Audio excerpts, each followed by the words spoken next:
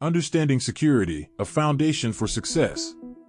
Security is a multifaceted process that involves a continuous cycle of assessment, implementation, monitoring, response, and deterrence.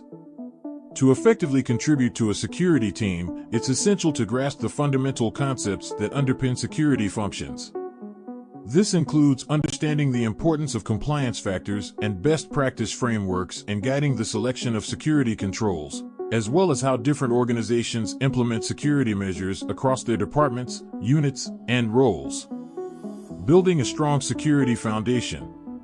To establish credibility as a security professional, it's crucial to have a solid understanding of security in a business context. This involves familiarizing yourself with the key terminology and concepts used by security experts in technical documents and industry publications. Just as a large building is constructed from individual bricks, security implementations are built from fundamental components.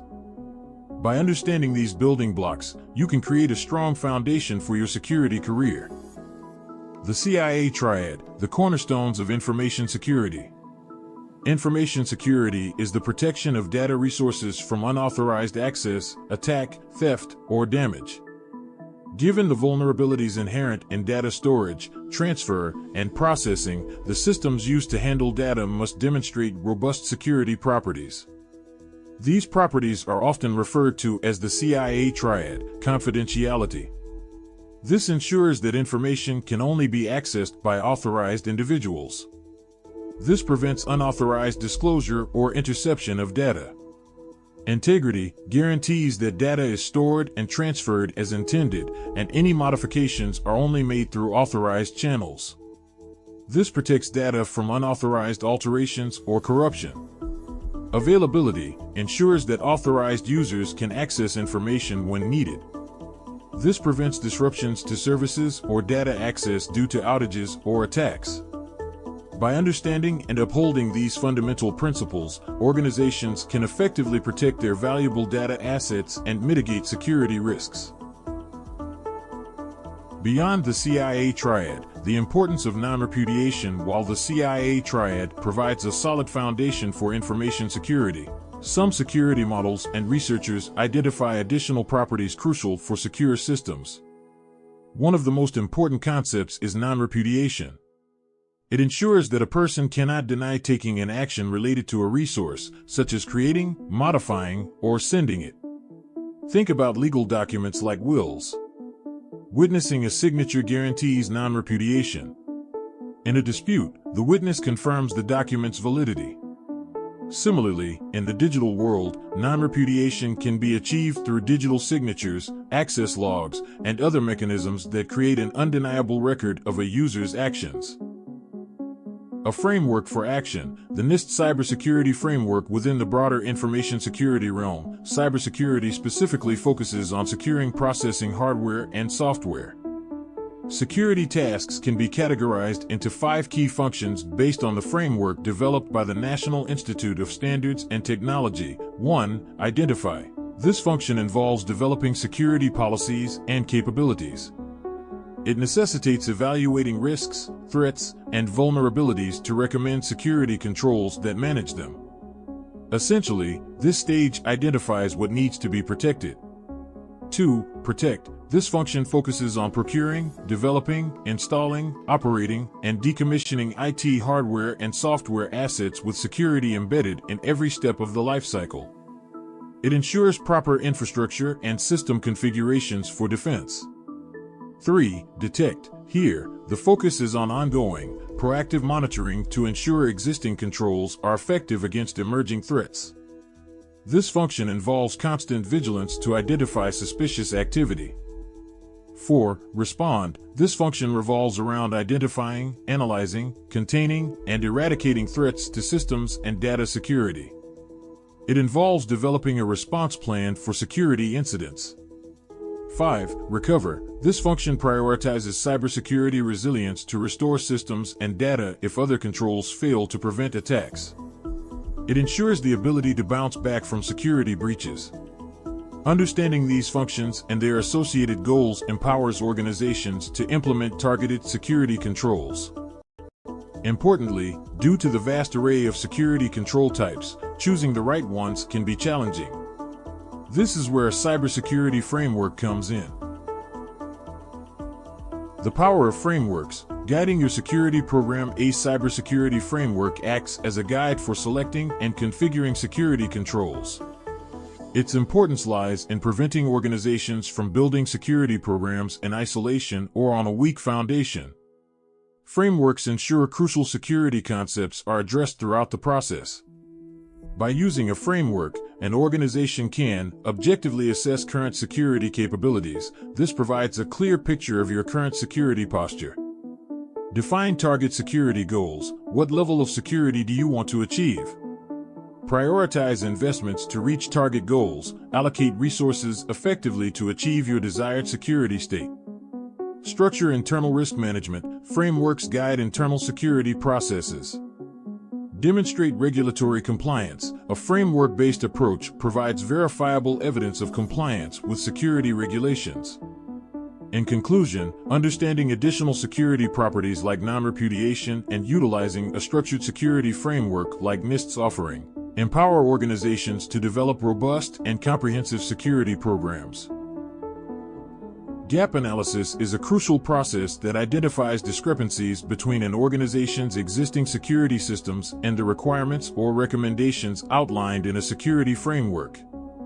This analysis is typically conducted when initially adopting a framework or when aligning with new industry or legal compliance standards.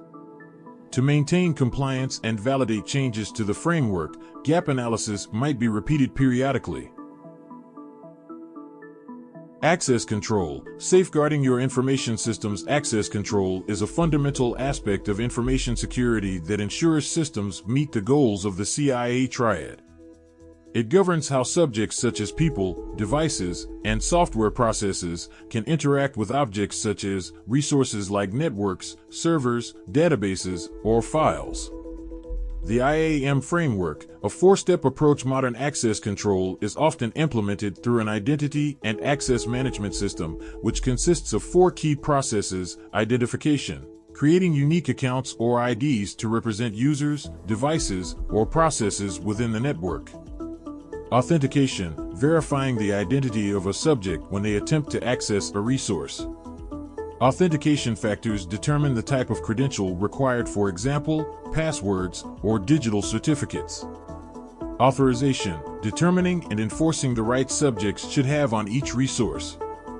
Authorization models define how rights are granted, whether it be discretionary or mandatory. Accounting, tracking authorized resource usage and alerting on unauthorized attempts. To illustrate these concepts, consider an e-commerce site. Identification, ensuring customers are legitimate by verifying billing and delivery information and preventing fraudulent payment methods. Authentication, creating unique accounts and requiring customers to log in to manage orders and billing. Authorization, implementing rules to allow customers to place orders only with valid payment methods and potentially granting access to exclusive offers or content based on loyalty or promotions. Accounting, recording customer actions to prevent them from denying orders or fraudulent activity. Remember, these processes apply to both human users and systems. Your e-commerce server must also authenticate itself to customers connecting via a web browser. By effectively implementing access control and conducting regular gap analyses, organizations can significantly enhance their security posture and protect valuable information assets. Lesson 2. Compare threat types. In this lesson, we're going to be suiting up and diving deep into the world of cyber threats. We'll crack open the case files on different threat actors, understanding what makes them tick, their goals, their methods. By the end of this lesson, you'll be able to identify the various types of threat actors and the tactics they use to infiltrate systems. We'll also be going over common threat vectors, which are basically the paths these actors take to launch their attacks. Think of them as the doorways they try to sneak through. And we'll explore attack surfaces, which are all the exposed points in a system that these actors can potentially target. The bigger the attack surface, the more opportunities there are for infiltration. Buckle up and get ready to learn how to recognize and defend against cyber threats of all shapes and sizes. Consider threat actors to be malicious agents, individual or collective, who actively seek to compromise systems. Their motivations can range from financial gain to disrupting operations or achieving political objectives. A vulnerability is a flaw or weakness within a system, application, or network. These weaknesses can be technical, such as software bugs or misconfigurations, or non-technical, like human error or lack of awareness. Vulnerabilities create openings that threat actors can exploit. The threat represents the potential for a threat actor to leverage a vulnerability and launch an attack. The existence of a vulnerability alone doesn't guarantee an attack, but it creates the possibility. Risk is the confluence of the likelihood of a threat occurring and the potential impact of a successful attack. Even with a vulnerability present, the risk might be low if the likelihood of exploitation is minimal. However, a skilled threat actor finding a critical vulnerability significantly elevates the risk of a successful and damaging attack. Threat actors continuously search for and identify vulnerabilities. Once identified, a vulnerability becomes a threat, and the risk intensifies based on the exploitability of the vulnerability and the capabilities of the threat actor. By understanding these concepts and prioritizing vulnerability management, organizations can significantly reduce their cybersecurity risk posture. In the world of cybersecurity, understanding the why behind an attack is just as important as understanding the how. This lesson will delve into the motivations that drive threat actors and explore the methods they employ to achieve their goals through extortion, fraud, and political agendas. Threat actors come in all shapes and sizes, and their motivations can vary greatly. Here are some of the most common. Threat actors may target individuals or organizations to steal financial data or extort money through ransomware attacks. Deception is another key motivator. Threat actors may use stolen data to commit identity theft or create fake accounts for fraudulent purposes. Some attacks aim to cause chaos and disrupt operations. This could be motivated by revenge, competition, or a desire to sow discord. Nation-states may also use cyber attacks to sabotage critical infrastructure or cripple government services. Hacktivist groups use cyber attacks to promote a political or social cause. This could involve leaking sensitive information, defacing websites, or launching denial-of-service attacks to overwhelm a target's systems. Now, let's explore how threat actors achieve their goals through various means. Threat actors may exploit a vulnerability and steal sensitive data. They then threaten to expose this data publicly or sell it on the black market unless a ransom is paid. This is a common tactic in ransomware attacks, where attackers encrypt a victim's data and demand payment for the decryption key. Stolen data, such as credit card numbers or personal information, can be used to make unauthorized purchases or open fraudulent accounts. Phishing emails and social engineering tactics are common methods used to trick victims into revealing sensitive information. Political agendas. Hacktivists often use distributed denial-of-service attacks to overwhelm a target's website or server, making it inaccessible to legitimate users. They may also deface websites with propaganda or leak sensitive information to raise awareness about a cause. Understanding these motivations and methods is crucial for effective cybersecurity defense. By anticipating the why behind an attack, organizations can implement targeted security measures and mitigate the risks posed by different threat actors. Threat actors come in a range of skill sets, wielding varying degrees of sophistication in their attacks. Let's explore the spectrum, from the novice to the highly skilled, unskilled hackers, often teenagers or young adults with limited technical knowledge. Script kiddies rely on readily available tools and scripts found online. These tools often exploit known vulnerabilities, and script kiddies typically lack the understanding to customize attacks or evade sophisticated defenses. While the damage they cause might be limited, they can still disrupt systems and cause headaches. The hacker term encompasses a broader range of individuals with more technical prowess than script kiddies. Hackers can write their own scripts and exploit vulnerabilities, sometimes even discovering new ones. They may target specific organizations or individuals for financial gain, personal challenge, or ideological reasons. Their attacks can be more targeted and pose a significant risk. Nation-state actors are government-backed hacking groups with extensive resources and advanced capabilities. Nation-state actors often have access to zero-day exploits and employ highly skilled attackers. Their motivations can be political, military, or economic espionage. They target critical infrastructure, steal intellectual property, or disrupt operations of foreign governments or businesses. These attacks are often highly complex and pose the most significant threat to cybersecurity. By understanding the different skill levels of threat actors, organizations can tailor their cybersecurity defenses accordingly. Focusing on patching vulnerabilities and educating users can help mitigate script kiddie attacks. Cyber attacks have become a powerful tool for both organized crime and corporate competitors in today's digital landscape. Organized crime groups see cyberspace as a lucrative frontier. They can launch various attacks to steal financial data or extort money through ransomware. These attacks can target individuals, businesses, or even entire financial institutions. Cyber attacks can be used to disrupt critical infrastructure or businesses controlled by a rival. This can give them a competitive edge or weaken their rivals' operations. Businesses may use cyber attacks to steal intellectual property from their competitors. This stolen information can give them a significant advantage in the marketplace. Attacks can be used to disrupt a competitor's operations, hindering their ability to deliver products or services. This can damage their reputation and market share. Also, competitors may launch attacks to deface a rival's website or leak damaging information about their practices. This aims to tarnish their reputation and sway public opinion. Let's address the threats that can lurk within an organization itself, also known as internal threat actors. We'll explore how their actions, intentional or unintentional, can pose security risks, and delve into the concept of shadow IT, which can create vulnerabilities. Not all threats come from outside the organization. Internal threat actors are employees, contractors, or anyone with authorized access to an organization's systems and data who misuse that access. Some actors are malicious. These individuals deliberately misuse their access for personal gain or to harm the organization. Disgruntled employees or those facing financial difficulties might be more susceptible to malicious actions. Meanwhile, some employees who unknowingly compromise security due to negligence or lack of awareness.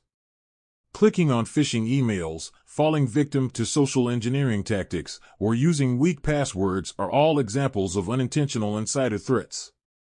Insider threats can be particularly damaging because they already have trusted access. They may have knowledge of security protocols and can bypass controls more easily than external attackers. Additionally, detecting malicious insiders can be challenging, as their actions may appear legitimate at first glance. Shadow IT refers to the unauthorized use of technology within an organization. This can include employees using personal devices for work purposes, downloading unauthorized software, or subscribing to cloud services without IT department approval. Shadow IT creates security vulnerabilities because these devices and services often lack the proper security controls in place. For instance, an employee using a personal device for work email might not have strong password protection or encryption, making it vulnerable to attack. Additionally, unauthorized cloud services may have lax security measures, putting sensitive data at risk. We can combat against this by regularly educating employees on cybersecurity best practices, including identifying phishing attempts, using strong passwords, and reporting suspicious activity. We can also implement strong access controls to limit access to sensitive data and systems based on the principle of least privilege. Data loss prevention solutions can help monitor and prevent the unauthorized transfer of sensitive data. Different attacks exploit various weaknesses in your system's defenses, known as threat vectors. Here's a breakdown of some common attacks and the threat vectors they target. First, there is malware. This malicious software can infiltrate systems through various means, including infected email attachments, malicious websites, or physical media. Once installed, malware can steal data, disrupt operations, or even lock you out of your system entirely. Maybe the most popular is phishing.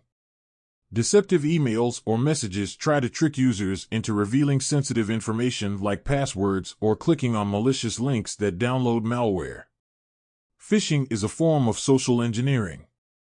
This manipulative tactic uses psychological tricks to gain a user's trust and convince them to take actions that compromise security, such as revealing passwords or granting access to systems. As a security professional, it's important to know about zero-day exploits. These are attacks that exploit vulnerabilities in software before a patch is available, making them particularly dangerous. Now, let's talk about attacks targeting network weaknesses. Man-in-the-middle is an attack that intercepts communications between two parties, allowing the attacker to steal data or modify messages. This can occur on unsecured Wi-Fi networks. Denial-of-service attacks overwhelms a system with traffic, making it unavailable to legitimate users. A distributed denial-of-service attacks involve multiple compromised computers flooding the target with requests. We need to address attacks that target people and processes. We want to talk about brute force attacks. These attacks systematically try different password combinations until they guess the correct one. We also have watering hole attacks. These are attackers that compromise legitimate websites that a specific target group visits. When users visit these sites, they are unknowingly infected with malware. Remember, threat vectors are the entry points for attacks. By understanding these common attack methods and the vulnerabilities they exploit, you can take steps to fortify your defenses and make it much harder for attackers to gain a foothold in your systems. Software vulnerabilities are like cracks in a fortress's walls. They create openings that attackers can exploit to gain unauthorized access to your system and wreak havoc. On this slide, we'll focus on how outdated and unsupported software can significantly increase your vulnerability. Unsupported systems and applications. Imagine software as a living thing. It needs constant care and attention, just like your car. Software developers release updates to fix bugs, security holes, and other vulnerabilities. When a system or application is no longer supported, it doesn't receive these crucial updates, leaving those vulnerabilities wide open for attackers to exploit. By having unsupported software, it will make you more susceptible to attacks such as compatibility issues and limited functionality. Keeping your software up to date is a fundamental cybersecurity principle.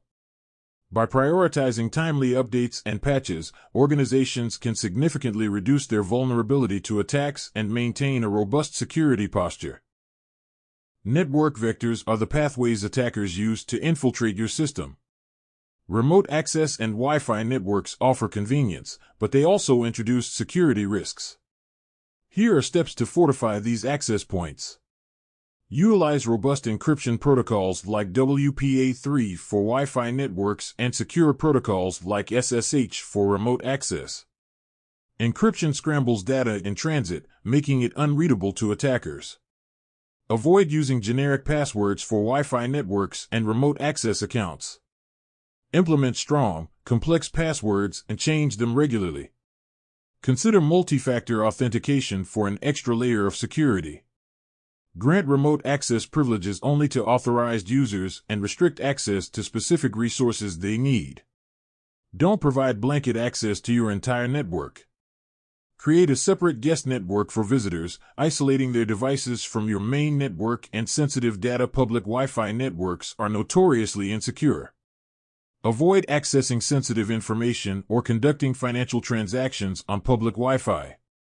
If you must use public Wi-Fi, consider using a VPN to encrypt your traffic. Bluetooth offers convenient connectivity, but it can also be exploited by attackers. Here's how to minimize Bluetooth risk.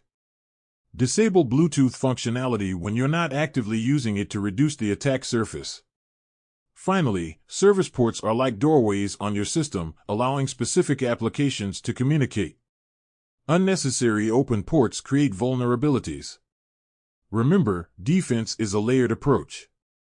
By implementing these measures across remote access, wireless networks, Bluetooth, and service ports, you can significantly strengthen your network security posture and make it much harder for attackers to gain a foothold in your system. USB sticks and document files, seemingly harmless tools, can be cleverly weaponized by attackers to lure victims into compromising their systems. USB sticks offer a convenient way to transfer data. Attackers exploit this by creating malicious USB sticks that appear legitimate. An attacker might strategically lose a USB stick in a high-traffic area, hoping a curious victim will plug it in. The USB stick might have a label hinting at enticing content like confidential files or top-secret project. This will hopefully spark the victim's curiosity and entices them to plug it in.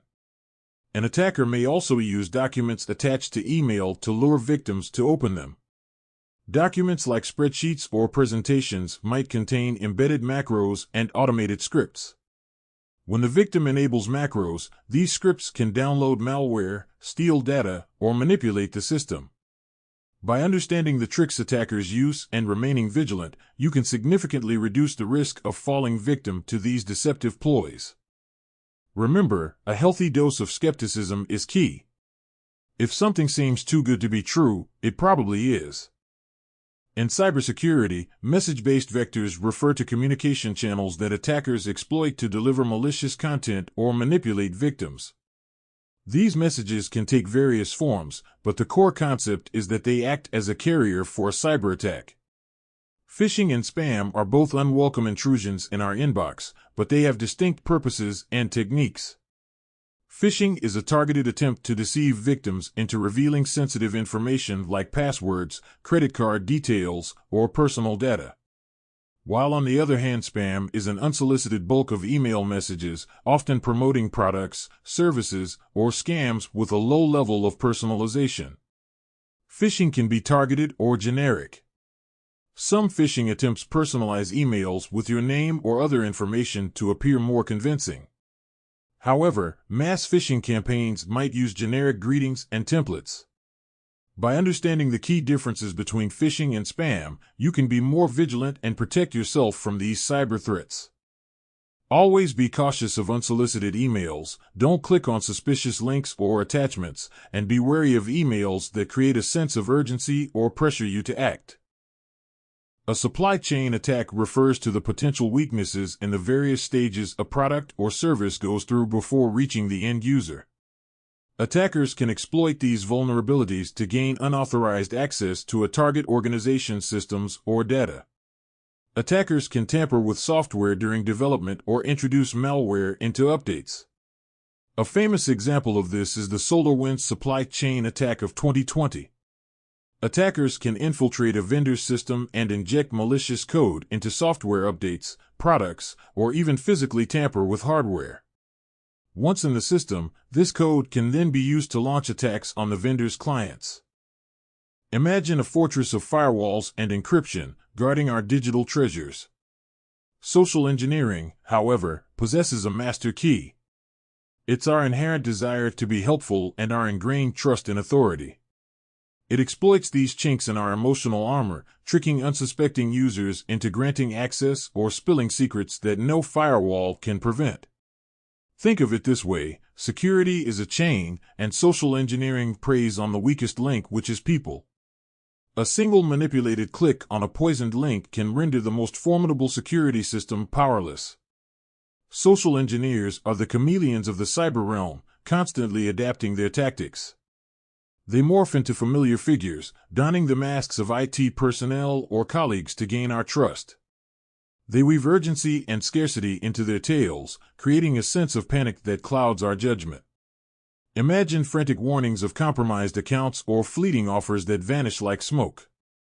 Fear itself becomes their tool, wielded like a serpent's hiss, threatening job security or legal retribution to force compliance.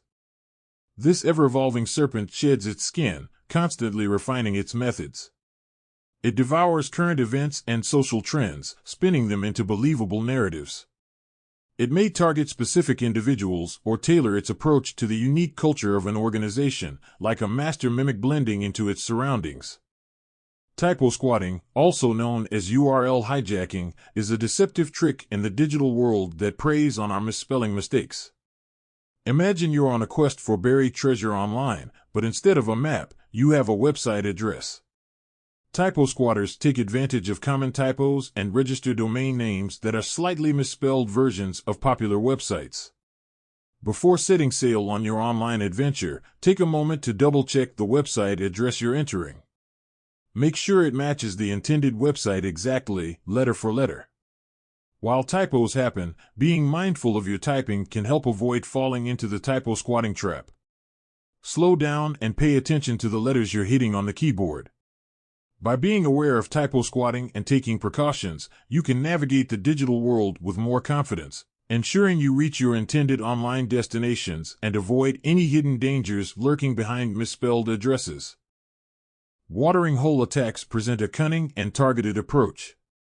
Like a predator lying in wait near a watering hole frequented by specific prey, attackers exploit trusted websites to compromise targeted users. The initial phase involves meticulous reconnaissance. Attackers meticulously identify websites frequented by a designated user group. This could be an industry news site popular with a specific profession, a forum utilized by a particular organization's employees, or any website that fosters a sense of trust within a targeted demographic. Once the target website is identified, attackers leverage various techniques to compromise its security. This may involve exploiting existing vulnerabilities within the website software or employing social engineering tactics to manipulate website administrators. With the website compromised, attackers then introduce a malicious payload. This could be malicious code designed to exploit vulnerabilities on the user's device or phishing tactics disguised as legitimate downloads. When unsuspecting users visit the compromised website, the malicious payload is triggered. In some instances, a drive-by download infects the user's device without their knowledge. Alternatively, phishing tactics may lure users into downloading malware disguised as legitimate software. Organizations can bolster their defenses by educating employees on the risks associated with watering hole attacks. This empowers users to exercise caution regarding unexpected downloads, especially on websites they visit the most. Lesson 3. We're going to be learning about cryptographic solutions. So here we're going to be learning about algorithms, public key infrastructure, digital certificates, and then we're going to learn about how they have key exchange, so PKI. Um, to Speaking from experience, this is the most challenging section that we're going to go about when it comes to cybersecurity, Security Plus. Just kind of, it's a lot to take in. So please rewatch this lesson if need be, and just take notes wherever you can. Please, if I'm not speaking directly towards that the slide there, pause the video, read the sections that I have in those slides, where I may be explaining it, but I may not be taking the exact note that I have written out in the slide. So please, if that helps you in any type of way, just pause at any time and then read the section that I have there, and then let's move forward with this section. It's a challenging section, but it's good to know. Um, just to know that the whole internet is really based off of how we are communicating securely with each other, and we can't do really none of that without encryption, algorithms, and then how do we pass things back and forth using PKI. So let's jump into it. Before we get started, we need to go over a couple of things. You're gonna hear me say some phrases over and over again, and so that we're clear and I don't lose anybody. Let's go over those phrases. So you'll hear me say plain text and then ciphertext. So plain text is things that we can read. Um, they are showing up whenever we sniff the network. Um, they're not encrypted in any type of way. It's plain text. So that's how we're gonna pronounce that word, and then that's how the context that we'll use it in. Ciphertext being the opposite. It'll be encrypted, unreadable. So if we're sniffing the network, we're going to get some gibberish back. And that gibberish that we see is going to be ciphertext because that's what encryption does to your data as you're moving it across the network. So to go back to plain text, if we're moving that same data across the network and it's plain text, then I should be able to sniff that network and then see it. So if you're moving your password across the network in plain text, I should be able to see that password. Same thing as if you were to move a certain message in plain text, I should be able to see that if I'm sniffing the network. Ciphertext, not. It has an encryption to it, and it's encrypted to the normal sniffer. All right. When I say normal, it is possible to take that same encryption, and then if I had the algorithm and then the key, then I can reverse engineer it and then change it from ciphertext to plain text. Okay. So I already said the word algorithm. Algorithm is a mathematically a mathematic problem that allows us to take plain text and change it into ciphertext. So the algorithm could be nothing like your algebra that you learned back in high school. It's more sophisticated than that, and it's already pre-done for you. But we have different algorithms that are applied to different data sets, and then those algorithms are either um, used to apply encryption or used to decrypt, uh, to change out of the encryption back into plain text. And then cryptanalysis is just the analysis of cryptography, just the kind of the breakdown that we'll get into the block size, the bit size, um, being able to know the key length, the algorithms used, how many times are we going to repeat certain algorithms over and over again. This is the analysis of it. So just know that whenever I use the word cryptanalysis, it's just pretty much this is the in-depth study of cryptography.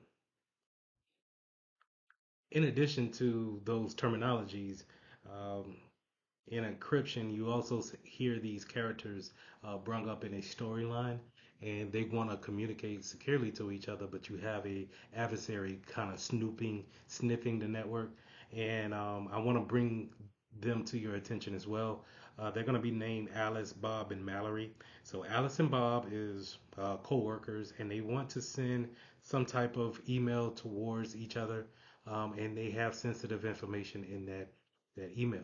And in order to do that, they want to securely transport keys from one individual to the next. Alice wants to send her private key, or well, use her uh, private key to encrypt something, and then Bob will use her public key to decrypt something. And we want to keep that message away from Mallory, who is attempting to observe the traffic, um, without them knowing. So, just wanted to bring that up to you. This will be a perfect time for you to pause the video and then read everything that I have there. But I just wanted to summarize those characters to you because even if you watch other videos, they may bring these characters up, and so that you're not lost and thinking that they have something to do too with cryptography. They're just kind of a well-known example that we use for day-to-day operations when it comes to PKI systems and sending encrypted messages back and forth. When encryption, you're going to have two of them. You're going to have asymmetric encryption and then symmetric. So symmetric and the different types of that we are going to. This is normally a faster encryption that we're going to use text, turn it into an encrypted text, and network faster with a symmetric encryption. It's going to typically use one key where we are encrypted with one key and then we unencrypt it with that same key. Um, so easy to do. and it's easy to transport. Uh, with the two that we have here, we have substitution and transposition.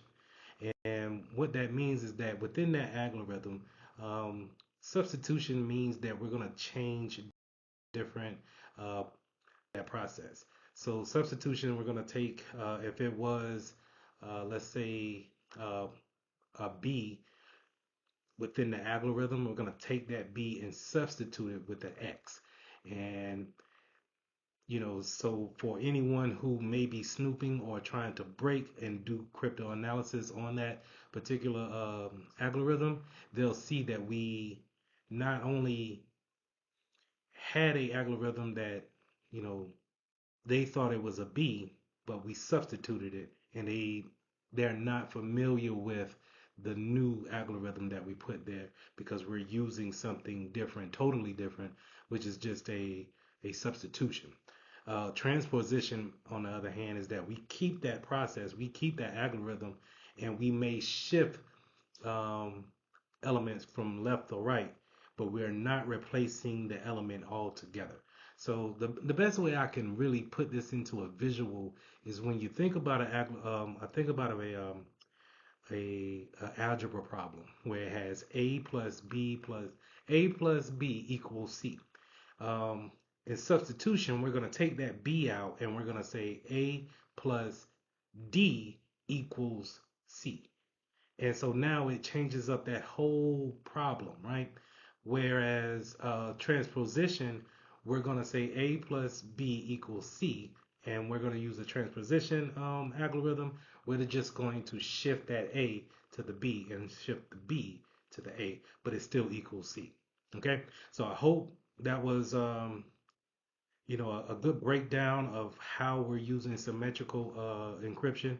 Remember, symmetric encryption is going to be a faster encryption, something that we use for streaming in the real world, streaming videos, things of that nature, and over a encrypted network.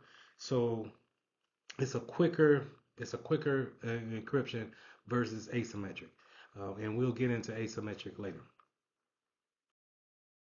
In this diagram here, you see what I was explaining in that last slide is that in symmetric algorithms, we're going to use that same key. It's just the problem is that when Alice wants to communicate with Bob, she's going to have to give him that key. Um, and then when you think about it in the real world, how am I supposed to give you a key securely? You understand? So do I walk down to your office and give you that key? Yeah, that's possible. That's possible, right? But say if you live in a different city, a different county, do I call you over the phone and give you that key, and then encrypt it and then let you unencrypt it once I give you after the phone call? Is that so secure? Mallory may be listening on the outside of my office, copying down the phone call that we're having. So that could be it's feasible, right? It's just not efficient. And so when we're thinking about on a one-on-one scale, it's easy to have one key and then we share that key however we want to share that key. Um, but a lot of times when we're working with um, hundreds of people, if not hundreds more of external people, we need to have more keys if we're going to and talk securely. Okay, so this is where asymmetric could come into play, where asymmetric is more secure and it's more scalable than symmetric keys. Symmetric algorithms. So just keep that in mind. That's going to be very, very. I'm pretty sure that's going to come up somewhere, somehow. That symmetric is good and fast, but it's not scalable. So it's not necessarily you don't want to use that for, let's say, 100 people. Because when you think about it, everybody's going to need a key for every message that they will want to send out. And then you will need to make sure that you have a process to give those keys out in a secure manner as well. So every algorithm is going to use a key in order to make that algorithm more secure. So a lot of times you'll hear me say um, that we have algorithms, but then they have keys within them that make them unique.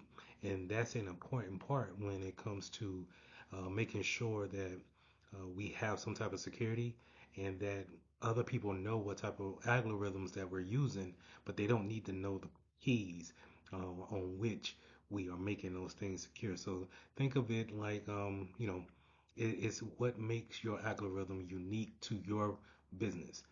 So it's it's a often practice that the key length be lengthened as well as salted, having variety of things put into it in order to make it even more unique. Um, and the reason why we want to make these things unique is because we want to increase the factor of it not being guessable. So whenever someone is trying to hack that encryption, that algorithm, they can know the algorithm. That's fine. If it's a RSA algorithm, that's fine. But if they don't know the key, such as did we use a three length key in order to we ran that algorithm 3 times, or did we run it 16 times? When we add that key, it then brings on a more longer period for them to actually crack it. Okay. And so the more we lengthen our keys, the more we put on a factor of it being unguessable.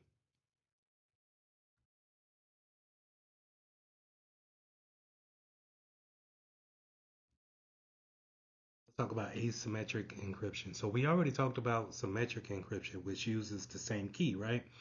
Asymmetric is going to use something called a public key and a private key, two different keys. So this makes it way better when it comes to scaling, um, but it's also more confusing to that hacker to figure out which key um, that you have as a private key. Okay, so we're able to send messages out securely using our public key. Using our public key, but then we're able to decrypt any type of thing using our private key. And the reason why these keys can actually talk to each other, similar to the symmetric key, is because they're mathematically related. Okay, so they take very large prime numbers and they put those into the algorithms, and then they come up with a public key and a private key, um, and they name them accordingly. So that private key is meant for you only, and then that public key is something that we could put out there for anyone to see. And the prime, your more best, the best example that I can give you is on a certificate that you go onto a regular website, you look at those certificates, and you can see the public key of that website that you're going to. So that public key is there for anybody to um, take and then know that if I wanted to encrypt something, that I can use their public key and communicate with them securely. Okay, so um, it's a way better way to scale. We don't have to give everybody two pairs of keys. We can give you one pair of key, one key pair, and then we are going to take that and tell people to use your public key whenever you want to send something to you securely. So remember that is that symmetric keys, we're using two keys of the same key, right? I use my key to encrypt as well as decrypt, but in public keys, we're gonna have two keys, two different keys in there, public and private. So you can see here on this diagram that this is exactly how uh, key pair works, PKI. So they're going to, Bob's going to create his own public key and then give it to whoever who wants it, right? But then he's going to create another private key. And whenever you want to send something encrypted to him, you will use his public key in order to encrypt it. Once he receives that encrypted message, he will use his private key to unencrypt it. The reason why they talk to each other is because they're mathematically combined. They're drawn to each other that way, right? So I can give you my public key. That's no problem. And Mallory cannot decrypt it because in order for her to decrypt it, she just can't use my public key again to decrypt the message that was encrypted by my public key, right? She has to use my private key. So out of all of this, just remember that we never give away our private key, but in order to have people encrypt things for us, we give away our public key. Okay, and the name suggests it all, and just keep those things in mind. So whenever you want to talk securely to someone, you're going to use their public key in order to encrypt that message. Once they get it, they'll decrypt it with their private. Hashing. Hashing is similar to algorithms and encryption, but it's not. Okay. So what we're going to do is we're going to take a sliver of data and we're going to apply an algorithm to it, and we're only using this for integrity reasons only. So we're going to use that and we're going to make something similar to a fingerprint, something that's very unique to that particular data. Okay. So whenever we are taking a hash of something and we want to verify if it is truly what it says it is, then we're going to take a hash and compare those hashes. The reason why hashes are so used widely is because if anything within the data changes, the hash change. Okay, let me say that again because maybe I mashed everything up with my words. If anything within the data, the document changes, I don't care if it's a changing a capital letter to a lowercase letter, adding a 3 where there was a 2, putting in a comma, a space. It doesn't matter. Whatever you change on that particular document, if you make any minor change, it will change the hash that is um, computed on the other end of the algorithm. Okay, so that's great for whenever I want to send you something and you're looking at it and you're comparing the hashes and you're saying, wait a minute, this is not the same document because the hashes are vastly different. And that's and what I like about hashes is that that's what they are. They're not like the hash will come out and it will be one value change. No, it's a complete different hash. So it would look nothing similar to the original hash. And so we use those things as fingerprints to identify if any changes have been made. And they really support the integrity pillar when it comes to the CIA triad.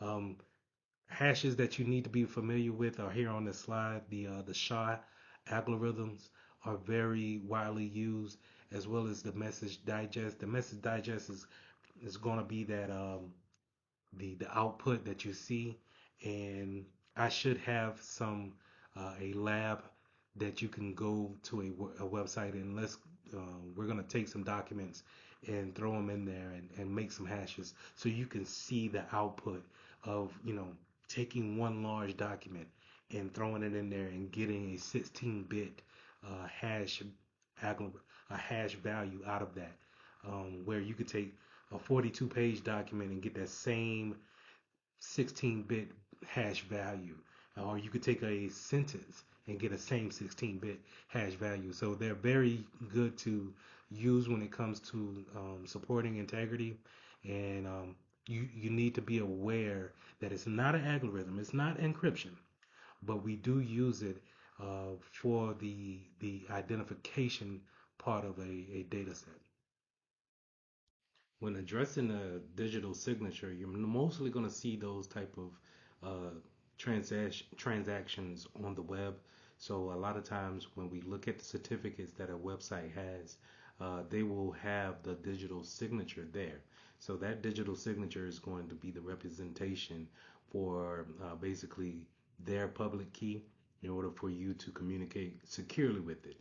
So that's why it's so important that when we're doing browsing on the internet, that we're going to websites that we are familiar with, and then if they look kind of strange, do we look at the URL? We need to look at the URL and make sure that those digital certificates are there, because they're going to have a digital signature to verify who they are based off of those signatures, hashes, and algorithms in order to create that actual signature that goes into the certificate.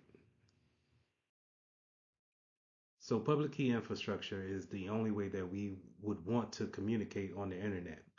We want to make sure that people have their certificates that are given to them by a certificate authority, and that it represents who they say they are. Having these certificates, having those algorithms and those hashes represent who they are. It supports that integrity piece that we keep talking about with the CIA triad, but they also it supports that confidentiality too, if needed. So if we're gonna use that to communicate securely, let's say if we're a bank or we're sharing some type of sensitive information, we want to make sure that we have those certificates there, those algorithms placed on our websites in order to be able to send certain things securely, and that Mallory is not being able to snip that network at that point in time and see things over a open network using using HTTP is just an open um, way of talking on the internet. And so whenever they're using a tool such as Wireshark, they'll be able to see that actual message that they're sending to that unsecure line of communication. But when we use a different protocol such as HTTPS, then that secure part of HTTP is now wrapped around an encryption um, tunnel, and is being able to communicate from one spot to the next securely. And if anybody's sniffing that network, while they may see the traffic going back and forth, they're not able to interpret the traffic because it's not sent in plain text. In the last slide, you heard me reference certificate authorities in order to give those certificates out to people who own domains on the internet. And you want these certificate authorities to, verify you, because there's only a hand group of them that are, pretty much the gatekeeper, so to say, to verify who you say you are. Um, Now, these certificate authorities, to make an analogy with it, or to give you some type of way of thinking about it as in the normal world, think of it as a driver, a DMV. So a DMV will verify who you are, and then they will say you also have the right to drive a car or to operate a Mack truck or a motorcycle. They're giving you a certificate, or in their case, they're giving you a license card in order to show you that you are verifiable to operate such machinery. Okay, and that's the same thing that a certificate authority will do. They will say, hey, what are you setting your website up to do? What is it used for? What is your audience? Who are you? How can we, who do we put in charge of who's in charge of this website? Things of that nature. And they verify with you that you are the correct owner of this website, and then they give you a certificate as a verification for everyone else to say, hey, we are who we say we are, and we uphold that integrity part of the CIA triad. Whenever you are teaching someone how to navigate on the internet, or you're explaining to them what a secure website looks like, you want to make sure that you look in, show them on a web browser how does that little lock look, and that you understand and have them understand that having HTTPS is a big part to communicating securely, and that they are ways for people to look at the information that they're sending across these networks. So that's why it's important to have a digital signature on your website, using a secure protocol such as HTTPS. And when you dive into deeper things such as sending packets, not packets, but documents over a website, we want to make sure that they're using other secure protocols such as SSL encryption, and making sure that those things are wrapped up in that tunnel as well. But it all starts with that digital certificate, making sure that it's stamped by that certificate authority, verifying who they say they are. So just when we, as security professionals, we just want to make sure that we relay that to our clients, our peers, we relay that to our family members, whoever's getting on this internet, and then they're actually conducting business or just having fun. We just want to make sure that they get that understanding. Throughout your career, you're going to realize that they're certificates that you're not going to need for every situation, but yet people are still reaching those websites via the web and via the network. So a lot of times we may want to self-sign our own certificates because it's internal. What we're using this web browser for it's an internal site. So therefore we don't need someone else to verify that it's secure. We want to make sure that we know that it's secure, and so we will self-sign those certificates. But it's not necessarily a great thing for you to self-sign a certificate and then put it out there for the public to see, because you could do it for malicious activity, but you could be naive enough to self-sign your own certificate and then put it out there, and it's a good way of being a victim that way. Okay, so and not necessarily it it will throw red flags to people who are looking at it in a malicious manner. Okay, so I don't want to trip over my words and say that it's going to not be hacked or be attacked in any type of way. But when you're self-signing certificates and then putting it out there on a public-facing website, then you're throwing red flags to people who are looking for those type of sites. So having self-signed certificates does have a place in the network. You just need to make sure that it's internal. Also, third-party CAs, or third-party certificates, should I say, is very important. Making sure that they stay up to date and that they are doing things properly as well, especially if you're using that supplier for a main product within your company. So it goes back to what I was saying about having your third party be a supplier of something that you're relying on to have business. If they're vulnerable in any type of way, you want to, as a security professional, you want to step up and say, hey, you might want to take a look at your certificates, make sure that they're properly installed right and that they're up to date. I seen that it was out of date. You might want to get with your CA, whoever assigned that to you, and make sure that it's up to date.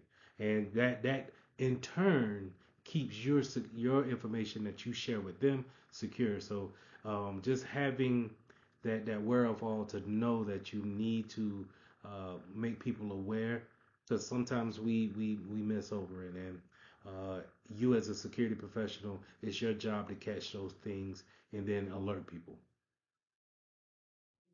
And I want to be very clear when it comes to uh, re-establishing a certificate. It doesn't take much to do it, and it's pretty much just staying abreast with the type of account that you have with your CA, making sure that it doesn't go expired or um, be revoked is pretty much just in your realm.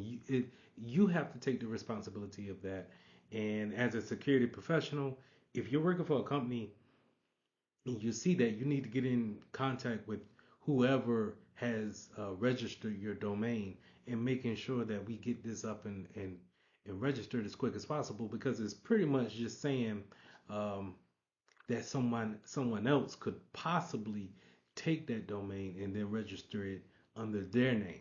Okay, and we don't want to have that to happen, right? Especially if we can have these things written down and remind us in a orderly fashion. So just be aware of those type of things and making sure that we stay abreast on those things and we get to them before we actually have an expiration date. Up to this point, I've been talking about key generation and key usage in the public key infrastructure based off of someone else is doing that. But in-house, sometimes you do have a team that will generate keys, such as self-generated certificates, right? So they're going to be generating keys. So it's important to understand the different types of categories that goes into key management, and this is what this slide details. So we're going to have key generation. What is the process of actually generating a new key? Do we have a process of why we're doing that? So who is in charge of those things, as well as storage? How we're storing our keys? Are we putting them within a network or a different VLAN? Uh, a different network than everybody else? Are we going to store our keys uh, encrypted? So those different questions need to come up as far as storing, revocation. Whenever a key has become corrupted or has expired, what's the process of creating a new key? Going back to that key generation, and then expiration and renewal. From time to time, in any business that I've been in, there has been some type of life cycle that goes along. Companies are always changing, especially in the IT field. That not just the field of IT, but this your department of IT is always going to change different tools all the time. You may be stuck with a tool maybe 2 years tops, and then you're going to be rotating that tool out. So having keys set up to make sure that they're just not sitting on a server somewhere stagnant and still valid, but yet not being used. So how do we clean up that process? Are we being audited on those type of processes? So good things to know about key management if you're going to do this in house, or are you going to realize that we do have a team in house? These are some things that they need to consider when it comes to key management. When we generate crypto keys, we want to make sure that they're stored in a proper place. And so having them on a trusted platform module or a hardware security module will be the ideal spot for them. And then, we need to, and we'll talk about this, we need to make sure that we have a process for generating keys, and then that they're stored properly, and that we can bring them back and deploy them properly as well. Because it's more important about, once something goes wrong and we need to change our keys, that we have a smooth process as much as possible, because everybody's still going to be doing their work, yet we're still need to make changes on the security side, or in this case, this will be the networking team on their side, and not disrupt everyone else while we're making these changes. So having that process um, written out and then practiced is very, very essential to how security operations would work in a day-to-day operation. Having a key escrow is pretty much just as it says, you're gonna keep keys kind of in the waiting on deck, ready to be used at a moment's notice. Because we never know when we need to actually implement those or deploy those. So we want to just keep them at the ready, ready to go whenever called upon. So it's important to understand how we're generating these, and then how we're actually storing these, and then how easy is it to implement these. Because sometimes you can implement them, but will it talk to everything correctly? Will it when you make changes in the network, or in the network or in production, there's a good chance that you're gonna break something that's already been working. So having that process down pat is very vital in order for smooth operations on a day-to-day basis, because once we need to go ahead and start making changes, major changes, um, you're 9 times out of 10 going to disrupt the production in some type of way. As we were As we've been talking about encryption, um, there's several ways that we can apply it to the data that we're actually using. And those three things are pillars that we live by when it comes to encryption. So we either gonna encrypt data that's at rest, data that's in transit, or data that's in use. And as you can look at the slide here, you can see the difference between each one of those categories. But when data is at rest, it's pretty much sitting on a storage somewhere, um, some type of SAN drive or a share drive somewhere that's just kind of stagnant. It's not being changed. It's not. Uh, it's not being called upon to be reopened. It's just sitting there stored. And but yet, while it's sitting there, we don't want someone to be able to get hold of that and then see that information. So we want to encrypt that data. Um, the data in motion is the most that I've been talking about throughout this lesson, and that's encrypting uh, from endpoint to endpoint through over the internet. And so that data in motion needs to be encrypted.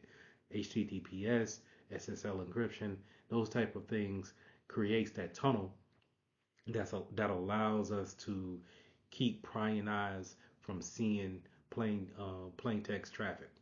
And then data in use is when we're actually opening that document up and we're changing things as we speak. We want to make sure that, even if someone is able to see the changes, that they cannot see the actual plain text. So we want to make sure that that data in use is encrypted as well. Uh, the more popular way of encrypting data at rest is having some type of full disk encryption. Um, you see a lot of, excuse me, you see a lot of this on your mobile devices, but you also have it on a Windows machine and Mac as well, where you can encrypt a whole hard drive. For Windows, I know for sure it's called BitLocker. And once you encrypt that whole hard drive, it's going to ask you to log into that encryptor every time you log into your computer. And before it actually gives you the profile page to where you log into your profile, you're going to always need to log into that BitLocker piece. And then it's going to allow you to log into your profile. So keeping those things in mind for the exam is going to be important.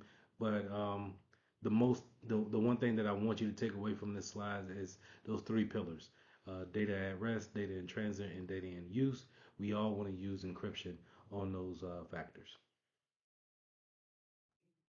To reiterate the things that I've been saying in the earlier slides of this lesson, um, having encryption on your data traffic is so important to have, and it is something that you always need to bring up if you don't hear it.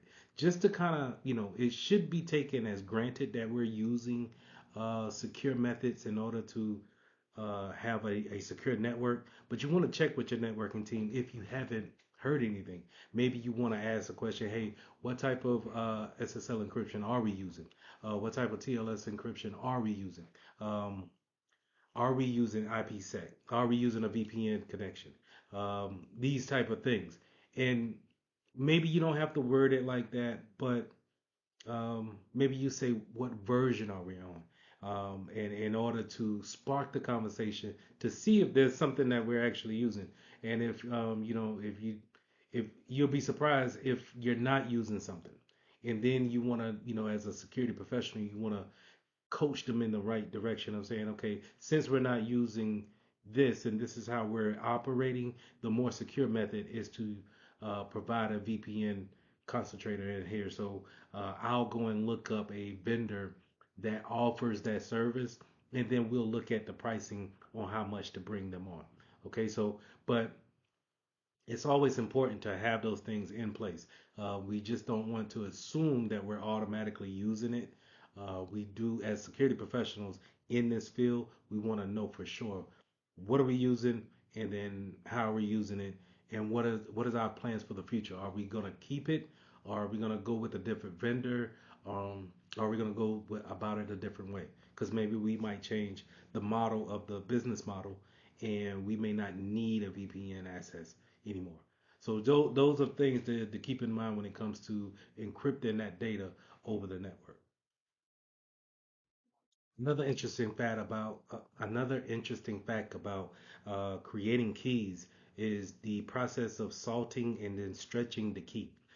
These processes, while you don't need to know how to conduct them, it's important to understand that it's being done. So you can ask the proper questions to make sure that we're doing those type of things. So salting and then stretching the key is pretty much putting randomizations into our key process in order to create a a random key more than a straight processed key.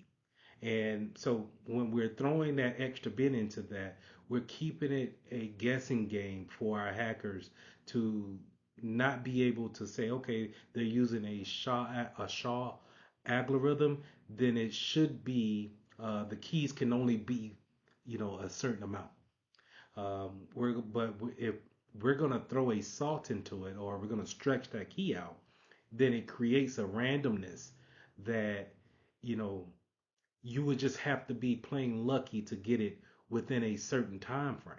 Okay, so having these two elements placed into a known algorithm that we have creates a randomness that is going to work for us as far as defending against a brute force attack, where it may take 3, 4 days for them to crack an encryption code. It may take them millions of years now because we have added that extra randomness to it. So blockchaining is a way that we can have hashing functions on a calculated value, and we can use it in a peer-to-peer setting.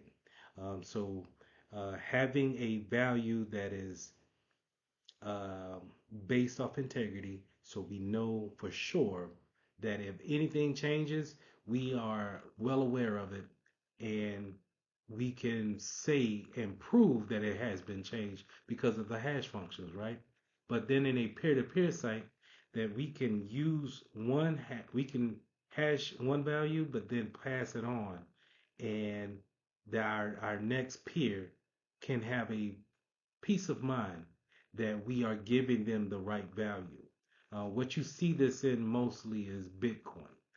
Bitcoin, when you get that wallet, when you get a Bitcoin wallet, is based off of blockchaining to where you understand that you have whatever the wallet says it is based off integrity of the blockchain, that it is correct and it hasn't been tampered by anybody else. And when you pass that blockchain on to someone else, if you purchase something or what have you, then they can have confidence that the integrity piece has been passed on to them as well. So for the last slide here on this lesson of encryption, we're going to talk about obfuscation. Obfuscation is pretty much hiding something within plain sight.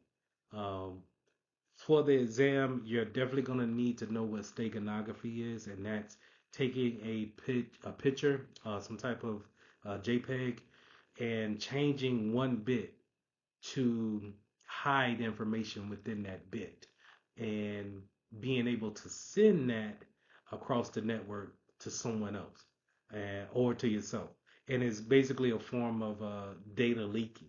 Um, and this is hiding information within that picture. Is just going to be in plain sight. Your security team is just going to see a simple picture of your dog leaving the network, but and the metadata of it is going to show that there has been something implanted within that picture. Obfuscation, what you see it normally used as, is when you're typing in your password, you can see that letter that you have typed, but then it changed automatically to a dot or to a star. That's a great example of obfuscation in works, just on a day-to-day basis. So it's hiding something from you within plain sight, and it's not encrypted. It's more of a setting being turned on to actually turn those, um, let's say you type in your whole social security number, or better yet, a credit card number, those whole, everything is starred out or blotted out except for the last four digits. And then, we're going to assume that the first amount of digits are correct and the last four to the user is going to be the way how they validate themselves.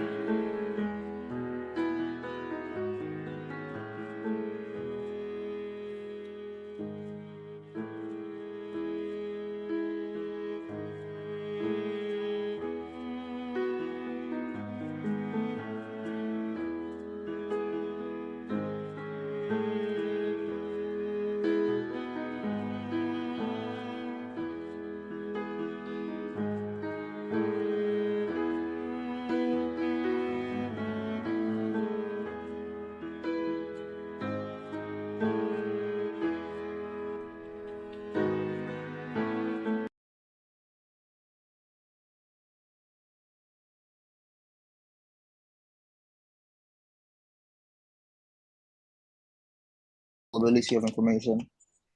Sorry, go ahead. Yeah, it's all about maintaining the confidentiality, integrity, and availability of information. Perfect.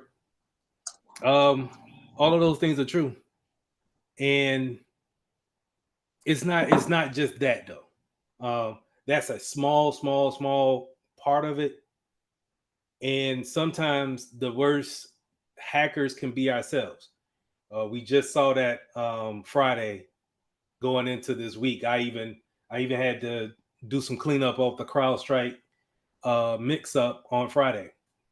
That wasn't a cyber attack, but when you start to learn this information, you'll understand how, if you follow a process, is part of cybersecurity. A company like that should never shut down half the world, but hey, it happens. And trust me, CrowdStrike won't have any type of foothold in this industry. I think I think it's going to be over for them. But anyway, that lets you know just how widespread it can be. Cybersecurity really is about protecting your data from protecting yourself on the internet, protecting your data from people who shouldn't see your data, and also that CIA triad that you alluded to, keeping those three pillars the main thing throughout everything that you do in cybersecurity. You got to have confidentiality. People need to make sure that it's secretive from people who shouldn't see it. But then you need to have that integrity that if you put $20 into your bank, that bank knows that you put your $20 in there, and it has the integrity of keeping that data the same until you want to take that $20 out. That's integrity. But then it needs to be available. So think about some of the sites that never go down. They have a very high availability. The one that comes to mind is Amazon.com. Amazon.com never goes down. That site is always up. I even seen Facebook and Instagram. Instagram goes down quite often. But I've seen a lot of more sites just kind of go down and have that maintenance period where people need to bring it back up. Prime case was just this weekend where CrowdStrike took everybody offline. And that's that part of the availability that while it was CrowdStrike's fault, us as security professionals, we needed to have another thing in place in order to keep the business running. So a lot of those airports that you've seen that were shut down, they needed an actual game plan in place just in case that was to happen. You can't have people just sitting in the airport waiting on an itinerary to be printed, and you have no way of printing that off because the computer's down. So that's where we come in at, and we need to know these type of processes on top of stopping our normal hackers from coming in and hacking into our accounts. So all of that is entailed with cybersecurity. But thank you for answering that for me. So cybersecurity Security Plus is a well-known certification, right? It's kind of like the industry standard. Now, what we have is two different versions. We have a 601 and we have a 701. 601 is being phased out next week, actually. And that you can see that right here where it says retirement. So the reason why I bring that up is that I don't know if they bought the vouchers for you guys for the 701 or the 601. But hopefully it's the 701. I don't know who would be able to get us that information. But what I'm going to teach on these next 4 weeks, I'm going to teach on 601, and I'm going to add in the things from 701. So we fill in those gaps. It's really the same test. They're just going to change certain objectives out. So, we shouldn't really miss anything on that. Yes, I do not know how to say your name. Please say your name. I'm sorry. It's Olashubumi. Yeah, so I believe like the other time they talked about like the 701 because they said the 601 was getting phased out like I think July. Yeah, Yes. yeah. So they were like, they were going to get us 701 vouchers. Okay. Well, I'll still teach on the 601, but like I said, I'll cover the 701 as well. So those things that they're adding in, we can go ahead and just cover those things too. And mind you, like I'm recording this session. I'm going to put that up so you guys can come back and study this whenever you feel free. I want you to understand that um, in order for you to pass this exam, it's a tough exam. So you're gonna need to do some studying on your part. You have to. I don't expect for you to get on this class and really kind of soak it in these 2 hours that I'm talking. I'm not gonna be naive and think that. But I'm gonna give you everything that I think you need to pass this exam. But you're gonna need to do some effort on your own. And when you feel like taking an hour out of your day, maybe an hour and a half, and going on this website that I'm gonna show you and practicing this material, I believe that you can go ahead and have it stick and be able to pass this exam. So going back to this website here, it's a 90-minute test, multiple choice. But what it does have is maybe about 10 questions that are performance based. And what that means is that they want you to read a paragraph, look at a diagram, maybe drag and drop some things um, around. And that's going to throw some people off, because if you don't know how the test is going, you're just going in there thinking that you're getting 90 questions. Excuse me. Yes, I'm sorry. Um, I'm getting my car fixed. My car had broke down. Yeah. So I'm not going to be like attentive as of right now, but I do have questions.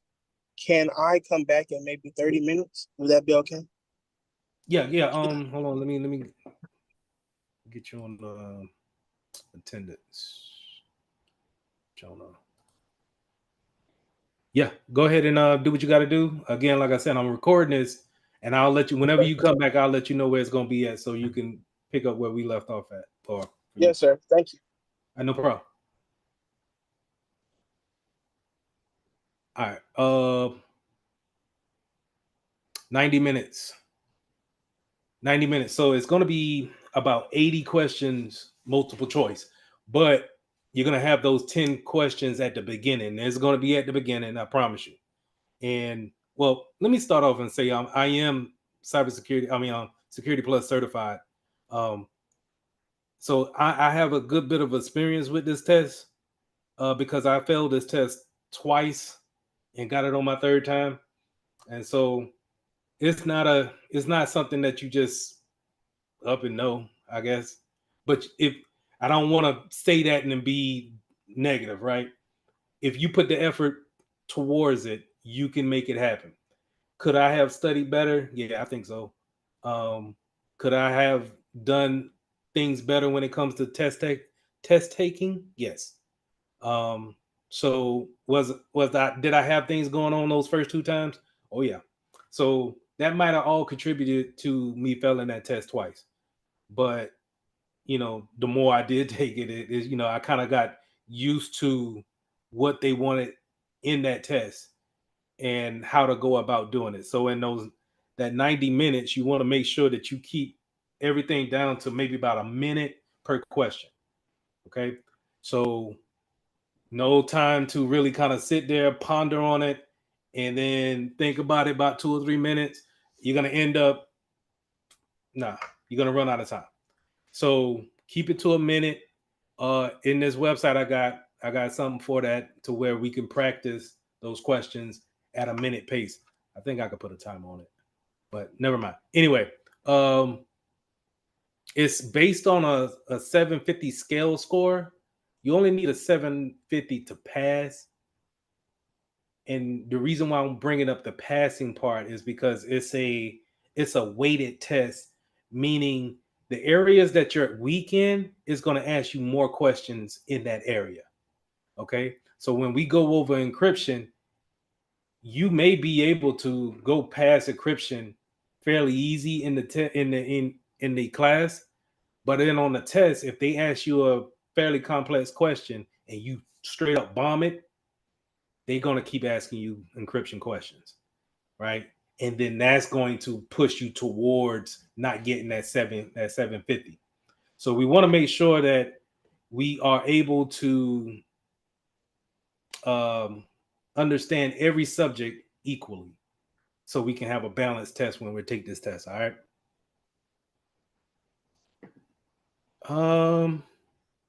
Okay, so 601, 607. Okay. So when you guys get your vouchers, I want you to go to CompTIA. This site right here is called Pearson View, and it's the CompTIA site. I'm gonna drop this in the chat. The reason why I'm bringing this up is because you don't go to CompTIA to register for this exam. You go here to register for the exam. I have this in this. So let me go ahead and show you. I'll stop referencing. This is the site that I'm talking about. I got everybody access to this. So check your email that you gave to Pivot. You should have an email from me regarding this site. Cyber Up with a 3 for the E. But Yeah, I'll have that with. Sorry, I saw an email like that, but I couldn't access the account. Okay, we'll go. Let me get through this part, and then we'll have a session where we'll make sure everybody can get access to it, because that's going to be big as far as the material is concerned. Okay. All right. So you want to go here to register for your exam, and you can either take it at home or you could take it in one of their testing facilities. You choose and decide on that. Me personally, I had to go to the actual spot and actually take the test there. I think it's easier that way, but don't let me influence how you feel about taking tests. In today's world, you might have you might feel better just to take it at the house. The thing about having a proctor exam, which taking it at the house, right? A proctor exam, they're gonna constantly watch you like that. So you gotta have to have your camera on, and then they want you to spin your camera around the room, make sure you have everything off your desk, no doors are open. They're trying to alleviate any aspect of you actually cheating. So I don't like that. I think that's an invasive way of privacy, and you don't even really get to see you don't see their face, so you don't know who you're showing that stuff to, in my opinion. But I might be a little paranoid on that. But it is an option. So if you guys want to go ahead and do it at the house, that's fine too. But this is where you'll put in that voucher code and you'll be able to set up your exam. I would say after our last class, I would say go ahead and schedule the exam. Just go ahead. If you feel halfway decent about the material, schedule the exam, commit to it, and go ahead and take it. And see where you're at. Try your best on it. Make sure you study as much as possible. I'm going to leave you access to this material so you can use it at any time. Contact me at any time and let me know what questions you got, and we'll walk through it. But that's the CompTIA site for Pearson View. It has to go through here. You won't be able to go here to CompTIA site and find a way to set up your exam. You have to go here. Another good thing about Security Plus, jobs. So I think me personally, I don't know about you guys, but that's the whole main thing about cybersecurity, is that cybersecurity can provide a job that's very lucrative, very rewarding, and they're only asking you to trade knowledge for the type of job that you have. And what I mean by that is that they want you to constantly learn these new technologies, the processes for the job, and being able to be that subject matter expert when it comes to security of their data. And you have, I don't know about the Nashville area too much. And you guys are in Nashville, I'm correct? Or this is Alabama. So, Mobile?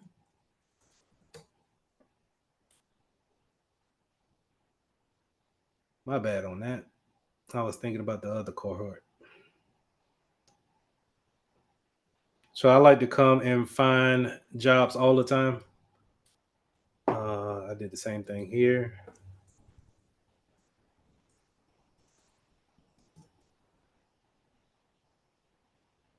And I like to go on LinkedIn and Indeed. If you don't have a Indeed, a LinkedIn account, do yourself a favor and make one. And if you're a person that don't mind networking, LinkedIn is a perfect spot to do that. Especially while you're in school and you're looking for internships. While I'm on that subject, let me go ahead and tap into internships. Internships can be a wonderful way for you to get into this field without going through the whole process of trying to find different jobs. Because what's going to hold you back is the experience part of it. I have ways around the experience part, but it's going to be better if you're an intern working for a company. They train you the way they want you to be trained, and then they just hire you on after the internship. So if you could find some internships, that'd be awesome. But to my point of what I was trying to show you guys is that Security Plus is 9 times out of 10 going to be on job descriptions in some form and fashion. SAIC is a popular military government contractor, and they normally want Security Plus to be on their applicants' resume. So I'm looking for it here. So you can see here they want the A plus, the Network plus, and CE only means continuing education, or continuing something else. I forget what it is. It might be experience, but don't hold me to that. But anyway, the security certifications is something that they're looking for too. And so these places like this pay very well, even for entry level positions. So I would highly, like I said, compared to the A plus, and I'm not trying to sway you guys, but compared to the A plus, I probably would lean more to the Security Plus, just because it's a niche. It's more of A plus can be so broad, and it's not really going into one direction. And so you have to get maybe like a service desk or a help desk position, where Security Plus is strictly for cybersecurity positions. You could get a help desk job, but you're more focused into a particular specialization. Any questions on that?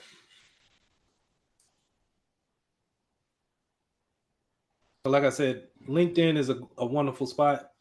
Create a LinkedIn and reach out to me, and let's connect. I'm not great at networking, but I mean, I know y'all, so I'll put it in the chat too. So if you want to just go ahead and just make one, and just, if you want to have a connection, hit me up. I'll go ahead and connect. There's no problem. But I think this is also great ways for people to look at others in that field and have direct conversation to them. Let's say this young gentleman, he contacted me the other day, and I don't know him, but if I see something maybe in his biography that I wanted to necessarily talk to him about, or maybe if I wanted to get in the governance and compliance area when it comes to cybersecurity, maybe it's somebody that I can ask, hey, what do I need to study? Who do I need to talk to? Things of that nature. So networking here on LinkedIn is built for that type of networking.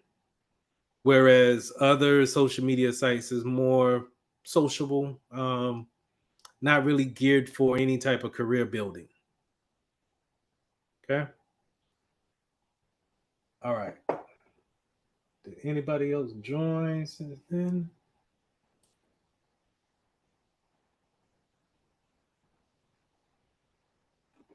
I don't think so. All right. Any questions?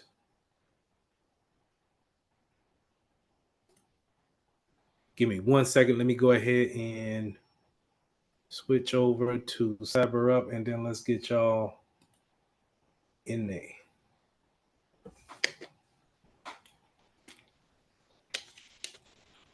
Appreciate that follow, man.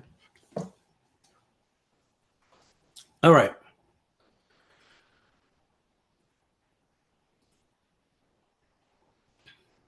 Easy.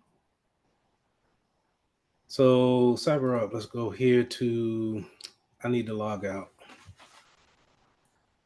Who doesn't have access to this site?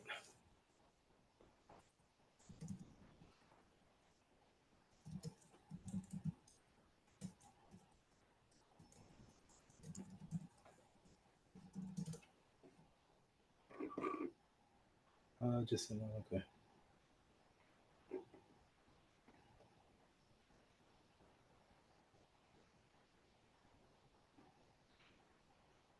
Keith.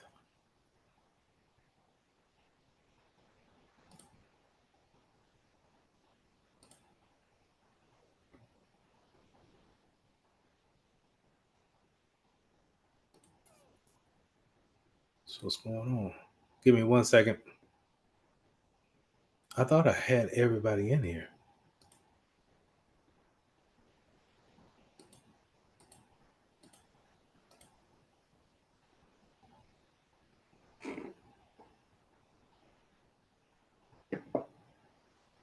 Keith, you see this email right here? Can you check that Gmail account and make sure you didn't see anything come in there? It should look like this. Give me 1 second. Let me pull it up. Yeah, I did get an email for the. You talking about for the CyberUp thing? You kind of cut out at the end, but yes. Yeah. Oh, okay. Yeah, I saw it in my email. Cool. So I just click the link and then it's gonna give me access. Yeah, click that link, and then you're gonna need to use the password there in that email to get access. It's gonna ask you to change that password, but once you change it, then it's something that and then you can go ahead and use it whenever.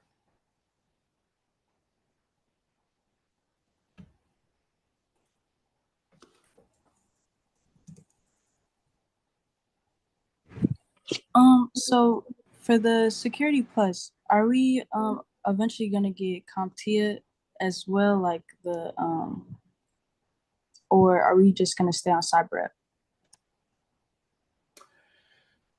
I don't know, but I and the reason why I don't know is because I had a login for that, but it didn't really give me the class, if that makes sense, in order to have the material for you guys to follow. And so I was kind of confused on that, and I probably need to get with Dr. Blair about that and ask her, what are we all going to? What is the preferred method for us to use? What did y'all use for the A+ course? CompTIA for Core 1 and Core 2. Can someone show me that? Can they share their screen and show me? Or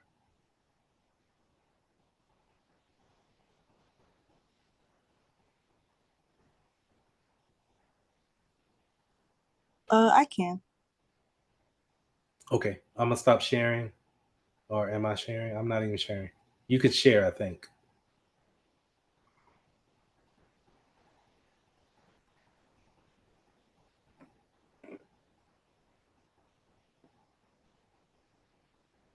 Just give me 1 second. I'm logging in. Okay, no problem. I'm gonna go ahead and share my screen real quick just to show you. If you got that email from CyberUp, it's gonna look like this. and it wants you to use that username right here, but that password, take this password, throw it in there, throw it into this screen. It's going to look like this. Let me log out. It's going to look like this. Throw that username and that password in there, and it's going to automatically ask you to change it.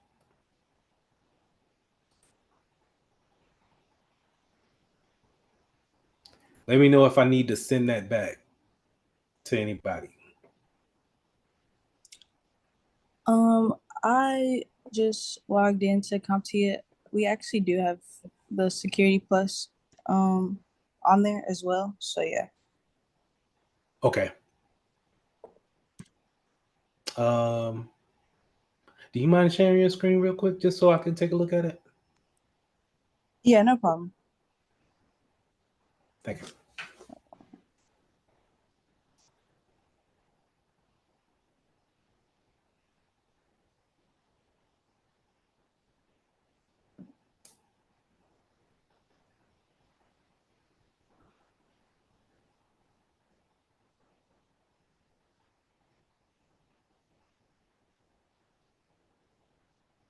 Because I'm wondering if it's 701 for that website.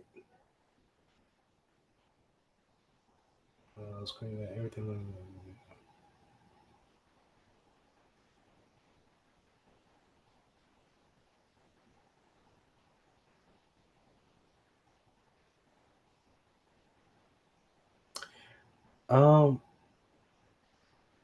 Go to lessons.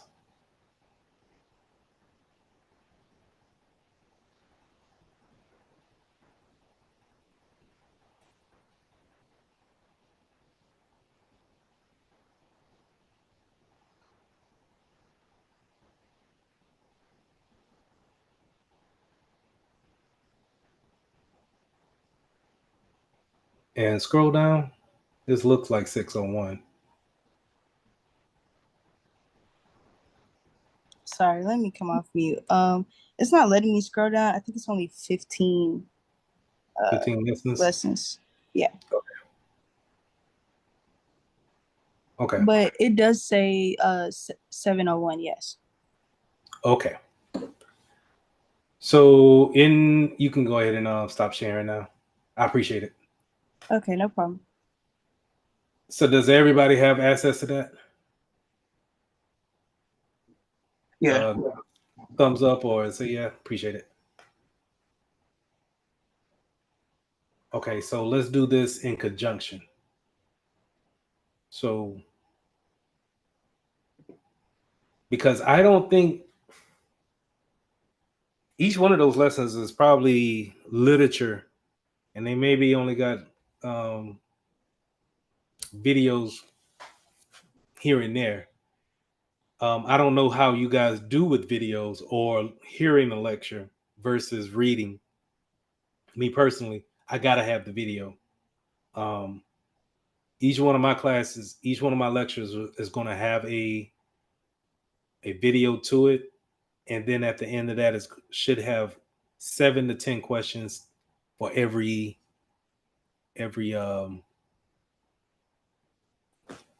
lesson.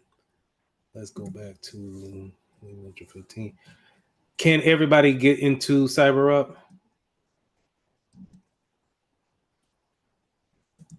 Or is that something that I need to ask tomorrow as you guys get settled in and then try to get into the class? I got in. Cool. Anybody else got in? Yeah, I also got in. Cool. All right. So let me share my screen. If you don't have access, let me know and I'll get that email back over to you.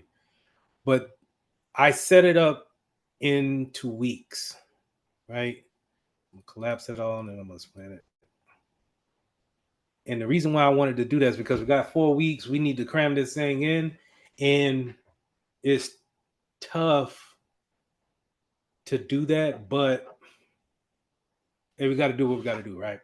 So I got 4 weeks here, And I wish I had it to where it could be indented so it could be easier to see. But I got 4 weeks here, and I got 21 lessons. But the one thing about it is that for some of the weeks, I have different resources here, such as, I think this is for my previous class, so I need to take that out. Yep. Sorry about that. But I got the objectives here. And this is straight from CompTIA 701 objectives. This is everything to cover on an exam. And so a study tip is that if you take these objectives, and it's really only just definitions, if you're able to do the definitions on these types of words, you have a good chance you probably are going to pass this exam. Not saying that this is all about remembering definitions. It's more about, if you know the definition of, let's say, a digital signature, that when they ask you a multiple choice question, you'll know the difference between a blockchain. And so you won't get confused when you're reading the problem that they have. Because the thing about a CompTIA test is that they're gonna fluff this up so badly. They're gonna give you a paragraph, maybe 2 paragraphs to read, and it has nothing to do with nothing. All right, and it gets on my nerves. And they're gonna give you 2 paragraphs and maybe ask the question in 2 sentences, and then that might be that. And by it being 90 questions, it wears on you over time to where you start to try to fly through the exam.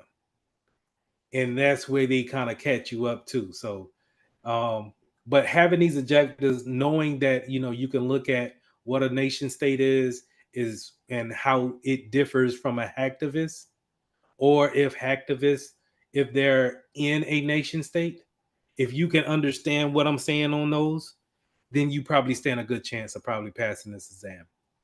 So keep those things in mind. So going back, and I have those in like some of the weeks to week points where I have different resources. I thought I did. Guess I didn't. Well, I'll be putting them in there. But I know for sure each lesson has a video to watch, and then after that video might have some reading to do.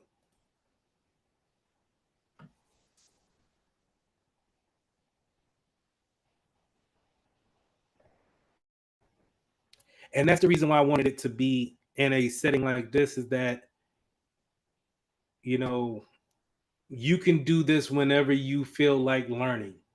And then when you feel like learning, you're able to take in a lot more and retain it. Now, you can go over these questions as many times as you want,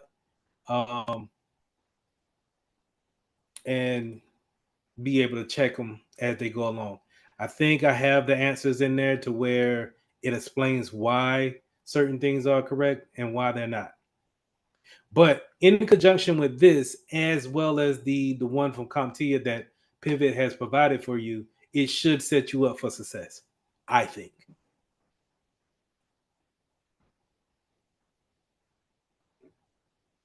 And then at the end, when we get into week 4, or I'll say into week 3, I'm going to start putting some practice tests out there. And you can use the practice tests from here as well as CompTIA to help you with that, getting used to 100 questions, multiple choice. And the good thing about the CompTIA part is that they have those performance-based questions in there ready to go too. So any questions?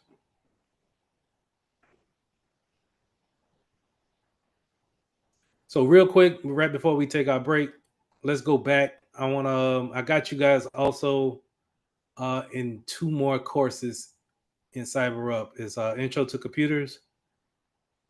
Just in case you got any kind of questions coming from the A+ side, take a look at these videos. I think they're very informative. Maybe they could shine some light on some questions you probably had from the A+ side of it. It really doesn't go into detail like that, but I do have a video that I thought is very informative. This guy is great, honestly, on YouTube. And then another course that I got you guys signed up in is the job board.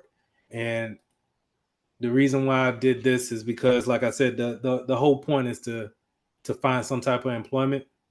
And if you guys, even though you're in school or what have you, you can still try to look for internships. I got cybersecurity companies, government companies that are very lucrative when it comes to government contracting, the medical field, and I try to focus these around remote jobs. So I work remote. I'm a big component of working remote, and I think that it shouldn't go away. And so I try to get companies up here that they are remote friendly. And if you want to take a look at them, the only thing you got to do is just, click on that. It should open up in a different window and go straight to their job board. And the reason why I do this is because going to Indeed and LinkedIn all the time, it will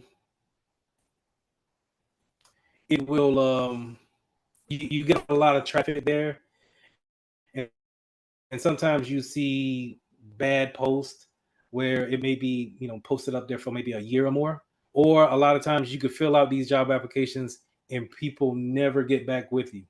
I always tell people to go directly to a company and see if they're hiring for the position that you want and fill out the application on their site. And so I wanted to cut the middleman out and just kind of have it here. And so I think, on your free time, just go through, see what you see. Now, the thing about that is that you don't have to have the Security Plus to fill out these applications. I'm going to say that again. You do not have to have the Security Plus to fill out these applications. I did not have my Security Plus when I got my first cybersecurity job, and I don't think it's a necessity for anybody else to have it as well. But I do think you need to be able to hit your certain points in the interview stage in order to get that job. Okay, so I do believe in that. Any questions on that? I just want to say thank you. That's a great resource. And also, when you said you didn't have Security Plus, do you remember like the first search that you got? I have the Security Plus. No. I'm saying sorry. when you first got a job, like when you first got like the first job that you said that you got. I had what cert? I had a easy cert called ITIL. I was able to knock this out in about a weekend. I crammed this one, right? Didn't know what I was talking about. But this is for help desk. I had this, and I had a degree. And we can get into that,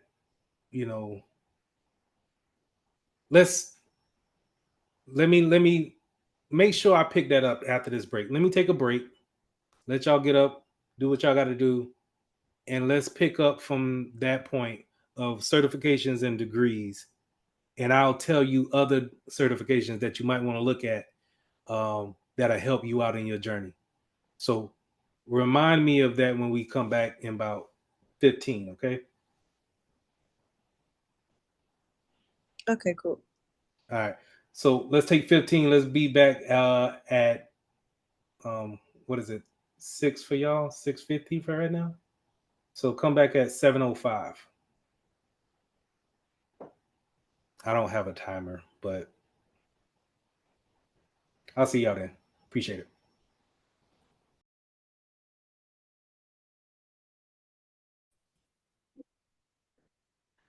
Now, to Leah's point of which certifications that I had. starting off, like I said, ITIL is a inexpensive certification that you can get that is well known, but it's more direct to service desk and help desk. So when you go to putting in a ticket at your school or whatnot, and they have a IT department that gets that ticket and processes it, ITIL will help you understand it from a manager standpoint, learning about SLAs, service level agreements, and how they correlate to your users. So when you put that ticket in, let's say, for us, for example, if you put a ticket in with Verizon, your phone carrier, you're expecting to hear an answer for them in, what time frame. Is it going to be a day? Do you want to hear something within the hour? Do you want to hear something and have a result within 2 hours? Those things is what ITIL will bring your attention to, and then help you strategize and become better at within your field. That's one. And I was able to get my cybersecurity job with just that one. But I had experience on my side because I was already out of the Army, and I did computer work in the Army. And then I was able to get with a TV company and do help desk for them. And so it was kind of like I used my resume as a heavy on the experience side until I got my certifications up. Now, for you guys, what I would suggest, if you want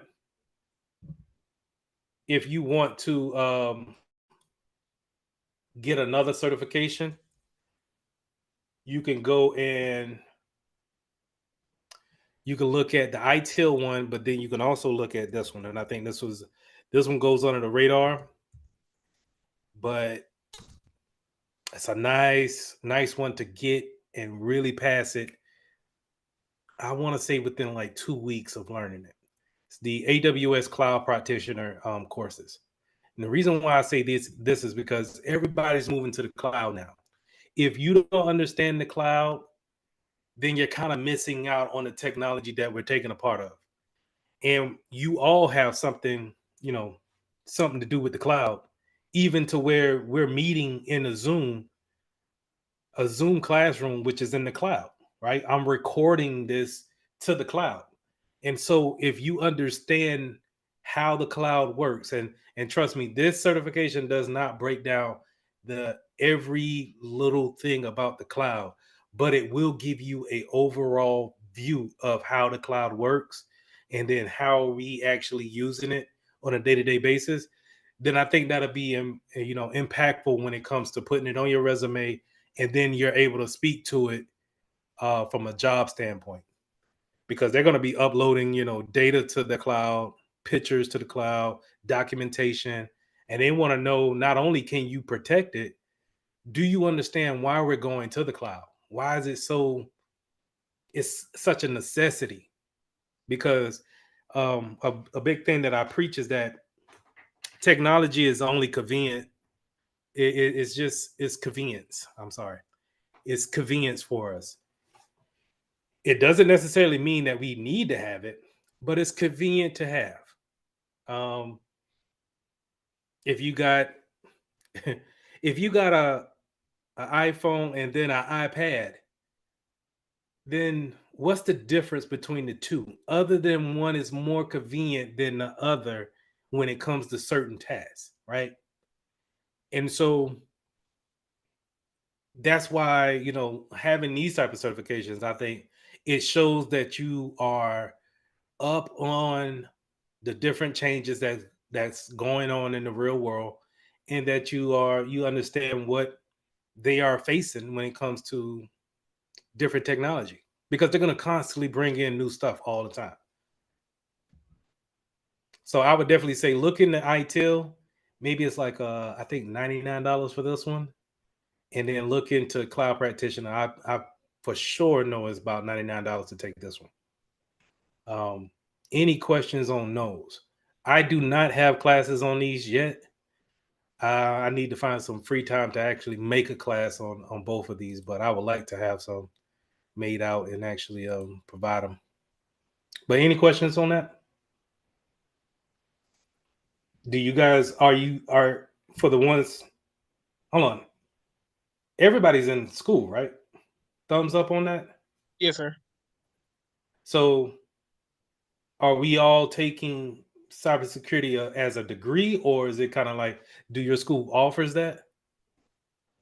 I'm going to school for computer information systems, and like during like some coursework, they have like we do go over like cybersecurity.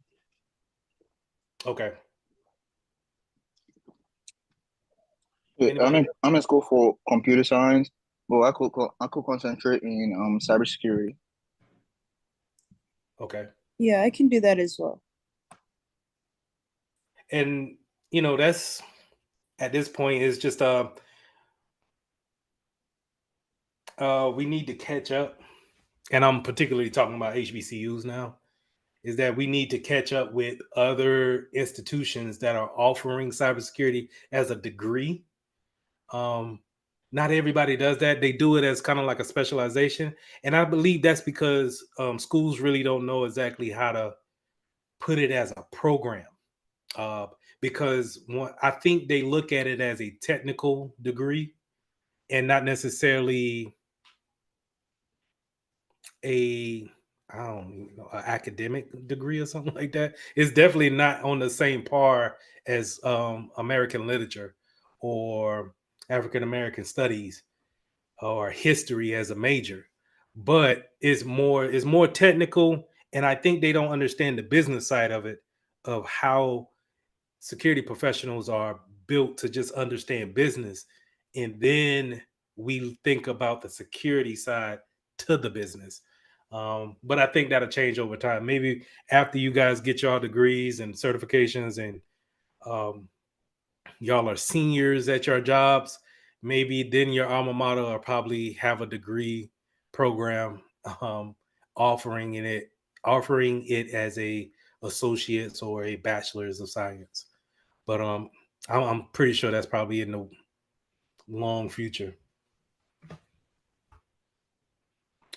But in the meantime, you know, while you're doing that degree work, I say get your degree, but also get these certifications too on while you're learning.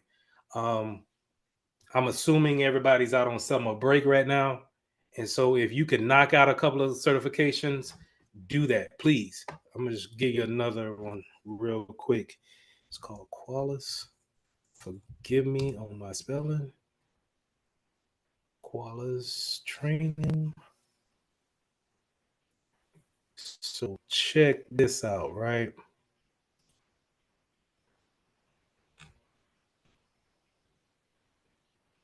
All right. So y'all see this right here? This is a free training at that, right? But they're gonna give you a not a certification, but a certificate of completion based off of vulnerability management. Now, we won't talk about vulnerability management until maybe about Thursday, maybe next week. But vulnerability management is a subsector of cybersecurity. And to put icing on top of that, hold on, let me get right. Go back over here to Indeed. Let me get up out of here. And just throw vulnerability management up in here. Vulnerability management making me look bad right now.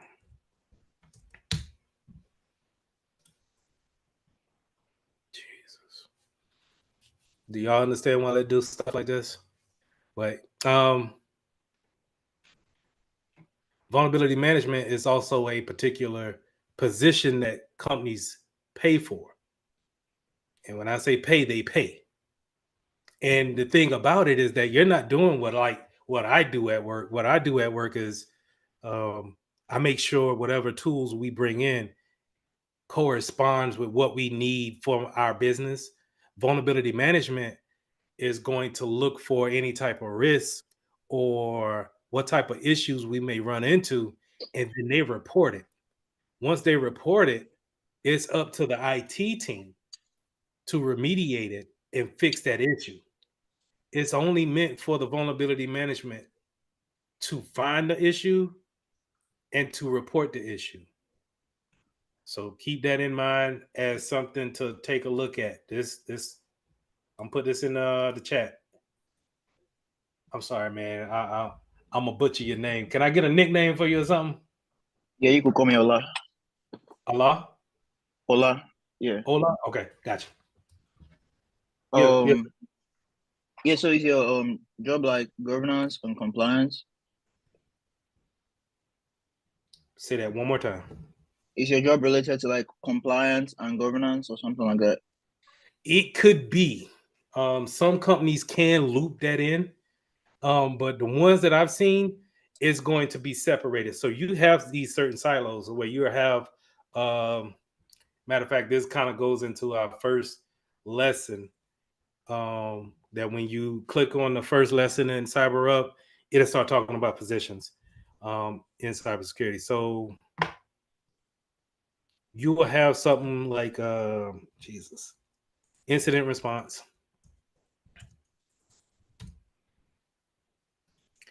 But then you will have something like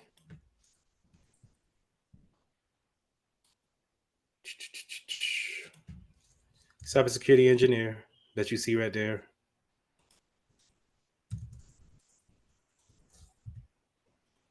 And let's just say analyst for right now. But the analyst, see, the cybersecurity analyst is going to be very related to the incident response analyst. And I'll explain why in just a second. So I'm going to say engineer. And then after that, you're going to have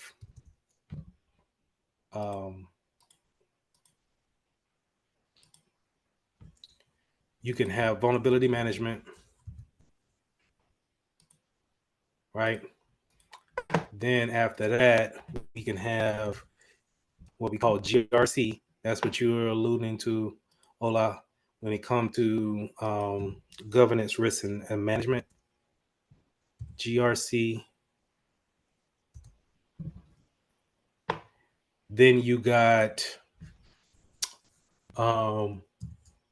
one that nobody really look at, and it pays just as well, and that's audit.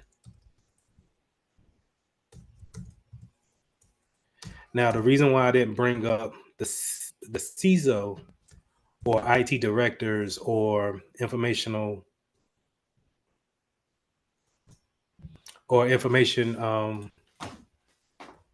chief information officers is that these are 15 years and plus type of jobs, and plus you're going to need this certification right here. This is what you're going to see a lot. Once you get your security plus, you're going to start seeing this certification every time, the CISSP. Can you get this certification now and just skip the security plus? Yes. Would I suggest that? No. Do I have it? No. And I'm not telling you not to get it because I ain't got it.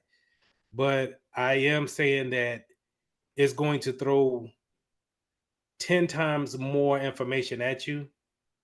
And it's going to be a substantial increase when it comes to taking this test. I think it's $700 for this test.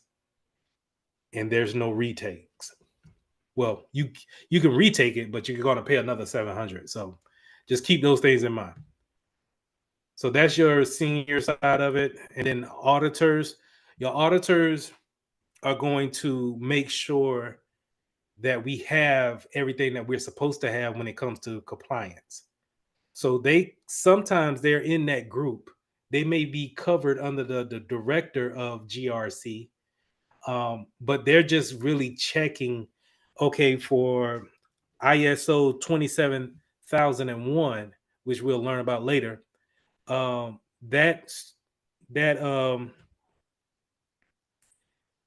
certification. What did he call that thing? That governance.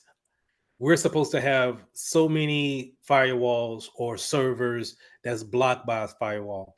And what our auditors do is that they'll pick a time throughout the year and they'll check to make sure that those things are in place. That's all they do.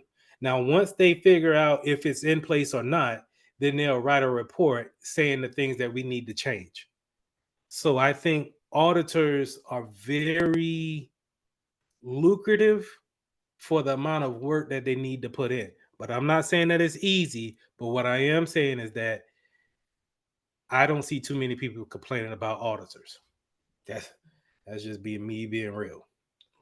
And I think, me personally, I think that you can get in this just as easy as an entry level job as a security analyst. GRCs, again, kind of like auditors, but what they're doing is that they're making sure our policies is okay, making sure we're not taking on any kind of risk that we don't need to take on. And then we're making sure that we are in compliance with whatever regulations that we're under. Let's say if we are a company that take credit cards all day long, we want to make sure that we are compliant when it comes to PCI DSS, which is for credit card industries that use credit cards for transactions. They have a list of things that they want their people to abide by. And it's up to the GRC team to make sure that we have those things in place. Again, I already talked to you about vulnerability management, but it's one of those silos where this is all what they do. They find out, like, okay, hands up if everybody is familiar with what happened on Friday when it came to CrowdStrike. Put a thumbs up in the chat. So if we're familiar with it, then vulnerability management, that person was supposed to warn everybody that, hey, we got something coming down the pipe and it's going to be big. And we need to get ahead of it before it affects us. So when you think about all those people sitting in that doggone airport, they either didn't have a vulnerability manager to see that coming, or they didn't have another way of really fixing that. I just really find it to be bad. But anyway, vulnerability management is that where I'm going to see what's the problem of what we have in store. It's kind of like looking at updates. So if you got a Mac or if you have a Windows and you have that time where you need to update your computer or your phone, that vulnerability management manager or analyst is going to look at that update once it's primed to come out and see if we actually need to push this out to everybody. See, the problem that happened with CrowdStrike is that it was a lot of people who updated the CrowdStrike agent because it was automatically set to auto update. And when it auto updated, it looked for a piece of file in your system 32 for Windows, and it kind of fought it and just kind of really deleted it, which caused the blue screen of death that everybody was just showing. And so now it just creates a headache for everybody else trying to get everything back online, because now you got to figure out ways of how do you put hands on that computer when it's not able to get back on the internet. And it's just a pain, especially for us, for my company that's remote, where I got things in China, Indonesia, Africa, and I can't put hands on them, but I have to work with people who maybe don't have that much great English and try to walk them through the blue screen of death to get them back online. But a vulnerability management could have stopped this before it got out of hand. Going back to cybersecurity engineer. So like I said, this is where I'm at, where I'm looking at the tools that we bring in and I'm determining if that's something that we actually need. You can end up spending millions on these different types of tools, and they all do different things, but that doesn't necessarily mean that you need them. And so it's up to me to take them in, kind of get that demo, and see what it does. and then take it to our testing site to see if we actually need it. If it breaks stuff before we actually implement it, does it work well with the things that we already have in place? Is it worth the money? Is it worth the contract? Because the contract is just, if you can create a software and sell the software, please do that, because people will pay you for it. A lot of money. So that's engineering. That's above the incident response. So incident response and cybersecurity analyst is probably going to be your entry level points. And this is where we're reading a lot of logs. We're looking at a lot of entries that come into the network, and then we're stopping hackers at the first level. But it's not just on the network. It could be physical wise too. It could be people coming into the building, just plugging a USB port, a USB thumb drive into our computer, and then getting on the network that way. So incident response is always constantly moving, constantly checking things, and trying to figure out how to close those gaps once somebody even attempts to penetrate those things. So that was a high level look at some of the roles that we have. I know I went over a lot when it comes to the certifications and the degrees and then the positions. Do you guys got any questions on those things? I know sometimes I can get a little long-winded.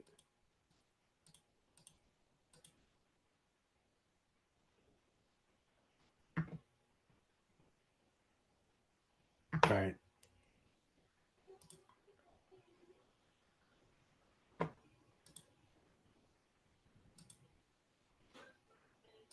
So going back to CyberUp and going back to the course, this is what I want to do for this week going into tomorrow and Wednesday. So week 1, let's go ahead and let's try to knock out lessons 1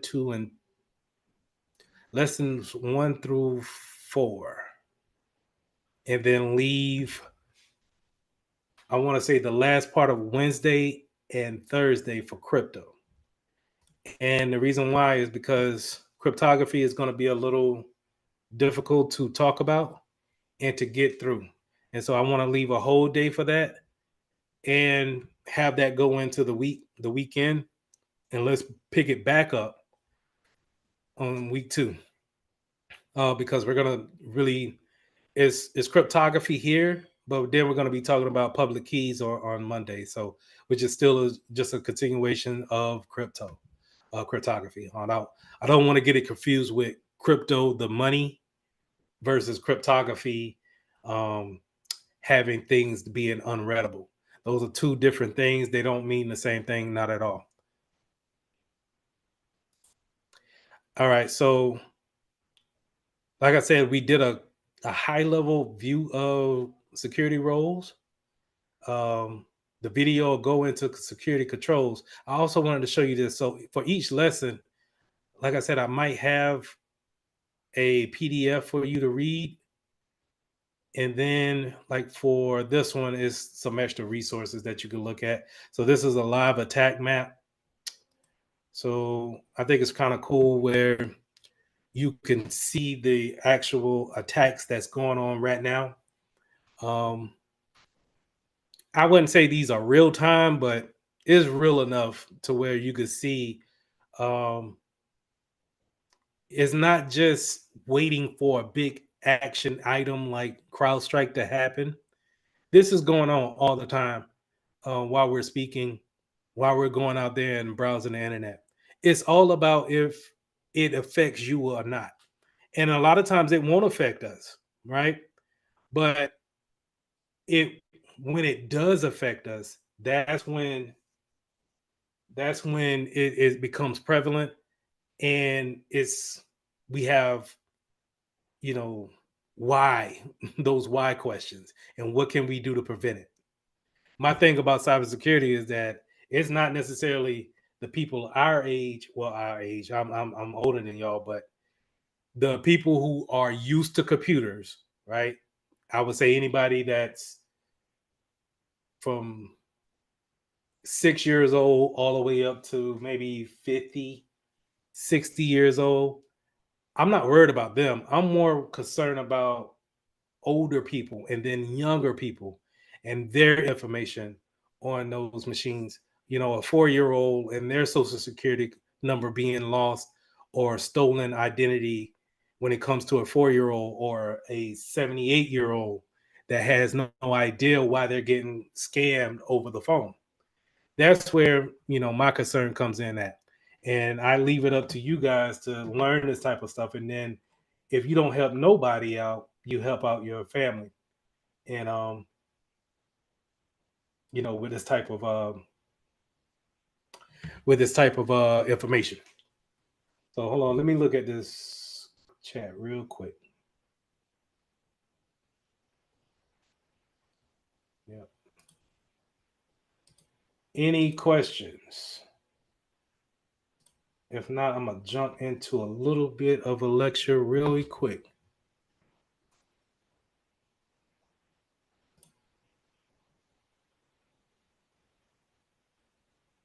So I'm gonna talk about security controls from a high level, but I still need you guys to go through and look at these videos, and then what we'll do on tomorrow, I'll review these the first hour, and then the second hour we'll put some hands to looking at some different websites, looking at some different tools, and trying to marry these things up. Because the thing about Security Plus is that you can learn everything in these videos, like social engineering, but until you see it, then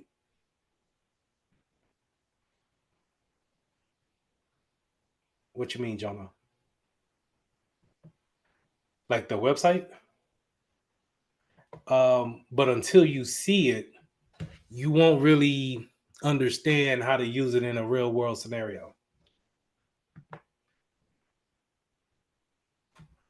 Yes. So Jonah put in the chat about try hack me and hack the box. Those are great sources to put those labs together.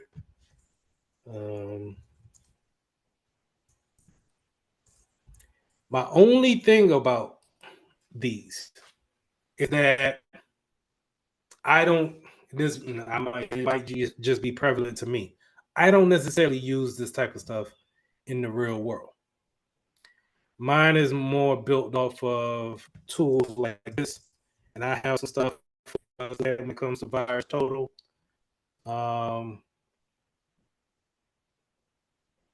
I want to show you guys stuff like this. This is what I use on the real world. But you can go to Try Hack Me, sign up for free, and do some of the courses to kind of get that feel of going through a process of incident response, figuring out what's wrong with it, and then fixing those issues. Great source.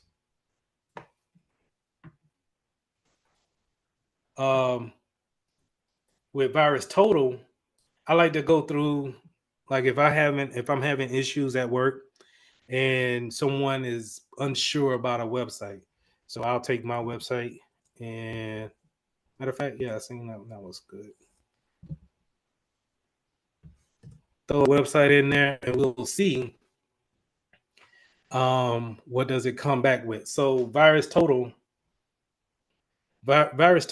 is a repository that checks with the major vendors in the cybersecurity realm. And if they deem this to be a malicious site, you'll see entries like this. And so this helps me out, wonderful when it comes to doing tickets at work and someone's unsure about what's going on with a particular site. And so I could throw it in here real quick and figure out if it's malicious or not. Now, you may be saying to yourself, well, some of it's clean and then some of it's malicious and suspicious. Which one do you go with? Well, I say play it safe always. Always play it safe. Never really kind of go off of the fact that Acronis said that it was clean. You're better safe than sorry, and probably reach out to this vendor and ask them why are they seen as a malicious site, which in this case, for this particular site, this is a malicious site, sort of, kind of. So let's take a look at it real quick. So when you go to this site, it's actually, oh yeah, I forgot. Give me 1 second. Take that off and just go to, I'm a Google.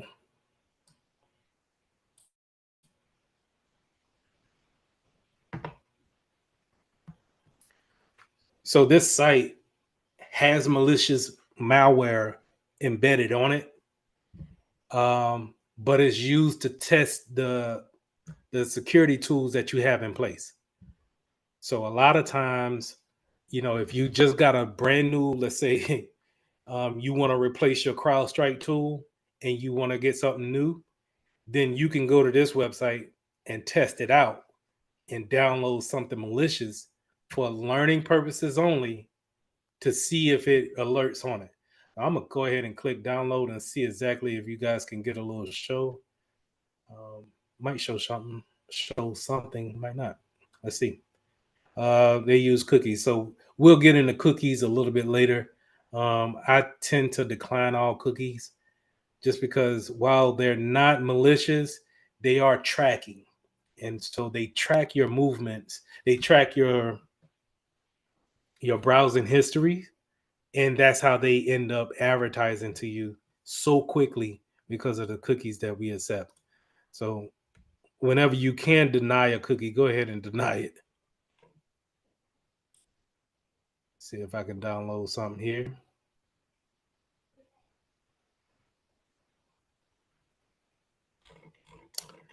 Oh, what's down here? Let's see.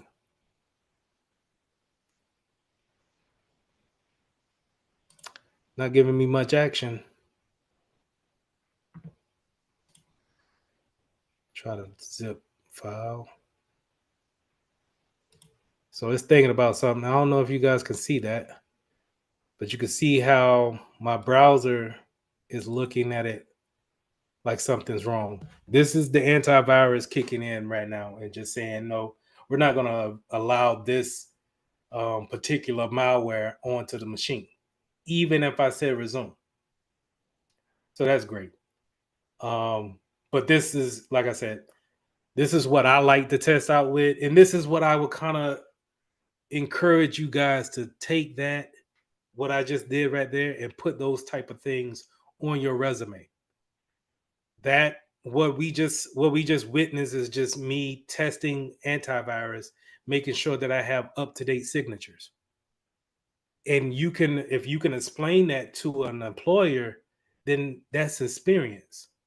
Whether it came into a business setting or just like I said, us having class at night, it's experience. It's still experience. And we use a reputable tool such as Virus Total in order to research a website. And then we also went here and actually tested out our antivirus to make sure that we could not download any malicious material. So if we could put those things on our resume, man, I think that could be a game changer.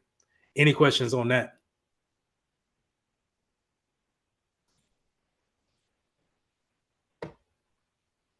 Am I losing y'all? So what if you try downloading it and it actually downloads? What goes on then? Download it where? You try downloading it on your device and it actually gets downloaded. What do you do then? If it actually gets downloaded, then we're probably going to be looking at our antivirus that we should have on our PC. Are you a Mac guy or are you a Windows guy? A Windows. So check this out. Even if you have a third party, you should have a antivirus on automatically installed on your PC called Defender. Microsoft Defender.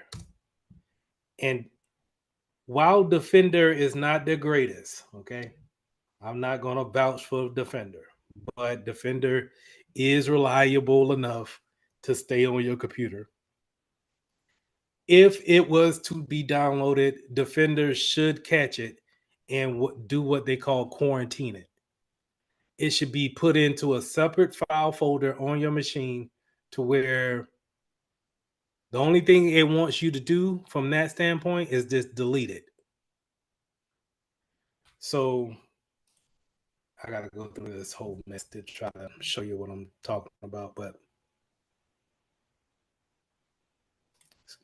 apparently they got a dashboard now. So this is new to me. So I'm kind of, let me get geeked out about this real quick. Oh, this is nice.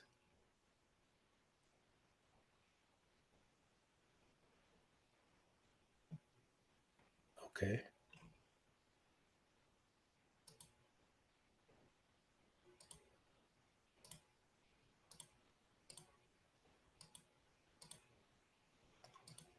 Okay. Sorry, y'all. I'm trying to get somewhere. Jesus. Anyway, Defender's supposed to see it. Believe me. I didn't know it had this update to it, but it should have a place to where I can.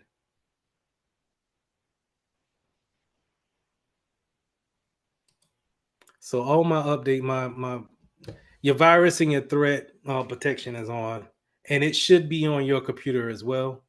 And so, like, to answer your question, if it gets to your computer, if it actually gets to your downloads folder, this is supposed to kick in and quarantine that device, quarantine that file immediately. If it doesn't, and then you start to see weird information or weird activity going on, then what you want to do really is come to your start menu in Windows. Mac, I'm not familiar with Mac that much, and I'll explain why in just a second. But you want to go to Task Manager. If you see any kind of weird activity, what I mean by weird activity, things are opening up on their own, things are going really slow, and you want to check on your Task Manager your percentages here. And 9 times out of 10, if you see your CPU hitting like 99%, 100%, your memory is up on 85, things are moving slow, more than likely that fan is going to kick on into your computer and start making some noise and work intensively. If that's the case, then you probably want to come here to the task and stop it. And that's simple as, highlighting it, right clicking, ending the task. You can end the task and it should shut it down. Now, some applications come back automatically because they're built like that. More than likely, a virus is built like that to not just stop at the task manager, but task manager is a great way to stop any unwanted processes that's going on.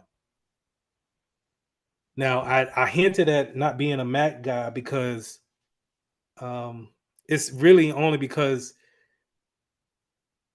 I would say maybe about 70% of the workforce is Windows based. And a lot of Mac operating systems are it's hard for people to understand how to use the operating system in a computer setting. They can use it as a phone and maybe as a tablet. But when I'm talking about older folks, 60, 70 years old, they don't want to try to the they're not trying to do the computer scene as a Mac. And I might be stepping on some toes, but I really believe that.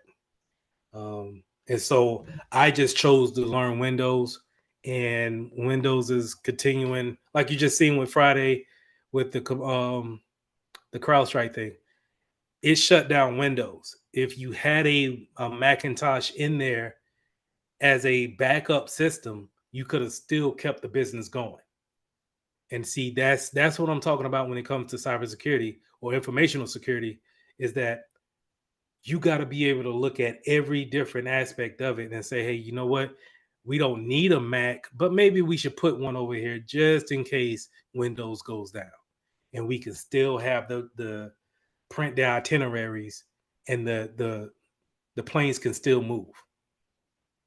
Because it didn't stop the actual cloud from being able to work. It just wasn't able to work with the Windows local machine. So unnecessary issues on Friday and today. But I got winded on that. Did I answer your question? I'm pretty sure I did. Yeah, you did. Okay.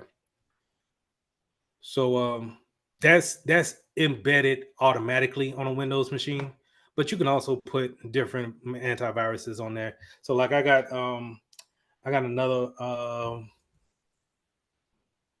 antivirus up here called Exidium, and I'm hoping to get you guys in this too, where this is a platform that allows you to have that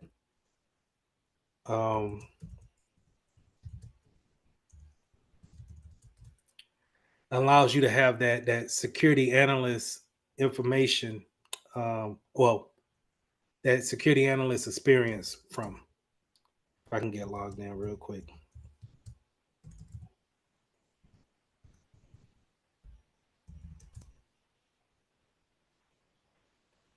Bear with me.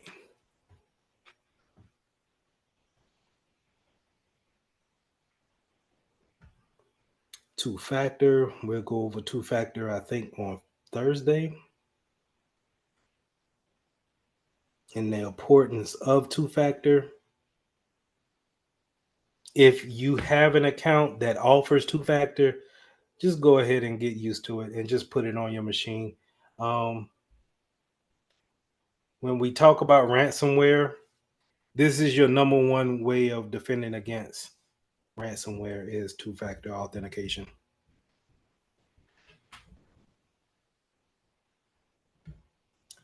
So, like I said, if I can get you guys in here, this would allow you to go into a desktop. A dashboard system and be able to see exactly what kind of like what we do on a day-to-day basis. I go to something similar like this for my job on a day-to-day basis. And what I do is I'll go to see exactly what machines I have on the network, what needs addressing, who needs patches, things of that nature. So I'm gonna try to get you guys in here in the user section, and so you could just browse around and see exactly what's going on. But sometimes your antivirus endpoint doesn't just have to look for viruses; it can tell you a ton of more things that's more useful. This is where we get into the EDR side of things, endpoint response and detection, or endpoint detection and response. Not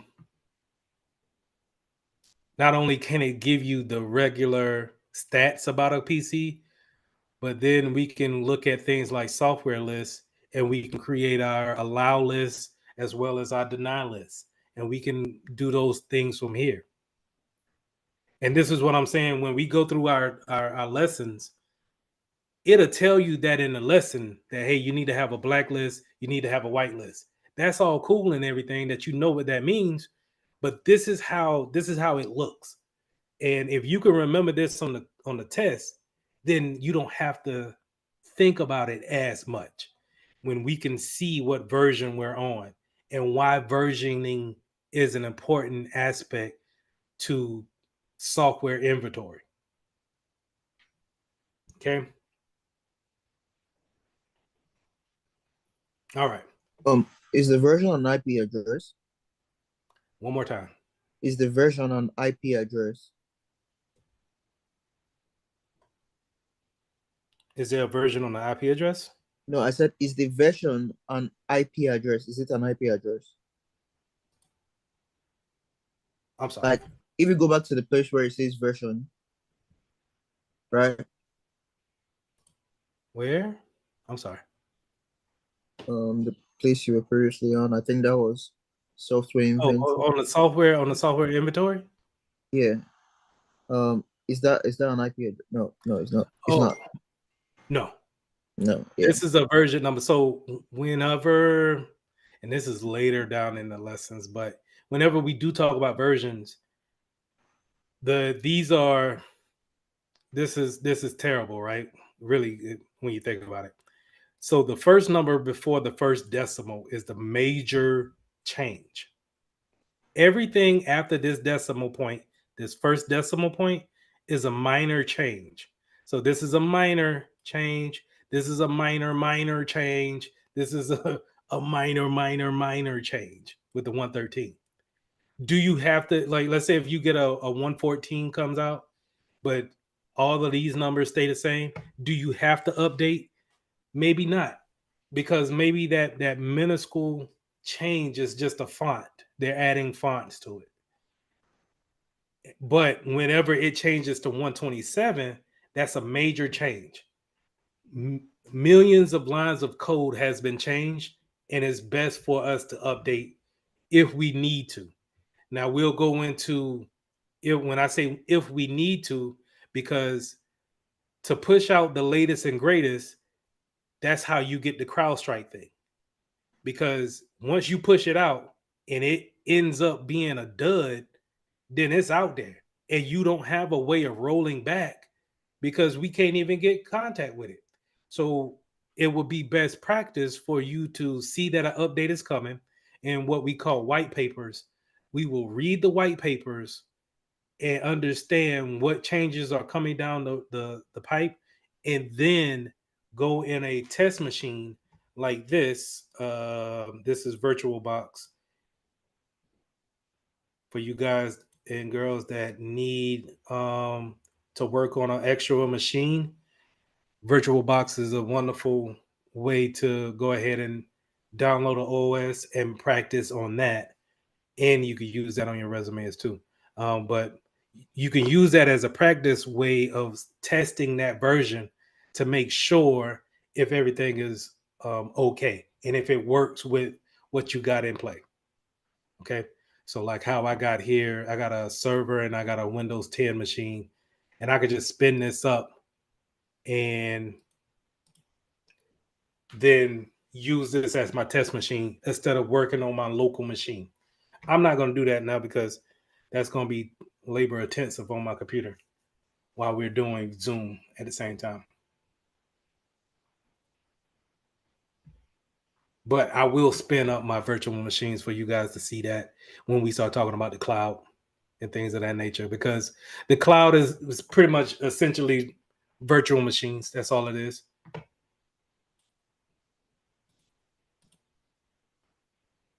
Hey, it's still booted up. Anyway, hopefully y'all can see that and I'm not freezing up.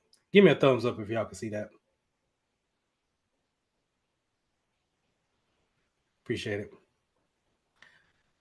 So virtual machines are good. It's a good way to get good experience of creating your own environment. And what I need to do is actually maybe take one of these days and we go over setting up a resume. Maybe I'll give you guys a template and we can use that template as kind of like a basis so you can write your resume. So all these things that we go over and that you're practicing on your own time, you can throw it on your resume.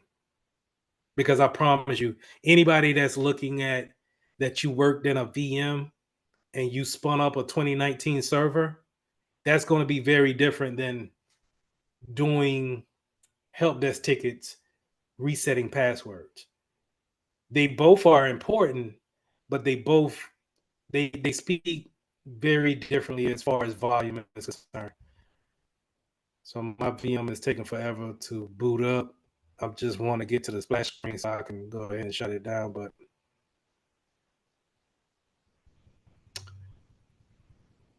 I don't want to bore y'all with that. So I'm going to go ahead and shut it down.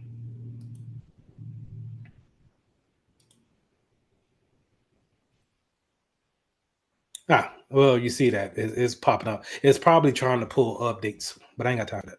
Anyway, later on, I'm gonna try to get y'all into this endpoint protection platform and let y'all play around in that as well, so you can get some good experience. Now it's at the top of the hour. I promised that I was going to do 2 hours. If y'all don't mind, stay right there while I look at this time, and I'm gonna let y'all to y'all lives after this. But while I'm doing that,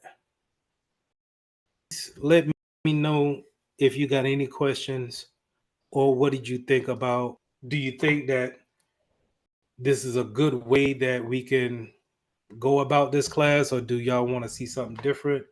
Let me know while I'm doing this attendance real quick.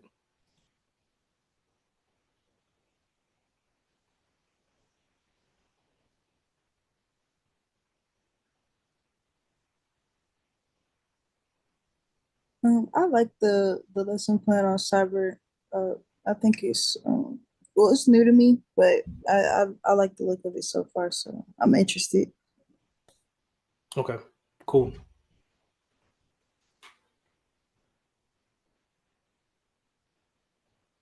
Well, if nobody got anything else, I appreciate your time. Please do not hesitate to email me or contact me on LinkedIn, or you can find me on Facebook, find me there, or just email me back at the Zoom link that I sent out earlier tonight. And I'll try to get back with you as early as possible. But remember, go over the lessons 1 and 2 tonight or tomorrow, whenever you feel like ingesting that type of content. And then let's talk about it for the first hour tomorrow, and then we'll do some hands-on for the second hour. If everything is Yes, cool sir. with Thank y'all, you for your time. all Yeah. right, y'all take it easy. Have a good night. Yeah, you too. I have one question. Yeah. Do I need I have to take my chapter 2 assessment.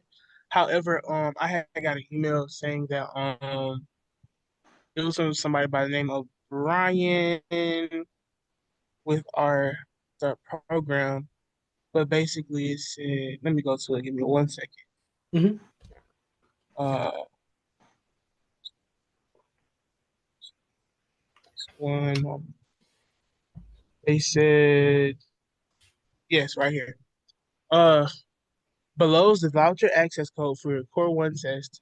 Please plan to take your Core 1 test at your earliest convenience. The requirements from the Alabama Collective state that you must complete and pass the Core 1 and Core 2 exams. We will issue your Core 2 voucher once you complete it and show us that you passed the assessment. We will begin the Security Plus portion of the class Monday, July 22nd, 2024. To schedule the exam, click the link login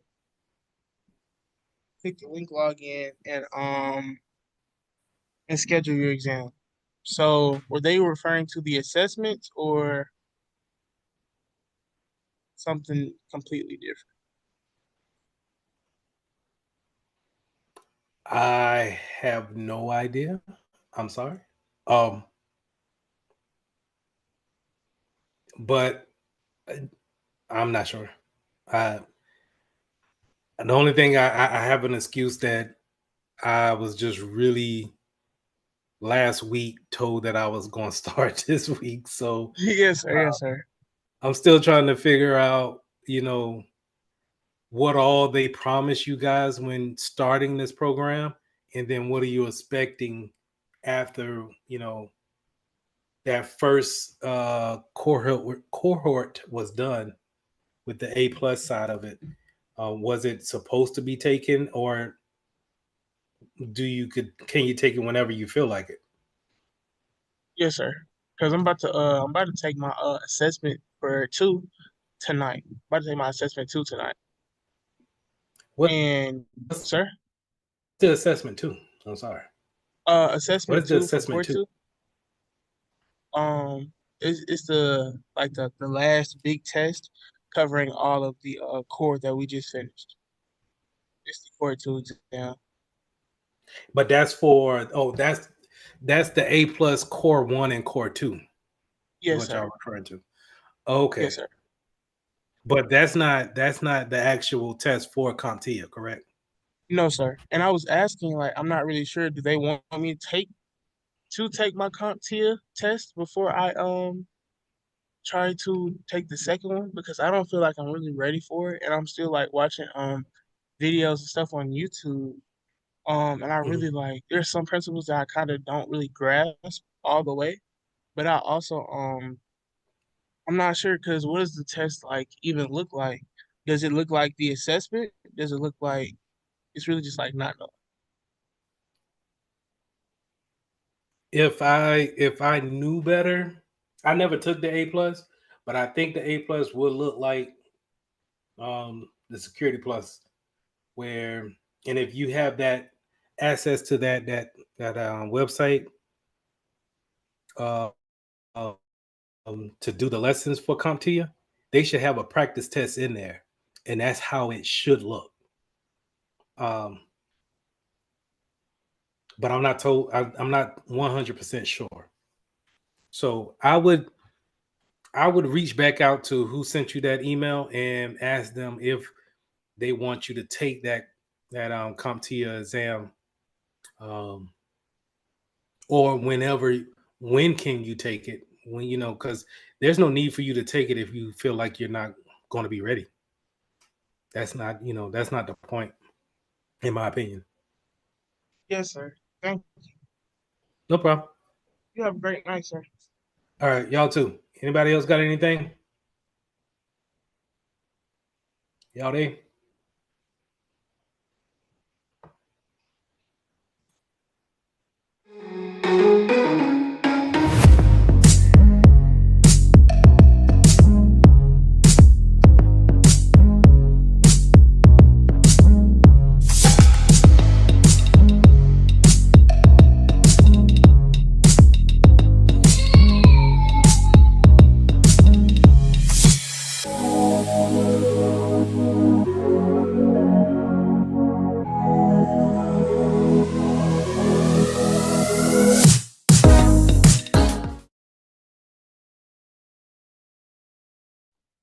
Morning. Good afternoon, sir. Hey, how you doing? I'm doing well. Doing well. Blessed up, you know. That's good. That's good.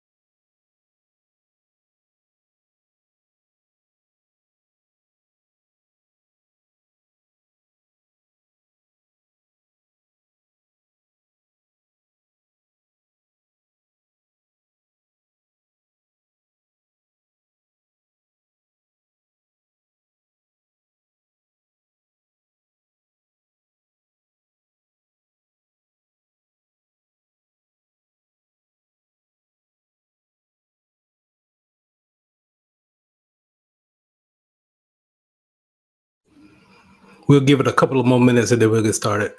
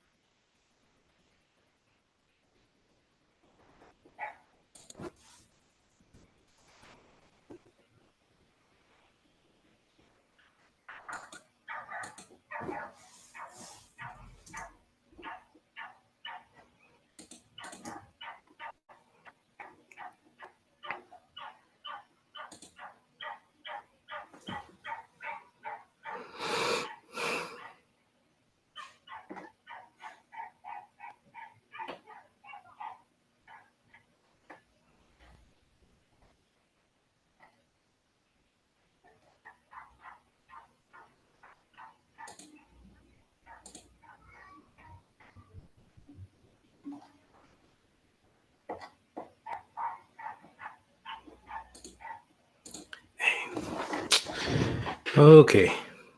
I can't find what I want. All right. Good evening. How are you guys doing? I'm doing well. How about yourself? Doing good. Is there any questions about yesterday, what we went over? Were you able to get Hello? to the Google Classrooms, check things out, or are you just kind of letting everything from yesterday sink in?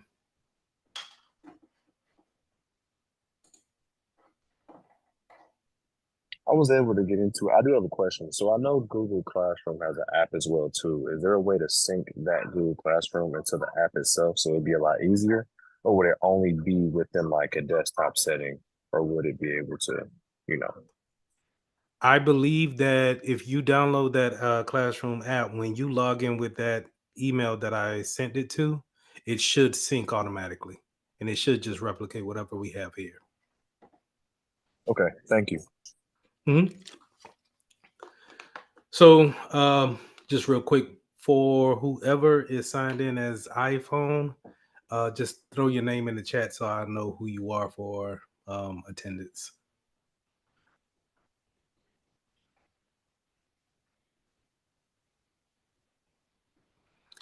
So just to kind of recap, we went over CIA yesterday. We went over confidentiality, integrity, and availability. Those are the basis of what we're going to base everything that we talk about going forward on those pillars. Um, we also talked about security controls, how we could put things in order to um, defend against any type of threats, risk, or vulnerabilities that we may face. Those security controls may be managerial, operational, physical, or technical. And it's on you guys to understand what type of items fall in each category. We also went over some title roles, security analyst, SOC analyst, vulnerability management analyst, or CIOs, CISOs, um, security, cybersecurity managers, cybersecurity engineers, and then we kind of touched on the domains, but as we go along, we'll dive much deeper, or it'll kind of become clear of the domains that everybody is in. Um, Everybody pretty much falls under the same domain of the umbrella when it comes to IT, right? We fall under that umbrella, but we also kind of fall under the domain of uh, business and business operations because we have to know what we are dealing with when it comes to business. Um, I have already put the lecture from yesterday into the Google Classroom here. It's uncut, unedited. So I think this is right at 3 hours. So you can go ahead and click on this and be able to, I think you should be able to view this. I don't think I need to give you permissions because I have you guys into the class. So if you don't have access to the classroom, please reach out via the chat or via the chat or LinkedIn, and I'll get you a link to the classroom. Carl, go ahead and send me an email, and I'll go ahead and put your email into the classroom, and it'll send an email to you to get you into that classroom. Any questions going forward before we go and jump into lesson 2, which would be threats and attacks? Any questions?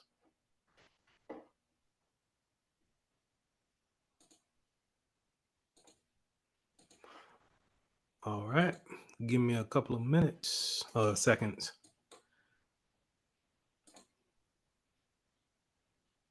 All right, headed your way, Carl. If you don't see it in your inbox, check your spam because I might be jumping in there.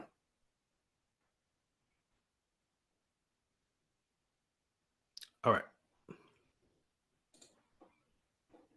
So hopefully we can get into a good bit of stuff. Hopefully I can show you some stuff you've never seen before, and we can have a good session like we had yesterday. I was very, very happy with how things went yesterday. I was very pleased with that. So let's keep it moving and let's jump into lesson 2. Recording is going. Comparing threats types. So in lesson 2, we're going to talk about the different threats, attacks that we can come across. When you're thinking about attacks, mostly everybody jumps right to viruses and worms and things of that nature, but that's kind of, early 2000s. We have our main threat today is going to be a ransomware attacks. This is where someone uses social engineering to try to really kind of get that link in front of you to click on it, and then once you click on that link, it uses encryption to lock everything up on your computer, and then they will ask you for a ransom in order to get your valuable information back. Ransomware is tough to defend against because we have to, as security professionals, we have to teach the clients how to be more mindful of what to look for when it comes to ransom or phishing emails, or like how we talked about yesterday, someone dropping a USB and plugging it in and then clicking on certain things that you have no idea what you're clicking on. The thing about a ransomware is that once it's started, once it's kicked off and it encrypts everything, it doesn't erase your information. It's just blocking you from seeing it. Only thing they're really doing is just basically putting a password on it. If you look at my screen and I go to the file section, hopefully it won't freeze up on me, and I go to save as a copy. I think no, hold on. Let me get right. Info. Okay. So if I go to protect presentation, I can protect this presentation with a password. And once you put that password on your document, it encrypts it. And when it encrypts, obviously no one else can get into that document unless they have that particular key, which is your password, to open that file. That's the only thing they're doing when it comes to ransomware. They're locking your whole computer down with one particular password. And they'll say, hey, give me 14 Bitcoins and I'll give you the password to give your files back. That's great. But if you pay that 14 Bitcoin for that, there's no telling that person will not just reactivate the ransom again. So, I always teach, if you get attacked by a ransomware attack and your files are encrypted, just go ahead and count your losses, charge it to the game, and wipe the machine clean. Do not pay the ransom. You should always have backups. Always, always, always have backups. In order to beat ransomware, backups is your number one thing. In order to beat ransomware, backups will be your answer. In order to beat beat ransomware, you got to have the backups, because it's just, it doesn't make sense. We had a up in Charlotte, we had the school district was attacked by ransomware, and they wanted, I think, the equivalent of 32,000 in bitcoins, and they end up paying it because it was, a lot of students' information that was encrypted, and they pretty much crippled the whole school district at that time. But if they had their backups properly, they just could have, wiped that one or two machines and just restored from backups. Maybe been a day behind, and kept it moving with, regular operations. So let's jump into it. Vulnerability, threat, and risk. Whenever we have a vulnerability plus a threat, it creates what we call a risk, right? So a vulnerability is not necessarily something that you're dealing with, it's something that you're exposed to. So we all have a vulnerability to COVID or the flu, right? Doesn't necessarily mean that we will get it. We are just acceptable to it, and we have a vector or some type of opening to it. Now, the threat would be COVID or the flu, right?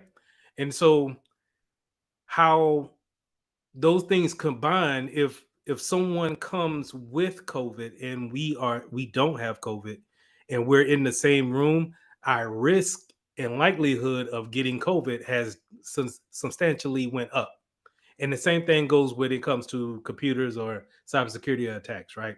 Whenever you are acceptable to an attack, if that threat is present, it could be a big risk that you actually become a victim of that attack.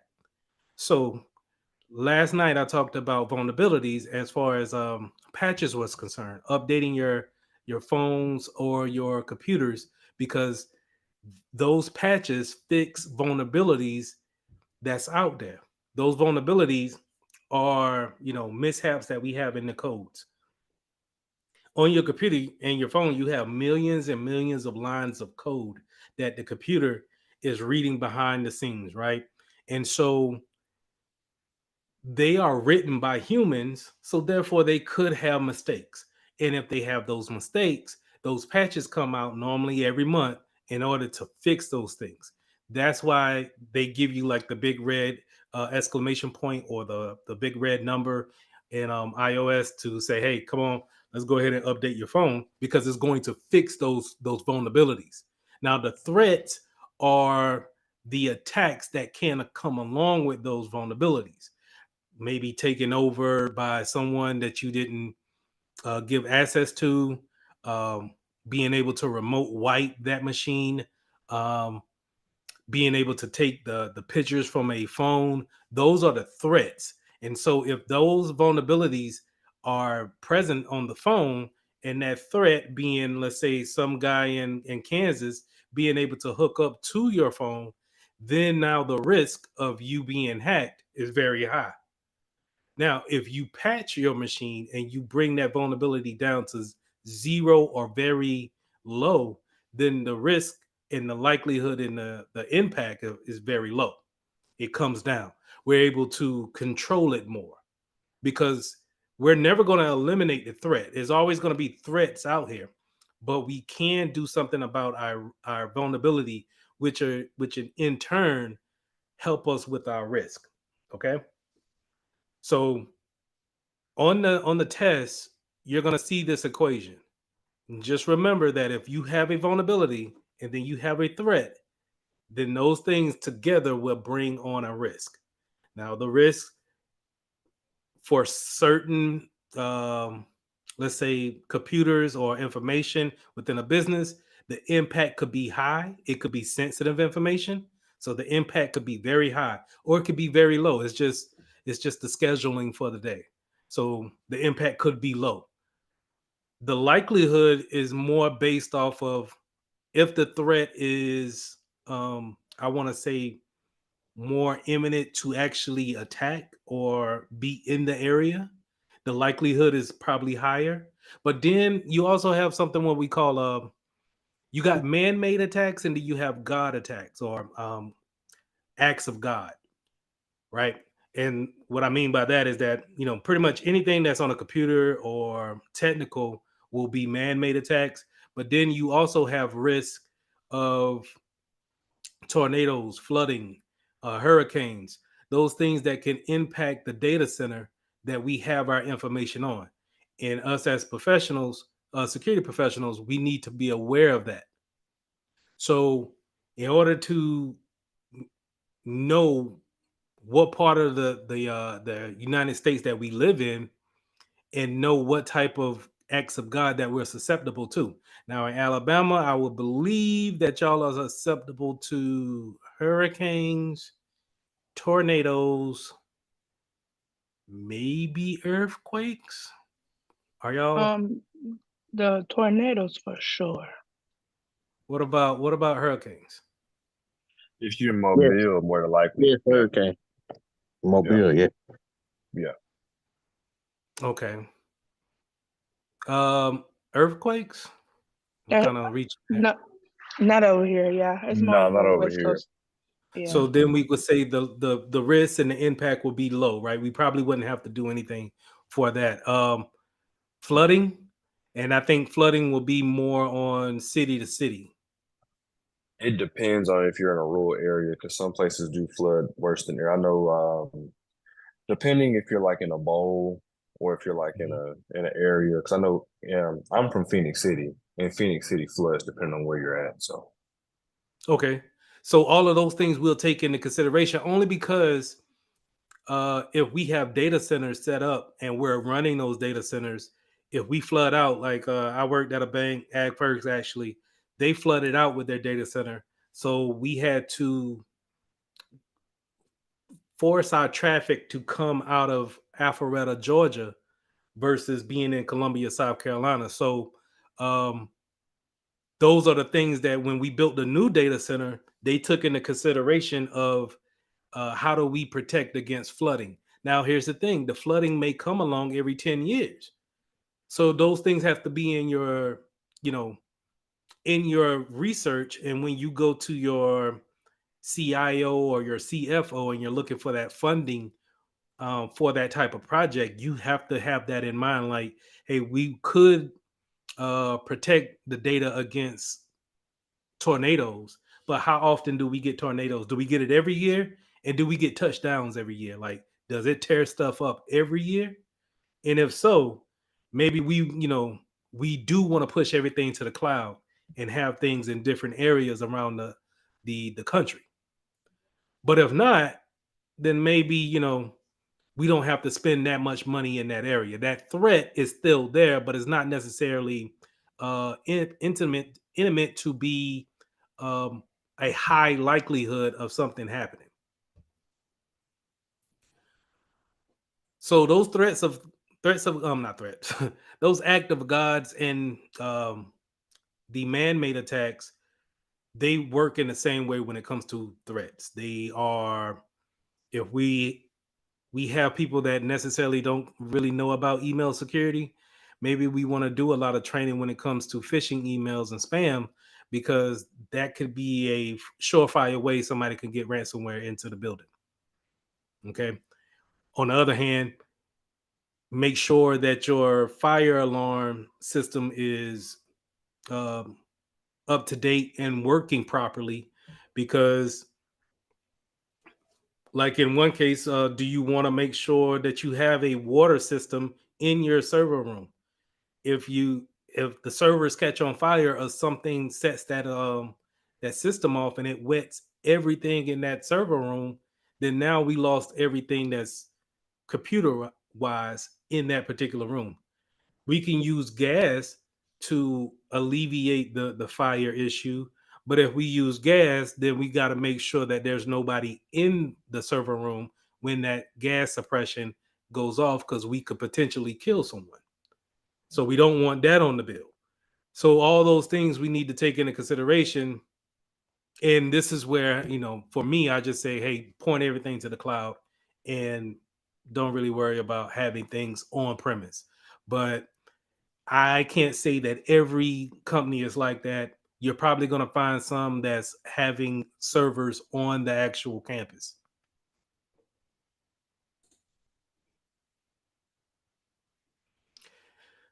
The one thing I want to talk about on this slide is the internal and the external threat actors. We always kind of think that all the threat actors are external, but I would look at the internal threat actors a little bit more, just because they can accidentally leak your information out, or you could have a disgruntled employee that could possibly take something sensitive and then sell that information off to someone else.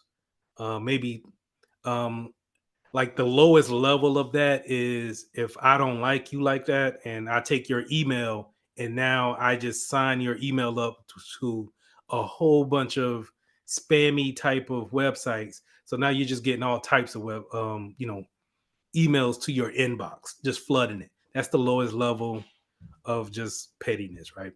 But you can also have somebody that has been missed over for a promotion in the finance department, and so now they decides to leak the information of all the pay grades in the company. And you, as a security professional, you have to be responsible for that, because um, how do we keep that person from actually posting that on Instagram, on Facebook? How do we stop them from actually emailing that to themselves and then posting it outside of work? How do we keep it within our network? And this is what we kind of touched on last night about only giving you the information that you need to do your work. And I need to lock everything else down. So just in case I don't, I can't be in every department at every time. So I don't know all the relationships that you got with people. So if somebody tee you off and you decide to go ahead and give out so many passwords, or let somebody have your username and account and then remote into the from a different PC off campus or whatnot, I can't let you just do that without me having some type of knowledge of it and then being able to shut it down as quickly as I see it. Something has to alert me and let me know that that's happening. That's more than likely what we call DLP, or data loss prevention. It's very hard to implement, but it's needed because the internal threat, you already have the threat inside of your network. It's hard to go ahead and say that everybody's going to be a great employee while you're working there and not just accidentally leak some information out. Oh, I didn't mean to send that Excel spreadsheet out that had all of the bank account numbers on it. I had that happen to me. Or they put it into a cloud provider, let's say box.com, or they might put it in the OneDrive or Google Drive and have sensitive information sitting out there. Well, the thing about that is that once you put it in a cloud provider, that cloud provider cannot just delete your information whenever you decide to delete it. They have to keep it for so many years, really. And that those years may be up to 7. And so you got to be hands on and lock down the network as much as possible before your information get out. Now, yeah, you're going to be looked at as, oh, security doesn't want us to do anything. They always, blocking websites or keeping us from doing our job. But that comes along with it.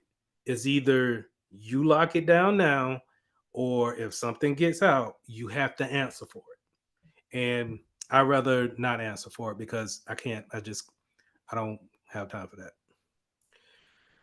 So that's the internal, external threat actors. So what's some of the motivations for threat actors? obviously money, right? Yep. Or I'm sorry, Greed, terror. greed. Yes, I would say anything that your normal criminal would be motivated to do. Probably your threat actors are probably motivated as well. But when we think about those active gods, right? It's not, you know, the weather's not out for you today, but at the same time, it's just, um, are you in that type of environment to where it acts upon you? As far as man is concerned, I like to look at them as a practice. Some of them like to practice on different types of businesses, especially smaller businesses. Before you actually go and you get the nerve to try to attack Microsoft, maybe you might want to attack your local bank first, because your small um credit union that's only pertaining to that city, it's probably not going to be up and ready when it comes to their policies, having the right devices in play, the network lockdown, and you probably can get some good practice in. That's why I kind of preach to these mid-sized and small businesses that while you may think that you're not important, a hacker doesn't really care. They're just trying to get some practice. So whenever they do get the nerve to try to go after the government, let's say, or the city hall, they know how to get past certain technical controls that's in place. Now, when we go back to ransomware, ransomware is pretty much the motivation of that is just the money, right? It's definitely the money on that because of the ransom. But at the same time, it could be a disruption, just being able to, you know what, I'm a cause of disruption in your business today, and I'm going to make sure that you have no business going on today. And if I can put that ransomware in place, and once is locking down that computer in your environment, then you're not able to do any work. And far as I'm concerned, I've done my job for the day. And a lot of times when you see stuff like denial of service attacks where they're doing maybe a ping attack, and that's sending a whole bunch of traffic to a particular server or a particular user, that could bring down the servers at that time, and now you're not able to fulfill any orders at that time or any type of service requests that you have from your clients. How we get around that is we normally have something doubled up. So if something is uh, taking on a heavy load, we can have something what we call like a load balancer to actually send all of the legit traffic or the extra traffic and balance the two requests between between the two machines, and therefore we can constantly keep things going. Or if one machine goes down, we can always still keep the business running with another one. That's going back to the availability side of the CIA triad, being able to always have the servers ready, up and running. Now it's not just ransomware. You also have blackmails, extortion and fraud. Your normal things, right? And this is where I think the social engineering comes into play more often, because in order to get these types of attacks off, I need to be able to set it up in order to actually put it into place. Maybe I have something on this particular owner and I'm going to hold them accountable, or I'm just going to blackmail them until I get what I want, right? Or going back to the insider threat, when you're talking about fraud, maybe I've been working with this particular account for years, and I'm not going to do anything, outstanding, but they missed out on my bonus, they didn't promote me. I'm just going to take a penny from each account every month, and I'm going to just slide it into this, separate account that I got over here. Nobody will know. I'm just going to take a penny from 250 accounts. 1 penny. Nobody should know. Shouldn't make a lot of noise. Especially if you look at a bank like working at a Bank of America or Wachovia or something like that, where you got millions of accounts. How do we block that? We make sure that those tellers, they cannot have the access to do those type of things, or you put kind of like a dual control in where you can take the money, but now you need your supervisor to actually sign off to say that you can move this money over to this account. Now, the thing about that is that they can you can get into what they call collusion, where all right, me and you, we got an understanding. If you take a penny, I'm gonna give you a penny, and we just take it from these 250,000 accounts, and we good. But I got to have my security controls in place so I can see something like that. Now, if you're talking, you seeing traffic like that, which you're probably gonna see some wild stuff when you start seeing what people actually do on a day-to-day basis. It get kind of wild. But you can't don't take your professional advice. Don't take the law in your own hands. You are not a cop unless you work for the FBI or whatever. But don't just go and just say, "Oh, I seen you doing this, that, and the third. You going to jail." No, don't do that. Just take it to their boss. Say, "Hey, they wilding out. They've been taking this. This is what," and have your paperwork straight. Show the paperwork on what they've been doing, and then leave it alone. Because immediately, once you're catching someone doing a crime, it really needs to go to legal almost instantly, right? So just keep those things in mind. If you see something wrong, and you know for sure that you've seen a consistent uh, history of someone breaking the law, do not take the law in your own hands. Just go ahead and send that up to the proper channels and let them deal with that. Also want to talk about nation states, right? So you're going to get this in your exam too. Nation state actors are not necessarily hackers, but they're kind of like marketers almost, where the best way I can explain it is that they have a political agenda when it comes to putting things in your face or manipulating certain campaigns. So we all know it's voting time right about now, and I advise all of y'all to go ahead and vote early if you can. Go ahead and knock that out. But nation state actors normally would have a particular party that they are working with, and now their whole thing is to vandalize or maybe push a certain agenda for that particular party, that particular candidate, whatever they're hired to do.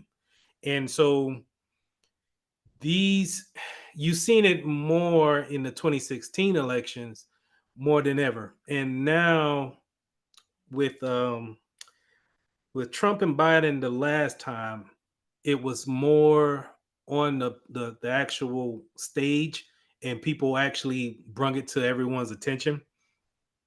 And now it's not so much in play right now, I don't think. But I do kind of worry about um, the actual the voting machines being rigged in some type of way. That's kind of sketchy to me. And plus, Trump had his campaign hacked. I want to say about 2 or 3 weeks ago, and I thought that was kind of weird too. But anyway, the nation state actors they're in high demand as of right now because they have a particular whatever they want to push out.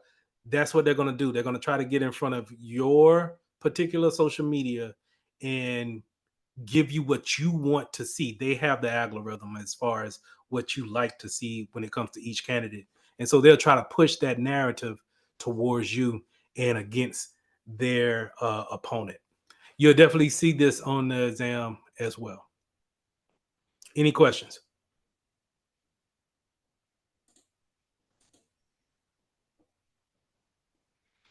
Now, going into hackers and then hacktivists. Hackers is the traditional term for someone who, okay, they don't use this term anymore because of obvious reasons. But back in the 80s, what they used to call hackers were crackers. Okay, ease up. Now, they changed that into hackers to, obvious reasons, but it used to be someone who cracked the codes of machine learning, or, computers. They changed it into hackers of, and that's where the name kind of originated from. And so that's where we're getting someone who actually manipulates the configurations of computers or systems.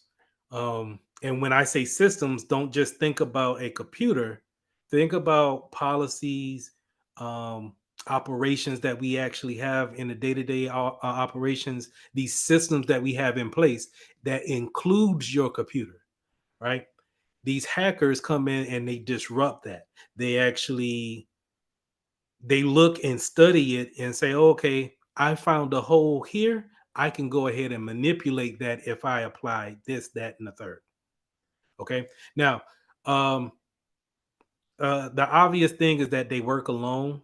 I think that's a stereotype. I don't think that a lot of them work alone, but that's the way we see it on the TV screen, right? What you want to know is that they took out the word gray hat, but we got white hats and then we have black hats. And it's obvious, right? The white hats are going to be for people who look at cybersecurity and they use it for good. And then the black hats are used for basically hacking things, and they're doing things for own self gains. Now, when I say they took out the word gray hat, is because gray hats sit in the middle, of course, and they decide if they want to be a white hat or a black hat. So they may look at a website and scan it and make sure that everything is okay. And then if they find a bug on that website, the white hat of them may say, hey, I'm gonna contact the owner of this site and tell them to fix X, Y, and Z. But the black hat of that side of that person may look at them and may look at that site and say, you know what? I'm gonna hold this site for ransom and I'll get the money and then I'll let it go. Or I'll tell them, hey, this is what you got wrong with your site. I'll fix it for a fee. And if you don't let me fix it for a fee, I'll just go ahead and tell somebody else to exploit it. That's that gray hat. And so while I don't have it on this slide, I would say still learn white hats, gray hats, and black hats. Um, the famous term that we all hear when it comes to they have a conference in Vegas. That's DEF CON, but they also have a black hat conference where you know I wouldn't say that they're all criminals, right? But they are, I say, a bunch of gray hats that go out there to do conferences, talk to each other, socialize, and then come up with ways of, or tell each other about what they have been seeing out here in what we call the wild. And the wild is just, going out there and browsing on the internet. All right. So this is more on authorized versus non-authorized, is more on the pen testing side of it. Pen testing is actually testing your network to make sure that you don't have anything wrong. Um, but a hacker kind of falls in that same line as a pen tester too, right?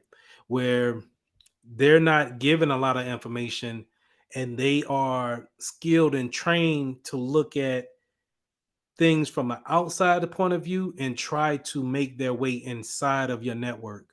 Um, And a lot of times, if they can find the authorized way of doing this, they can find a username and password in order to get inside. The non-authorized way is to find that flaw that you maybe skipped over and then break into that, or they do a brute force attack, and that brute force attack is just trying every possible way to break this password. And then once I break it, then I'm in. I used a non-authorized way to get into that.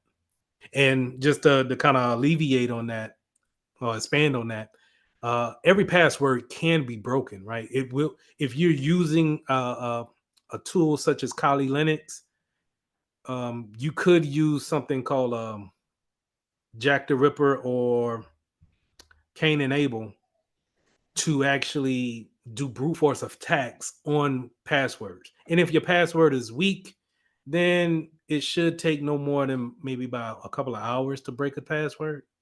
If it's strong, a strong password, when you're talking about 8 characters, 2 symbols, and uppercase and lowercase, and a special character, you're talking about maybe it went from a couple of hours to a couple of years to actually do a brute force attack and go through every, possible digit for each space. That's why people are constantly telling you, when it comes to your passwords, make them longer and then make them more complicated. And I think, not in today's class, one of these classes, I'll show you how to make a password where it's fairly easy, because we're all kind of victims of it, where you got so many passwords for everything you do. And everyone wants you to have a different password for everything you do, but you got maybe 10, just on your phone alone, 10 different passwords for 10 different accounts. Well, that's where I would suggest you use your fingerprints and your face unlock. But a lot of people may not be so hip to want to do that, not want to be, keep that stuff on their phone. And I understand that, but it's less on your part. But I'll go into how to actually make a password that you can use, and you just have to remember a couple of things. All right, moving on to unskilled attackers. So this is where this word called script kiddies comes into play.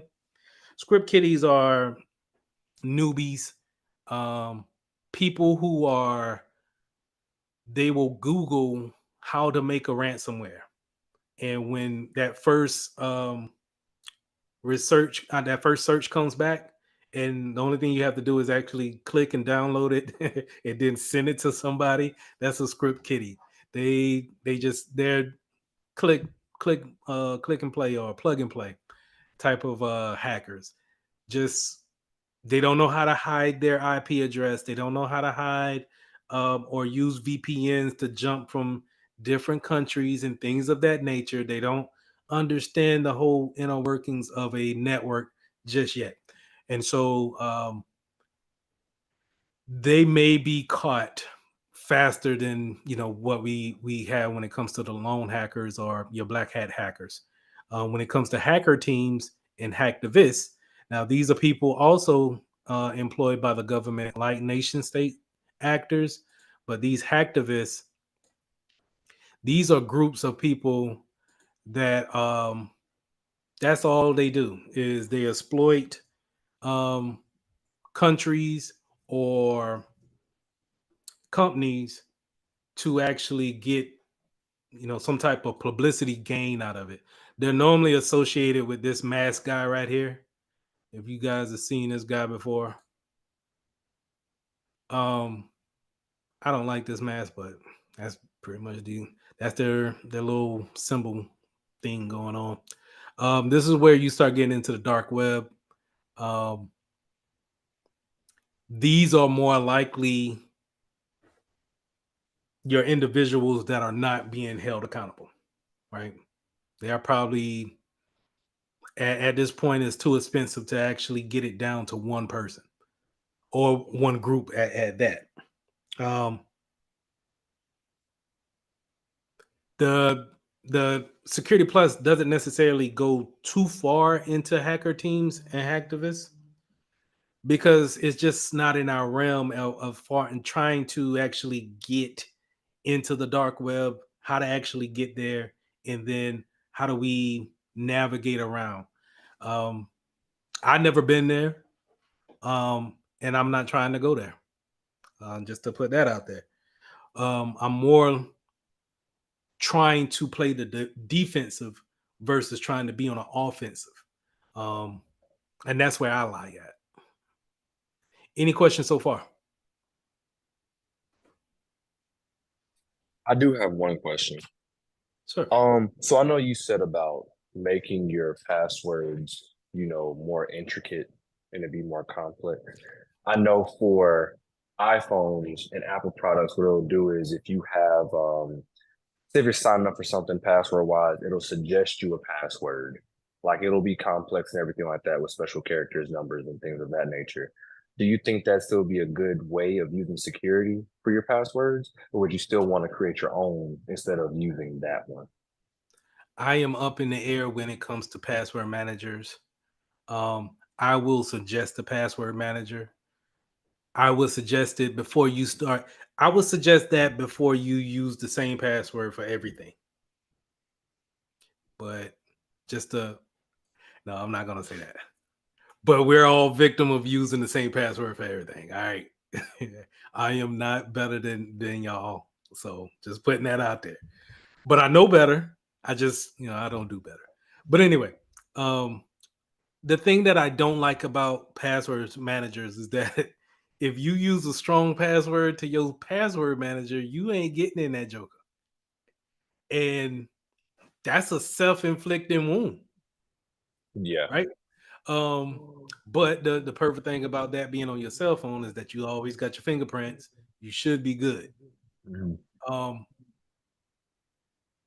I would say go ahead and use it. It shouldn't be no problem. And I don't see any kind of hiccups if you're going to the different sites and it's always offering a new word, a new password.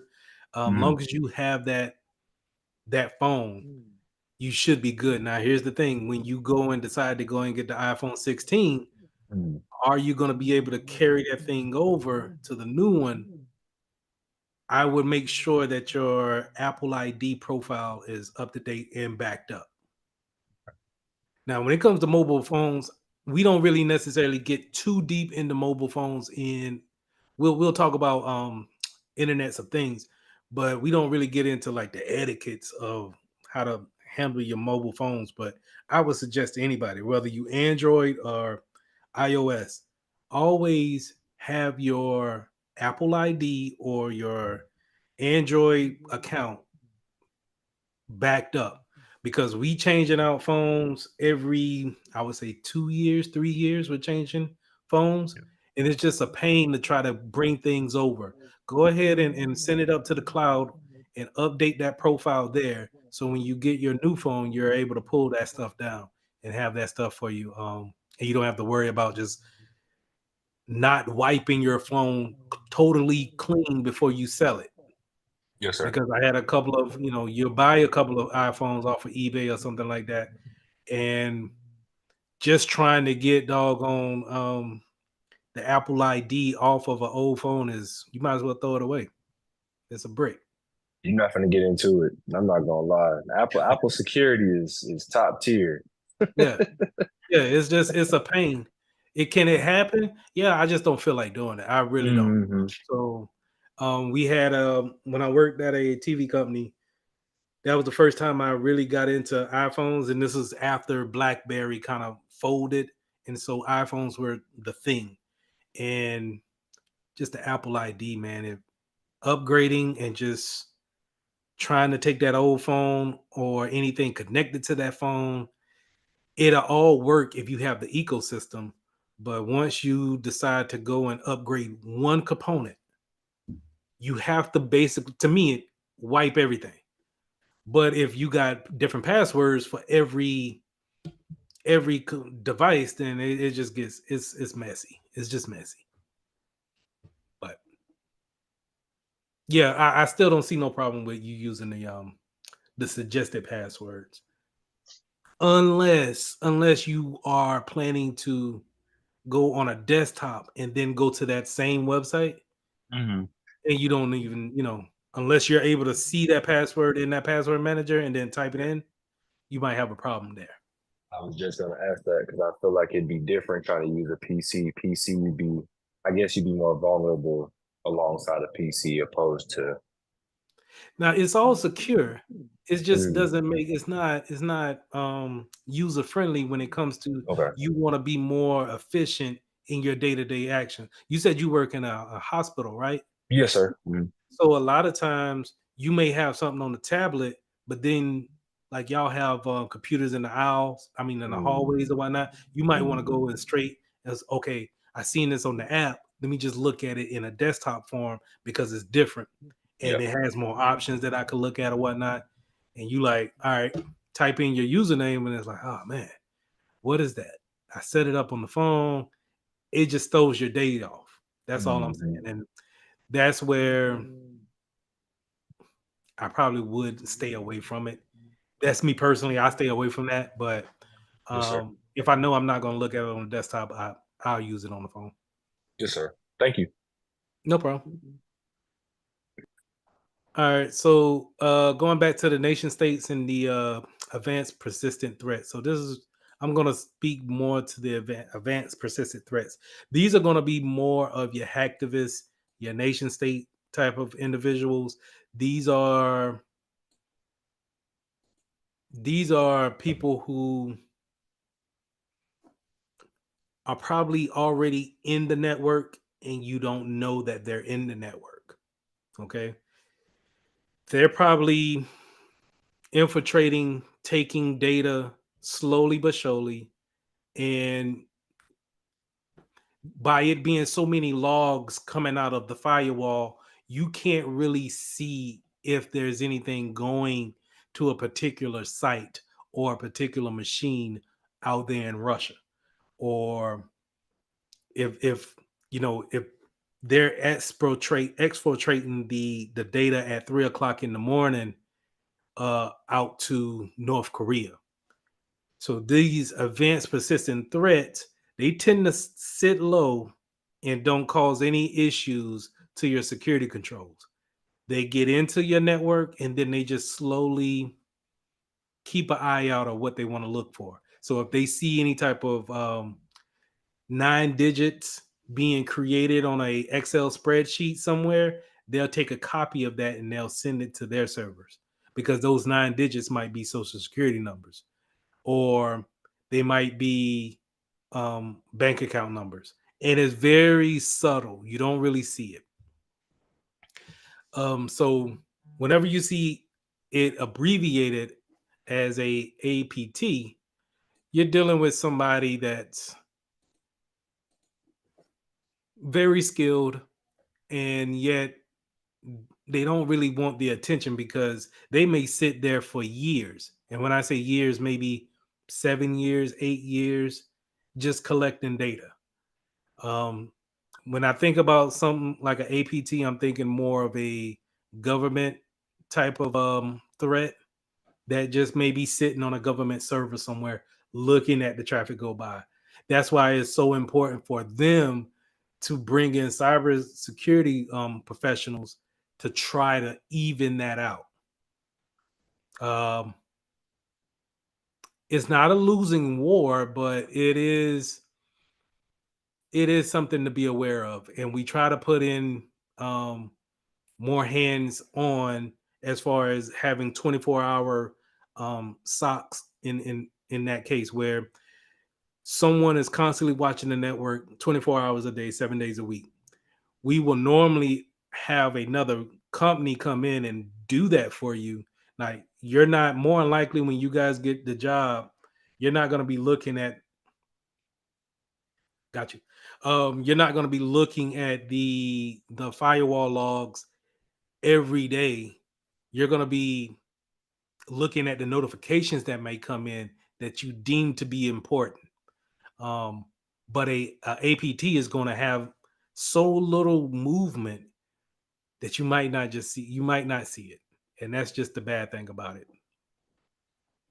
But hopefully, you can get a good SOC in there that can look at the logs and say, "Hey, this traffic is going somewhere that we don't think is a good place. Do we want to put a block on that?"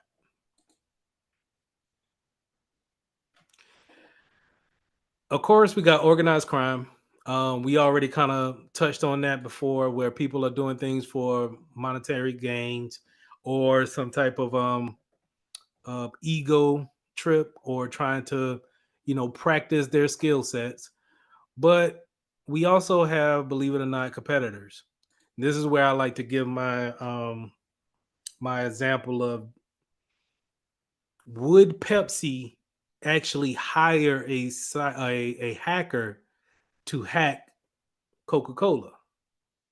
Or let's say if it's someone fighting for actual attention, would TikTok hire someone to go against Twitter and actually, you know, hack Twitter, or maybe bring the servers down just for a little bit? Matter of fact, let's go back to another one. Would PS5 hire someone to hack Xbox? So now we have those servers, those gaming servers, and if we can get majority, we know that if the Xbox servers are down, then those gamers will come over to the PS5 side of it and be able to play on our platform and give us more traffic. Would I hire someone to actually perform those things on a daily basis, on a weekly basis? Is that possible? Of course it's possible, but is it something that is it ethical? Like, would companies actually do that? And I think so. I really do think, like, behind the scenes, yeah, all day. All day. Like, my friend just he sent me a text this morning how the Xbox servers were down when it came to online gaming this morning. And I still don't understand how you could be Microsoft and any of your systems are down at any given time, right? You just, it's too robust for you to be down. So me personally, I just think that that's something external sending traffic to actually disrupt that flow of traffic going into Microsoft. And I like this bullet here where it says combined with the insider threat, right? That collusion that I was talking about. Your competitor might see that you're a good employee, or you have a particular status within that company, and then they hit you on LinkedIn. Hey, I see that you've been working with Nike. I work for Under Armour. Hey, real quick, just see if you send us some prototype drawings of the new shoe that you got coming out for the new NBA season. We'll throw something your way if you can find us some good information. Not saying that it's ethical, not saying that it's right, but I'm saying that it might just happen. Okay.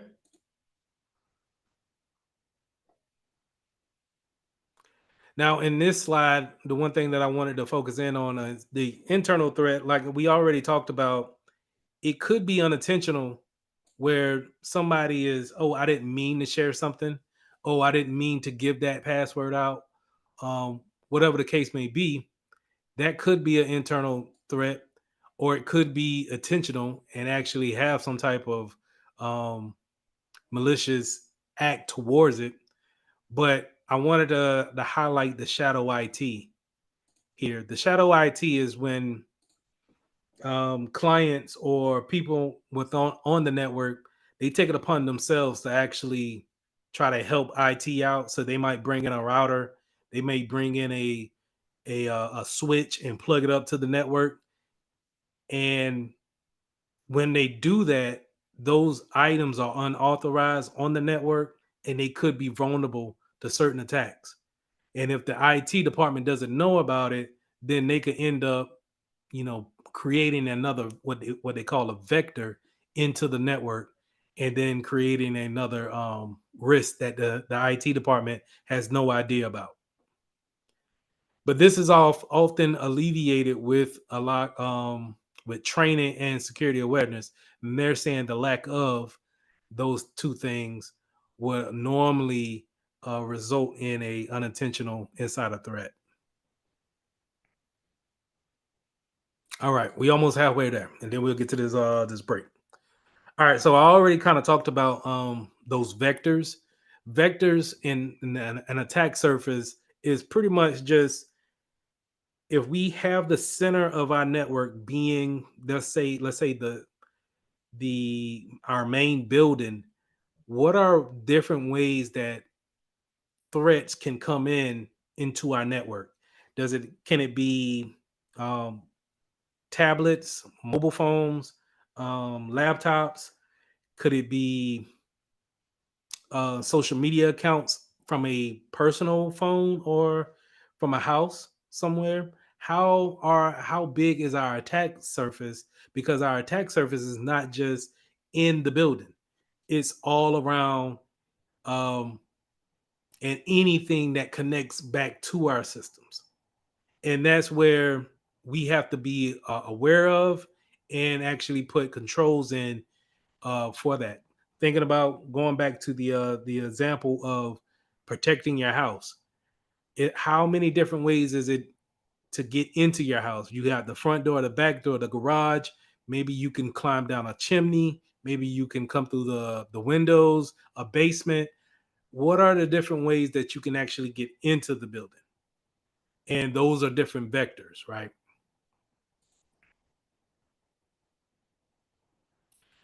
Now, software is the obvious thing when it comes to your computers. Your software is normally going to be vulnerable if they're out of date or they need some type of patching done. And it's on us to actually understand when these updates are notifying us, and then we need to actually put them in place in order to um, bring that risk down when it comes to vulnerability. Now, it's always important to understand when systems are not supported anymore and applications are not supported anymore, because now what that says is that third party or whatever company that you're working with, when it comes to that system or application, they're not looking at the code anymore to try to fix it. It's just on you. Whatever we left undone is just undone. And so that's why I highly recommend that if you see anything that's out of date, Windows XP, a little bit of Windows 10, try to stay away from putting any type of sensitive information on that, because you don't know what patches you're missing, because that is not even supported no more by the vendor.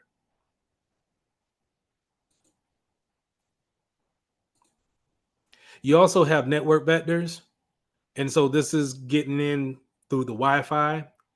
Um, in the second hour, I'll show you guys a tool called Wireshark, where we can look at the traffic going back and forth from different appliances and see if we can actually look at those network packets. Um, this can be done at any place, and is actually a good tool to learn and actually put on your resume. You also have things like Bluetooth, where we can connect to each other's Bluetooth if we have those little pin numbers in order to have that connection. But you want to make sure that your Bluetooth is up to date too, so you're not really bleeding that stuff over. But these are also different vectors that people can take advantage of, right? Normally, um, 9 times out of 10, the Bluetooth on your laptop is probably defaulted to on.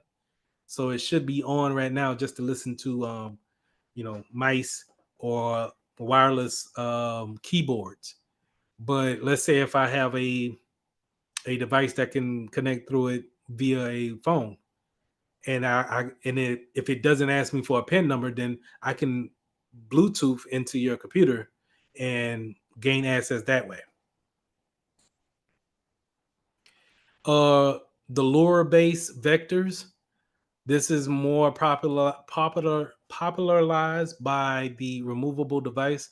I said this last night when it came to the USB attack, where I would write an important person's name on a USB, tape it up, and then put it in the bathroom somewhere, or just drop it in the student center, and then have somebody pick it up and see what's on it.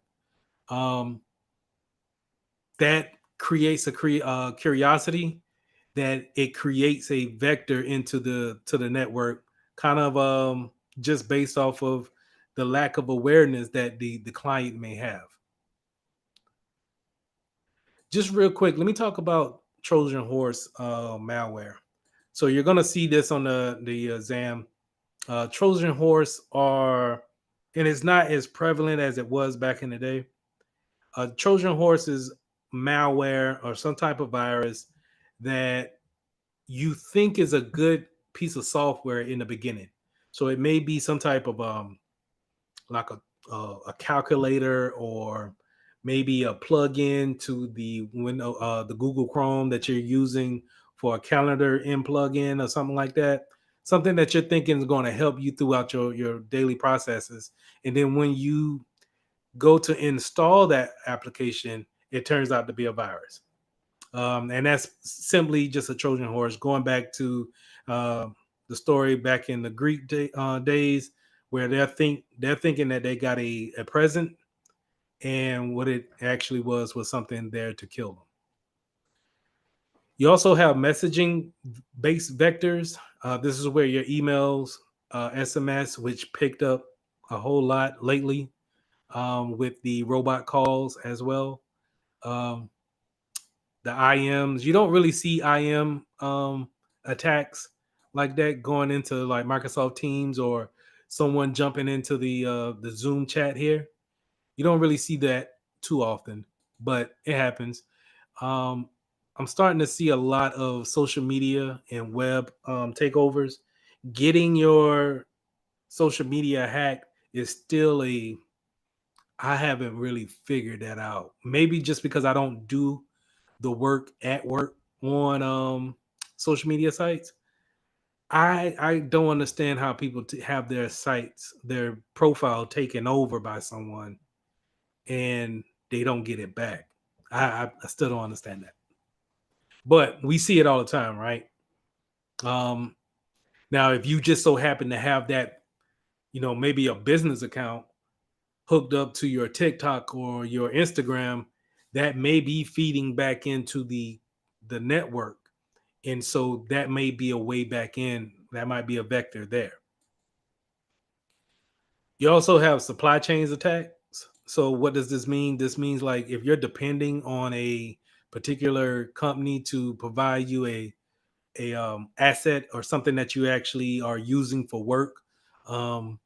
Maybe if you're a bread company and you're waiting on the bread vendor to give you a product so you can actually go and provide bread for people, if they are out of bread or can't get to you, or let's just say they don't have power or what have you, then in turn that's a denial of service for you.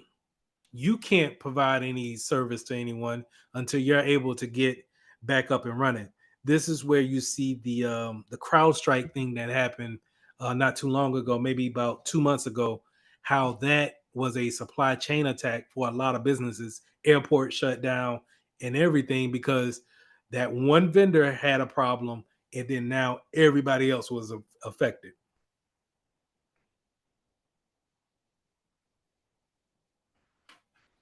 Any questions before we get into social engineering? Any questions?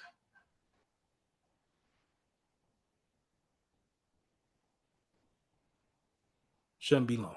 All right.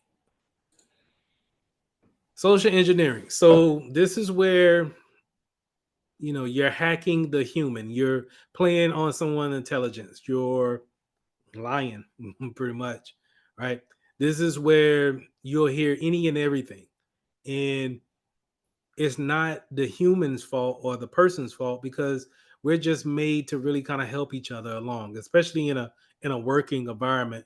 We're not here to really cause any kind of problems. And so people who use social engineering know that, and they try to manipulate us based off of that. Now, a lot of times you get impersonation and then pretexting. This is where those IM or those SMS messages come into play, where they're telling you one thing. Maybe your UPS package hasn't been picked up. Please click this link so we can tell you the whereabouts of your package. but you wasn't expecting a package. Those are attempts at social engineering attacks. Um, those calls that you just randomly get, those are legit calls, I believe. They are legit. I think your number is pretty much on a list that they're trying to sell you something. Um, but every now and again, you will get someone that's trying to get something personal from you. They're trying to get a phone number, address, social security number, birth date, something personal that's directly linked to you. And then that's a more direct of a social engineering attack. When they're trying to just sell you something like life insurance is up and running now because of open enrollment between now and November. You're going to get a lot of calls of, hey, open enrollment is now, do you want to, we can beat your company's rate or what have you. That's just you're on a sales list, right? But you being on a sales list might be the result of you having your information leaked by a company that you gave your information to. There's nothing you really can do about that. Just kind of like wait it out. But you got of course, the classic phishing attacks. These are, just parts of social engineering, trying to make you confused on an email and send you to a particular site. In the second hour, I'll show you some examples of this. Phishing is the same thing as a phish email. It's just in voice um, settings, actually getting you on the phone and trying to talk you into something that you're giving up. Smishing is more on the texting side. So reading those texts that you don't know where it came from, but they're telling you that they have some important information to tell you. And then farming is um, getting traffic to go to certain sites via a DNS spoofing. So if you guys are familiar with DNS, DNS is a network protocol that turns the regular words of a URL into a IP address, and then you go to your website after that, right? So they'll take something like ESPN.com, and then ESPN.com changes into an IP address, and then at the end is the website. That process of it changing over to the IP address is called DNS, domain name service, DNS. And so if they can spoof that, if they can change that, then they can send you to a particular site that you have no idea that should be there. And I'll show some examples of that in the second hour as well. Especially these typo squatting sites.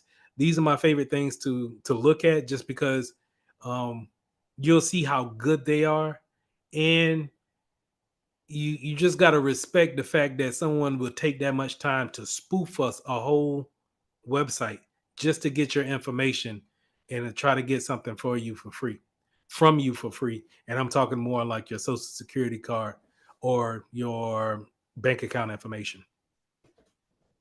That's typo squatting. Just to give you more of a contextual definition of typo squatting is taking that same URL and maybe changing a word or two, a letter or two. And so when we're typing, sometimes our fingers may just naturally hit the wrong key. And instead of going to Facebook, you may go to FaceMook, which is an M for the B, right? And what typo squatting does is that hacker will create a whole site based on the domain FaceMook, and then you go there and try to put your username and password in, and then they're able to collect that credential. All right, last slide here. Business email compromise. So what I always kind of preach about is never give out never give out the emails that you don't want to be out. I would also, in my earlier years of teaching, I would say don't give out your business email. And that's the more professional way of saying it. But don't give out emails that you don't want spam to go to. So when you're, what I hate is in South Carolina, man, they got Dish Network.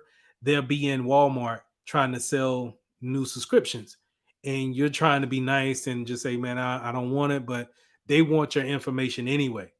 And you'll tend to give them your name and number as well as an email address. And now you're getting all these spam emails from them because you gave them that address. My advice is, have a fake email that you could just put down at any given time so you don't have to worry about that. But you also need to make sure that if a business email could be spoofed by someone, and if you're not familiar with that person, and they have a domain that's similar to your business email, just make sure you're looking at the spelling and making sure that if it doesn't match up, that you might not want to open that email, because it may not come to the spam inbox. It might just go to your inbox, and they're only just waiting on that one click to try to take you to a particular site. Any questions? I know I kind of ran No over. question. All right.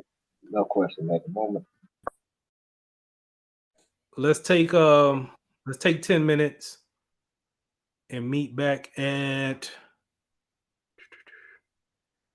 7:25, and then we'll do the last hour of it, or whatever, the last 45 minutes of it, and try to get y'all on the way. All right. And I'm gonna go ahead and take attendance too. So Okay. I'll be on here for a while just to do the attendance.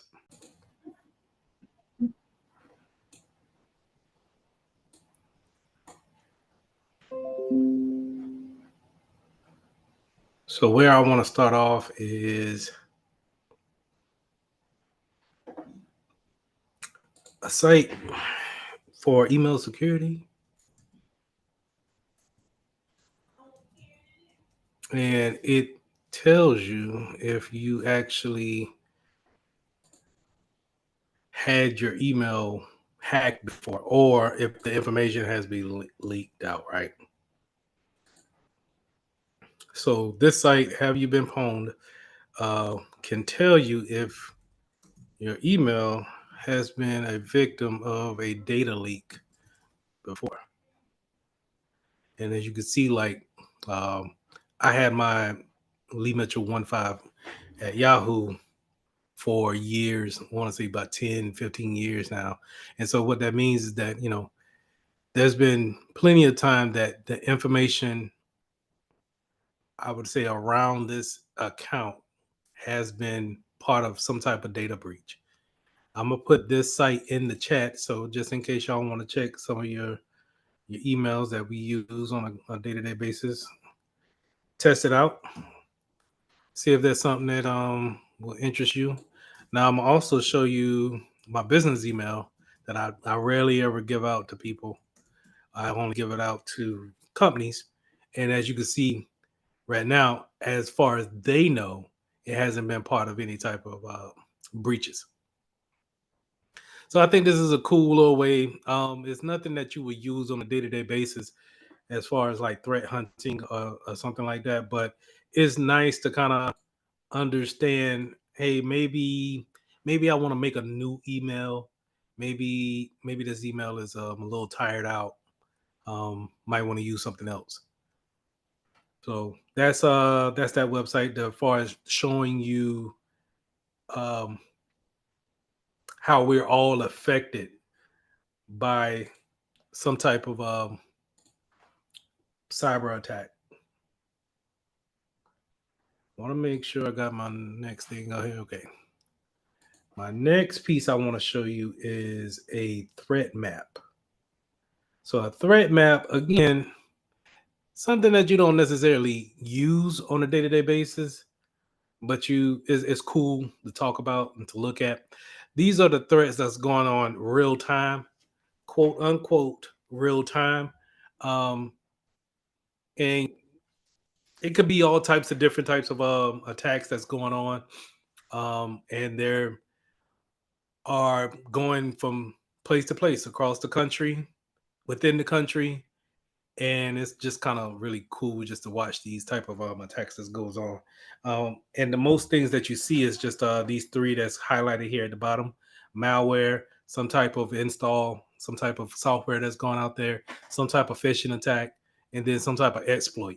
Exploit means I'm actively trying to take advantage of a device. I'm actually putting in a code to try to um, take over something or to actually lock down a PC or what have you. So they're actually being attacked at that moment. You can find these threat maps from anybody. I like to use this one, and I think another one from another cybersecurity company. I think it's Fortinet that has another cool one. But I like to have this just to kind of show that it's not just whenever you see it on TV, it's constantly going on at all times. And you can just see how it's just going at the rate over here, slows down a little bit. How these attacks are just being recorded. Now, you may be looking at it like, well, okay, I know, right? When you look at the attacks, it's like if they could see it going on, why not put a stop to it? And a lot of times these are what the firewall sees. So to explain the firewall, your firewall is going to sit at the edge of your network, and it sees traffic going back and forth in and out of your network. But its job is to look at what's coming in, determine where does it go within your network, and send it there or drop it. And Checkpoint is a cybersecurity company that provides those type of devices. Fortinet is another one that provides those network devices, and they can create, based off of the information that they see, they can create these maps that I would say is pre-planned, but they market it to us as if it's live, right? But nevertheless, it's something cool to look into. Again, nothing that I would put on my resume, but it's nice to see. It's nice to see the currency of it.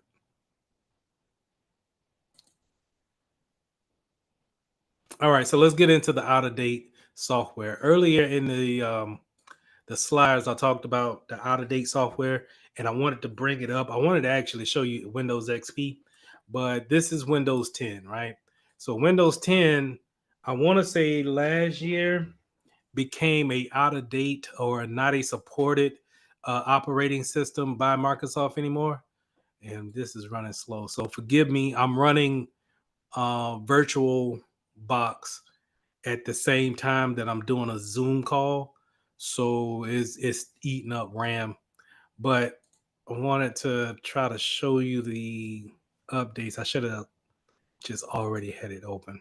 Okay, Jesus. Let's try that again.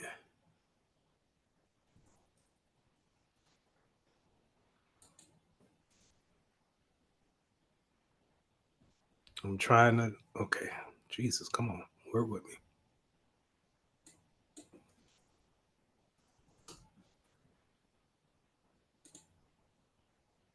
Today. We might not get through this just because I don't have enough RAM. I'm surprised that I'm able to have this virtual machine up and be able to see you guys on the Zoom as well. But I know I'm stretching it. Let me try to close out some windows real quick. I don't need the threat map anymore. I'm going to leave this up. I don't need that.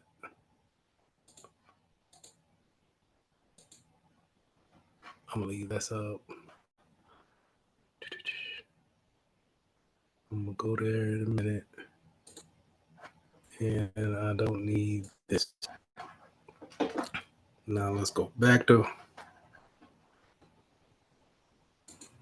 virtual machine.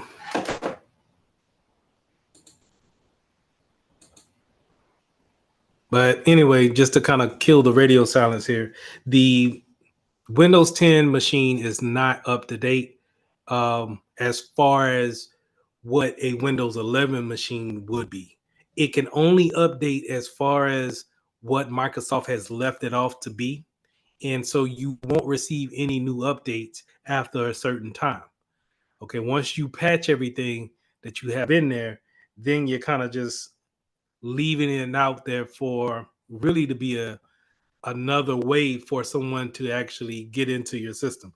So I have a vulnerability that's high on my computer because this is out of date software that I should have off my machine. But for learning purposes, I have it on there. And if you guys want to try working with a virtual machine, I would suggest getting something called VirtualBox, and this will allow you to actually load on different OSs on your machine if you have the RAM to hold it, and you can practice with different OSs on your machine. These operating systems that, of course, are updated and to relevance and doesn't have any compromising factors. I would suggest that, but if let's just say if you're trying to really build that resume, you want to make sure that you understand what you're looking at when it comes to like Windows 10, Windows 7, XP, just to kind of get a feel. You can always take it off once you're done with it. Like the thing about VirtualBox is that once you're done, you can always just blow this away by hitting remove once I shut it down, right? Or you could just shut it down and then now you're disconnecting it from the network. So you're kind of alleviating that leaving it open to any type of vulnerability that might be out there. You can shut it down and delete it, or you could just make sure that you shut it down. But that, that's on you if you're going to put a old operating system on there like I am. But I pretty much just use this for learning purposes. And in a virtual box, in a virtual machine, it's very hard for a hacker to come into the virtual machine and then jump out of that virtual machine into my regular machine, which would be here. This background here. It's super hard to do that. Normally, because if I have my configurations right, I should not be talking to my virtual machine at all. Not from my regular desktop. Yeah. And plus, I probably got it on the lowest amount of RAM for it too, so I can't do much here. But yeah, that's what I wanted to show you, and I pretty much got my point across, but I wish I could show more.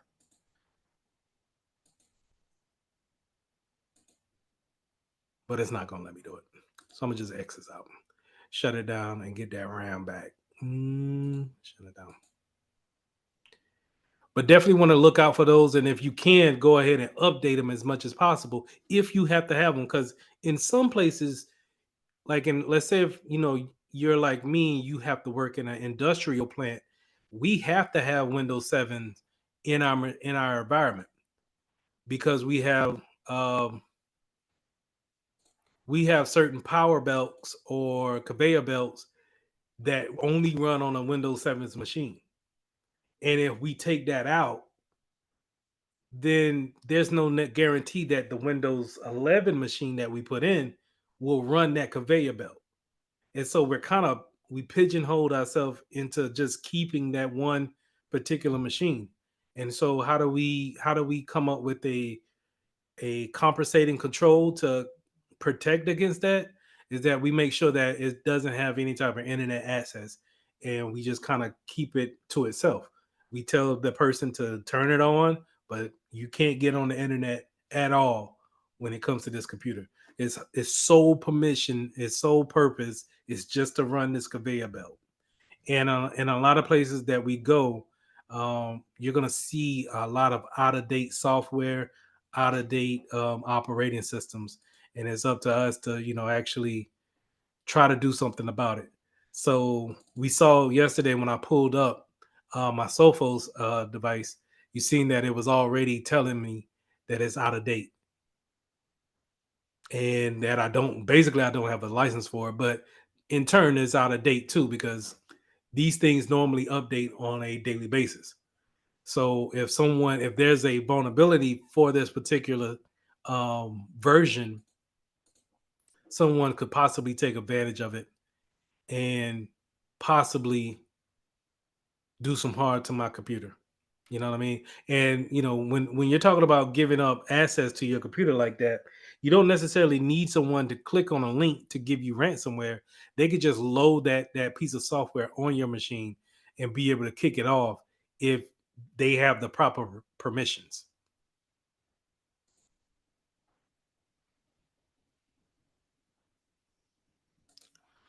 So that's out of date software. Um, let's go into Wireshark.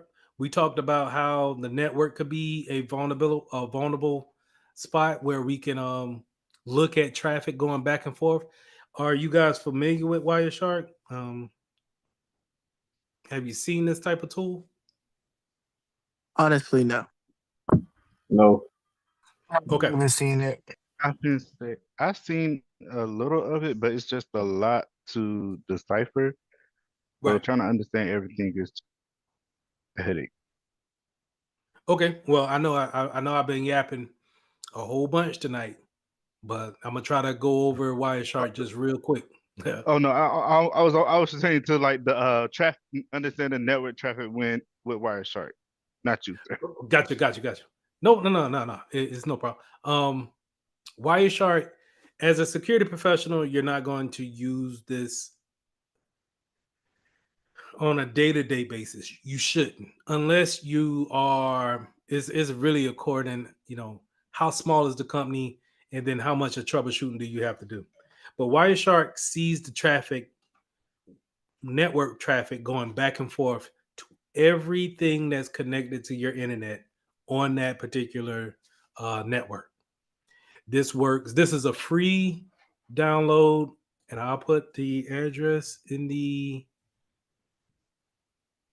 chat so you guys can go and check it out. Download it yourself if you want. Let me know if you are confused on what version to get or what bit to get, but you can find it here. But what it does is that you can see all of the different networks that it picks up here. And what you want to do is click on the one that you're connected to see the traffic. Once you connect to it, it automatically starts pulling down all of this traffic. This is all of the devices in my house that's conversating to something. And at this point, if I stop it, we have already got tons and tons of traffic. Tons. Right?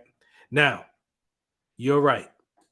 It is a lot to actually take in and see what's going on.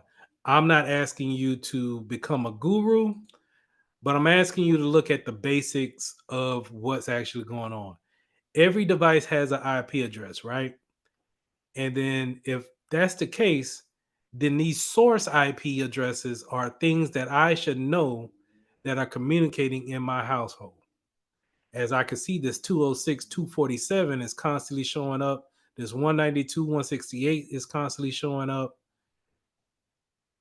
These are actually the only two that's showing up. So these are, I wonder, since I'm upstairs, I wonder if this is my router and my computer. 'Cause these are the only things that I'm upstairs with. So what I'll do is I'll pull up the CMD command prompt, and I'm gonna do an IP config just to find out what is my IP address for my computer that I'm on right now.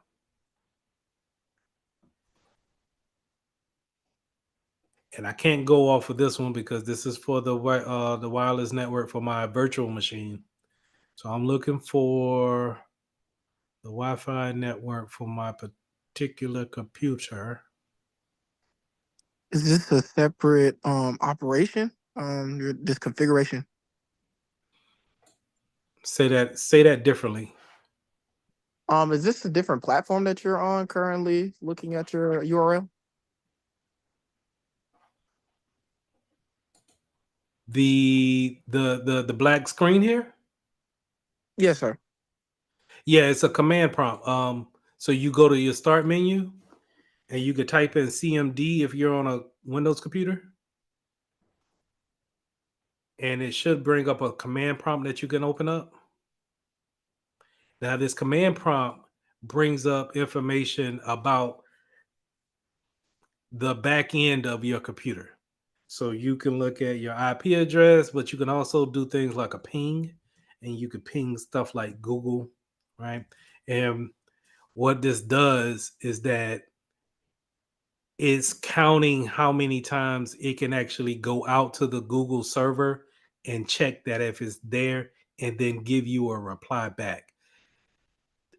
Is there more sexier ways of looking at this? Yes, but command prompt is pretty much your basic way of doing these things at a quick glance.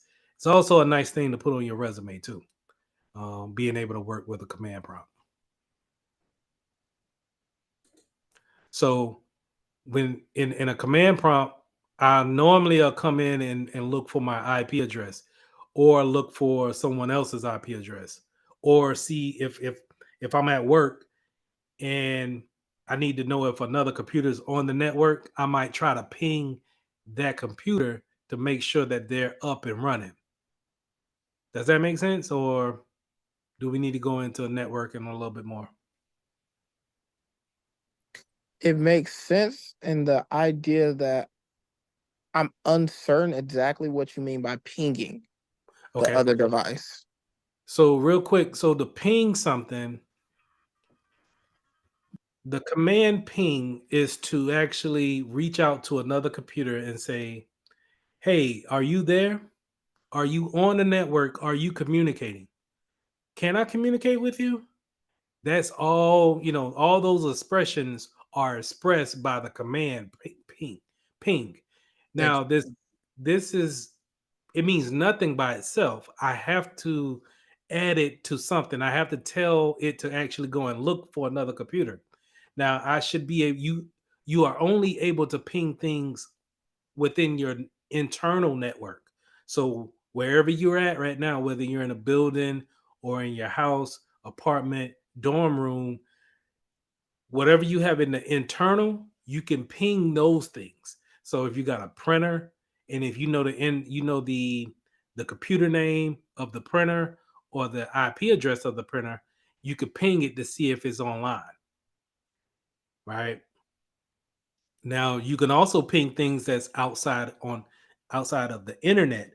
And that's when I'm saying you could ping something like google.com and see if it's up and running. Now, when you're pinging it, you get a IP address from Google. This IP address is from a Google server. And basically these bytes and times and the time to live is basically telling you that my computer and a Google server is talking back and forth and saying, "Hey, we're both communicating and we have no problem communicating with each other." Okay? Now, I can also do this for any website. So, ESPN.com. And you see that I get a totally different address but my ping times are pretty much going to be about the same. Your ping times are pretty much going to be around how fast your internet is. Okay, so you really don't have to worry about that. But what I do want you to know is that you see how I put in ESPN.com or Google.com and it came back with the IP address. Remember when I was lecturing, this is DNS working. This is the DNS protocol is taking Google.com. A computer doesn't know what Google.com means. It knows how to talk the numbers. And so it automatically takes DNS and translates it into the IP address. And it says, oh, you don't mean Google.com. You mean you want to go to 173, 194, 219, 101. That's where you want to go. Okay. So I know I threw a lot. Does that kind of clear up a little bit more picture as far as pinging? Pinging is just really. Yes, I understand what binary code is. And that Okay. and that aspect of knowing an address. Everything's a destination. I can understand that much. Okay. But do you understand the ping aspect of it? Yes, they're in between a URL or just a communication between your computer and the destination that you're attempting to communicate with. Correct. Now, going back to what we was talking about tonight, I brung up very shortly a ping attack. And I said that a server can send a whole bunch of pings at a particular server or a particular computer, and it could flood and stop the services of that server because it's constantly asking, hey, are you there? Hey, are you there? Hey, are you there? And the thing about a ping is that it will ask one time, hey, are you there? The response back from the destination is, yes, I am. Then it's looking for an acknowledgement showing that you have received that message and that you can stop the communication, right? That's why you get these four little pings and you stop it. But if I'm getting at you, constantly getting at you with servers, like 4 or 5 different servers, all sending the same thing, I'm creating a denial of service to that machine because a server or a computer is designed to always answer the next command. And if your only command is, hey, are you there? I'm creating I'm not letting that computer answer that and then move on to the next service or command. In that instance, can you flood the firewall, or does the computer understand the kill to command? The firewall is supposed to. You would like for your firewall to be smart enough to see that type of traffic and stop it, cut it off. But you also want to put some configurations on your server to have to say, hey, okay, if you don't get an acknowledgement after so many times, this time to live right here, if you don't get a certain acknowledgement, go ahead and drop it. Go ahead and drop it and move on. That's where, going back to yesterday when we talked about operations, those things are in the operations. Those things we'll talk to the networking team and we'll say, hey, for our servers or for our firewalls, we want our time to live to be this particular time. Because just in case you get a ping, I'm sitting in. Policy? No, not operational. In the way, it's operational and going in that technical realm because we got to make the configurations in the technical. You get what I'm saying? No, that made a lot of sense. Yes, sir. Okay. So, but good question. All right. So going back to Wireshark, if we know, okay, so going back to my command prompt, I'm gonna go back to this first tab. This wireless LAN Wi-Fi is what we clicked on here in Wireshark, and we could see that my computer that we're currently looking at my IP address is 192.168.86.36.38. Jesus. And I've been talking to these particular addresses constantly. You can see I'm talking to something, and that whatever this is talking back to me. Right? And you can see the acknowledgement here. You remember when I said that it'll ask a question, but then it will it's waiting for the acknowledgement to stop that particular conversation that it's having, right? And so now I don't know what 206.247 is, but let's see if we could ping it and maybe see what if it's on the network, maybe. Ping 206. Jesus. That is not on what I said, 206.137.229. So since it's timing out, that means, let's see if it comes back with another one. Okay, so it's timing out. I would assume that this is an outside address. So let's take this address. And now let's do kind of like a reverse lookup. What we want to do is, instead of having it be an IP address, we want DNS to tell us what's the name behind it, if there's a name. And so if you guys were logged on when I was on here earlier, I've been messing around with the NS lookup. Matter of fact, let's do it in the command prompt.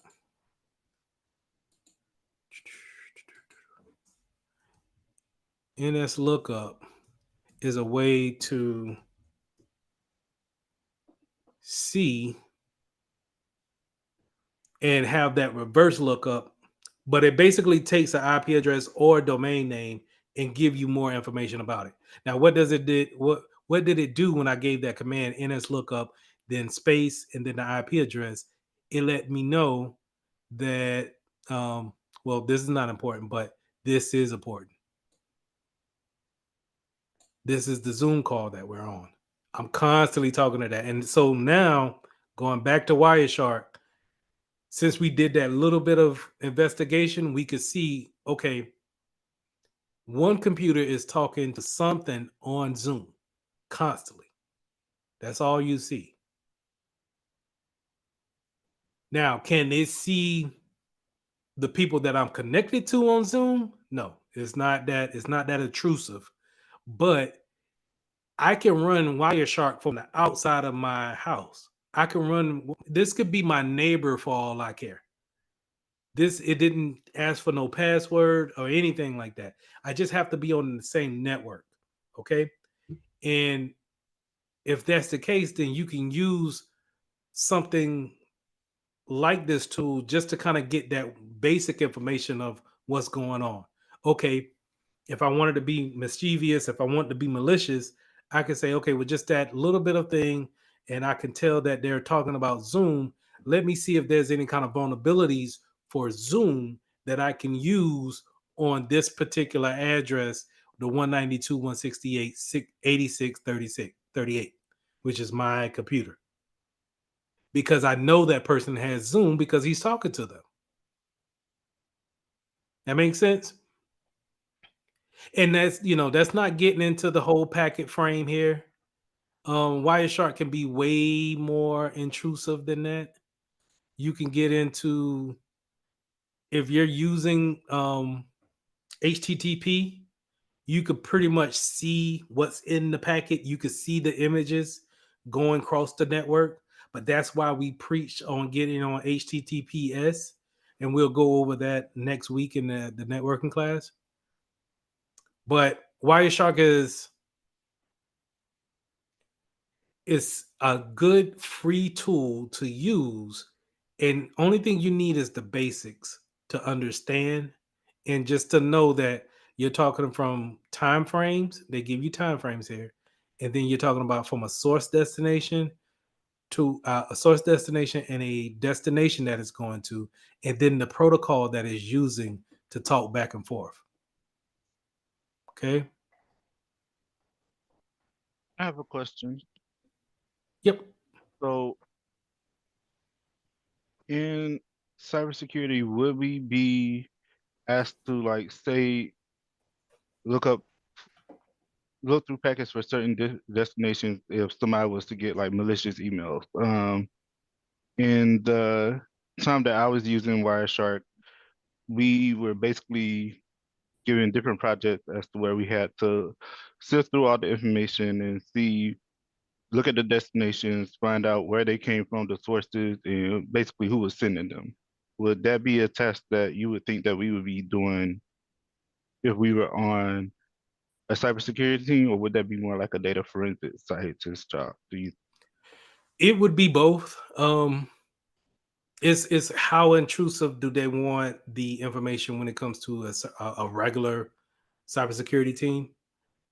If you're in that threat hunting field, that category, they're going to be, they will have more sophisticated tools than Wireshark to actually perform those tasks. You'll get something like at work, we use a tool called Abnormal, and it's just for email security only. And so we can look into someone's email box and be able to look at the headers for that particular email and trace it back just off that email. You don't have to necessarily go through Wireshark. Wireshark is a good open source tool if you're working for a small company and they have certain, you're trying to figure out why certain things are not talking, or maybe you're blocking something and it's not really showing up in the tools that you have. This is going to show you all of the IP addresses talking. So yes and yes. Good question. As we go along, we'll go more in depth with Wireshark, but I just really wanted to show you how when it comes to what we talked about tonight, the attack vectors are all over this place. Well, and this is just talking about my computer. What is that? Ooh, I think I know what this is though. But anyway, okay. Oh, that's nasty. Okay, let's jump into it. All right, Wireshark, spam emails. Let's go into the typo squatting sites, and then we'll finish up with these. So these sites that I'm about to show you, I don't want you guys to go to them. I just want you to be aware of them and how they look. So this is a site called OpenFish, and OpenFish is sites that are compromised and are actively looking for your information to take advantage of and actually steal information from you. So again, I don't want you to go to this site, which you could, and click on these and get taken for it, right? I just, watch me on this and just don't partake into it, because I just don't want you to, I don't want something to happen and then I feel bad because you were trying to learn and nah. So what we'll do is, I already got this one site open, and this is for a TikTok wholesale. And I think this came off this one right here, www.tiktok59.cc. Maybe. Is there another TikTok? So it probably did a switch over.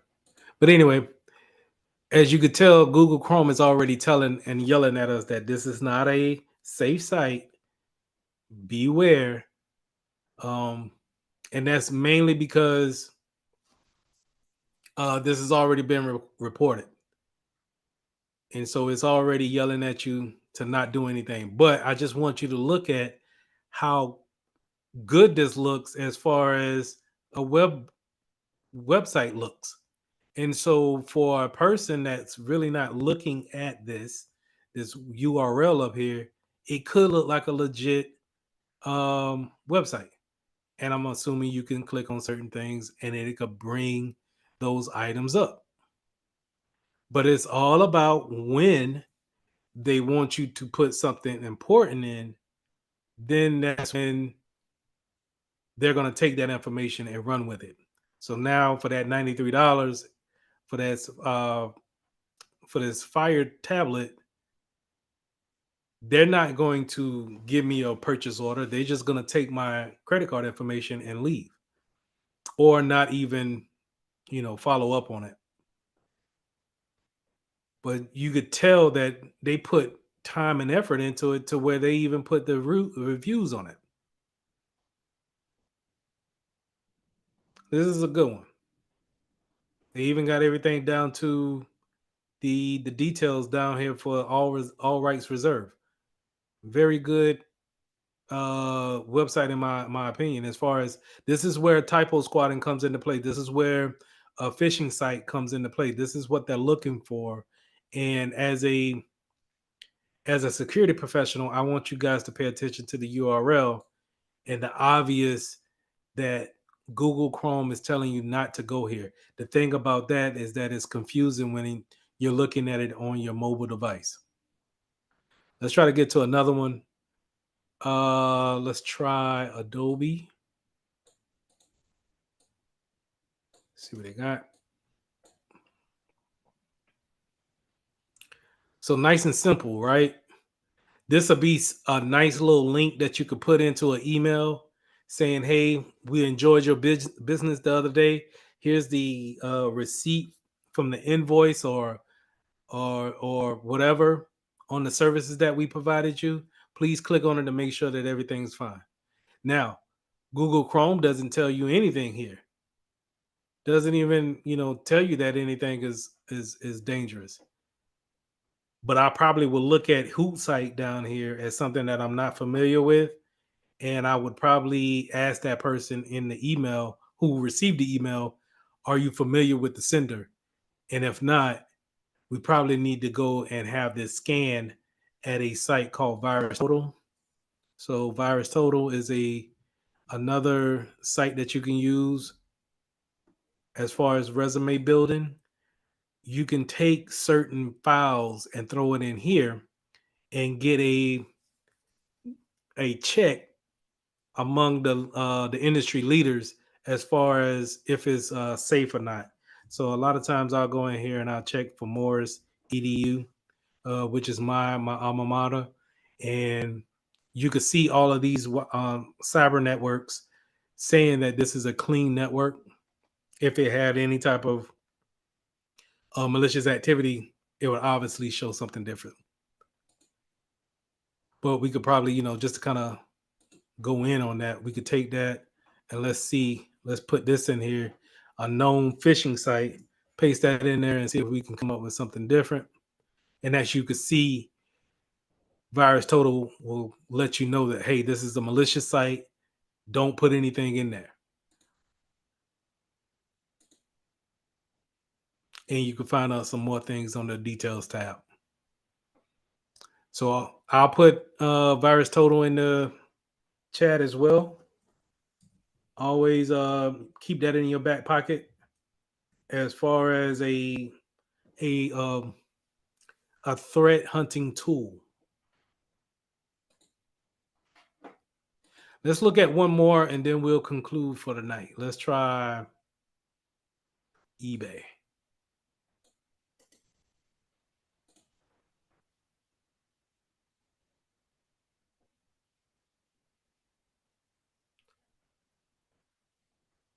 So not a necessarily clean website, but it's asking for information, which what these sites do.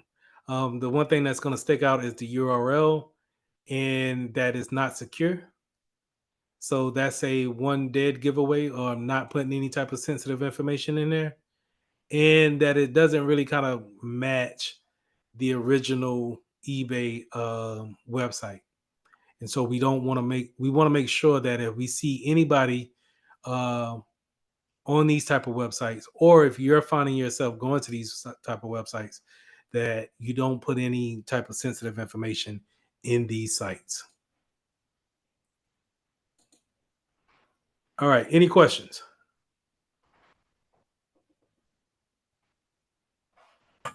Is there subnetting in cybersecurity or on the No. security?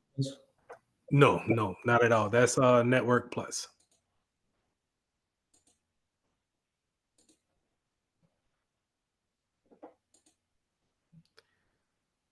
All right. If there's no questions, I'm gonna go ahead and conclude for the night, and I'll get this lecture up for you guys on tomorrow morning, and I'll see you on Thursday. Thank you. All right, y'all take it easy. Thank you. Thank you. Thank you. Good night, Thank you. everybody. Good night, y'all. You have a good night. Good night. Y'all have a good one.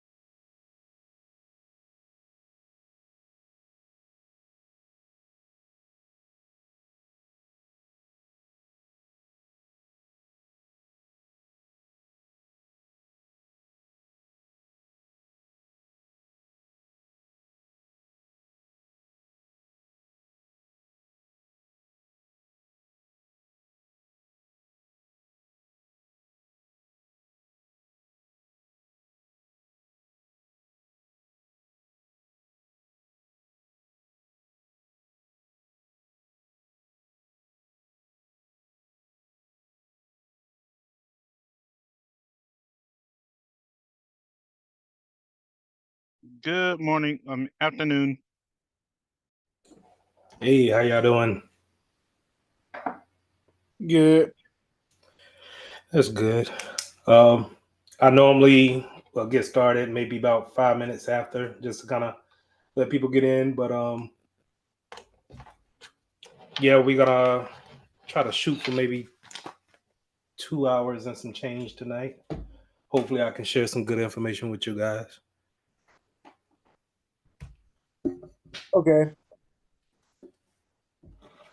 If you don't mind, can you go ahead and put your emails in the chat? I need to sign you guys up for LMS so we can share some resources, and you can always use that as a place to get worksheets and stuff that I sign out.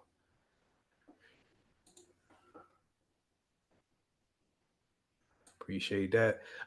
Shortly, sometime tonight, you'll see an email come in that I'm adding you to a Google Classroom, and that's where we'll use as a kind of like a meeting point. I know that Dr. Blair said that you guys should use the Security Plus LMS that they bought for you, but I don't have access to that, so it's going to kind of be kind of hard to use that as in conjunction with what I'm teaching, but it all should match up. Okay. I don't have a security plus anything. Okay. I was gonna say they probably haven't sent that out because I was just about to ask because I didn't have mine either. All right, yeah, well, that'll even be better, I guess, from my standpoint of you guys can just go in here and tackle it. Give me 1 second. So on top of this, are y'all currently in school right now? Yes. I am not, Okay, but I will be in the spring. not a problem. Hey Joshua, how you doing? Good afternoon. I'm good, and you? Doing good. If you can, go ahead and drop your email in the chat. I want Okay. to get you added to a LMS real quick.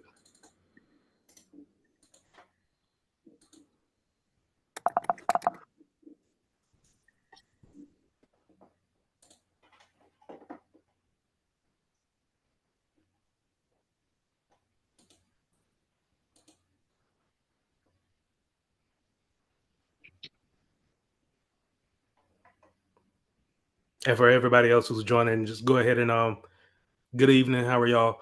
I just want to let you know, please drop your email in the chat. I want to get you guys signed up for a Google Classroom so we can all share information there.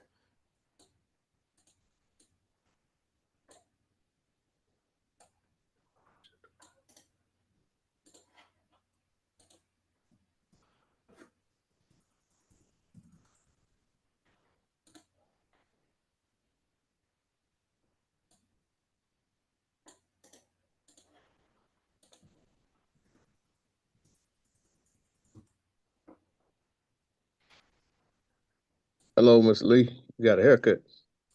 Yeah, man. I said I was going to leave it be until I started teaching again. Okay. I said, man, let me go ahead and buzz it off real quick. I'm a master barber too, so I noticed it. Oh well, yeah, I could tell. You could tell I jacked it up, but hey, I had to do what I had to do. Oh yeah. Hey, that's what we do to survive, man.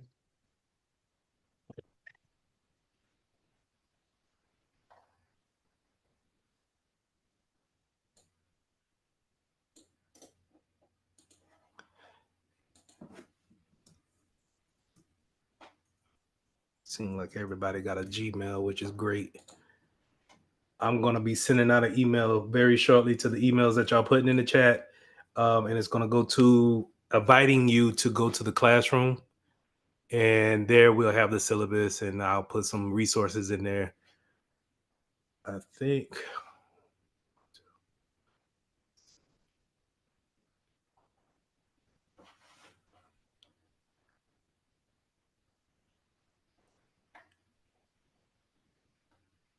Am I missing one?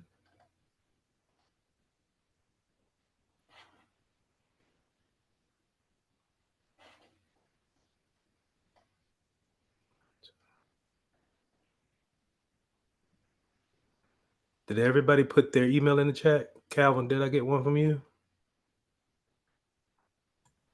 In the Slack? In the chat. Oh, in the chat. Oh no, sorry. No, you good.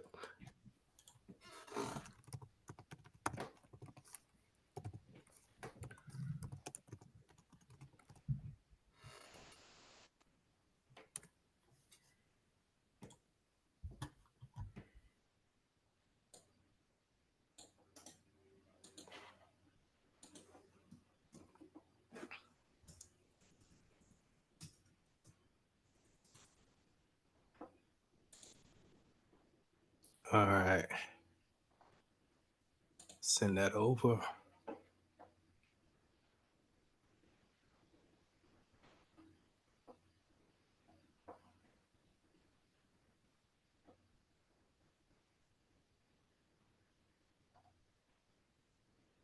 Okay.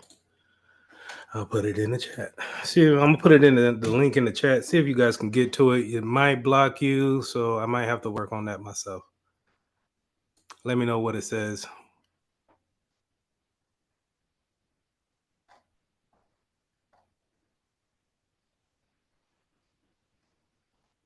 It says we can't access it. Okay. Give me 1 second. It says wrong account. Your account can't access this class. I'm wondering if that because it's pivot. All right. I'll get to it. let me go ahead and get started. I appreciate y'all jumping on. Real quick, as far as cameras is concerned, I'm not big on cameras, and plus, I think it kind of invades the privacy. But if you want to have it on, that's cool. I'm still able to teach, and I'm still able to go ahead and be engaging, but it does help me out whenever I do see head nods and things like that. When we get into places like encryption and websites and networking, it helps me understand if you guys are grasping what I'm talking about, if I can see you. But you know, if you got something personal going on, by all means, go ahead and take care of that. So I'm gonna go ahead and share my screen, and I'm gonna work on getting that Google Classroom shared out with you guys. I'll probably do that during the break. So for those who just joined, if you can, please put your email in the chat. I want to get you guys signed up for a Google Classroom so I can share some materials with you. So I'm gonna go to my syllabus here. Let me know if y'all can see it. Give me a thumbs up. Appreciate it. All right, so short little syllabus about the class. In this syllabus, I'm gonna have the Google Classroom link as well as the meeting, the Zoom link here, and it's gonna go over pretty much the scheduling of the weeks and how we're gonna tackle things. So it's going to be pretty much 3 topics that we're gonna cover in each week. We're gonna pretty much have that for each day. So for today, we're gonna cover the security concepts, but then on Tuesdays we'll go over the threats and types, and then on Thursday we'll tackle IAM, identity access and management. Now on that Thursday, I'm gonna also have some type of multiple choice questions that you guys can go over, help out. You can always go back and test on these things, because while we're going through that many topics, I want to make sure that you are also practicing how to actually prepare for the test. Yeah, okay. So that's the reason why I want to have that Google Classroom out there. And plus, if I see anything such as, let's say, some internships applications or something like that, I can throw it in the Google Classrooms. You should get an email and alert you. And if you want to partake in that or ask me some questions about it, that'll be to your benefit as well. So this will be in the Google Classroom, and it'll look like this once I get everybody added. So I got to figure out how to get you guys up in here. When I tried to add it, it started to give me started to fuss at me, but we'll take care of that. Going back to my syllabus. I also got my pivot address, email address, but you can also find me on LinkedIn if you want. And I'm typically active on there. So you can always ping me on that or text me on my cell phone number here. I don't mind answering any kind of questions or anything that you having troubles about or you're curious about. I don't mind talking about that thing. So, always reach out if you feel the need to. So that was just a real quick overview of the syllabus. The class will pretty much go like this. In the first half, we'll go over some slides, right? So the slides will be maybe about 20 slides long. I'm gonna try not to bore you to death with slides, but the slides are necessary in order for us to cover the topics in the Security Plus.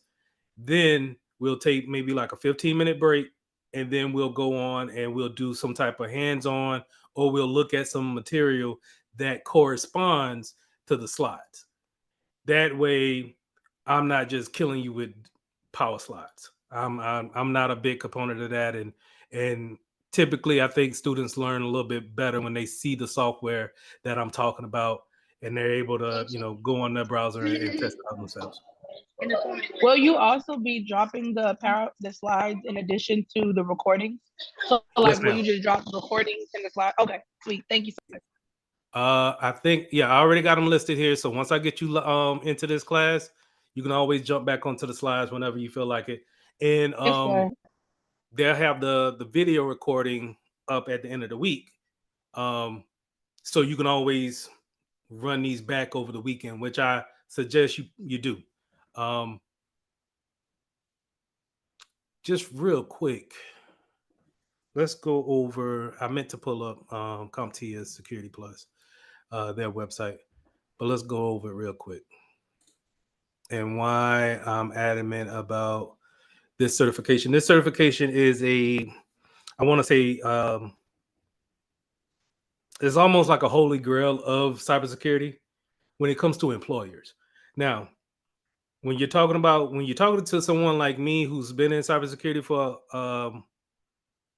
for some years, I'm not going to say Security Plus will teach you everything, but it will definitely give you the knowledge and the jargon that you need to land jobs, and that's going to give you a head start over.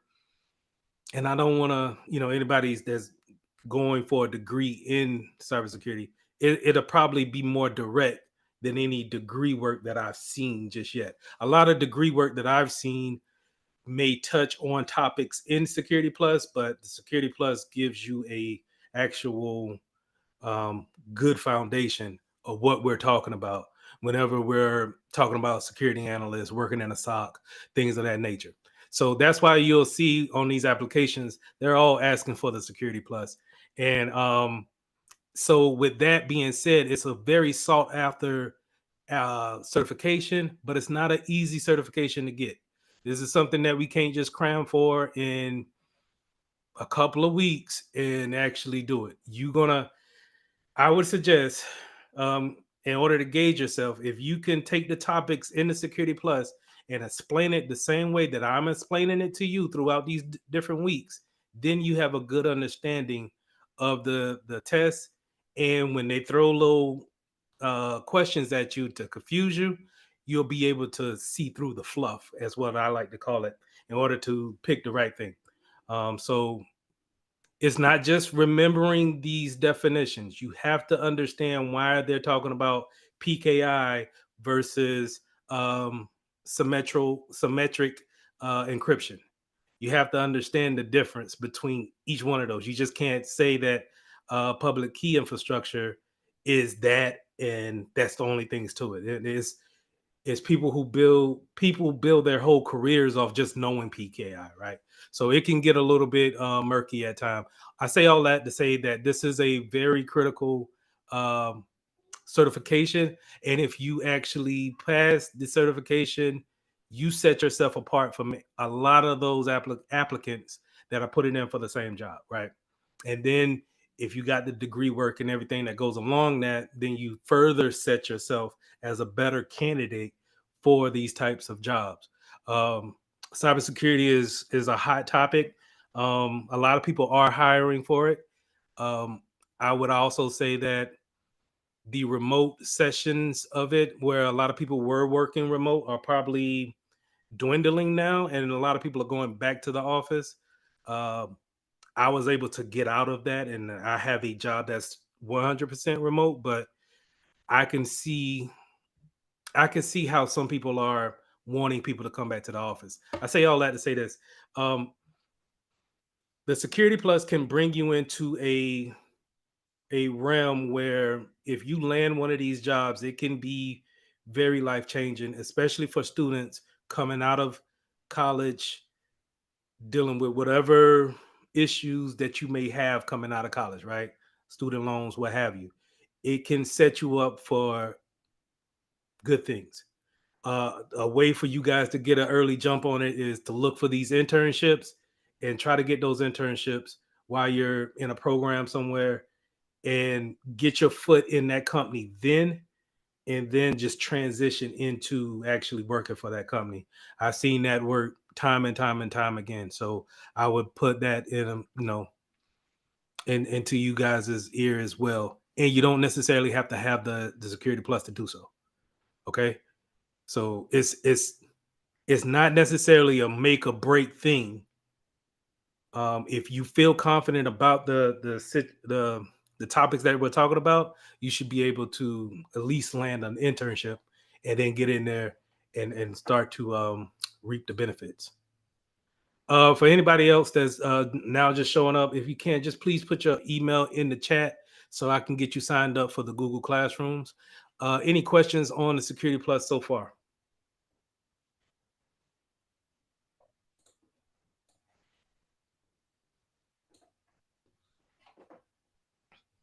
No. Okay. All right. So, quick thing about me. I am based out of South Carolina, Rock Hill, South Carolina, and I've been in the IT field since 2007. Like I said in my intro, been in cybersecurity since 2018. LinkedIn. This guy. And I got into cybersecurity with a bank that not necessarily cared about if I had my certifications or not. I had a guy that took a chance on me, and I was grateful for that. But this is my LinkedIn. I'm gonna throw this in the chat for you guys that want to get in contact with me. And the only thing I do on this LinkedIn is I just post cybersecurity content all the time. I'm showing this because I want you guys to create a LinkedIn profile and start filling in the things that pertains to cybersecurity here. Because when you're putting in these applications, they're going to try to do kind of like a lookup of you and see what kind of, what type of social profiles you got. They want to come to you want to point them to a professional profile such as a LinkedIn, and then show your work here. So if you see here in this feature session, you can actually post, some of the things that you're working on. I'll show you a site that you can record yourself and actually post those things. Or if you're working on things for other class and you feel like um, it's a good project to actually show and put on display, you can always post it and tag it here in this feature section. And so whenever someone comes to your profile, you can always just scroll down and see what they're actually working on here. So I want you guys, and you don't have to do it. It's not necessarily necessary for the Security Plus or for Pivot, but it would benefit you if you were to go ahead and just make a professional profile, and it kind of gets you already having those bullet points for your resume, because I do want you to build your resume as well for those who don't have a resume or you need to spruce up that resume. Where is mine? So right here, you can always just put the things that you put here and just directly translate it to a resume, right?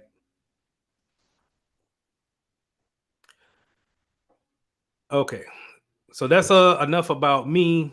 If you guys don't mind, like I said, if you just came in, please put your email in the chat. If you don't mind, I just want y'all to, kind of do like a round robin and just kind of let me know who you are, and then what are your thoughts on cybersecurity. Is not right or wrong, anything like that. Just kind of want to get a baseline of what you're thinking about when it comes to cybersecurity. What does it mean to you? Do you think is something that you're looking to get into? Are you nervous about it? Just your initial thoughts is all I'm just asking for. So I'm not gonna call anybody, and whoever feels like they want to go first, just come off mute and just let me know a little bit about yourself. I'll go I'll go first. first. It's all right. All right, I'll just do it. Hi, my name is Caleb Walker. I'm a senior computer science major at Alabama State University. My thoughts on cybersecurity, what it means to me actually, is just something that's very important nowadays that we're living in a life full of technology. Then it's like you see every day on the news, like most of the time on the news about data breaches, lawsuits against big companies, and then like just recently they had a data breach with some information about missiles that was going to be launched in Israel. So it's like it means a lot to me, and it's something I want to get into and I want to learn more about because I am a computer science major. I thought about cybersecurity, but I said I thought about software engineering, but then I said I got this class. So I'm like, let me try cybersecurity out. So what I think about it, cybersecurity is just most definitely like per se protecting information, like encryption, and then also trying to defend from others, if that makes sense. Yep, totally. I understand it. We'll get more into uh, those people who are actually committing crimes and why you never see any kind of arrest that happens to them. They just kind of do whatever they want to do and reap the benefit. Next. My name is Ryan Edwards. I am a senior mathematics major at Miles College. I am interested in cybersecurity because of, like he said, the welfare of our United States secrets, classified information, and thus for with the current time that we live in, information is a must that we keep it in discretion and secrecy. And like he said, many things such as missiles being launched or just different information that really shouldn't be led into the public is a major concern, not only for us as the public, but in mainstream with the government and what have you. So I think I can see it as a tool that I can use to propel me in the future and promote change in my life and the impact of my families. Also, a quick note. I also wanted to ask, as it pertains to the national security of the country we live in, what skills we're going to learn at this classroom. Um, it's going to, and this is just not just a security plus certification. This is just overall. I'm going to tell you about any and everything to protect information. That's not just uh, changing your password, using two-factor, using your face unlock. It's not just that. Those are basics. Those are nice. It's good to have, but it's you have to think like and I don't want to use hacker because hacker is so cliche, right? Scammer. People who scam don't care about how they scamming you. They just want the end result. And then however they trick you is how they trick you. So now it's my job as a security professional, and it will be your job as a security professional to understand every avenue that could be taken in order to protect it. So what does that mean? If you work for Under Armour, right? How do I protect Under Armour's um, design of its new Steph Curry shoe before it gets over there and get bootlegged, even though it's going to get bootlegged anyway? How do I put that in a safe spot? And then when I put it in a safe spot, how do I protect it? And another way to think about that is think about where you all are at right now in your house or outside or wherever your car is at. Whatever you deem to be possessive to you, how do you protect that? Am I going to put a lock on the door, lock on the windows? Do I got an alarm system? Or maybe do I need to go and I put cameras up? All that pertains to, now we say cybersecurity, but it's another word they also use for information security. And it's just, it can go a long way, man. And that's why it's not just one or two jobs that you can get. It's tons and tons of jobs that you can get. Great question, though. Thank you for that. Yes, sir. No problem. Next. Alrighty. Go ahead. Okay, sorry. Hi, hello. My name is Sydney Fleming. I'm a sophomore computer science major at Alabama A&M University. Current Go Bulldogs. So currently, I'm looking to further. So I already work for the school's IT department. I have 2 years in help desk experience, kind of being exposed to a little bit more of the help desk, working on tickets, resolving student issues, working with a little bit of the system in I guess Active Directory. I want to take this course to really further myself and get my foot into the door because currently I have an internship with a cybersecurity department for Land O'Lakes. And I'm just kind of hoping to use this knowledge to further my path when I get there so I can get my foot in the door and continue to come back as a full-time worker.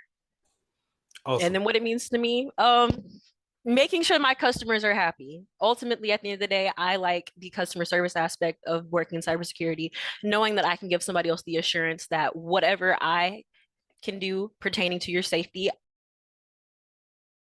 and then all. And I'm and this is my part.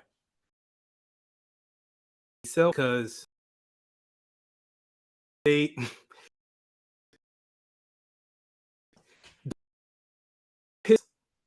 everybody who's listening to me, don't pigeonhole yourself to the stuff and fertilized in. See what I'm saying as you go along, but you're in a great spot. Appreciate that. So what about systems integration? Because ideally, I or a CISO, Chief Security Information Officer. That's the I can work in my own department and We'll run jump it. into that in the second hour.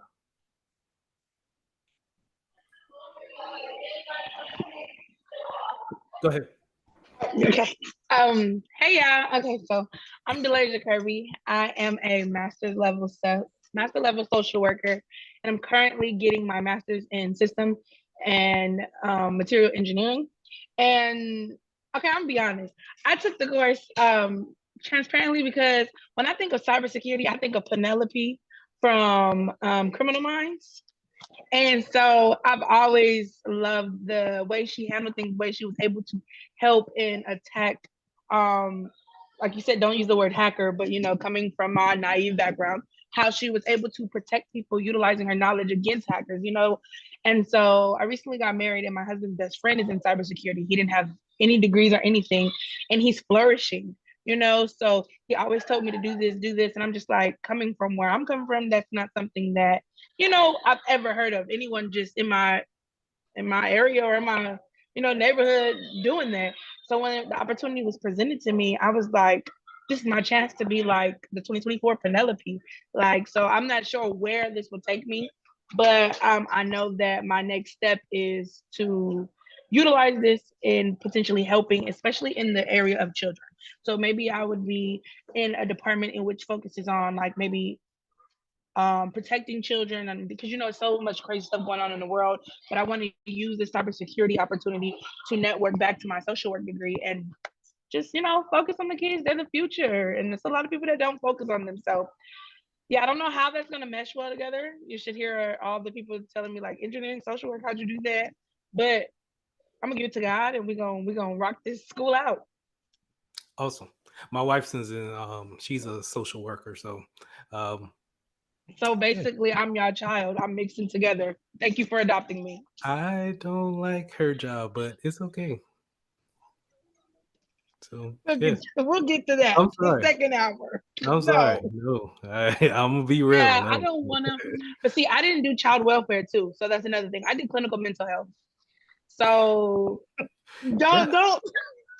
That's nice. Okay, hey, I already understand. I got you. I'll give you everything that I got as far as cybersecurity, and it can be stressful. Some areas can be stressful, but compared I don't want to pinpoint. I don't want to pinpoint I just don't want to pinpoint to that though. So I am open to opportunities and venturing out and doing different things too. So that's why I'm here more so but that was my ultimate goal, to be like the 2024 Penelope. Okay. Awesome. If I could go next. Thank you. My name is Bridget Thickpen. I'm actually a graduate from Alabama A&M. My major was forest science. And so right now, I'm actually a mail carrier, and I've been doing it for a few years. And I'm actually looking for a change of career so that I can better provide for my family. I don't see myself doing the mail carrying too long. It's very physical. So I was looking what cybersecurity means to me is a different level of learning and a change in my occupation, as well as a different level of financial security for my family. Awesome. I'll try my best to not open some doors, but show you where the doors are. Awesome. Next. Okay, my name is Lynn Moten. I want to learn cybersecurity because it's an important field that helps protect people and organizations from online threats. And also, I know that there are many job opportunities in cybersecurity. So I'm just trying to transition myself. I didn't tell you what I was doing. I am a nursing student at Lawson State Community College. So I'm just wanting to just kind of jump out there in the area of technology and just learn how technology works and how to defend it from attacks. Okay. Awesome. Okay. Hello, everybody. My name is Andrevius McElhaney. I am a graduate of Talladega College in Alabama. And currently I am working at my college as the IT specialist, just touching on all basic areas. And now I am looking for further avenues to help pursue or help me pursue a certain area, I would say. I chose to take this course because after working at my college, and seeing how everything is on the administrative side, and they have me touch literally everything. So from networking to um, audiovisual studies, I see what a lack of cybersecurity measures could do to a place. And I also dealt with a lot of scammers in the past, such as ones from Cash App scammers, and uh, I also got interested in cybersecurity from things such as DEF CON, in which I was able to learn how people are able to get through to you and things like that. So my question would be, will we be also learning about like social engineering skills and stuff like that? Oh yeah, I love the social engineering. That's my thing, because it doesn't matter how technical you got to be. It doesn't matter if you can hack every firewall in the world and the ones that need to be built tomorrow. If I can take you to lunch and get you to tell me the password, it doesn't matter. And see, I'm terrible at that. I'm not a people person. I don't make small talk great. So I will stick out like a sore thumb if I'm trying to social engineer somebody. But the people, those scammers, or the people who can, like my mom said, who could just lie, they are great at it. And we need to be able to defend against it, or to see what type of things we need to put in place to, protect against it. One thing I've seen so far is just like where I work, we have a lot of elderly people, Mhm. and they're kind of afraid of technology. So even now they'll be like, "Oh, your IT here. My password is 123 Cookie Lane." I was like, "Whoa, whoa, whoa, whoa, whoa, whoa! Don't tell me nothing." So it's just I'm trying to also use this opportunity as to help a place where I came from, because even I plan on staying in touch with this place even after I leave, but I want to make sure they're secure as well while I help build myself up. Okay. I'll try my best to help you in that situation. It'll be a lot, but when it comes to elderly folks that they want to be in the technical field and use our devices and things like that, but at the same time they ain't really checking the email. They just clicking on whatever. Like my mom she got like 10,000 emails and clicking on every one of them. And I'm just hey, try my best to pay attention to the bank account if somebody's pulling something, and we need to shut that down real quick. But we'll get into it.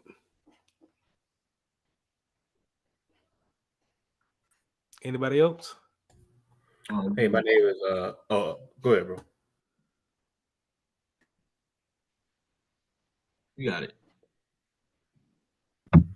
Okay, my name is Albert Lee Clark II. I am currently a police officer at a community college in Mobile, Alabama. I'm sure y'all watched the first 48. I used to work as a police officer for the city of Mobile. I just feel like I need to gain a new skill. I have a passion for the cybersecurity. I figure if I could secure a campus, my area, keep crackheads out of school and off people's homes, I can do that with the cybersecurity stuff. Also, I'm an Air Force veteran, and that InfoSec you were talking about, Mr. Lee, they were big on that. Like, Oh yeah. and it's a demand for it. The Space Force is all cyber now, so that's another branch of the military. And I just want to gain that skill to stop policing and as well as make enough family for myself, make enough money for my family and my kids.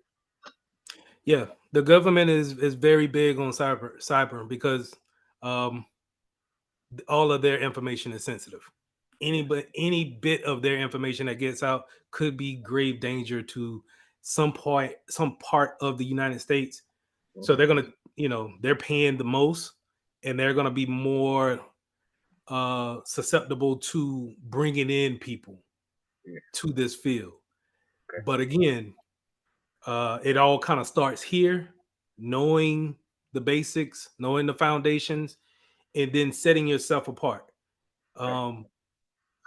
It's not is it sounds great right now when we're doing the introductions, but when I get into these lectures, man, it could be like, man, I ain't doing this. I don't want to learn about no networking and protocols and things like that, but it's necessary.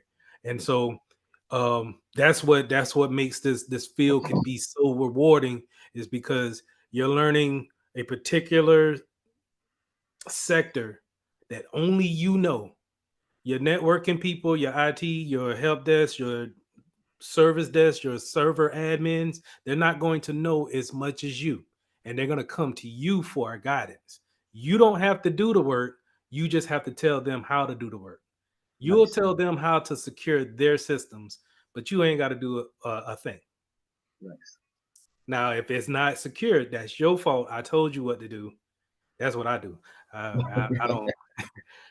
But we'll get to it. I'll try to make that easier for you. Thank you.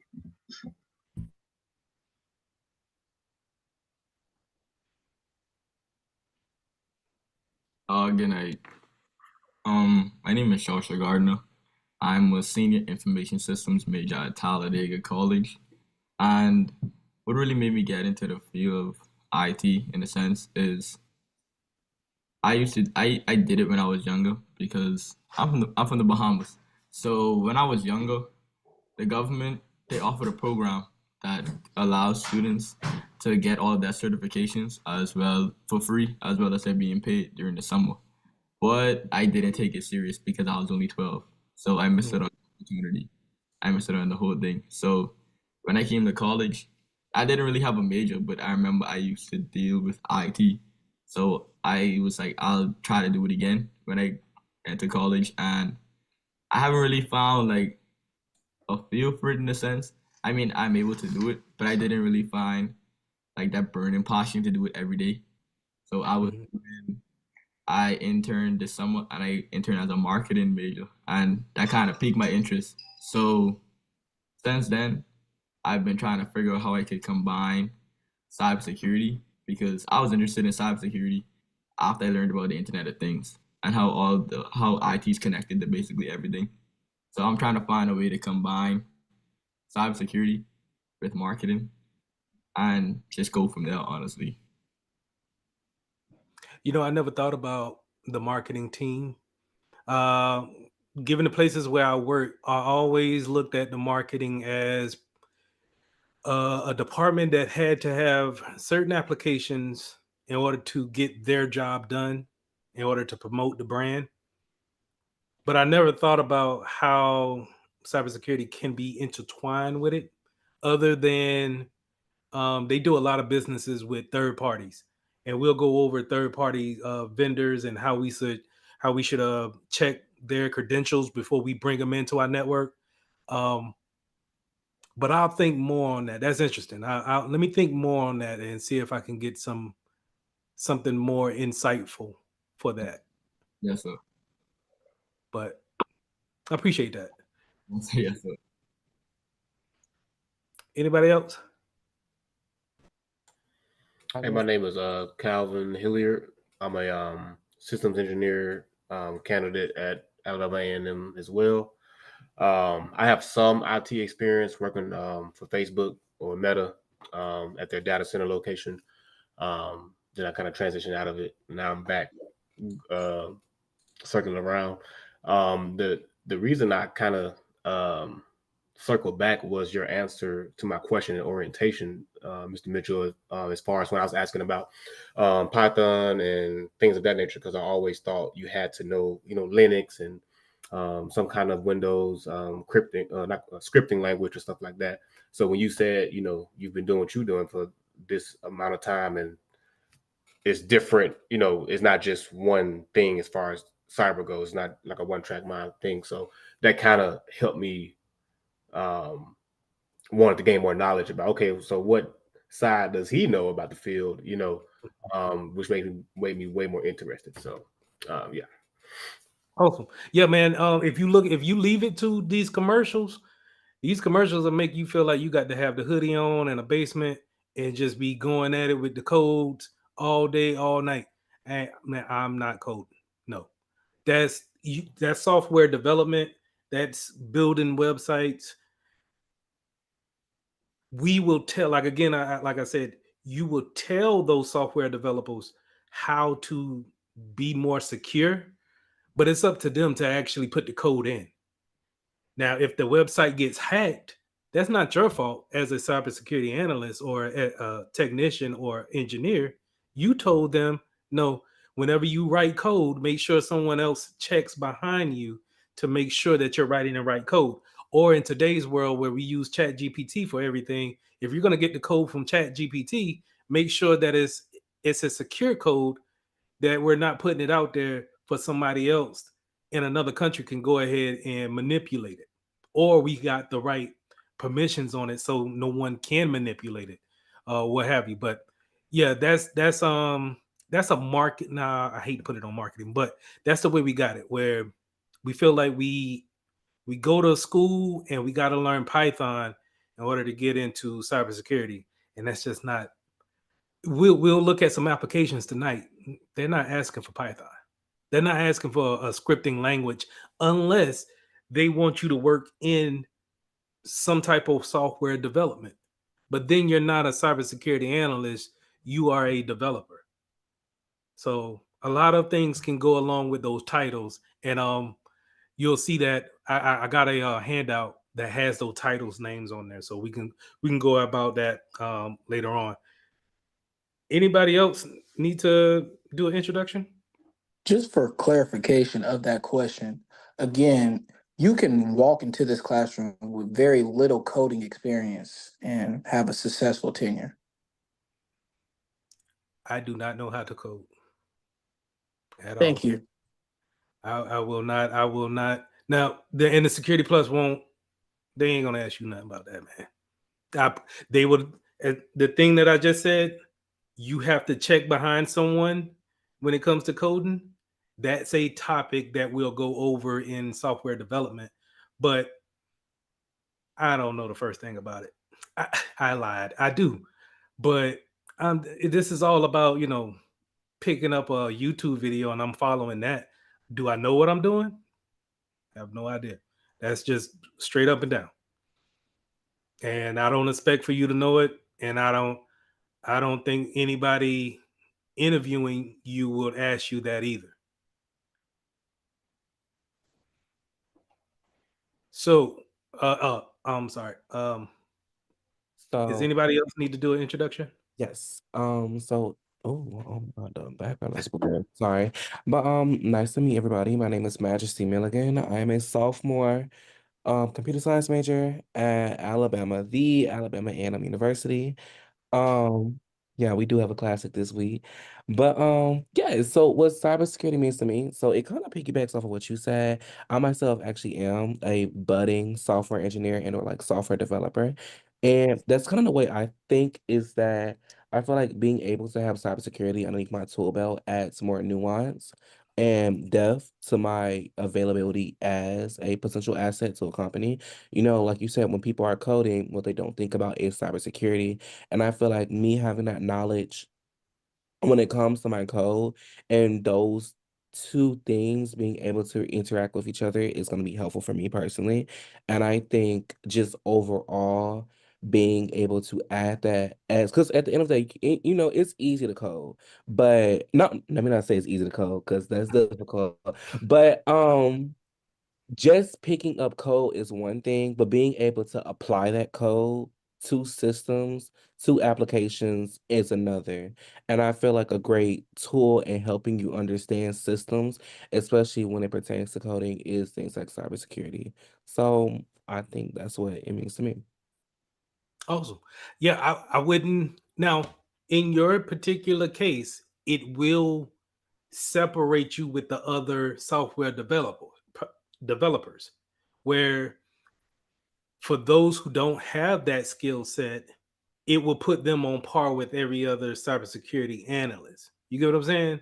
And if you were to go for a cybersecurity job, you would still stand out because you have that skill. It's like speaking another language, literally, but you know, it is.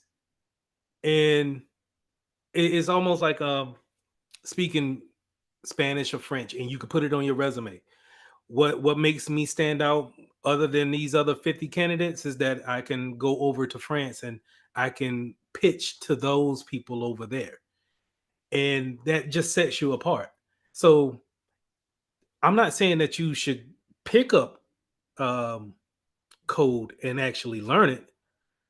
I'm saying it's not necessary, but I'm not saying that you shouldn't at no point in time. If your employer says that, hey, we'll pay you an extra 15 grand to learn it, man, you better pick up some classes and do it. But going for this certification and then an advanced certification in cybersecurity, maybe in the CISSP, they might ask you a little bit of basic coding, but I'm not worried about it. But that's awesome. Anybody else?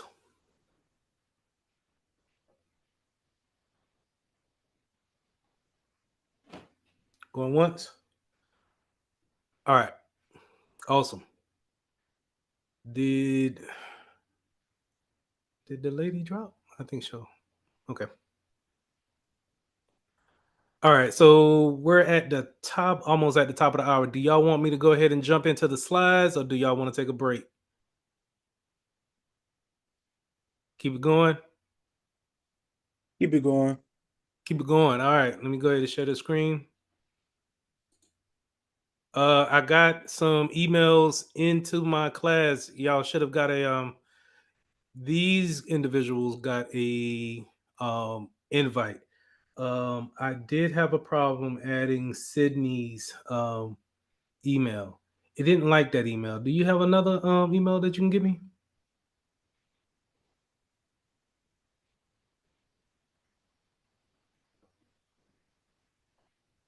I do, sir. Give me 1 second. I'll type it in chat. Okay, cool. And then everything's going right. Okay. Okay.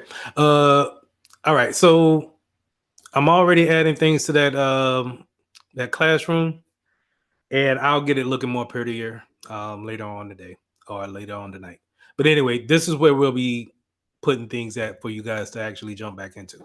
Let's go ahead and jump into this first these slides real quick. And I'm gonna try not to make you bored. If you got any questions, please stop me. If you know, as you could tell that I like the questions, and it'll make you understand the topic a little bit better if you ask the question that you're having a hang up on. If you just keep it in your mind and then I jump off and go off to another whole nother topic, I might confuse that that idea that you had. So please just let me know. Sydney, I got it. I appreciate it. Hold on for 1 second. Let me try something. All right, lesson 16. This is not lesson 16. Jesus Christ, please don't tell me I got the wrong thing.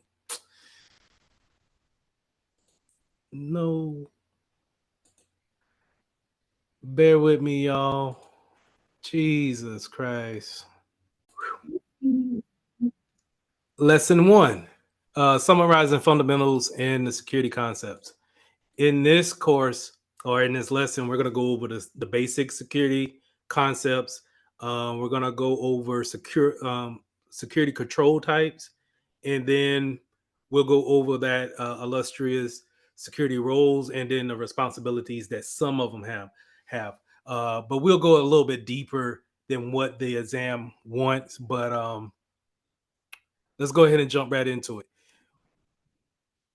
When we're talking about the basic concepts of cybersecurity, is always built off of the CIA triad. Any course you see me teach, I'm always going to start off with the CIA triad. And it's a triangle. Let me see if I can put it up real quick. It's a triangle that really kind of how you base everything when it comes to how much protection you give a particular thing in cybersecurity. So the CIA triad looks like this, right? And get a better one. So you see how confidentiality is at the top, you got integrity, and then you got availability. Now, confidentiality is for hiding that information from someone who doesn't want to see it. The integrity is making sure that no one can change that information who doesn't have the permissions to change it. And then availability is for those who needs to see it. They need to see it at a particular time, right? They may want to see it all the time, or they may need to see it whenever they want to, log into it. Now, for every company, this triangle looks different. It may be small for the confidentiality because we don't really care about hiding that information, or it may be big on the integrity part because we don't want nobody changing the bank accounts without anybody knowing, right? So it may be big on the integrity and big on availability because you still want to see your bank account at any given time. Imagine if you couldn't see your bank account at any given time, y'all would have a fit. But confidentiality is also big for a bank too. So you got to take that into place. So at the basis of it, everything that we do, whether it's from policies or technical firewalls that we bring in or new software, or we're bringing in some type of a double server, so we'll make sure everything is up and running, it's based off of this triad. Okay. Now going back to the slides here, get that up out of here. Going back to the slides here, the non-repudiation factor is not a part of that triangle, but it also is very important because now it plays off of the integrity part of it, where you can't deny that you either change something or you sent something, right? That non-repudiation is something great, right? Now, here's the thing. You may say, well, how do we actually apply all of these things? Confidentiality is normally going to be applied with encryption. That's pretty much it. So, if you got a note to write down for the Security Plus, if it's dealing with confidentiality, more than likely it's dealing with encryption. We'll get into encryption, I think, next week. Integrity is going to play off of that encryption because if we put the encryption in place, then we should be able to say, hey, nobody can modify it unless they have what we deem to be the same key or the proper key to allow those changes to happen. Now, we can also put processes in place for that integrity. But it's many factors we can have when it comes to integrity. Availability is 9 times out of 10 going to be, can I get to said site at any given time? And I want you guys to think about this. Think about those websites that are always up, always running. They never have any downtime. Since we all been using social media, how many times has Instagram went down? Instagram has got to be the worst, I think, site when it comes to availability, because it's just, even though Facebook may be up, Instagram goes down and it will be down like for a couple of hours. That's terrible. But that's the availability part of it. Now you think about a site that never goes down is Amazon. Amazon is always up no matter what. And that's mainly because of the data centers that they have. Um, their whole basis is built off of the AWS platform. So to have them have any type of downtime is pretty much remarkable. But that's what I want you to think about when it comes to confidentiality. We're talking about encryption, integrity. We want to put things in place so people can't just change whatever they feel like changing. And then availability. Can you get to your Netflix account whenever you feel like it? That availability part of it. Then non-repudiation is going to play off of that integrity part. Now the framework. Can you say that again? So we have confidentiality, availability, and what else? Confidentiality, integrity, and then availability, and then non-repudiation. This piece right here.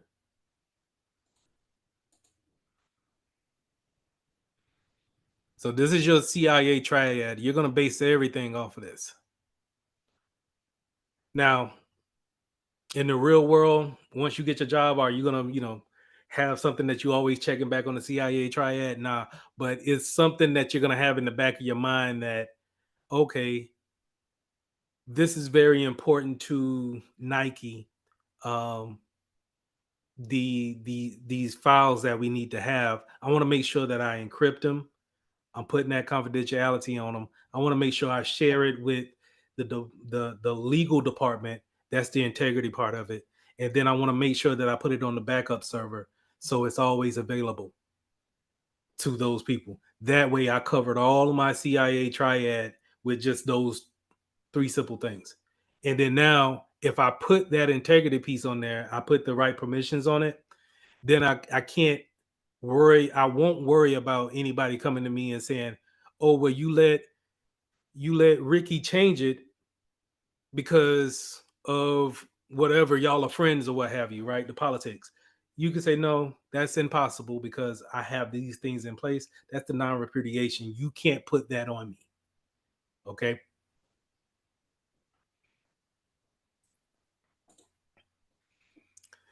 Cybersecurity frameworks are ways that we can go to different companies and then get started from scratch. Now, a lot of times when you guys get into your fields and get those first jobs, you're going to be already under a framework, probably ISO 27001 or NIST 853. It's 9 times out of 10 going to be your 2 different frameworks that you operate under. These frameworks pretty much give a overview of how we want to, as a company, protect our data in all fashions, right? Now, does a framework tell you exactly what firewall you're going to use, what type of antivirus you're going to use? No, it won't tell you that. But it will tell you that you might need to use some type of endpoint protection. It'll leave it vague like that, what we call high level. And leaving it vague like that, you're able to go from company to company and maybe take that same framework from company 1 and apply it to company 2, who has nothing in place, and see how we can protect the most important data that we have. So as you can see here in this slide, that we put our defenses out here on the outer perimeter, and we have our processes in place, but the attacks, the external attacks, can come into play, but they won't be able to get only but so far, because we have put things in place to alleviate those attacks. Now, we're never going to be able to extinguish every attack. It's just not going to happen, right? Or we're not going to eliminate every risk. We're always going to have risk. but we should have things in place so to where if something does happen, we can react to it and be able to uh, protect the data as best as possible moving forward. And that's the most important thing, is that it's not about if you get attacked, it's when you get attacked. And when you get attacked, do you have a plan for it? I don't know if you guys remember about the gas shortage that we had. That was a cyber attack. It was maybe about 3 or 4 years ago, where it shut down the whole East Coast line because it was a ransomware attack that shut down the pipeline. Yes, Caleb. Or are you saying you do, or Oh, I was saying I do because it affected my family from coming to my graduation. oh man, sorry about Yeah. that. That sucked. Yeah, I was just sitting at the house because I didn't have no gas, but that sucked. Dang. But yeah, that's an effect of it, right? You could shut down literally a whole East Coast, and the how we said it in the introduction, no one be held accountable for that. And now is we can pretty much say, hey, this country did it, but that doesn't necessarily bring any justice to it. Um, and just to touch on that, just real quick, the reason why you don't really see a lot of people going down for cyber crimes is because it costs a lot of money to put that research in, to research and catch those IP addresses going back to who actually sent what, right? So if I go right back here, this same concept can be used by the hackers. If I'm a hacker and I use encryption and I use integrity, then what? I can't say for sure that Steve sent the doggone ransomware out because it's non-repudiation. How can I say it's him? It that's the way it works at this point in time. And so that's where you'll see a lot of people saying, we got attacked and your information may have been leaked, but we ain't gonna do nothing about it. And we just want to give you a heads up. Your credit score may be affected. Our bad. But that's just, the nature of the beast right now is just kind of, you got to throw your hands up at it, because even though like the latest one you seen was with CrowdStrike, and it wasn't really a cyber attack, it was just it was a self-inflicting wound where they didn't follow a process, and then they end up shutting down pretty much all of their customers. It even shut down our company, um, and you just had to clean that stuff up. But there's nothing you could do about it. And I'm pretty sure the person, even at CrowdStrike, they're still working there. It's just right now at this point, that's why I think cybersecurity is such a growing field. They're trying to get more minds into this field so we can be able to have solutions for these type of actions that's happening. But as of right now, it's kind of dim. Mr. Lee, will we Yes, be sir. learning the PCI DSS skill? I will bring it up, Okay. but as far as going in depth with what that policy, um, what that governance is, Mhm. no. But you need to know about it if you're doing any type of credit card transactions. We Uh-huh. need to make sure that we are PSI DSS compliant. And just like how, so when you're talking about that, and I it's kind of in this field, but it's not. It's really in the governance side of it. When you're talking about different regulations, it's on us to understand what regulation or what type of regulation we fall under. It's easy in the government, right? The government is going to tell you that they're going to have you do all type of training and say, hey, this is the things we fall under. Make sure that we have these things in place, because when you have those audits and you have people come behind you and check your stuff, you need to be straight up and down. But in for your local veterinarian shop, and you're the IT guy there, or you're the cybersecurity person there for your local hospital or what have you, something small, you may not follow every HIPAA law, or you may not even be thinking about HIPAA. And while we're talking about HIPAA, would you say that it was a little bit out of pocket when we first got the COVID cards and we had the strings to go around our necks to show if we were vaccinated? Is that an invasion of privacy to know if you have a shot or not? That's a medical record. That might be in a violation of the HIPAA laws. That's stuff we need as security professionals. We need to dig into those type of things before we let let's just say our college say, hey, now everybody that's coming through the gate, now they got to have the COVID tags on. Maybe not. That's why I'm just like, if you don't want to have your camera on, don't have your camera on. I can't tell you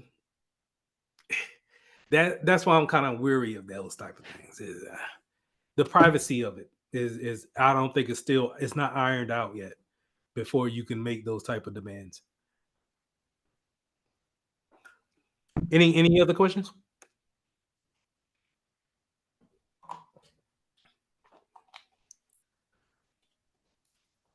All right. Moving on to the gap analysis. So when we have this framework right here, right, we're gonna mitigate a lot of our problems. But when we put these controls in, move the whole thing.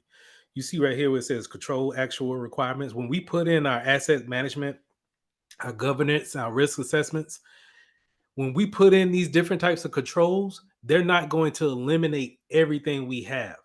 It's always going to be some type of residual left over. And with those residuals, hopefully we can have enough controls in to alleviate that. To give you an example, think about your house. I'm going to lock the front door, but then somebody can just break into the window. So you know what? I'll lock the windows. Well, they still probably get in. Okay, I'll put bars up on the windows. Well, they still might, if they really want whatever you got inside. Okay, well, I'll get a gun. Okay, I'll get a guard dog. Okay, I'll get another gun. So you can have all of these things where an attacker may get past that one security control that you have in place, but then you have something in place that can alleviate that. Hopefully they won't get past the first gun, and you can go ahead and alleviate that threat right then and there. But the same thing when it comes to your data as well. Your data is set up to where if they get past your firewall, hopefully we have permission set up properly to where everybody can't just open up any type of document that they want. We have those things locked down. That's in assets and identity and access management. We have those things. People can't do whatever they want to do because we have the confidentiality locked away. And so even if you get past one security control, we can stop and slow you down here. That's the whole point of having these type of risk assessments and then going after those gaps that we leave open. And I kind of touched on this slide too, that that access control. Just because you work here doesn't mean that you need to see everything that we do here. Especially if I give you a computer username and password, or I let you onto my network, you might not need to see every application that we work with.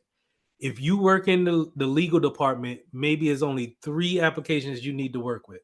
I'm going to give you access to those 3 things. Do your job in those 3 applications. If you want access to another application, you will have a process to ask me permissions for that. And 9 times out of 10, that process will come from your supervisor. They will say, yes, this person needs access to this application. I can give you access then. That way I can hold that type of permissions down and know if someone has more permissions than what they need. Because if their account gets hacked and they have all the permissions in the world, and the only thing they needed to do was just really get on Google Chrome, then I'm doing too much. They're doing too much. As a security professional, I'm going to be held responsible for why does this person have all the access to all the legal documents that's needed, or the HR doc. That's unnecessary. And so you need to lock those things down and only give people enough information or enough permission to do their job. Very important. That rule is gonna, I would say, use that in an interview. Only give people enough permission to do their job. Only. All right, so we went over the CIA triad, the framework, and the gap analysis. We talked a little bit the IAM. Let me jump on this. Well, did we talk about that? The 3 A's here, right? So we talked about IAM, but this authentication, authorization, and then accounting.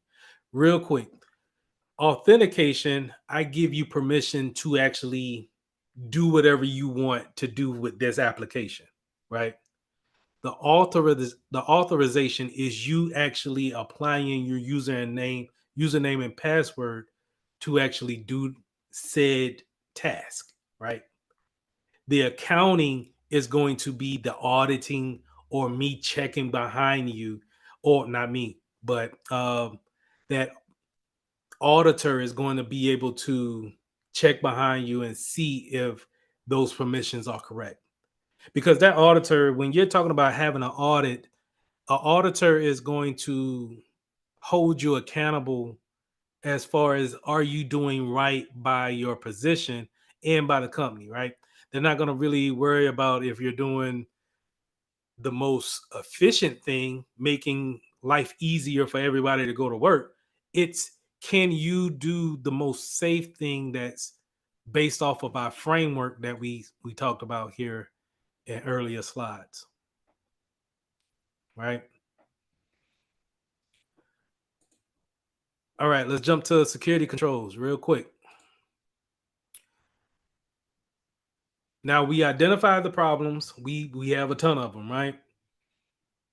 So how are we gonna actually start thinking about putting in different types of controls?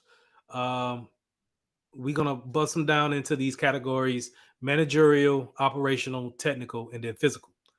Managerial is going to be more your policies, your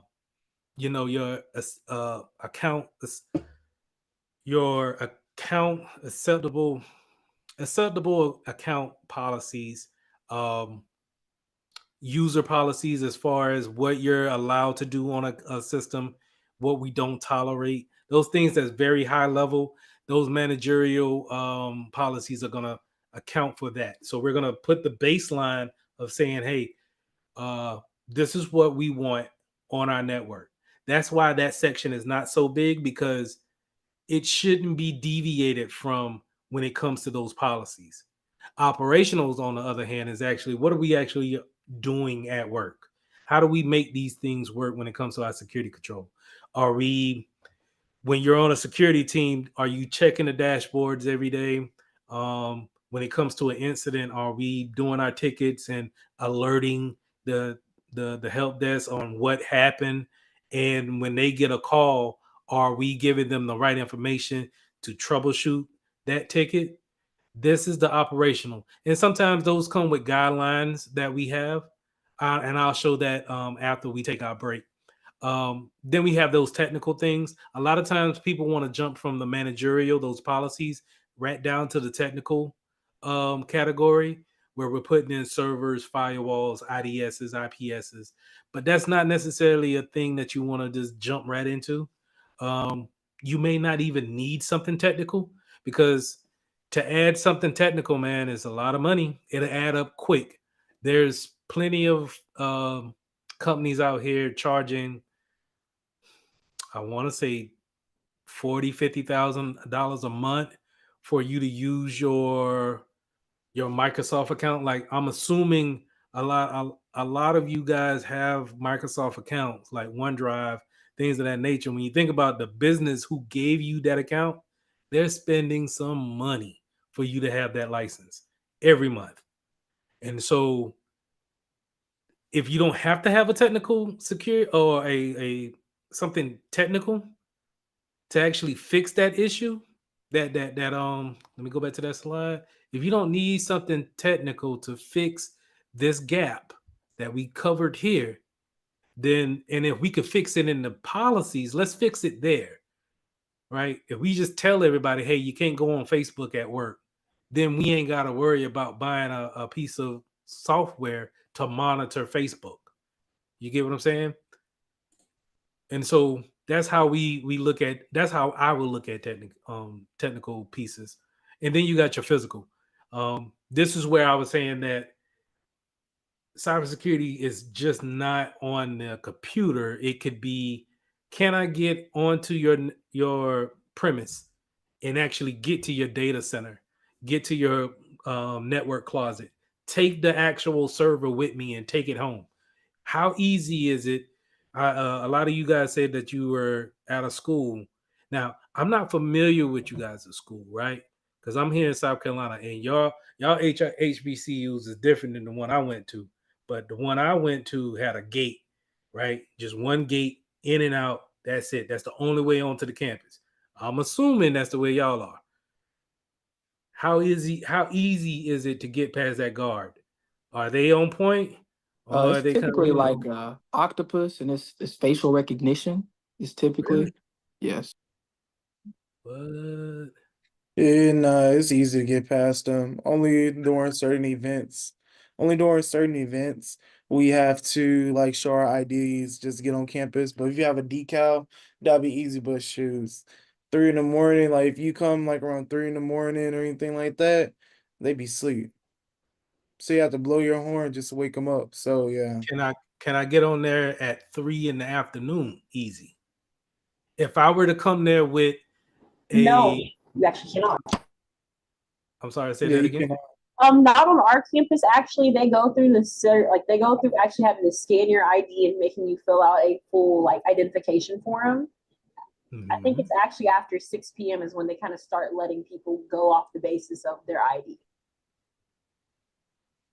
Oh wow. Okay. So But if I had, I'm but sorry, go you just ahead. have a decal. You just have to have the decal, student decal, in order to get onto campus. Not during the day, actually. So from I believe the time of 7 a.m., anytime that we can have a possible vendor on campus, that's when they start kind of locking down the access gates. And then I believe it's after 6 p.m. that then they start letting students with decals come onto campus. Oh wow. Can I print that decal out off of Google? No. No, you cannot actually. Y'all It's try it? tailed to your car.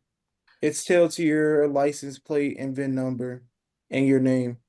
It is possible to scan one, maybe steal one. Yes, it is. So DPS moves around campus with their laptops, and every single person that has an A number that is put it into the system, they have it on there. So, like, let's say I drive 2 different vehicles, so they have the vehicle 1 and they have vehicle 2, and then they also pull up from that.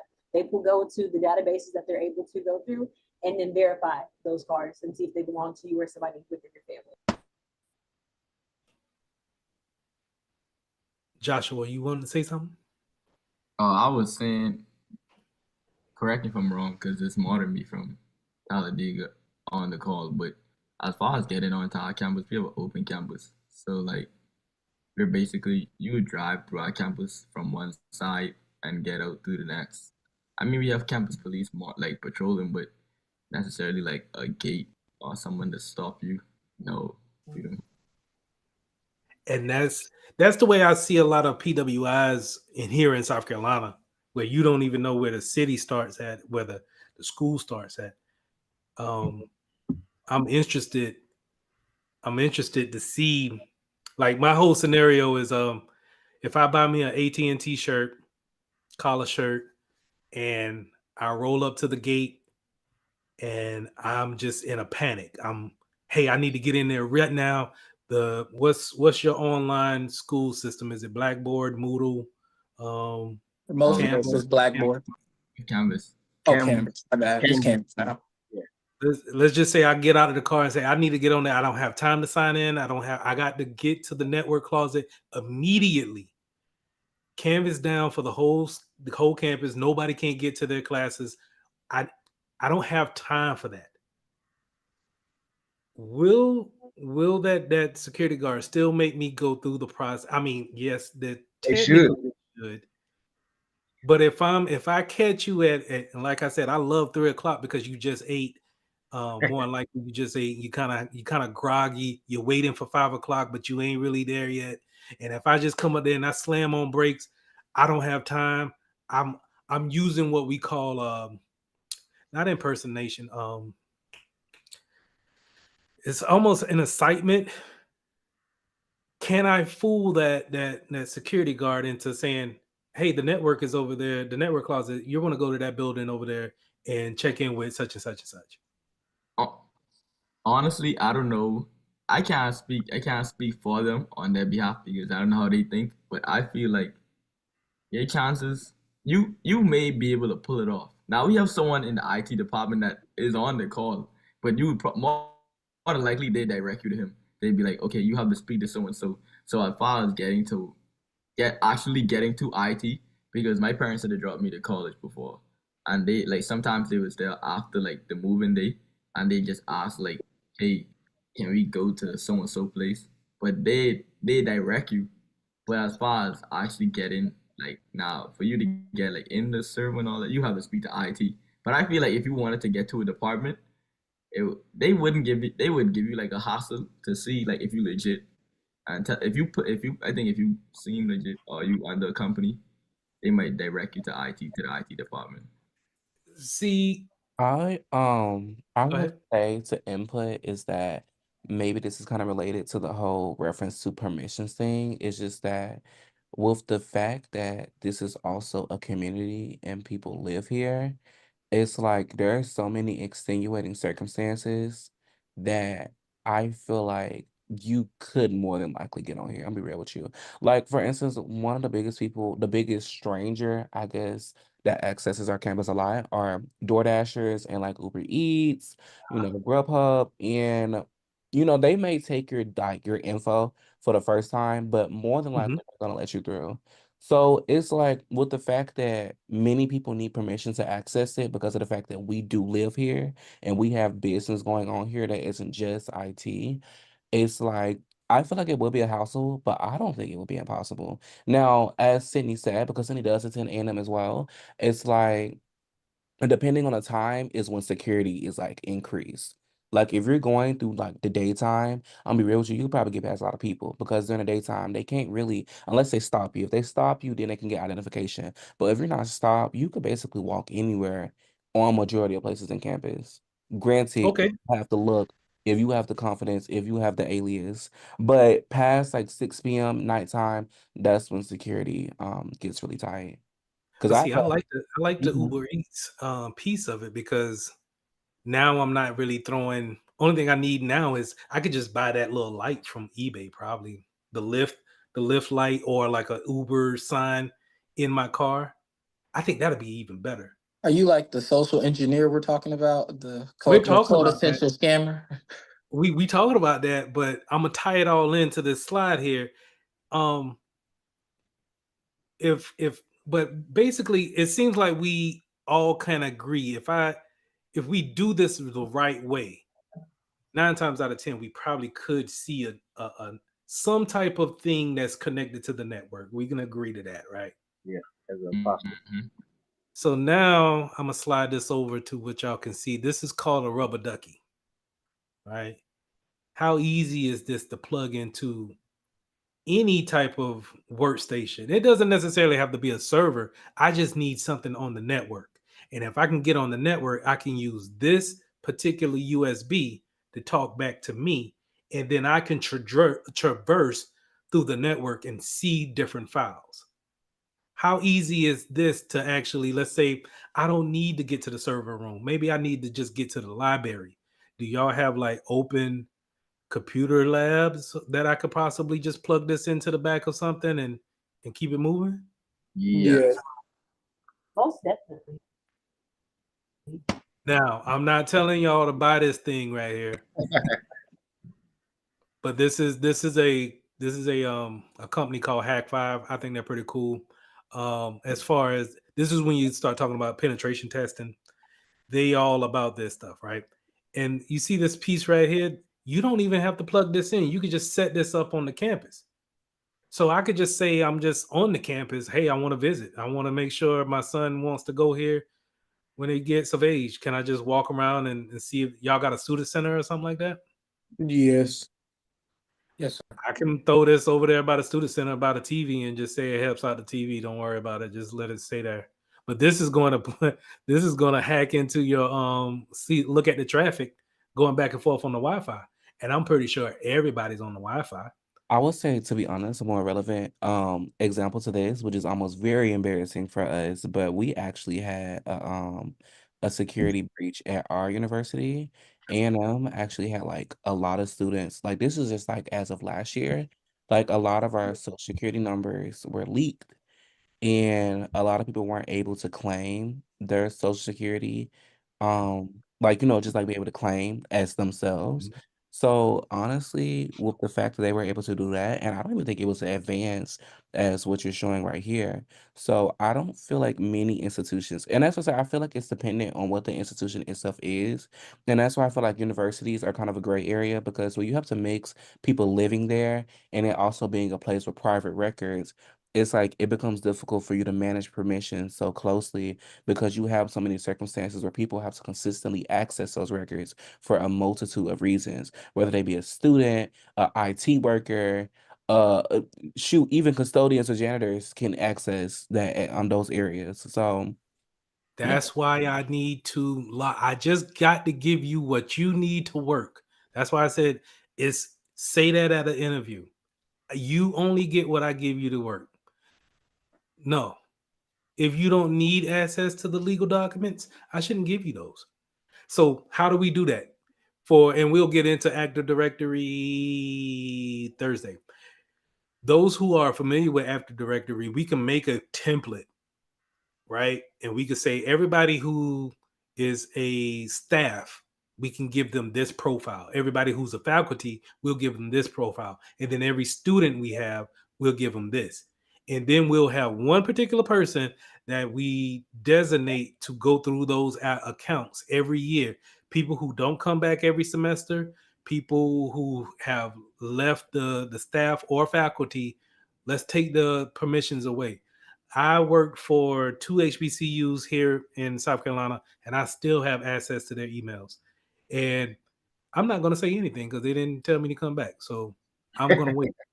But I'm thinking about that's bad practice, and I'm ashamed. But at the same time, I use that as sometimes you guys will get it better if I can just show you what we're talking about in real life scenarios. Now, what we just did is that we just basically had a security team meeting, right? We all sat here and I posed the question. This is the threat.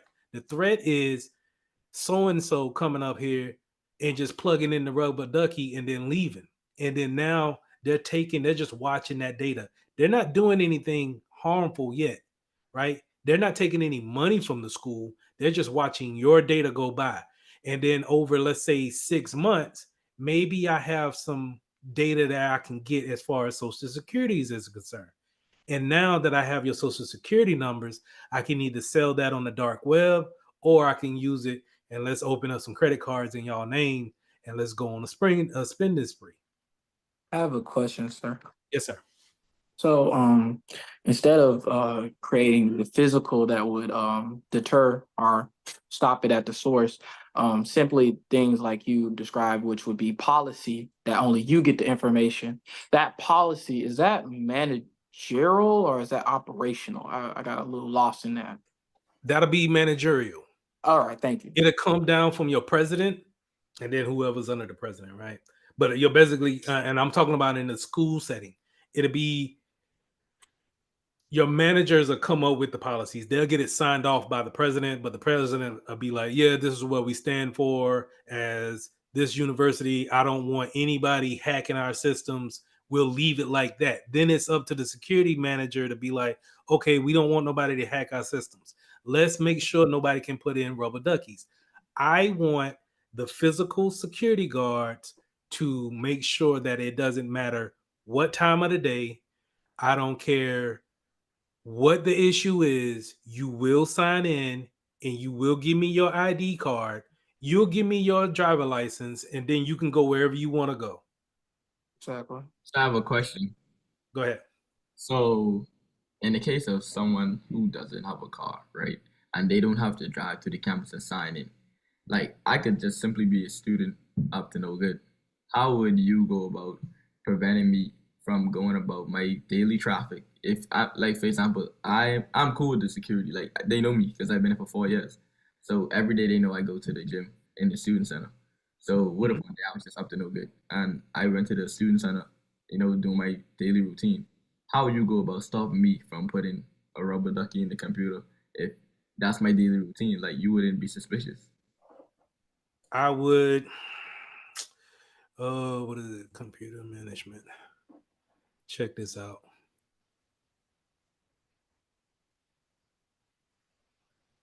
This is a good session too. I wanted to let y'all know. Appreciate that. All right, device manager. This is what I would do. Just the your regular, hey, I just want to be mischievous today.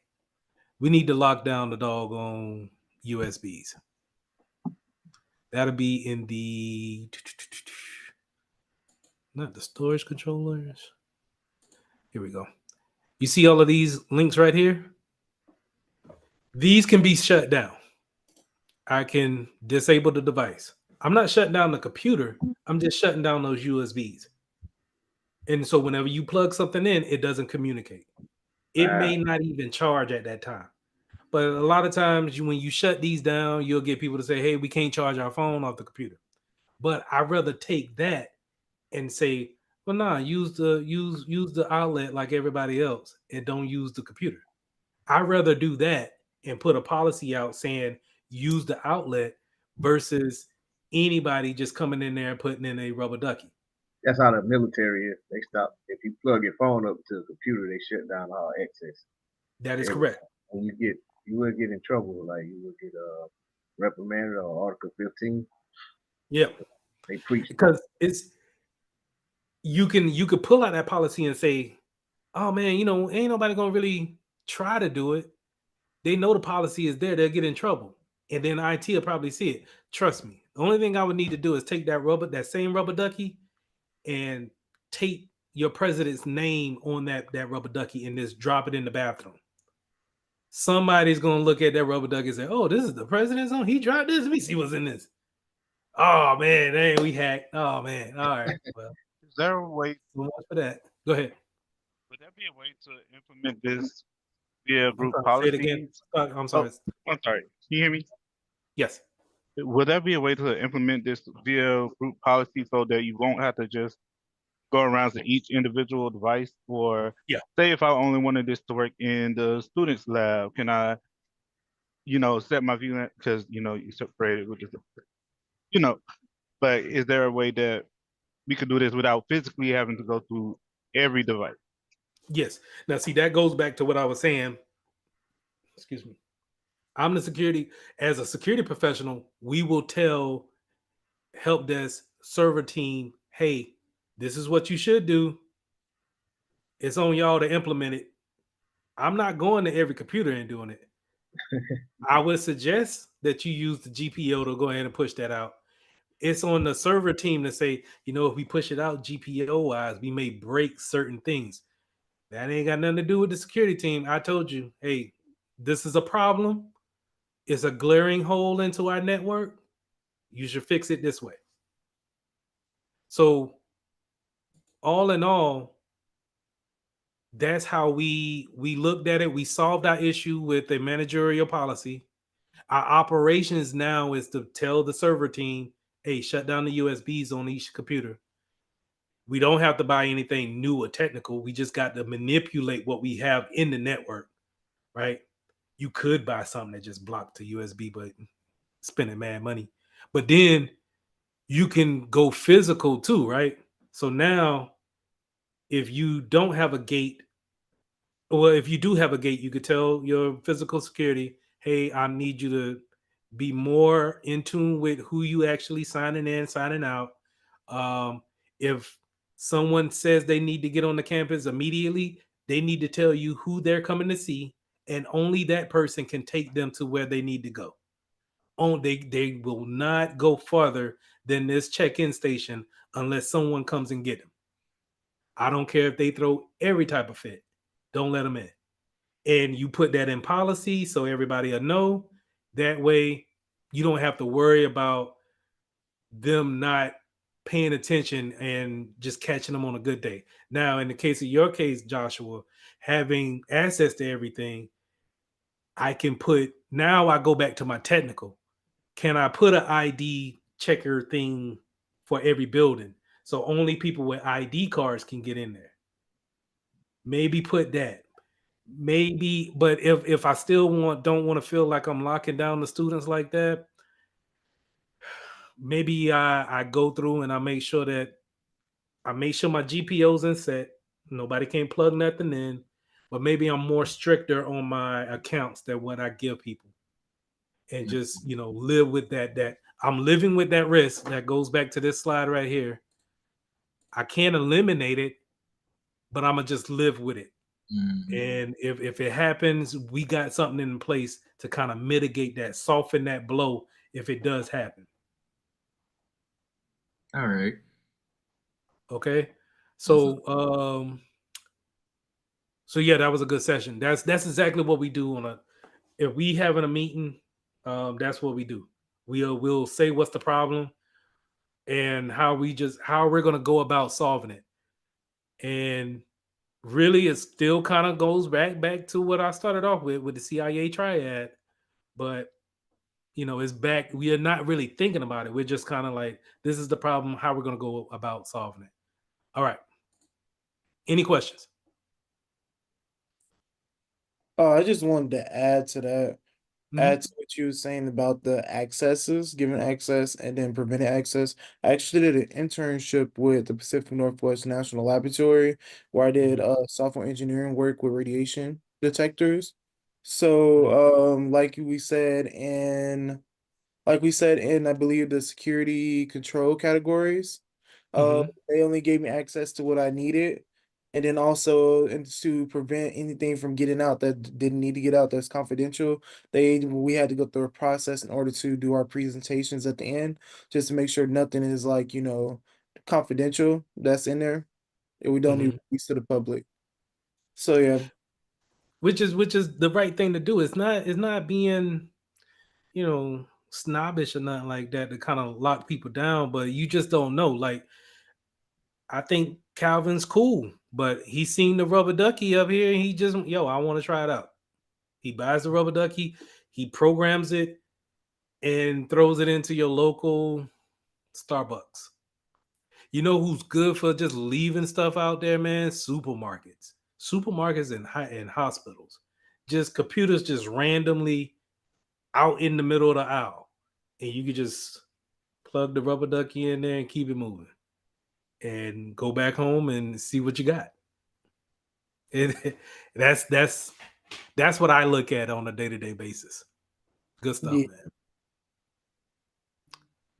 All right. So when it comes to your security tools, we can either prevent, detect, or then have something corrected. So we can prevent it. We can see the attack coming in. We could put something in place to stop it automatically. When you think of this is your antivirus, pretty much, right? It's not just the antivirus, but it's the example that I can give. Then you got your detective. Sometimes these things, the only thing they do is just they look at it, they look at what's going on, but they don't really take actions. It's just hey, we detected this motion and we're gonna alert you on it, but we're not gonna take any actions to stop it, right?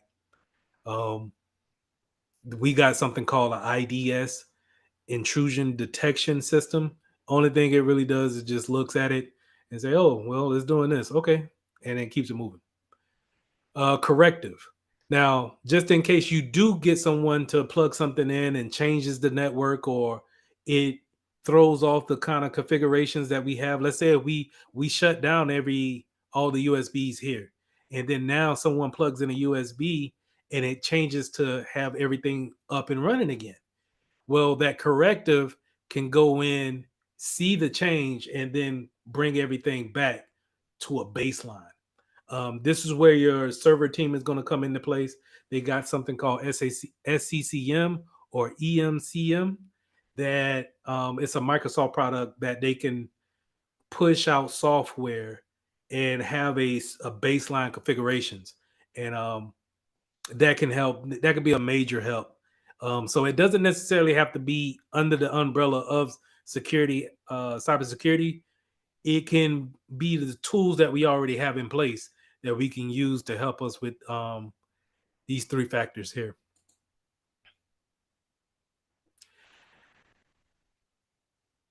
Now, I want to talk about deterrent. Well, directive. The security control can be direct, something that we just see blatantly. 9 times out of 10, this will be your viruses or your ransomwares. But then we can put some type of we can have a deterrent there. I'm sorry. Directive could be, is we're going back to the managerial part, that policy. Having some type of policy in place where we have that acceptable use policy, where if you ever been to like a hotel, and you get on the hotel's website, Wi-Fi, and they'll give you kind of like a site that you go to before you actually get internet, and they'll say, hey, these things are not accepted on our network. That's kind of a directive policy that's coming from the business to you as a user, saying that we don't accept these types of actions on our network. That's a directive. A deterrent could be, the one thing I want you to think about is just about beware of dog sign. So whenever you're walking somewhere and you see that beware of dog sign, you automatically get a feeling in your heart that, hey, it might be a vicious dog somewhere that ain't gonna be playing no games. I ain't gonna play around with it. I'm trying to deter you from being here. And when it comes to cybersecurity, a lot of times when you log into routers or servers, not everybody does it, but sometimes you would get these little flag messages saying that if you have no business being on this server or on this network, please disconnect now. This is a deterrent to get people to not move forward. That they're saying, hey, we see you, we're monitoring everything you're doing from this point on. And so you could put those deterrents there. Compensating controls are like how we already talked about, where we put a certain control in, but it doesn't cover everything with the risk.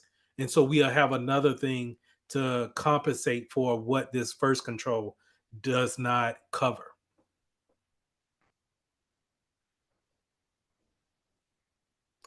So now let's get into, well, that covers our security controls. Any questions on that before we jump into these roles and responsibilities? Yeah. Would another deterrent be like when you're going to like a new website or something, and let's say it's not secure, and you get that little message and saying that, hey, this website or this Wi-Fi is not secure, do you want to proceed? It's the same feeling that you get from that, but that particular thing is a warning. It's just a warning that you shouldn't go to this website, right? Because they're using, we'll go over that next week, but you're using a unsecure protocol, and they're telling you, hey, you shouldn't share any type of sensitive information. So it's not deterring you. In a way, yeah, it is telling you to go ahead and turn around and not use it, but you still can. It's just saying that you're running a risk. So I guess let me retract that. Yeah, it's you're right. It's the same thing. I didn't think about it in that way, but when I think about it, yeah, it's a deterrent. I look at a deterrent like certain people are supposed to be here, and you're not that person. And so I'm going to put this sign up and say that, hey, if you ain't got no business being here, turn around now. In the example that you gave is more, those sites are for everybody to, those are when your scammers are, or your hackers out there trying to get some information off you, or if they forget to update their certificates. But all in all, yes. Okay, like an Area 51 type of matter then. Right. Gotcha. I got people who work here. You don't supposed to work here. So it would behoove you to go ahead and turn around. But if you want to come through, that's, hey, come on through. See what happens. So all right, let's jump into these security roles and responsibilities. When it comes to IT, you're going to be dealing with your CIO, Chief Information Officer. And when it comes to the security part of it, it may be Chief Informational Security Officer, CISO, or Chief Security Officer. Sometimes it depends on whatever company that you're looking at. They go by different acronyms. But in the hierarchy, your Chief Information Officer is going to rank higher than your security officer. Now, here's the thing. Your security, what you already kind of seen is that we deal with every aspect of the business. Everything. The Chief Information Officer may not understand what we understand. So a lot of times you will have your CEO, and then right under that, of the people who report to them, is your CISO and your CIO, because your Chief Information Officer is going to tell you, yo, this is how we do with servers, desktops, laptops, iPads, all that. But they're not going to tell you what type of encryption to work with. They're not going to go over what we just went over with the rubber ducky. They're not doing that. The security officer should be able to go to the CEO and be able to tell them, hey, this is what's going on with your business. And so I say that to say this: when you get into cybersecurity, it's your job to understand the business inside and out. How do we actually do business? What are we doing on a day-to-day business day? What is my employees doing? Because if you don't know, then you don't know exactly what they're bringing into your network. And the CIO is not going to know. He's going to depend on you. So you got to know this stuff, and you got to be able to talk that business talk to that CEO. Okay. Now, the path up to that, in my opinion, is rough. Hold on, let me get through that, and then I'll jump back into that. Under your chief informational officers and your security officers, you'll have your managers, right? And then you'll have your team leads, which will be more your technical managers. But then you also have non-technical people, which would be governance, people who just deal with policies. That's a whole, we talked about those things already. And then we got due care and liability. So when it comes to due care, the only thing that's asking you to do is just be mindful of the things that you're implying to the company. Make sure that you do your homework before you're actually implying a policy to the company. So that's where the due care, and sometimes you'll see the word due diligence come into play. Now, to go back to the CIO and the CSO, CSO. The road from a analyst spot is a long 10, 15-year run. And and from what I've seen, is not a lot of us who I've seen there.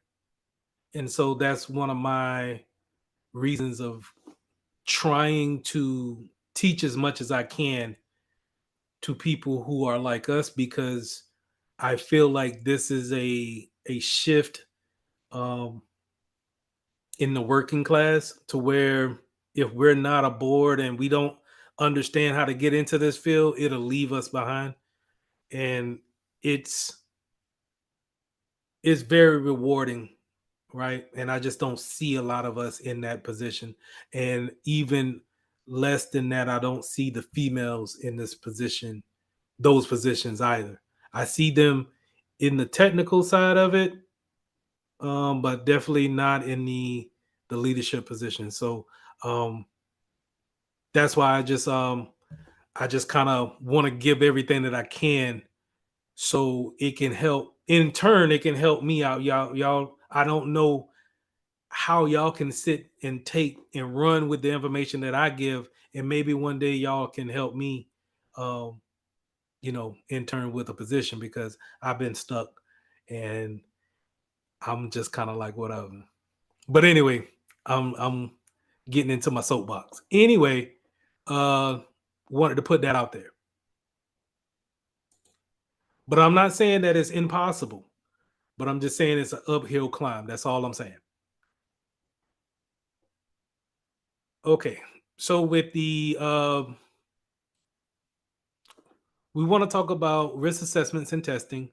And that's more on the technical side of it. Those who are security analysts or some type of engineering roles will go into understanding what the business does, having those risk assessments and those testing that goes along with it. Those engineers, we look at different types of software. How does it play a part in the business? Um, Testing them out to make sure that they haven't received any type of leakage or been breached in the last couple of years, making sure that they have proper audits going on. So all of those things, um, your managerial and your technical engineers will take care of. Now, some business units that you need to be aware of is Security Operations Center. I will refer to this as a SOC, and your DevOps. This is where your um, software engineering and development is going to be. This is where they code at, DevSecOps, but they're coding with security in mind. Okay. But it's more of development and operations, where they're coming up with the software and actually engineering it for the company. It's just now we need to throw the security piece of it in there as well. And then lastly, we got the incident response. So what happens when you actually have a incident that happens? Who are we going to tell? Who we're going to, call in the middle of the night and get them on the computer as quick as possible? More likely going to be your incident response team. Once you get into this field, more than likely you will get a second cell phone, and that would be a phone that you need to take around all the time, weekends included, holidays included. It comes along with every position that I've seen, that with the nice salary that they give you, they're gonna want that in time back, right? You don't clock in, you don't punch in, and none of that. You get a bonus every year, but if they need to call you on Christmas, they will call you on Christmas. They will call you on Thanksgiving, and that's the trade-off. So keep those things in mind when it comes to incident response. They are always, and the SOC too, but when it comes to the Security Operations Center, you're more likely working with a team, and you have set hours that you're working. So if you work 12 hours, you'll probably have that, you'll do shifts like that. And we'll look at some applications.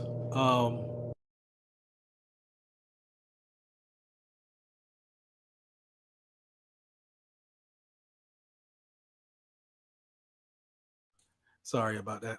We'll look at some applications after this break. But that's a review. Do we have any questions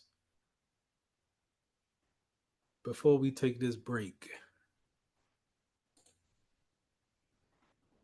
Real quick before I let y'all go, did everybody get the invite for the Google Classroom?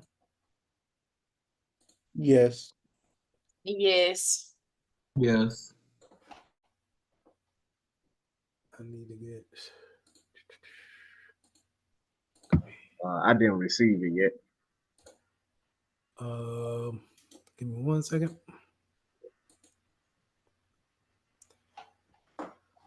I have a question.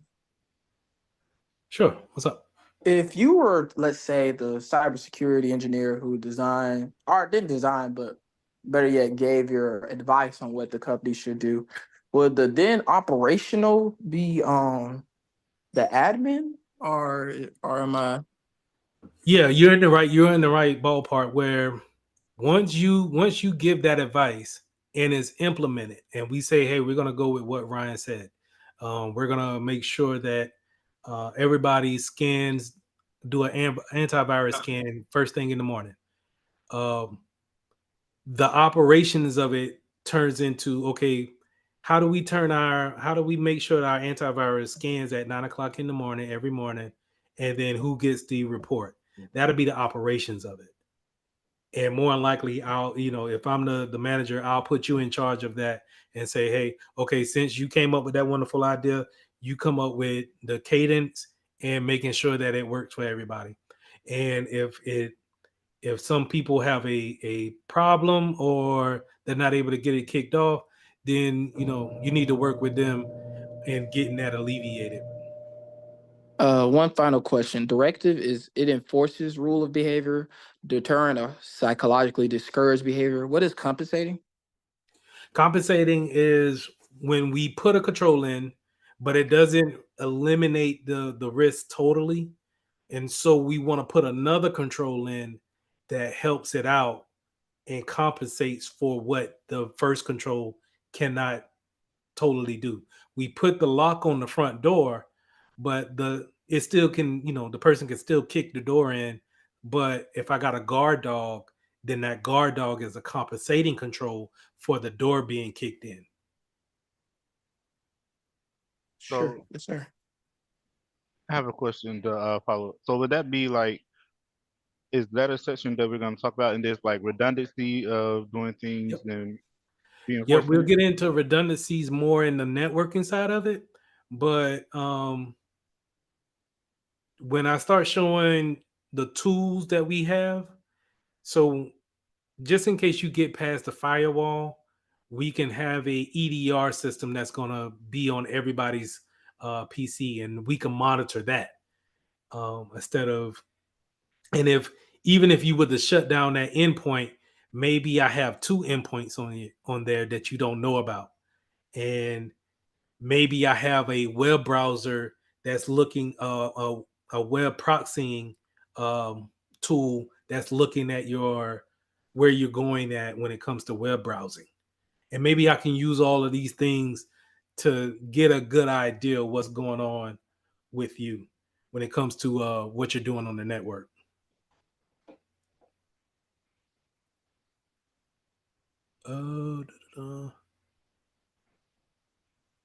All right. Let's take 5. Y'all okay with 5 minutes? Or do Yes. y'all want 10? Okay, let's do 5. And then we'll get to the kind of like a hands-on. I'll show you some more stuff. I'll show you some more stuff, and then we'll close up for the night. So let's be back at 9, so 8:05.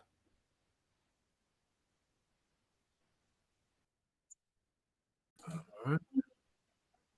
Back. All right, I appreciate it. All right, so let's go ahead and we're gonna try to finish up here, and I'm gonna let y'all have the rest of the evening. So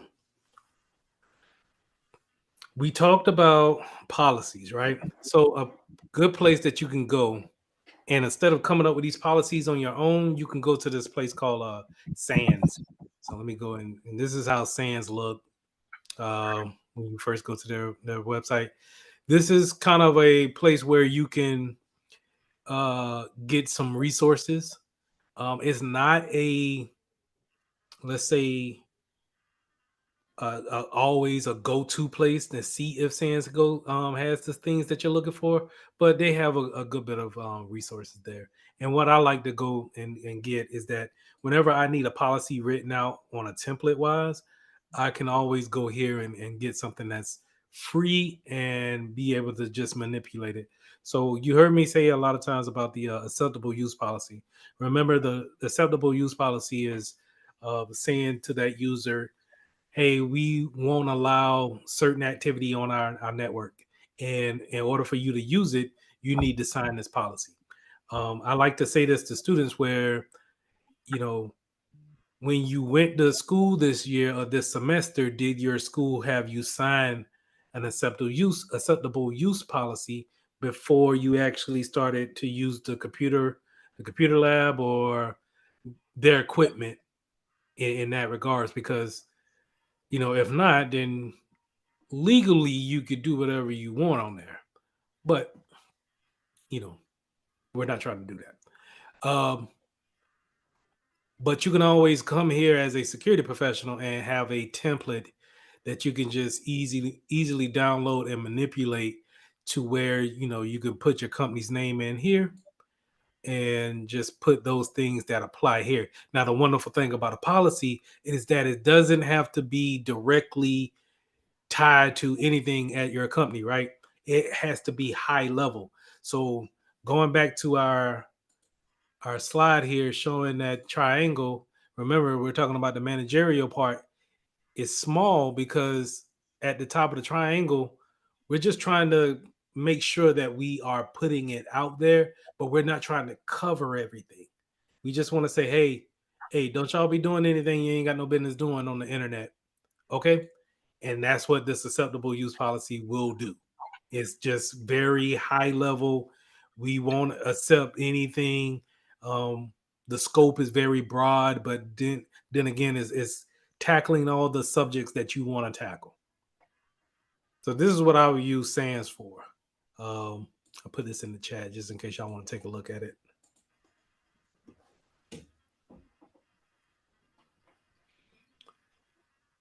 And feel free to always save these bookmarks or any type of links that I give you, except for I plan to show you guys some phishing sites, some sites that's deemed to be not hacked, but they are bad sites. You know, they're looking for victims. I don't want you to save those, but anything else, feel free to save these things. Going back to the policies that they have a ton of them that you can use. Antivirus guidelines. These also kind of goes into the operational piece of it too, where now these guidelines, these guides, they can tell you how we want to actually do work on a day-to-day basis, right? Those are those guidelines that we talked about. So I think that's the second thing I wanted to talk about. Yeah. So that's one good example to show is the guidelines here. But I also had the guidelines for an assessment. So let me try to blow this up a little bit. This is sent out by the Small Business Association for cybersecurity for small businesses. And a lot of times a small business won't be able to hire someone to come in and do an assessment for them, because now you're talking about maybe $1,000, $1,500 for an assessment. So what they did is that they came up with some guidelines that you would ask a small business owner about the one or two computers that they have in their business. So I want you guys to think about this in this category of, let's say, a small gas station, not necessarily your 7-Eleven, but your local gas station that I don't know. Around here we call there's one called Scotchman. I don't know if y'all got a Scotchman. I don't know if the branch goes out that far, but I'm talking like that, like a small mom and pop shop. This is something that you can take to them, or let's say a local church or some type of community center, and ask them questions here to get a good cybersecurity assessment of where they stand at. Are they stand a chance of being hacked in any type of way? So I think somebody said that they work with seniors. This would be perfect to take to that center and ask them questions like that. Um, is the software and the hardware older than 5 years? I'm willing to say probably yes. And we'll get into why that's a bad thing, but um, having old equipment is not necessarily something that you want, especially if they're not supported by that particular company anymore. They could have what we call vulnerabilities that they don't support anymore.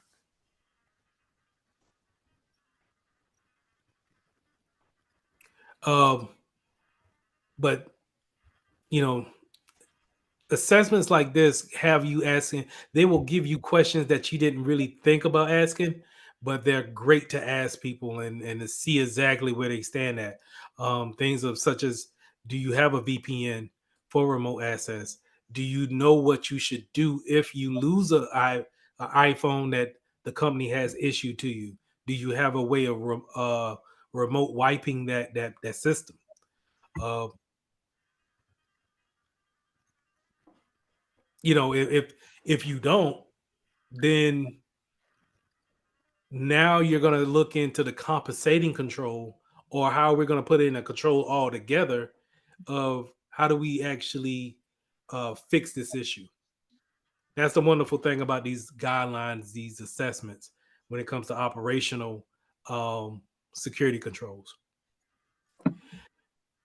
Now, we talked about the technical piece of it, technical controls, and I said that you want to avoid it if you can, because you don't want to spend that money on the licensings. But let's talk about the technical controls, and this is where I'm gonna show you my endpoint protection. One of my endpoint protections is a antivirus um, with Sophos, and Sophos is a cybersecurity company out of California, um, and they deal in a lot of things as far as firewalls, network intrusion detections, um, and endpoints, of course. I have their endpoint on my computer, and it tells me certain things, such as everything is out of date because I didn't renew the license, or the zero trust. If there was actually a feature in there to have zero trust implemented on my computer, if we were in a network type of setting, that would be great to actually have those things in place. This is what we call technical control. So even if they get past the policy wise, even if they are able to infiltrate that particular computer by bypassing the USB, something like this could technically prevent any type of changes to this computer. So having these things up here is wonderful. You always want some type of endpoint protection on it. And just to let you guys know, I think Majesty, I don't know if the Apple or the Macs have a antivirus on it. I'm not going to lie to you, but everybody who has a Windows machine should have access to the security um, console that's free on their machine, and be able to look at their endpoint protection. And I say that because, when you go and you buy these machines from Best Buy or Walmart or wherever you get your computer from, you don't necessarily have to buy an extra um, antivirus to go along with it. It already comes equipped with it. And you just have to go in there and set it up to your liking and let it do its thing in the background. So it's already free.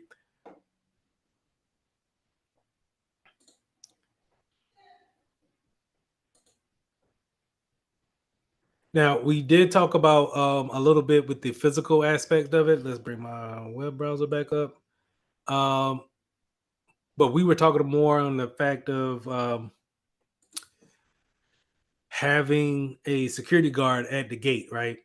And a lot of times that is the security factor of it, a physical security factor of it, having someone, a security guard there. But you also got security cameras, a fence that you may put up, a fence with barbed wire fence around it, lighting for that fence because um, you might want to see things in the back of the building that's dark. Um, Maybe we want to put cameras up, so we put those lightings up so we can have lights for the camera. But I also wanted to bring this up right here. It's off to the left. This man trap door. So with a man trap, a person comes in to the building, but then they're not able to get to the lobby of this building until someone is able to actually let them in physically. And so this alleviates anybody who tries to piggyback way in, or a lot of times just being courteous. If you walk closely to someone will just leave the hold the door for you and not ask you why you're here. They were just trying to be nice for the day, and they'll just open the door, and I could just walk right on in and plug in the rubber ducky and then walk right on out. Because a lot of times in a day-to-day aspect, people are not really just thinking about cybersecurity. Um, and that's where social engineering comes in, because social engineering takes advantage of just people being people. And naturally, we just want to help each other. And so if I'm, like I said, if I go back to my example of, if I have a work t-shirt on, or like I said, I have a Uber Eats sign in my car, then that person is probably just looking at it like, man, that person just want to, deliver some food. That's all. I'm not trying to be a hassle. I'm not going to hold them at the gate. I'm going to let them go through, not knowing that I'm here to cause all types of havoc. And it's not the ideal thing to do, to have people go through a certain protocol. But if you don't go through the protocol and something happens, then 9 times out of 10, I'm, as a security professional, you may, have your job taken from you because we didn't follow the policies. And that's just the sucky thing about it, is where we're not trying to be mean, but if you're not mean, then and you're not able to follow the policies, it could end up with people's information being leaked out. And so you have to follow those things to a T and be able to secure your job. So whenever you guys do get into these positions, make sure that whatever policies we're having, hey, just make sure that you're doing exactly what you need to do to secure your job and make sure that you can move forward. So that's man trap. I also have ballards.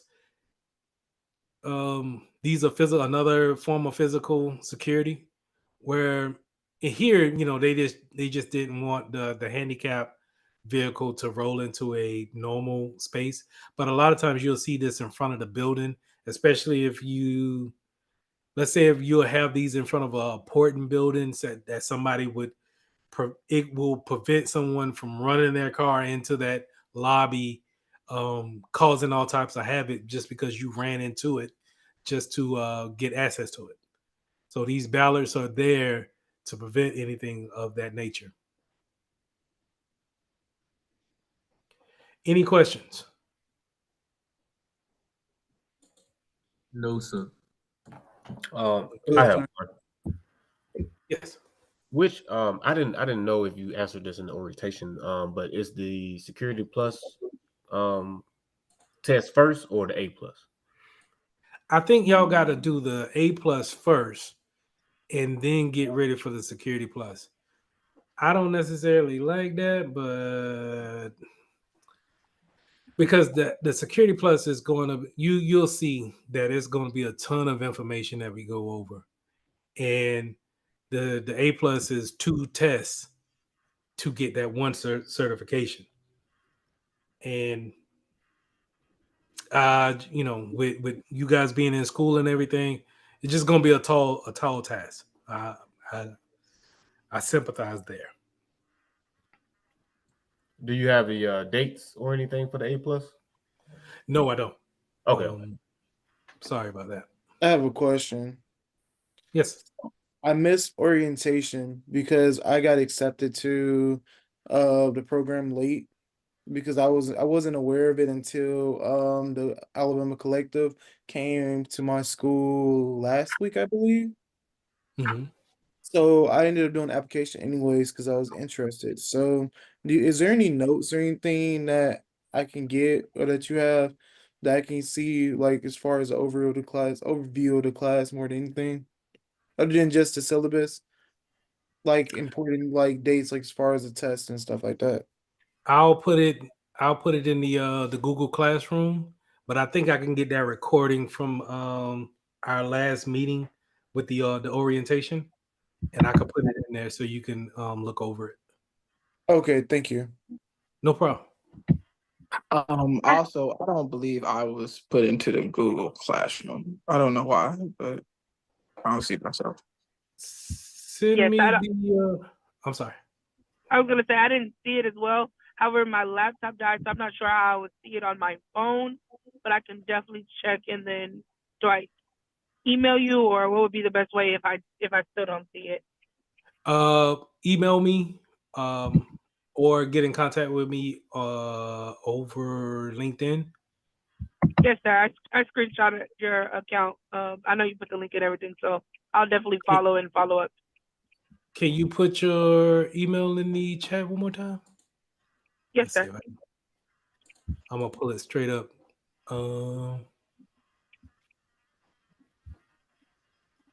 And then it was someone else that just mentioned they don't think they're in it too. I think Just put my email down. My next question is during that little transition that I had from computer to phone, it was a good like minute. How soon would I be able to go back and not reread, but rewatch the video so that I can make sure that I'm caught up before tomorrow's class? I'm going to make sure that this recording's there tomorrow, no later than noon Eastern time. So it should be about 11 o'clock y'all time. Okay, that works for me. That gives me time. Thank you so much. No problem. I have a question. So we should have received an email with the Google Classroom. Mm-hmm. I'm sorry. Say that last part. You kind of broke it up. Were you sending an email with the Google Classroom on it? I didn't receive that. Okay. Put your email back in the Why is it not taking this one?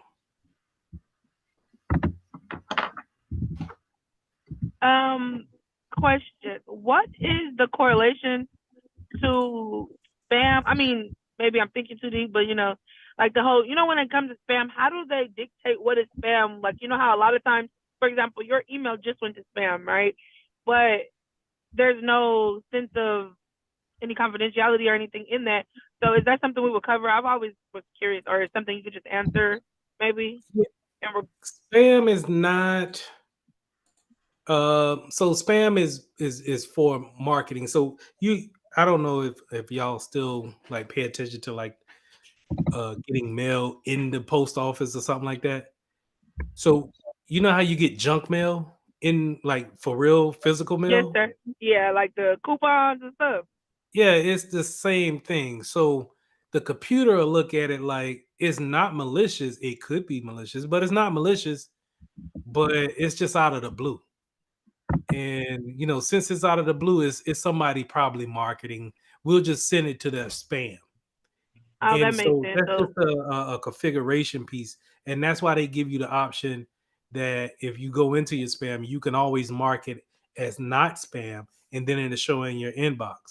But hackers have seen that, and now they're saying, okay, well, we'll take our chances. And some spam is phishing attempts. And so we need to, we'll take a look at those. And we'll go a little bit deeper. I got some stuff I could show on that. That'll be real nice to see. But yeah, that's what happens. Why is it? I don't like that, man. Well, it says okay. I got you already invited. So Clark, make sure that I might be in your spam. Okay. Check. Okay, did I answer everybody's question? I have a question. Yes. Not about the Google Classroom, but it's about the program itself.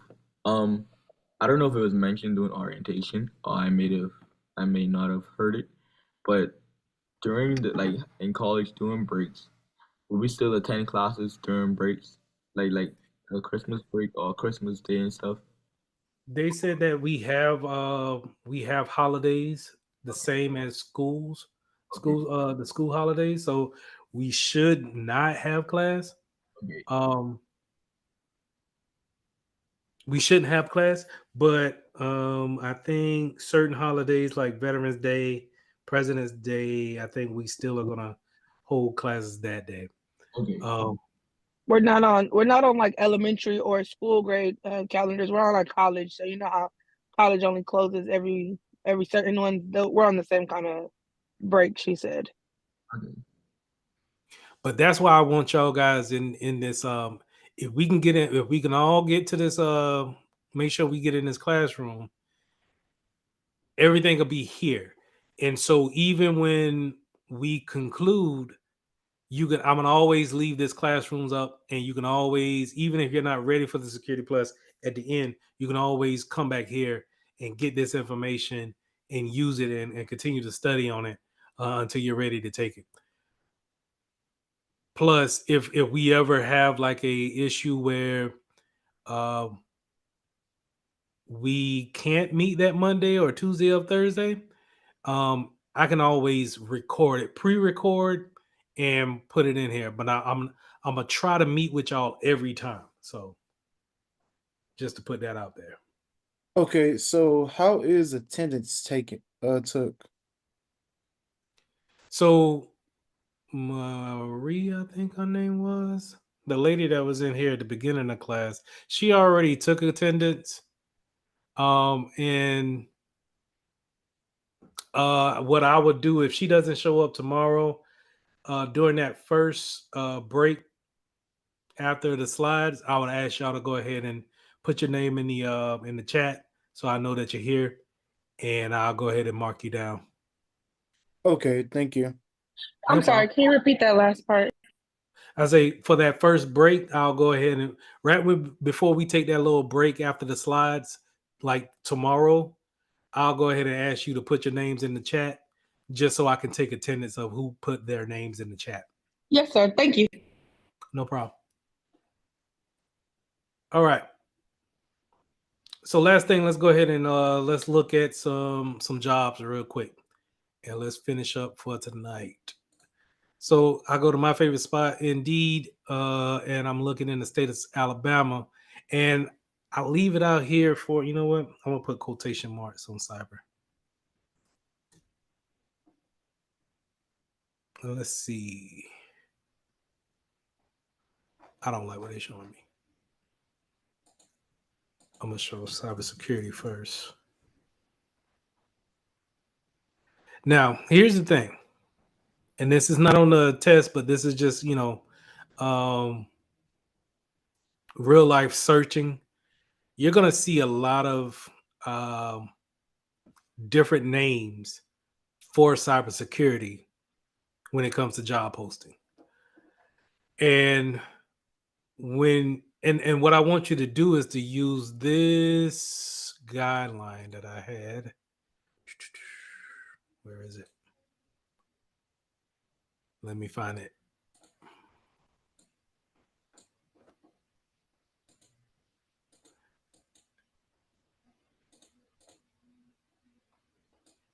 And I'll put this in the Google Classroom. Dang, where is it? Right here. All right, so you guys see this. These are the names that you'll probably be able to take from and just throw them into an Indeed or LinkedIn and get all the different types of job titles in their particular domains. This is not on the Security Plus. This is just information that you need to know. Remember, we talked about the SOC analyst. But then, if you feel like vulnerability or pen testing is more in the field that you want to go into, maybe you look for these titles. If you want to get with the networking side of things, maybe you go with the network security. I like investigation because then now you're talking about that FBI side of things. And I don't know if you guys have ever seen the FBI when it comes to cybersecurity jobs. They have had an uptick as far as jobs is concerned. But the thing about USA jobs is that they suck. And I don't like them because it's a different way you have to fill out that resume. That resume has to be block paragraph style, almost like APA style, when filling out that application. But as y'all can see, they got something here in Huntsville. Let's look at it. But when you're talking about getting with the government, you're talking about real cushy job for 20 years plus. Now, this is a GS 14 position, so they're going to want a bachelor's with this more than likely. But let's see if we can justify what I was saying. 9 times out of 10, I look at what they want here, which is what? Making sure you're looking over these policies, looking over those technical tools that we talked about, mitigating the vulnerabilities. Pretty much the things that we talked about today. And the wonderful thing about looking at these applications is that they are 9 times out of 10, the employer will train you on a lot of these positions. Sorry, that's the experience that they had. This is the major duties, which is still shouldn't be as different. Yeah, this is mostly planning and policy works. And see, this is what I'm saying. If you have the Security Plus and you have your degree work, I don't see why you shouldn't be able to fill out this application. Now, when you talk about the salary here, let's talk about salary for a little bit. Salary is a real thing. These are not fluff numbers. It's just the company needs to be able to know that they can pay you that amount and you be able to hold up your end of the bargain. Okay. They don't mind paying you the money because you know something that's that specialization that I was talking about. You're going to be able to tell others how to secure themselves, but they want to understand that you are confident in what you're talking about. So the numbers are not fluffed at all. I know for many of those jobs, such as like the criminal investigator, they not only require, the bachelor degree, but the resume to be relevant and proper to format, and also a lot of times having a security clearance. Yes. And the security clearance sometimes can be provided by them if they deem you as a good candidate. They can go ahead and pay for that. For mine, I actually had to join the Army to get it, but I still haven't I plan figured on out. doing the same thing, so that's You're nice. gonna join the military? I'm doing yes. That's my ultimate route. Currently in the ROTC program now. Hey, I have no complaints about that. It's a great way of doing it. What branch you plan on going into? I'm currently in Army ROTC, but I was exploring my options for towards cybersecurity, whichever can get me in the right space. So I was speaking with a Space Navy recruiter. Well, space, yeah. No, I heard you. I heard you when you introduced yourself. The Space Force is definitely nice. I understand the Army is cool and everything, and they are laxed on the requirements, but take it from me. I did my time in the Army, and don't get caught up in it.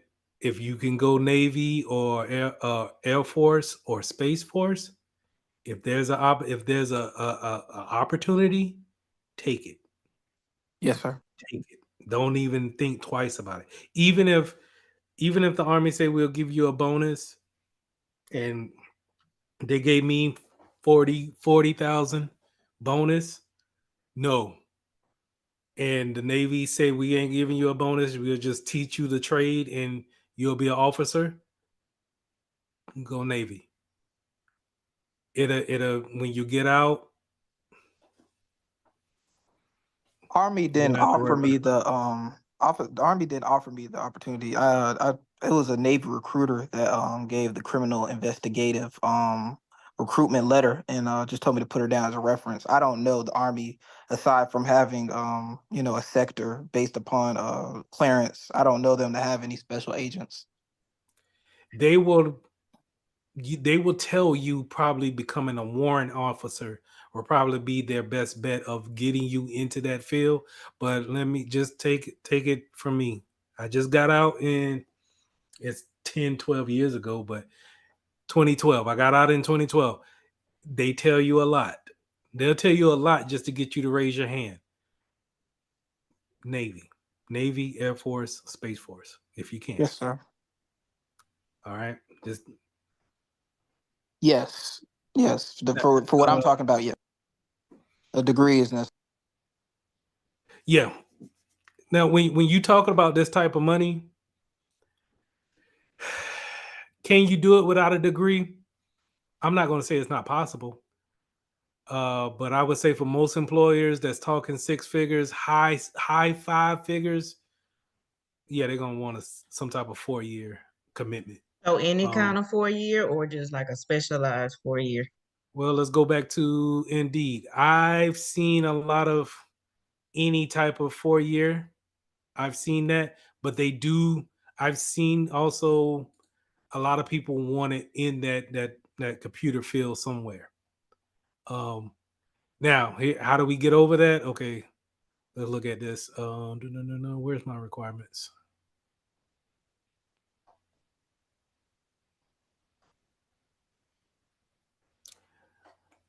Let me take this off.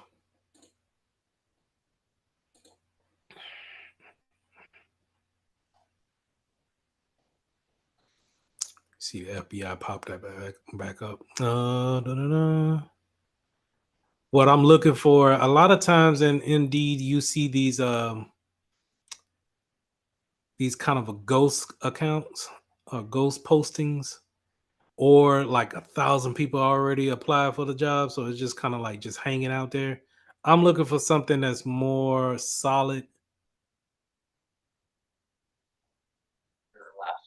So how you know the difference between, like you said, the ghost postings and with I guess because I look at them pretty much every day, I kind of see who I've already applied to and Okay. who's gotten back to me. Like General Dynamics, I know I have a friend that works there. They are pretty much, you know, these companies are not playing around as far as giving out this type of salary, actually hiring for that salary. But this, you also talking about in Virginia. So, but that's what I look for. Let's. I don't want to get off a track real quick, but like this National Security Agency, I probably wouldn't look at that, even though it's in Maryland. I'm not saying that it couldn't be a government job. I just wouldn't look at it. I don't think it. Now let's see if it throws me to USA jobs. I might look at it. Because here's the thing: when you start, I've had people fill out so many applications. I've been part of that. I'm talking 100 plus applications. You get tired of filling these things out. But when you hit, man, you hit. But just to kind of go back to what we were saying, this is pretty much what you see. A 3 year a bachelor's degree with some type of experience. This is where I was saying, going all the way back when we first started class, have your LinkedIn set up to where the things that we do here in class, we can go ahead and put it on the LinkedIn, so you'll have those experience bullets ready to go whenever you have a bachelor's. A lot of times they want that bachelor. It'll be great if you had that bachelor's in computer science, but a lot of times my bachelor's in they just want to see that 4 year completion. I completed 4 years of college. My bachelor's is in recreation, to be real with you.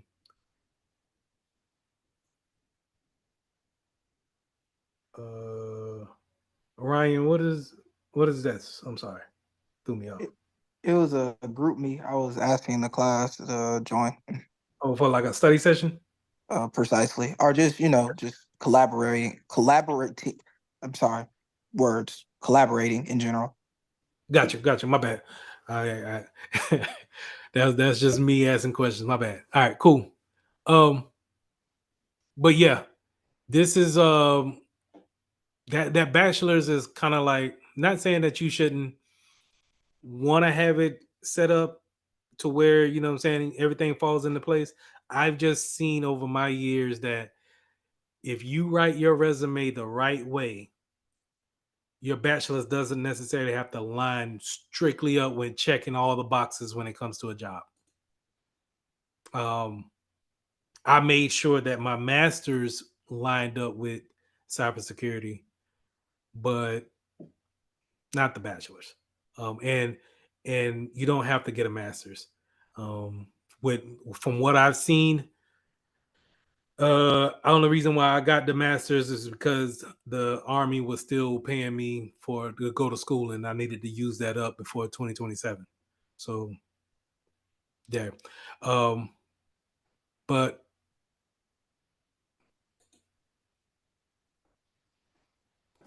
looking for these type of jobs, it can be tiresome, but at the same time, like I said, if you find one, like a lot of times when I come here, I try to make sure I put the date posted 7 days ago, and that I want to put it on entry level. I'm going full time. I'm doing, let's do Huntsville. Y'all let me know if you've seen any type of business like this before. Let's do now let's go back to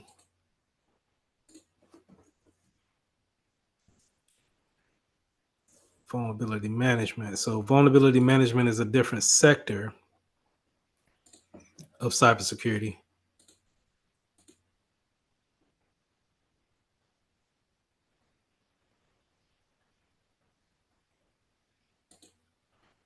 And while you see a lot of people want a senior manager, they're really just asking for experience years, so 5 or 6 years to be a senior.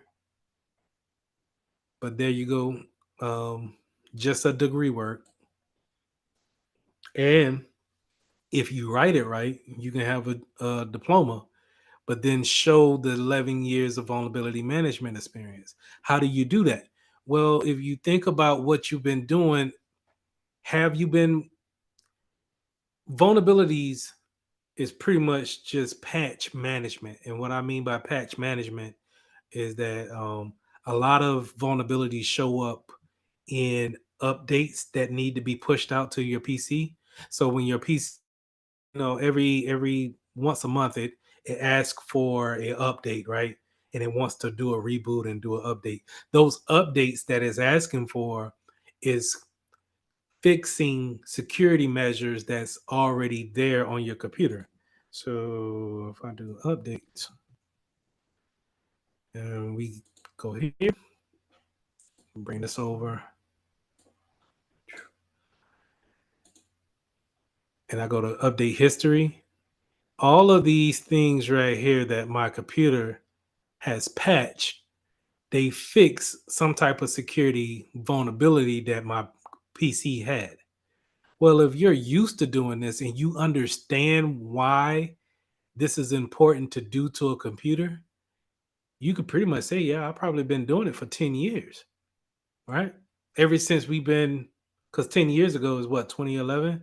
We all had smartphones by then, been updating. Your phones does this all the time, especially if you're a Mac user, iPhone user, it and an Android user. Well, Android is kind of whack when it comes to updates, but iPhones are always pushing out updates. Now, a lot of times we ignore those things, but these are things that, they actually fix things on our computers, and they cover up vulnerabilities that we may have. So I click on learn more. And what this does is that it'll tell you what this patch actually fixed.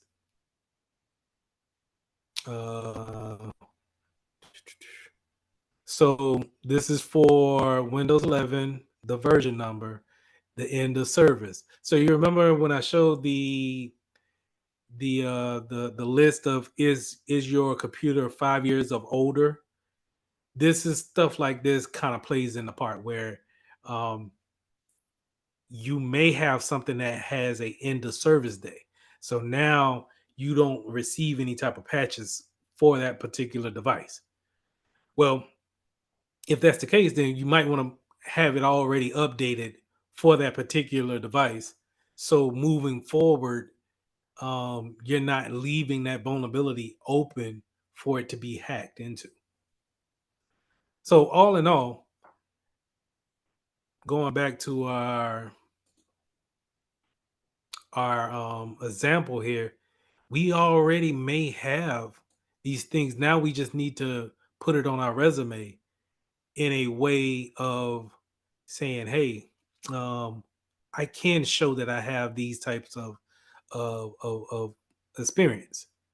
Now, are they asking for the Security Plus?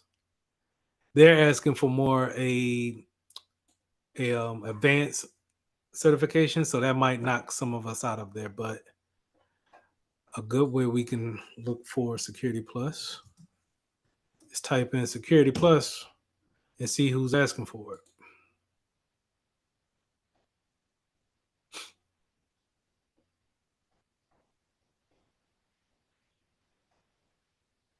That TSA, they showing a lot of government stuff tonight.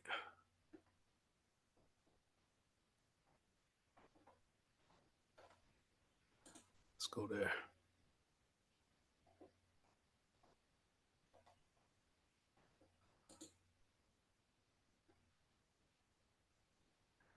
Yeah, so anything government, you'll go to this website here, USA Jobs, and you'll put it on here. Now, this is a whole nother beast. I'm not too keen on how everything works because I'm still trying to figure it out myself. And the thing about USA Jobs is that they may get back with you, they may not. They honestly might just leave you out there to dry. So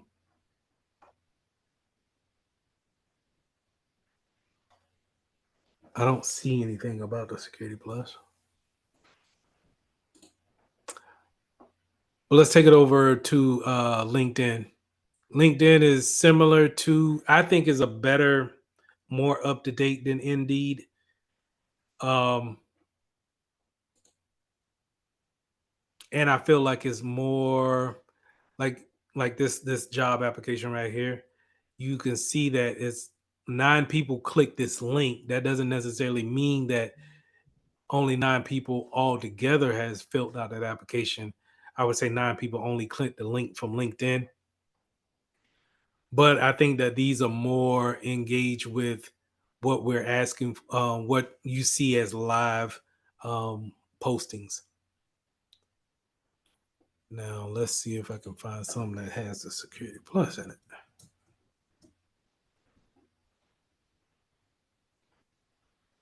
Let's go date posted. Then the last week.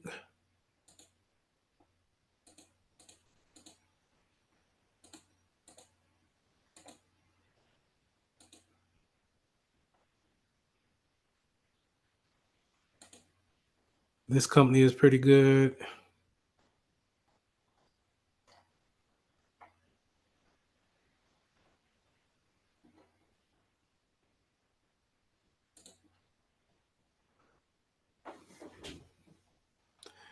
They're not showing me what I want to see.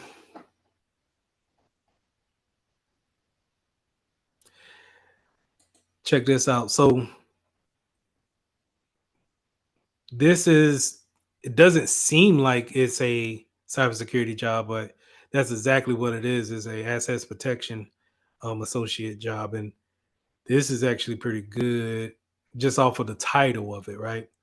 It's good for entry level is what I really mean. But it focuses in on the endpoints off of the job title that what I see. Focus in on the endpoints, and that's a good way of get your foot into a job with the company and being able to then work your way up to another position. Oh, come on. Continue.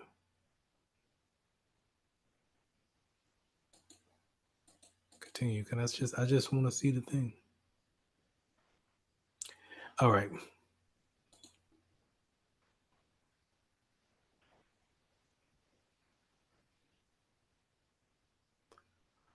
Works on investigating critical thinking, working to solve complex problems. This is not a physical job. This is more, I bet you this is more on the endpoint protection side of things. But it being part-time, that's why you see the lower side of the salary. But I still think it's a good posting. What could be the titles of the like non-coding jobs or non-hacking jobs? I would, if I'm looking for coding, I'm probably going to put in software development. Oh no, non-coding. Non-coding. Oh, anything that we've been really kind of looking at it. Okay, so like the vulnerability management and stuff like that. Yeah. Okay. Again, I'll put that. Where's my list? Give me 1 second. Use this. Oh, where is it? Use this piece that I'm gonna put in the Google Classroom. Use these roles to look for things that you want to see as far as the job titles are concerned, because it could be any of these things, and majority of these things are not coding at all, except for the DevOps piece of it. But I would definitely use these job titles to look for certain things. Let's say SOC analyst. Let's look for SOC.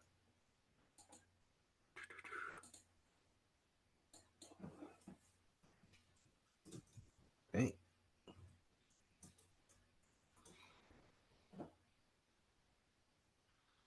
So right here, we talked a little bit about IAM. We'll talk about more about it on Thursday. But this is what I'm talking about. Bachelor's. And we'll get into more specific tools that you can use, but your Security Plus will help you out with job titles like this. This will be perfect.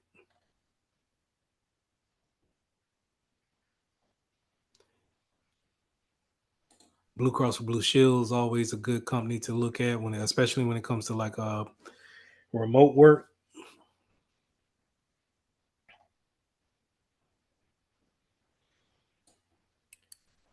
Bachelor's, and I don't see anything with the Security Plus no more.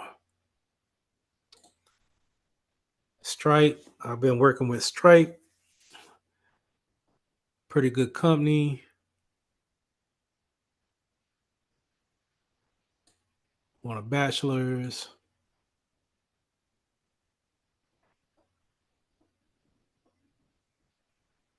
And you know what I should do is I should break down an application like these responsibilities. I'm pretty sure when you guys read these responsibilities, you kind of maybe thinking like, can you do those things? I should break it down on like each bullet and show you an example of what they're asking for, so you can have a better idea if you want to apply for these jobs or not. Maybe I should do that as a kind of like a extra piece. Here it is.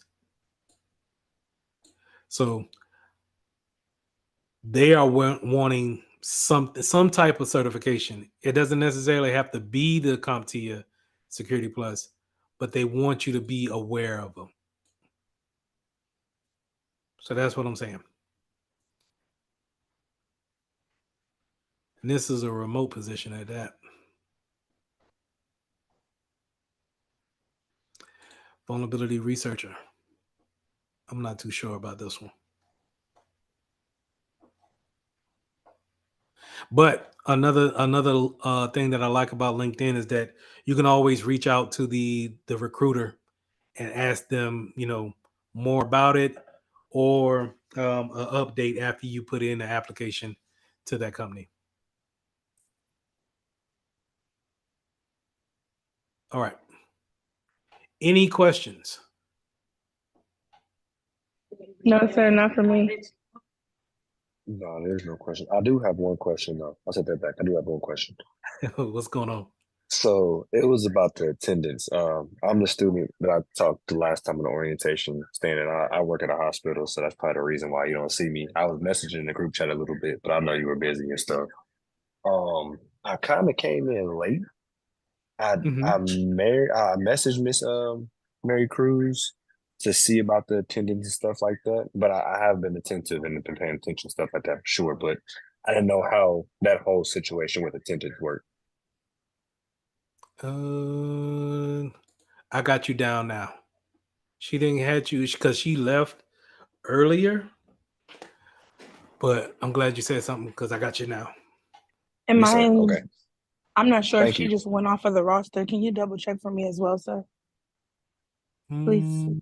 Yes, ma'am. Give me Could 1 you second. check Got you. for Ryan Edwards? And yep, got both for y'all. Yep, got both of y'all. Thank you so much. No problem. So the only people I'm missing is Peyton, Bethune, Xavier, and Carl Matthews.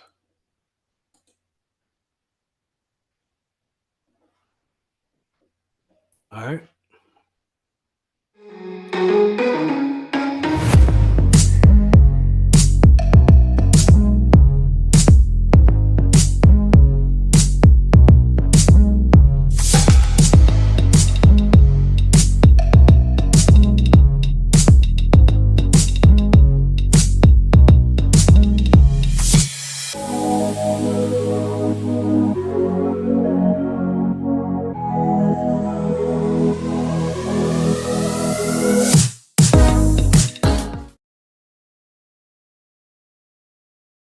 One of them up and then the other one in another tab. So just right click on one and just open it up in another tab.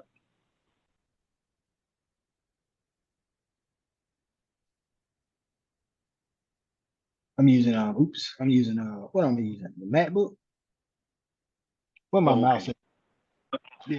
No problem, no problem. We could just, because it's going to be the same thing, just one looks different, right? Yes, sir. But this is what I was saying, how you got the open tickets, the unassigned tickets, and then all your other categories off to the left. You got different categories at the top that you can use and navigate to. And I'll let you just, whenever you get free time, just go through everything see what you got questions on and just let me know. Yes, sir. But this is your typical help desk, service desk queue. If they, you get into a business and they say, hey, we done put 2 tickets in your queue, this is where you're going to go at and check those tickets, update those tickets, and then close those tickets. Yes, sir. All right. Now go to version 2 real quick, just to kind of show the difference. It's just an updated version. It looks a little bit more appealing to the eye with the little user icons off to the left, but nothing. It doesn't say anything different. So either you'll run into one or the other. You'll run into ones that we saved a little bit of money, so they gave you version 1, or we spent a little bit more money and we get a little bit more features with version 2. Yes, sir. Okay. But it's typically the whole same thing. Now, users normally don't see this side of the ticketing system. They see what you were logged into the first time. Okay. First time. That hey, you could submit a ticket here, and then they're able to check their tickets in that type of platform. But here, this is where IT people, we go and we check our tickets and then we update them. This is what you call the back end. I guess you could say it like that. Some people may use that terminology, the back end. Let me go and check my tickets, things like that. Any questions? No. I like this. This interface, version 2 interface, look a whole lot better than. Well, I'm not saying a whole lot better. Yeah, it's more streamlined, I guess. And go to RMM.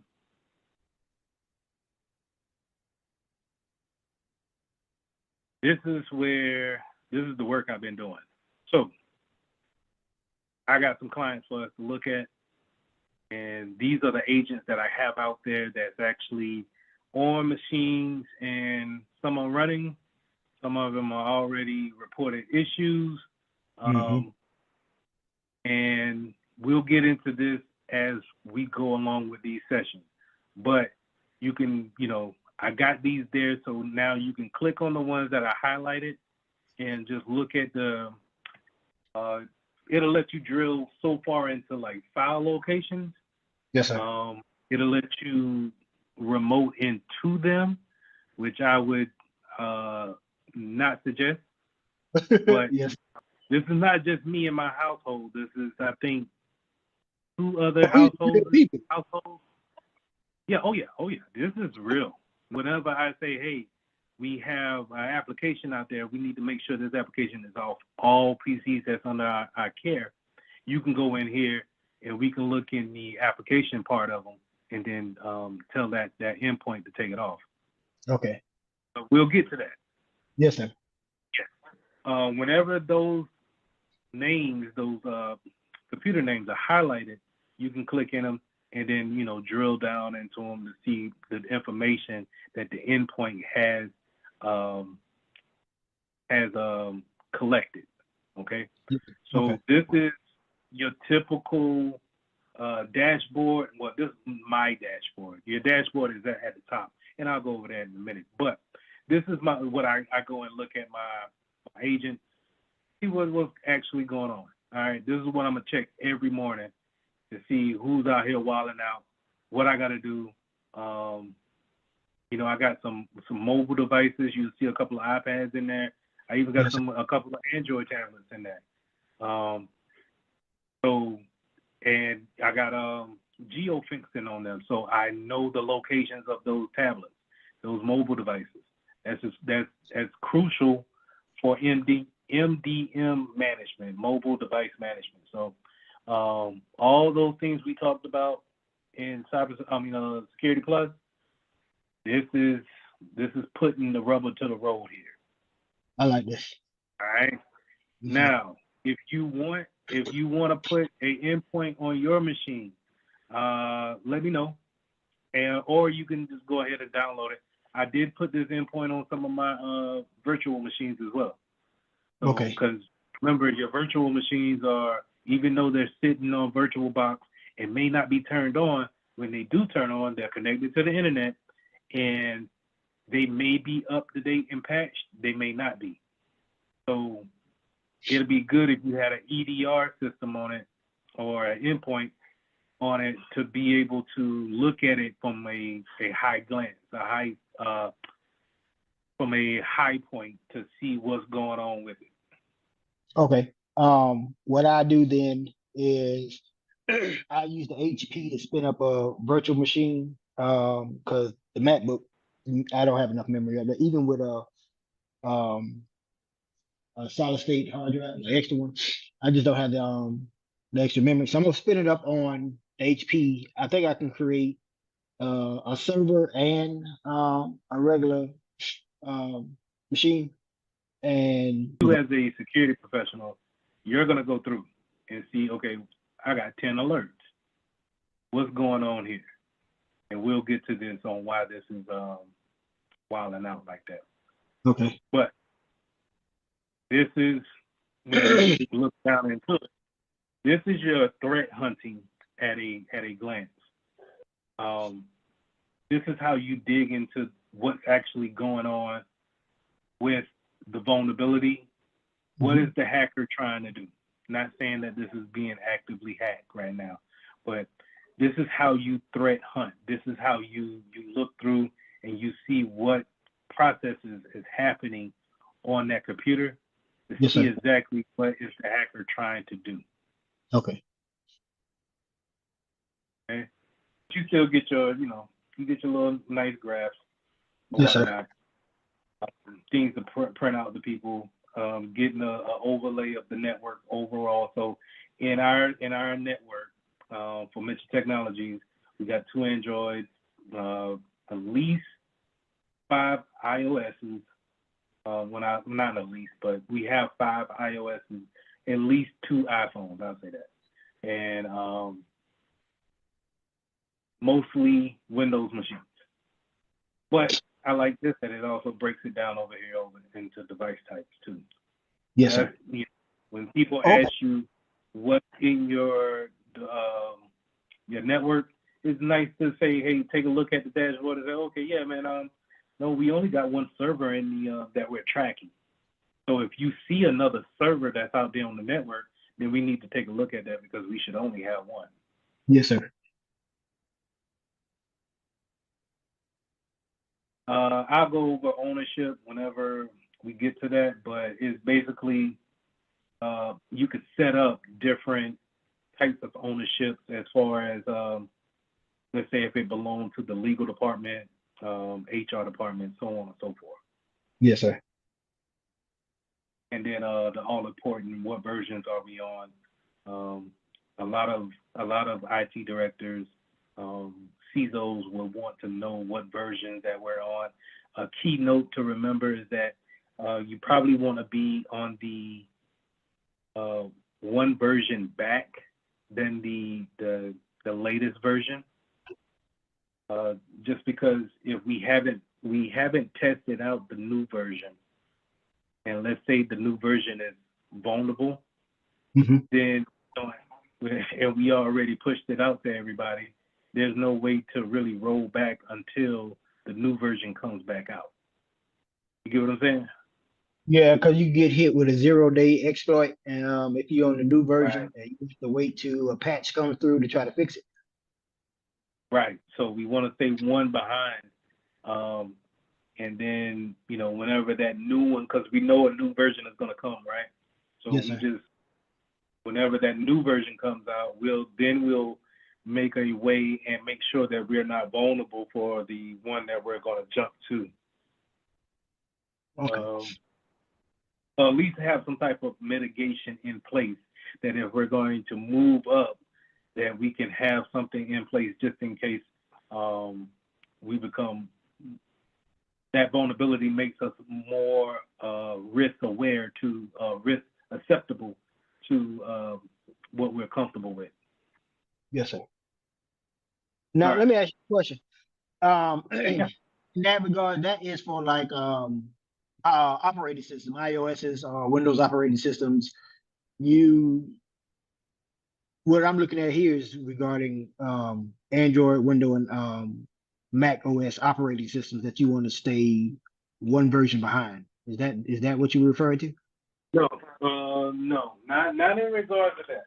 But you can look at it. So we'll have a conversation about it, right? So if we're like in our network here, let's say we call this give me a business name. Harmon Enterprise. Okay. So for Harmon Enterprises, we got these clients out here right now, and we're saying that, hey,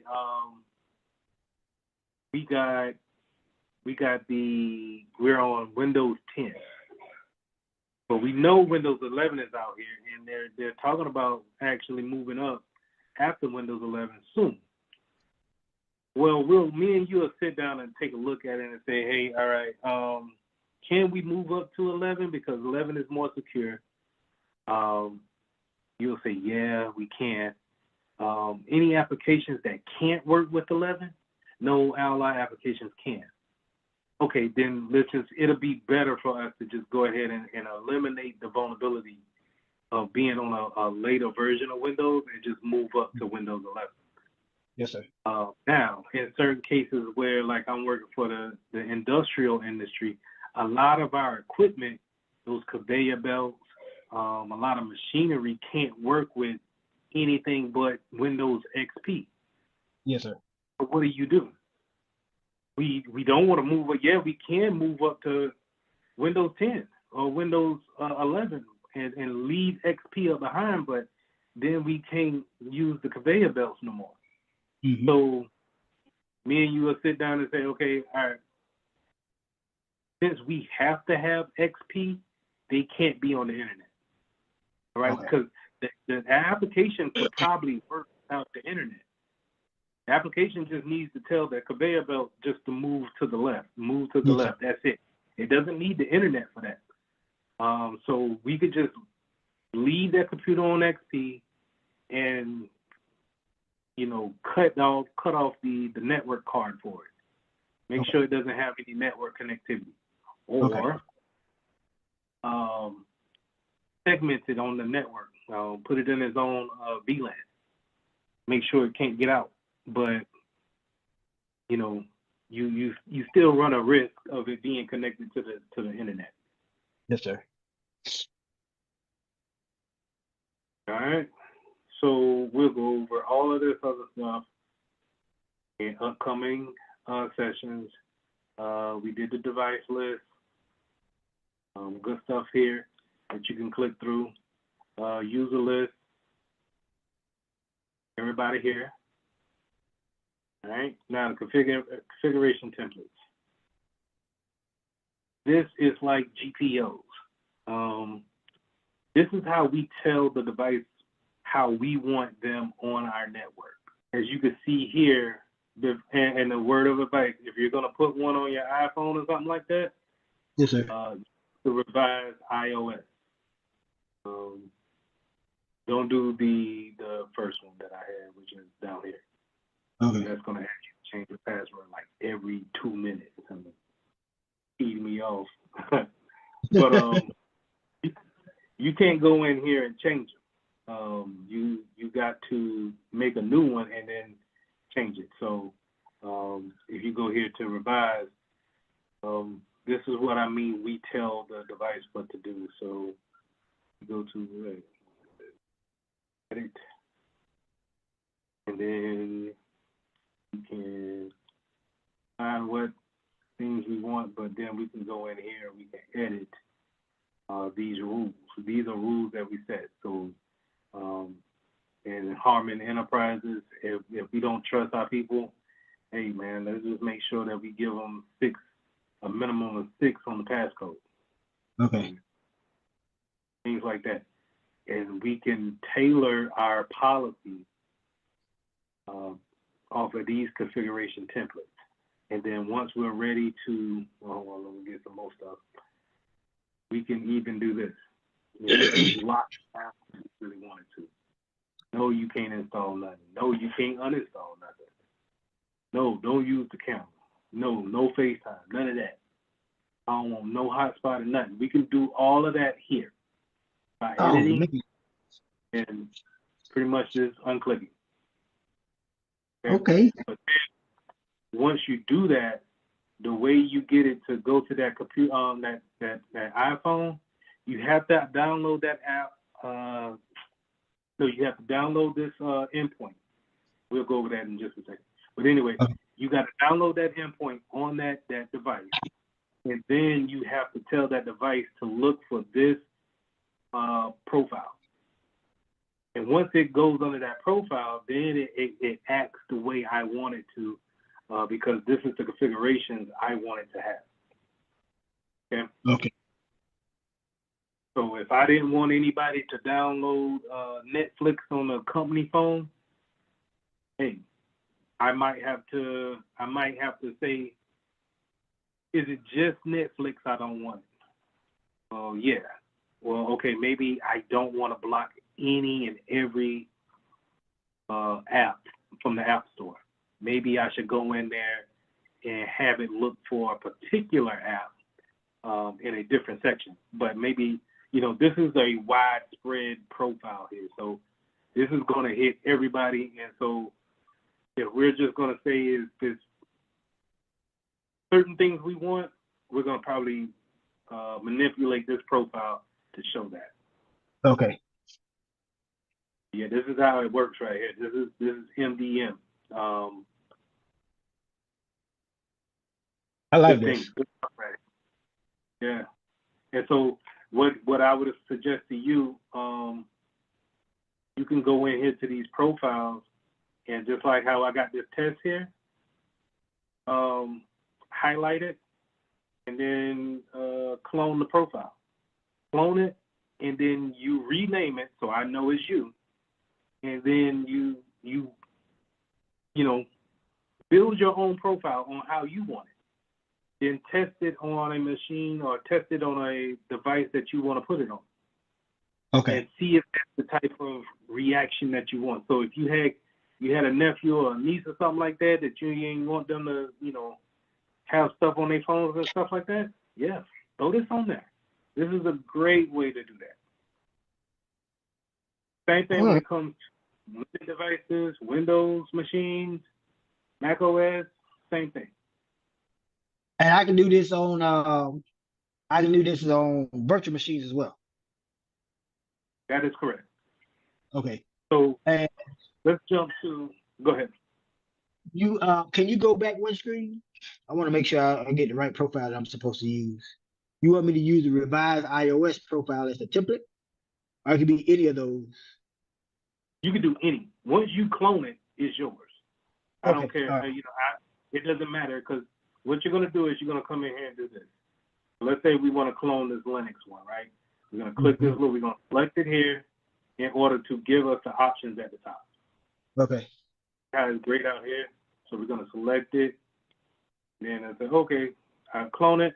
It's going to automatically drop that down. I say this is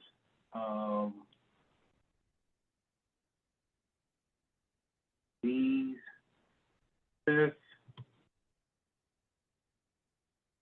I probably don't like the apostrophe.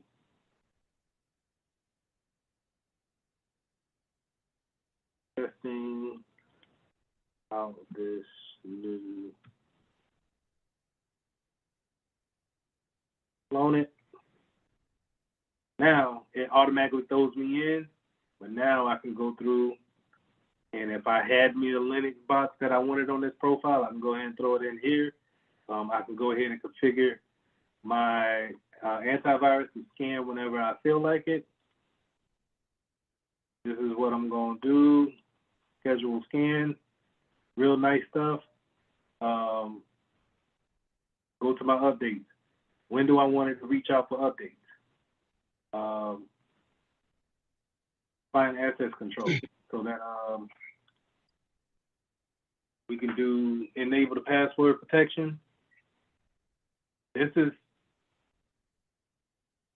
is what we do whenever we're gonna, let's say we got a new client, let's say, yeah, like you just joined the company. This is what I'm going to do to your computer before I send you the computer. This is why you can't just do whatever you feel like doing once I give you the computer. Yes, sir. Because this is what we call locking down or hardening. I'm going to set the configurations up to what's the standard of the business. And then once I give it to you, and let's say you put in a ticket and say, I can't install iTunes on my my MacBook. Well, yeah, that's because it's not an authorized application for the business. I prevented you from doing that from the get-go. Okay. And it's done all here with these profiles. All right. I like this right here. We'll get into data loss prevention too. This is good too. Yes, sir. But yeah, play around with these profiles whenever you feel like it. Or Okay. you know, if you got a question and you want to go through one next time, let's go through one, and then we'll throw a couple machines in there and see how it reacts. See how long it takes for that machine to actually talk back to this server and say, okay, no, I'm not going to allow screensavers to be put on this machine. Then we go test it out and we see if it works or not. So the security part of it, the endpoint, and this is where the antivirus is highlighted here the most. I think this is a highlight of this Exidium platform, just because it's a response tool that not only can it scan and look for a virus, it can also respond to it and isolate the machine and so on and so forth like that. People are paying hundreds of thousands of dollars for companies just to have this type of technology on their machines. So having that endpoint there, man, it's a big thing. I think this is if I can get this into a school system or a small business, and we could see this on a larger scale, you'll really get to understand where I'm coming from when it comes to the value that comes along with it.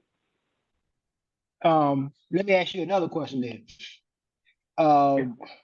I have Trend Micro and Malwarebytes on both my computers, laptops. Now, with this, does it interact with Windows Defender, or will it interact with Malwarebytes and Trend Micro? It will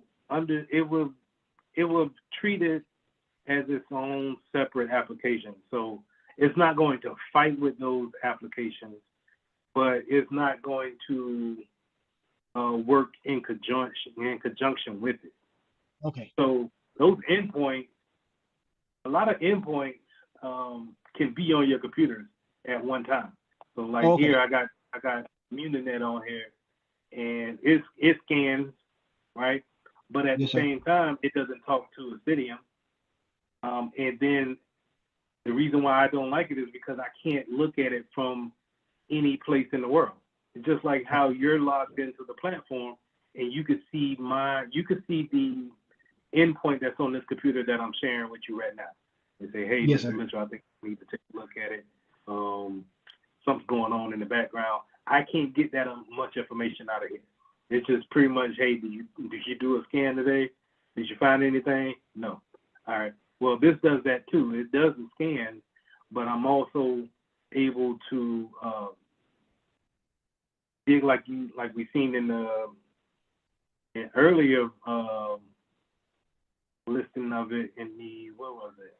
Your regular EDR, Malwarebytes, things like that. The company of, whoever works for Malwarebytes or Microsoft Defender, they will see something like this that could be able to dig further into the files. But us being able to see this type of stuff right here, go, man. And then you can investigate. And once you start putting all this stuff together, and you have a case on, you have a hunch, you see something in your firewall rules that says that you have some strange activity, and then you get to isolate that one machine. Let's take a look at the strange activity from the logs. Let's see if we can look at it here on the endpoint security portion of it. What did the endpoint see? And start digging down into it. Because more than likely, your regular AV scan is not going to see this deep into the files. Okay. Hey, you actually got a memory leak, or this doesn't look this for some reason at some point in time. This amount of traffic is always leaving from this directory, leaving out and going to this particular address on the internet, which says that somebody has already infiltrated, and telling that that directory to send some information out to them. Your regular AV is probably just going to scan and look for signatures that they already know. Signatures Yes, sir. are kind of like fingerprints of a known virus, Yes, sir. and that's what it's going to do. Hey, I don't see anything that I already know, so you're clean. This looks a little different. This looks deeper into it, and then if you had some people that know what they're looking for, then actually start to realize if you've been infiltrated or not. Okay. All right. All right, so now the applications. This is how, like I said, let's say you read something and you say, hey man, I heard that the Zillow app was vulnerable on this version. Let's check to see who has it on their machines. And now you get a quick rundown of all the iPads that have Zillow on them. This bulk installation package is, let's say if we were working at a big university. Yes, sir. And we needed to put these endpoints on 500 machines. Mm-hmm. We can come here and work with a package installer called SCCM or EMMC, I think. Okay. Anyway, SCCM, Software Management System. They use that to take the endpoint that we will give them and then push them out to like thousands and thousands of connected computers. And they do this pretty much overnight. So this is how if you had like a hospital, right? New hospital just been built, you have 500 machines get put in throughout the hospital. You're not going to image each and every machine. You're going to put that machine in place, plug it up to the network, and now it's going to be listening on the network for that SCCM to give it the command to install Windows 10 or Windows 11, whatever. And then with that, it's going to also install this endpoint on each machine. Okay. So that's where the bulk comes in. That bulk installation package comes into play at. To remotely access your device, perform routine security maintenance, which will not interfere with your work. Please click allow to start a remote session. See how it works. So from here, now I don't see any changes to my desktop, right? But yes, here on the platform, now I'm able to actually drill down into this is what's actually on my actual file directory. Okay. Let me show you here. If I were to go to, let me see, that is program file. So see, you'll see how these kind of match up with each other. Intel, OEM. Yes, sir. This is how, if I wanted to see those files, but I don't know if I can actually open those files. Okay. So then you go into, do you have something that can read it? All that.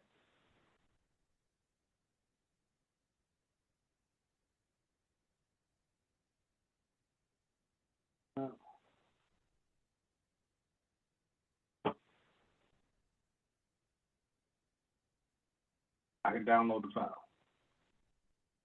I downloaded the file. Now that could be, that's risky. I'm gonna just tell you that up front. When you, Yeah, you if can't you're get fired doing for this, something like that. right. So you want to do this and know exactly what you're looking for when remoting into someone's PC. Now this is just the back end. So even though it's just the back end and they can still continue their work, they were prompted that you connected to their PC and they had to give you control. But if you download the wrong, you know, above your pay grade or sensitive, say you got a secret clearance and you downloaded something that was top secret, now we got issues. Yeah. So always be careful on that. Yes, sir. But good for you is that you get to play stuff, see exactly what you're doing, because you don't want to learn a job.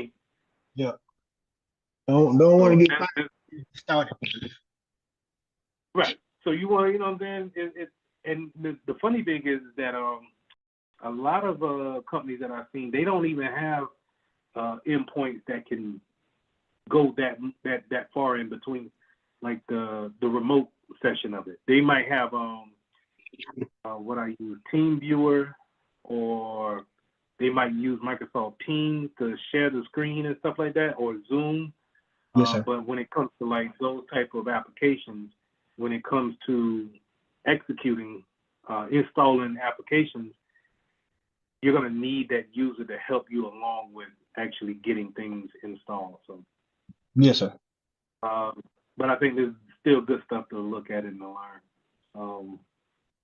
Do companies make rules about remoting into computers? Because like at a bank, I used to work at a BB&T a long time ago. You couldn't just randomly open up somebody bank account and just be like, yeah, let me see how much money this person. That is an automatic fireable offense. Do companies also make rules like that? Is it like if we catch you just randomly remoting into people's computer without express permission, or if you have any like if that customer didn't give you permission to contact them to remote to the computer, that's an automatic termination. Hey, I got this ticket for Emily. Emily is not, she ain't been at work for 2 days. I need to get this thing closed, because the one thing about tickets is that even though Emily put this in, the time starts on these tickets whenever she puts the doggone ticket in. Okay. So if she's not there for you to get consent to remote into a PC, you got to do what you got to do. Okay. Okay. But pro tip now, if you do that, you log all of that stuff here in this response. Or some of them have notes. You'll say user was not in, remoted into her machine, fix the issue, close the ticket. You cover yourself yourself by doing stuff like that. Now, yes, sir. Let's just go ahead and just jump into this one real quick. So this is the ticket right here, your normal ticket, right? So yes, Emily put this right in, and she put it in on the 26th. So we already we late on this ticket. The reason why we late is because of SLA time. So SLA is service level agreement. Service level agreement is a agreement that the higher ups have already made on your behalf to open it for users to open a ticket, and then for you to actually work that ticket and then close that ticket. Okay. When you get into this field, you will get to understand that SLA times can be a pain, because they normally don't start once you get these tickets. Okay. Okay. So you're going to be coming in at a higher level than help desk or service desk. So help desk, normally those guys, they just answer the phone and then they type these tickets up and then they assign them to you. Okay? Okay. That's help desk entry level, where you're going to be coming in at a security level or more of a desktop support role or what have you. You're going to be one level above that. So a lot of times your SLA time has already started, and where you think you had 4 days to close a ticket, you may have 2, a day and a half, 30 minutes. Good, no. But you cover yourself because you see here, whatever, you know what I'm saying? It's already going to let you know. And before you get out here and start freaking out, just say, hey, I received said ticket at this date. The ticket was opened up on the 26th. I did not receive my account until the 31st. So, you know, you just putting that in there. Is it going to count against you? Yes, it's still going to count against you. But your boss will know that it's not your fault. Okay? Okay. Now, let's see what she got going on. I'm having trouble setting up my work email on my iPhone using the mail app. Okay? All right. Now, that's just troubleshooting it. If me and you working through this issue right now, I would say, all right, Chris, have her call you up on a different phone or talk to her on Teams or Zoom or something like that with the iPhone in her hand. And let's see if we can walk her through actually setting up the email.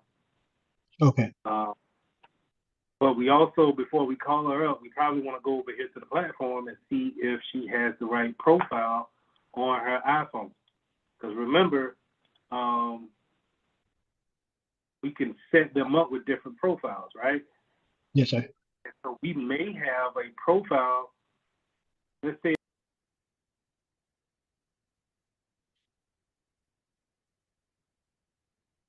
we set them up with different profiles here, Will.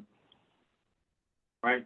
And let's say if you were testing one out and you accidentally threw her phone into this test profile, and now she can't set up her email because of it. Okay. So we want to, double check, see if it's not in there. And if it's not, then you call her up and say, okay, walk me through what you're actually doing. And if you got it, more than likely, you're going to have the processes on a piece of paper, on a cheat sheet, and you're going to understand what's the proper steps to setting up an email. She's going to probably be missing some point. Maybe her email address needs to be changed. Her password is not right to her email address. Mm-hmm. And you just simply walk her through it. Once you walk her through it, and she says, oh, it's populating now, because I guarantee you, it's going to be probably a password issue. You tell her to calmly type her password in one character at a time. Yes, sir. She gets it right. It populates her email.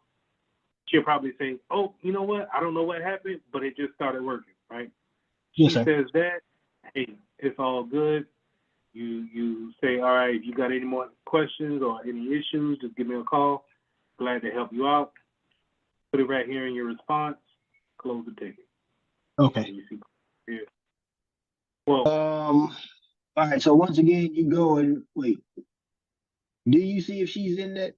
No. Because she shouldn't be in there. So you give her a call, and ask her what was the last password. Do she remember putting in? Have her try that one more time. If that's not it, then you're gonna have to explain to her that you're gonna have to reset her password. Yep. You'll reset her password on a Windows machine where? On a Windows machine. Oh, now. Do I remember that? In settings. You know what? I don't know. I'm about to play around with it. I don't know that one. Yes, you do. You do know. If we're in an enterprise, We at Harmon Enterprises. We're remote. He's using a Oh, Windows machine. More oh, likely. access and identity management. In the what's the thing called? We built these things on the thing. I know it. I know it. Do that now. But I can't call it out. I can't call it out of my head right now. But I know what to do with it.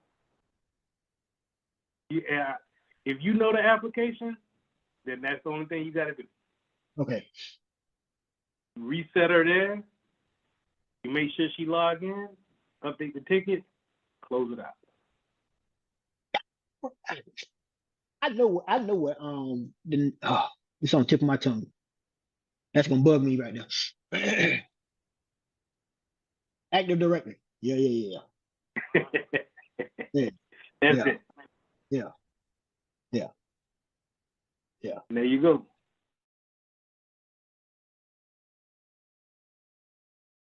Understanding security, a foundation for success. Security is a multifaceted process that involves a continuous cycle of assessment, implementation, monitoring, response, and deterrence. To effectively contribute to a security team, it's essential to grasp the fundamental concepts that underpin security functions. This includes understanding the importance of compliance factors and best practice frameworks and guiding the selection of security controls, as well as how different organizations implement security measures across their departments, units, and roles. Building a strong security foundation. To establish credibility as a security professional, it's crucial to have a solid understanding of security in a business context. This involves familiarizing yourself with the key terminology and concepts used by security experts in technical documents and industry publications. Just as a large building is constructed from individual bricks, security implementations are built from fundamental components. By understanding these building blocks, you can create a strong foundation for your security career. The CIA Triad, the cornerstones of information security. Information security is the protection of data resources from unauthorized access, attack, theft, or damage. Given the vulnerabilities inherent in data storage, transfer, and processing, the systems used to handle data must demonstrate robust security properties. These properties are often referred to as the CIA Triad, confidentiality. This ensures that information can only be accessed by authorized individuals. This prevents unauthorized disclosure or interception of data.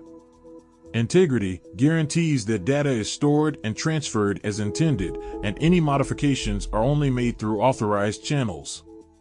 This protects data from unauthorized alterations or corruption. Availability ensures that authorized users can access information when needed. This prevents disruptions to services or data access due to outages or attacks. By understanding and upholding these fundamental principles, organizations can effectively protect their valuable data assets and mitigate security risks. Beyond the CIA Triad, the importance of non-repudiation. While the CIA Triad provides a solid foundation for information security, some security models and researchers identify additional properties crucial for secure systems. One of the most important concepts is non-repudiation. It ensures that a person cannot deny taking an action related to a resource, such as creating, modifying, or sending it. Think about legal documents like wills. Witnessing a signature guarantees non-repudiation. In a dispute, the witness confirms the document's validity. Similarly, in the digital world, non-repudiation can be achieved through digital signatures, access logs, and other mechanisms that create an undeniable record of a user's actions.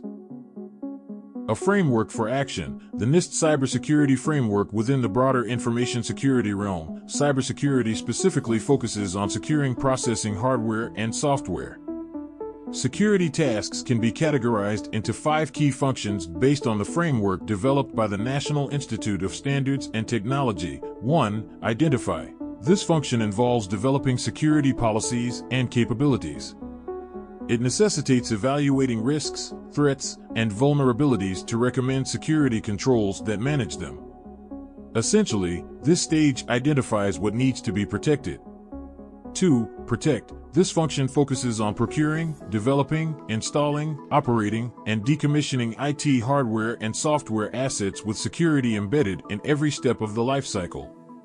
It ensures proper infrastructure and system configurations for defense. 3. Detect. Here, the focus is on ongoing, proactive monitoring to ensure existing controls are effective against emerging threats. This function involves constant vigilance to identify suspicious activity. 4. Respond. This function revolves around identifying, analyzing, containing, and eradicating threats to systems and data security. It involves developing a response plan for security incidents. 5. Recover. This function prioritizes cybersecurity resilience to restore systems and data if other controls fail to prevent attacks. It ensures the ability to bounce back from security breaches. Understanding these functions and their associated goals empowers organizations to implement targeted security controls.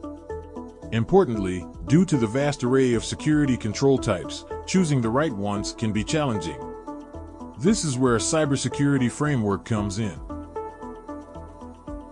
The power of frameworks. Guiding your security program. A cybersecurity framework acts as a guide for selecting and configuring security controls. Its importance lies in preventing organizations from building security programs in isolation or on a weak foundation. Frameworks ensure crucial security concepts are addressed throughout the process. By using a framework, an organization can objectively assess current security capabilities. This provides a clear picture of your current security posture. Define target security goals. What level of security do you want to achieve? Prioritize investments to reach target goals. Allocate resources effectively to achieve your desired security state. Structure internal risk management. Frameworks guide internal security processes. Demonstrate regulatory compliance. A framework-based approach provides verifiable evidence of compliance with security regulations.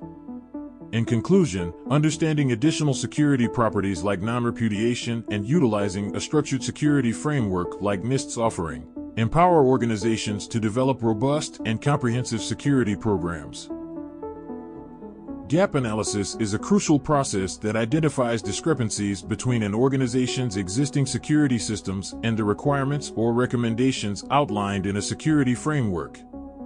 This analysis is typically conducted when initially adopting a framework or when aligning with new industry or legal compliance standards. To maintain compliance and validate changes to the framework, gap analysis might be repeated periodically. Access control. Safeguarding your information system's access control is a fundamental aspect of information security that ensures systems meet the goals of the CompTIA triad. It governs how subjects such as people, devices, and software processes can interact with objects such as resources like networks, servers, databases, or files.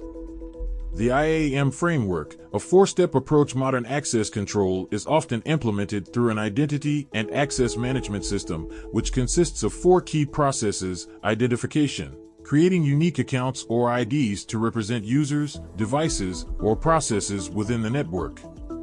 Authentication, verifying the identity of a subject when they attempt to access a resource. Authentication factors determine the type of credential required, for example, passwords or digital certificates. Authorization, determining and enforcing the rights subjects should have on each resource. Authorization models define how rights are granted, whether it be discretionary or mandatory. Accounting, tracking authorized resource usage and alerting on unauthorized attempts. To illustrate these concepts, consider an e-commerce site. Identification, ensuring customers are legitimate by verifying billing and delivery information and preventing fraudulent payment methods. Authentication, creating unique accounts and requiring customers to log in to manage orders and billing. Authorization, implementing rules to allow customers to place orders only with valid payment methods and potentially granting access to exclusive offers or content based on loyalty or promotions. Accounting, recording customer actions to prevent them from denying orders or fraudulent activity. Remember, these processes apply to both human users and systems. Your e-commerce server must also authenticate itself to customers connecting via a web browser. By effectively implementing access control and conducting regular gap analyses, organizations can significantly enhance their security posture and protect valuable information assets.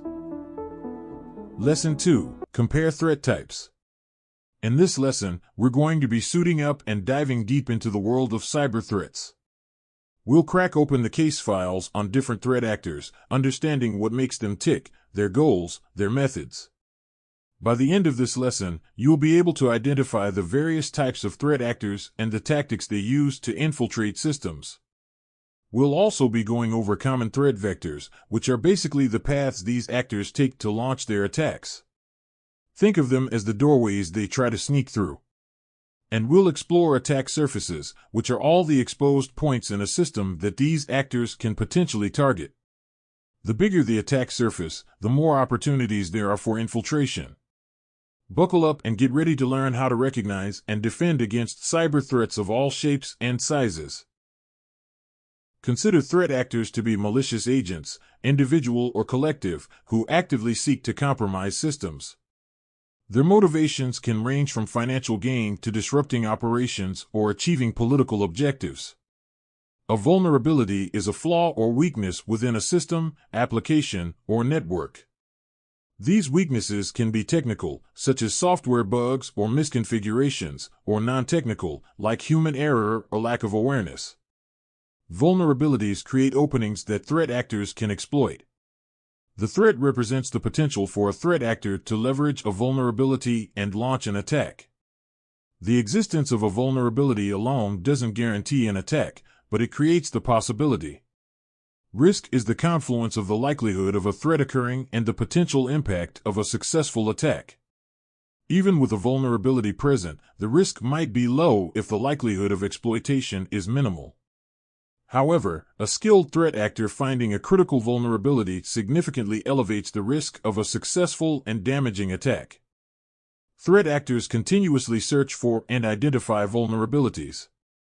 Once identified, a vulnerability becomes a threat, and the risk intensifies based on the exploitability of the vulnerability and the capabilities of the threat actor.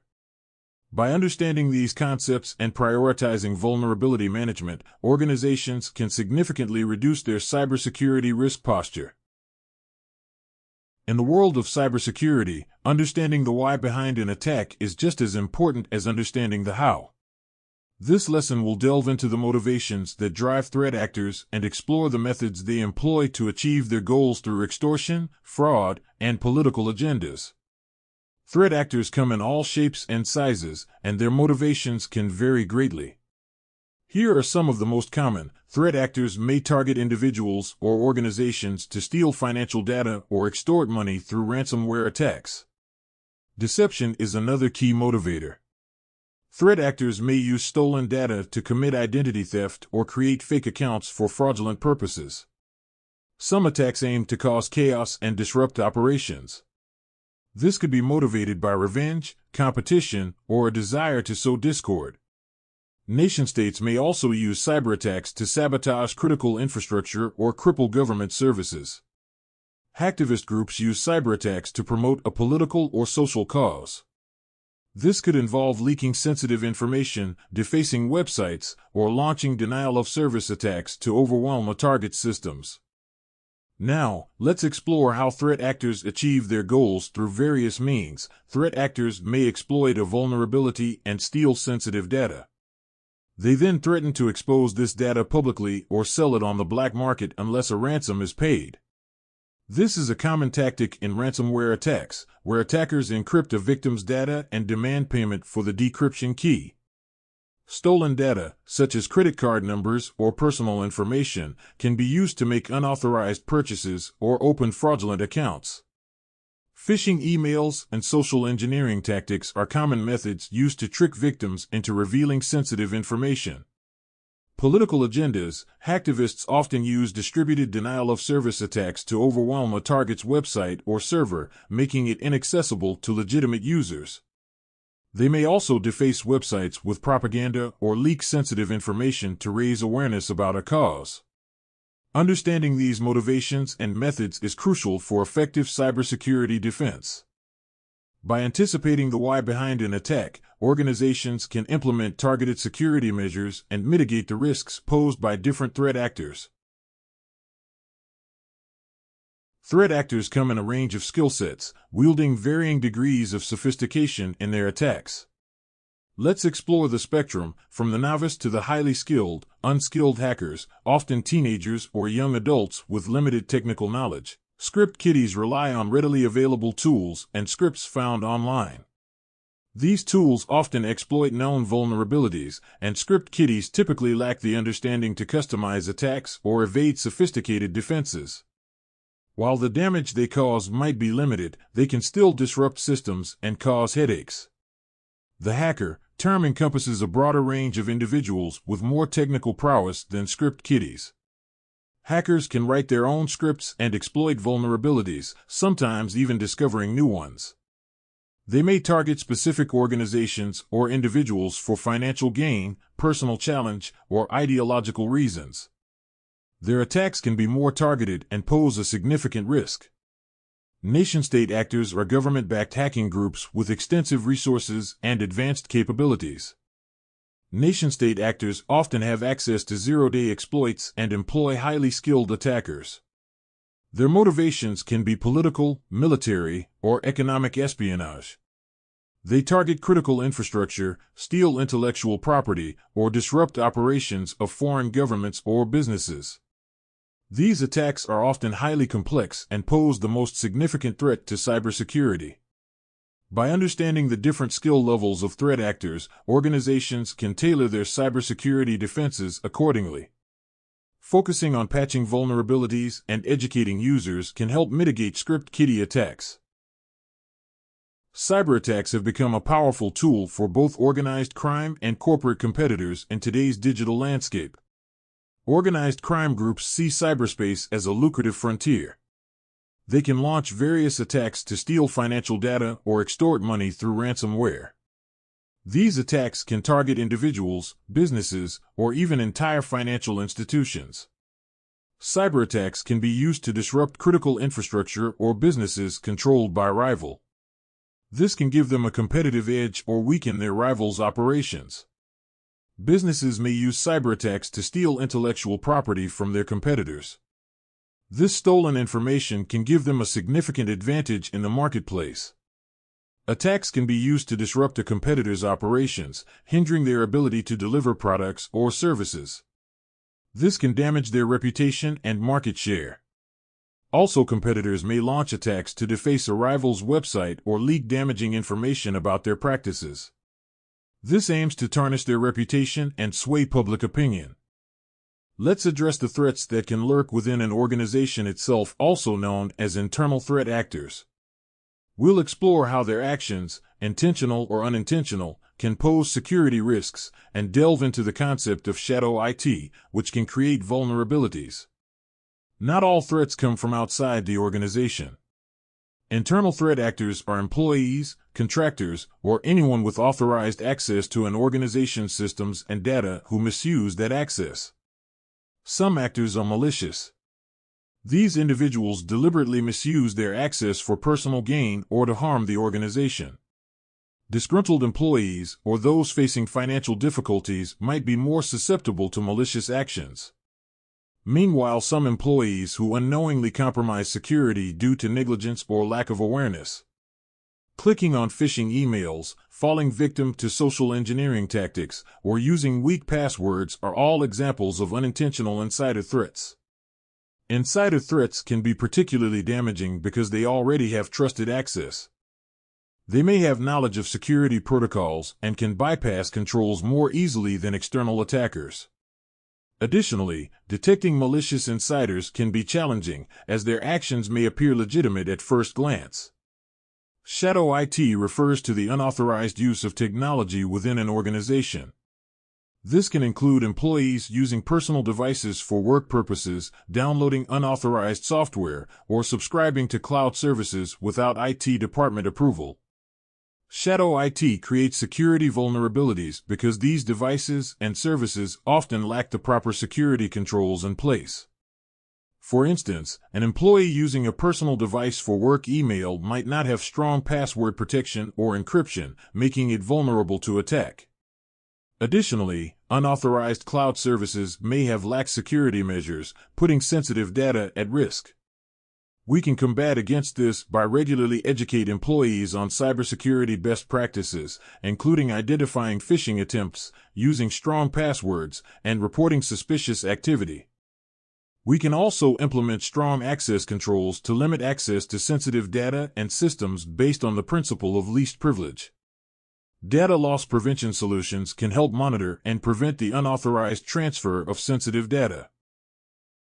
Different attacks exploit various weaknesses in your system's defenses, known as threat vectors. Here's a breakdown of some common attacks and the threat vectors they target. First, there is malware. This malicious software can infiltrate systems through various means, including infected email attachments, malicious websites, or physical media. Once installed, malware can steal data, disrupt operations, or even lock you out of your system entirely. Maybe the most popular is phishing. Deceptive emails or messages try to trick users into revealing sensitive information like passwords or clicking on malicious links that download malware. Phishing is a form of social engineering. This manipulative tactic uses psychological tricks to gain a user's trust and convince them to take actions that compromise security, such as revealing passwords or granting access to systems. As a security professional, it's important to know about zero-day exploits. These are attacks that exploit vulnerabilities in software before a patch is available, making them particularly dangerous. Now, let's talk about attacks targeting network weaknesses. Man in the Middle is an attack that intercepts communications between two parties, allowing the attacker to steal data or modify messages. This can occur on unsecured Wi-Fi networks. Denial of service attacks overwhelms a system with traffic, making it unavailable to legitimate users. A distributed denial of service attacks involve multiple compromised computers flooding the target with requests. We need to address attacks that target people and processes. We want to talk about brute force attacks. These attacks systematically try different password combinations until they guess the correct one. We also have watering hole attacks. These are attackers that compromise legitimate websites that a specific target group visits. When users visit these sites, they are unknowingly infected with malware. Remember, threat vectors are the entry points for attacks. By understanding these common attack methods and the vulnerabilities they exploit, you can take steps to fortify your defenses and make it much harder for attackers to gain a foothold in your systems. Software vulnerabilities are like cracks in a fortress's walls. They create openings that attackers can exploit to gain unauthorized access to your system and wreak havoc. On this slide, we'll focus on how outdated and unsupported software can significantly increase your vulnerability. Unsupported systems and applications. Imagine software as a living thing. It needs constant care and attention, just like your car. Software developers release updates to fix bugs, security holes, and other vulnerabilities. When a system or application is no longer supported, it doesn't receive these crucial updates, leaving those vulnerabilities wide open for attackers to exploit. By having unsupported software, it will make you more susceptible to attacks such as compatibility issues and limited functionality. Keeping your software up to date is a fundamental cybersecurity principle. By prioritizing timely updates and patches, organizations can significantly reduce their vulnerability to attacks and maintain a robust security posture. Network vectors are the pathways attackers use to infiltrate your system. Remote access and Wi-Fi networks offer convenience, but they also introduce security risks. Here are steps to fortify these access points. Utilize robust encryption protocols like WPA3 for Wi-Fi networks and secure protocols like SSH for remote access. Encryption scrambles data in transit, making it unreadable to attackers. Avoid using generic passwords for Wi-Fi networks and remote access accounts. Implement strong, complex passwords and change them regularly. Consider multi-factor authentication for an extra layer of security. Grant remote access privileges only to authorized users and restrict access to specific resources they need. Don't provide blanket access to your entire network. Create a separate guest network for visitors, isolating their devices from your main network and sensitive data. Public Wi-Fi networks are notoriously insecure. Avoid accessing sensitive information or conducting financial transactions on public Wi-Fi. If you must use public Wi-Fi, consider using a VPN to encrypt your traffic. Bluetooth offers convenient connectivity, but it can also be exploited by attackers. Here's how to minimize Bluetooth risk. Disable Bluetooth functionality when you're not actively using it to reduce the attack surface. Finally, service ports are like doorways on your system, allowing specific applications to communicate. Unnecessary open ports create vulnerabilities. Remember, defense is a layered approach. By implementing these measures across remote access, wireless networks, Bluetooth, and service ports, you can significantly strengthen your network security posture and make it much harder for attackers to gain a foothold in your system.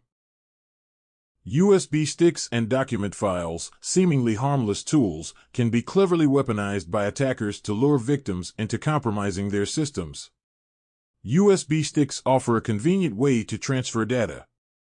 Attackers exploit this by creating malicious USB sticks that appear legitimate. An attacker might strategically lose a USB stick in a high-traffic area, hoping a curious victim will plug it in. The USB stick might have a label hinting at enticing content like confidential files or top-secret project. This will hopefully spark the victim's curiosity and entices them to plug it in. An attacker may also use documents attached to email to lure victims to open them. Documents like spreadsheets or presentations might contain embedded macros and automated scripts.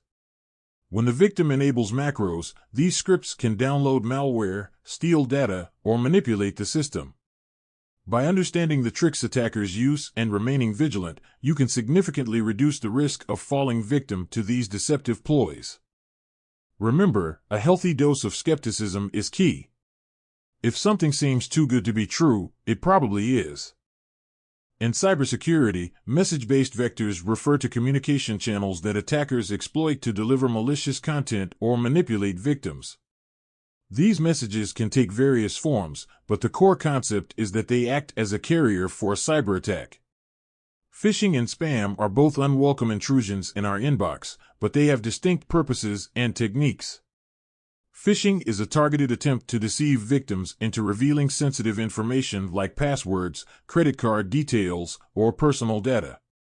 While on the other hand, spam is an unsolicited bulk of email messages, often promoting products, services, or scams with a low level of personalization.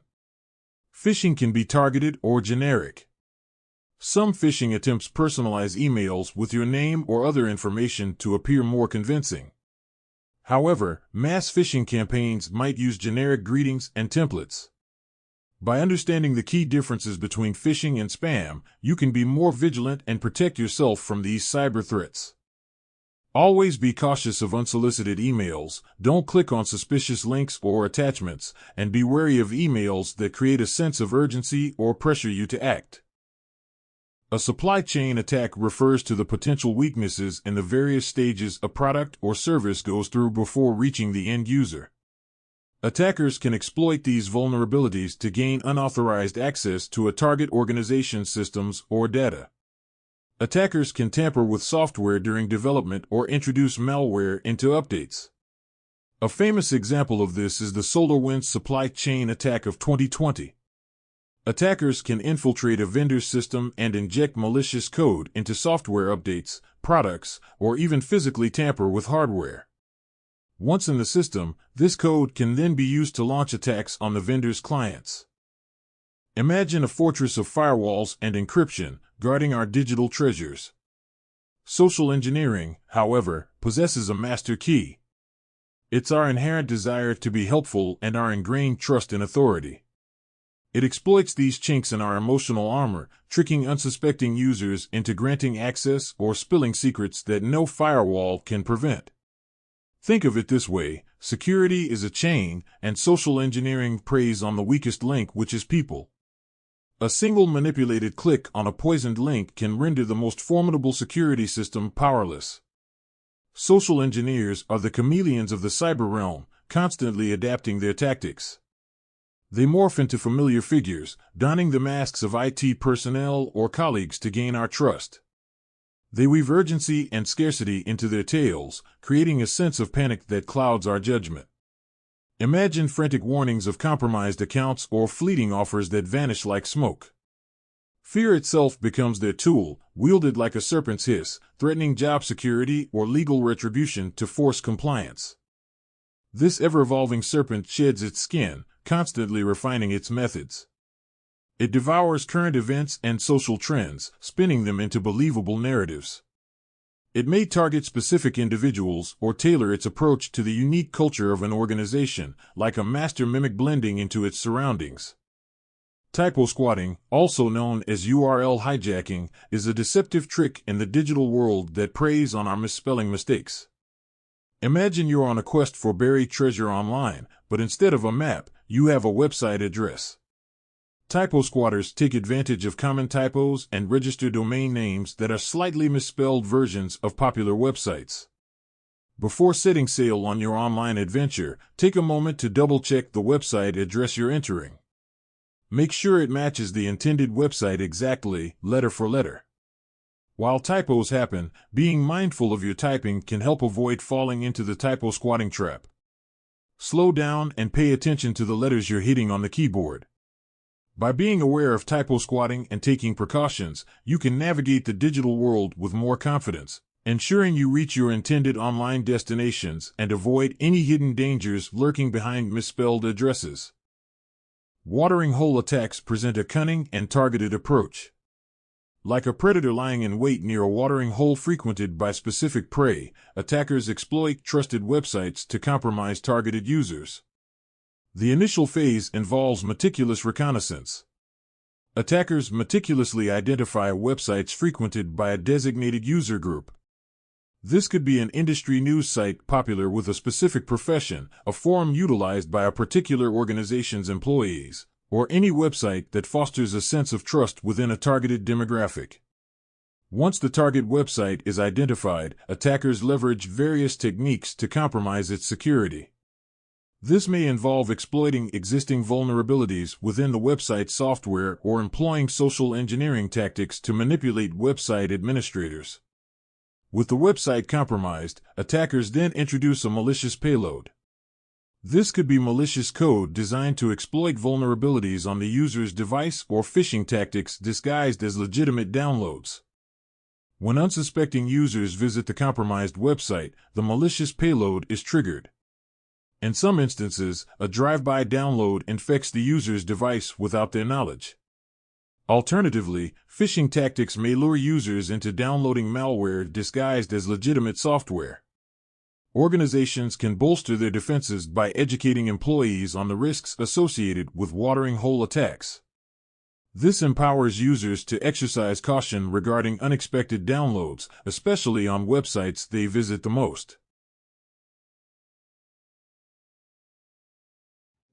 Lesson 3. We're going to be learning about cryptographic solutions. So here we're going to be learning about algorithms, public key infrastructure, digital certificates, and then we're going to learn about how they have key exchange, so PKI. Um, to Speaking from experience, this is the most challenging section that we're going to go about when it comes to cybersecurity, Security Plus.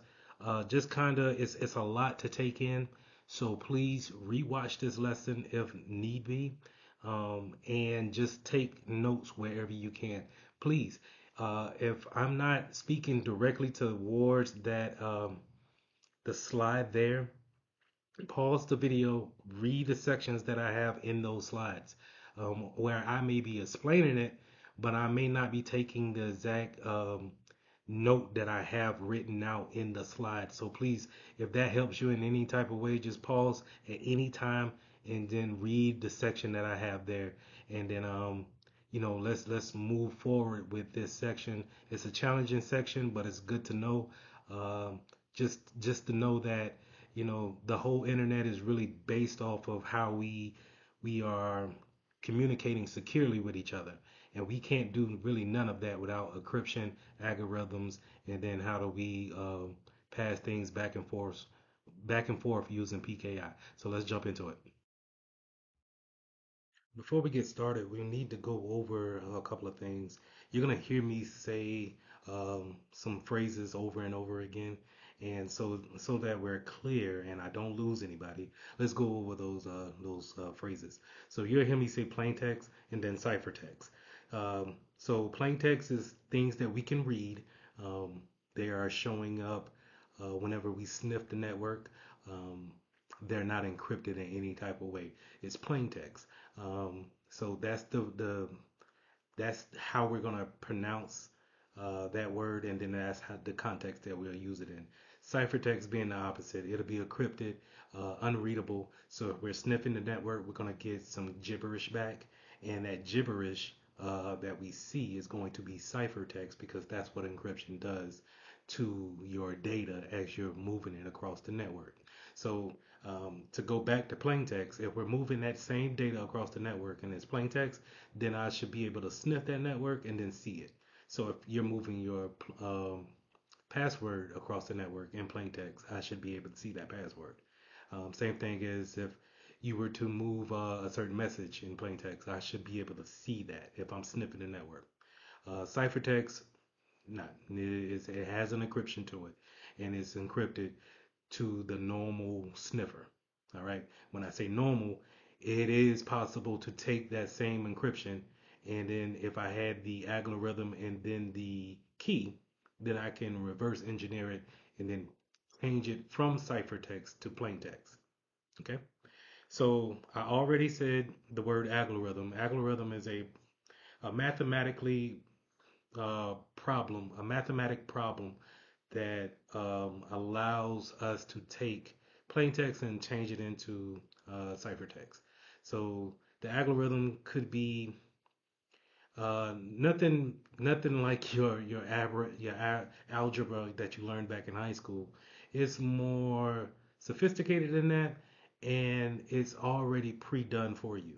But we have different algorithms that are applied to different data sets, and then those algorithms are either um, used to apply encryption or used to decrypt, uh, to change out of the encryption back into plain text. And then cryptanalysis is just the analysis of cryptography, just the kind of the breakdown that we'll get into, the block size, the bit size, um, being able to know the key length, the algorithms used, how many times are we going to repeat certain algorithms over and over again. This is the analysis of it. So just know that whenever I use the word cryptanalysis, it's just pretty much this is the in-depth study of cryptography.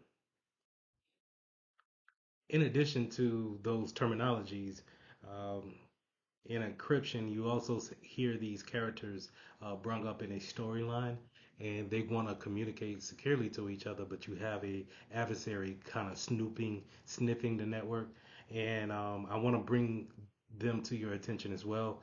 They're going to be named Alice, Bob, and Mallory. So Alice and Bob is co-workers, and they want to send some type of email towards each other, and they have sensitive information in that email.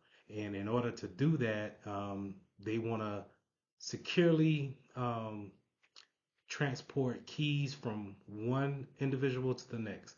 Alice wants to send her private key, or will use her uh, private key to encrypt something, and then Bob will use her public key to decrypt something. And we want to keep that message away from Mallory, who is attempting to observe the traffic, without them knowing. So, just wanted to bring that up to you.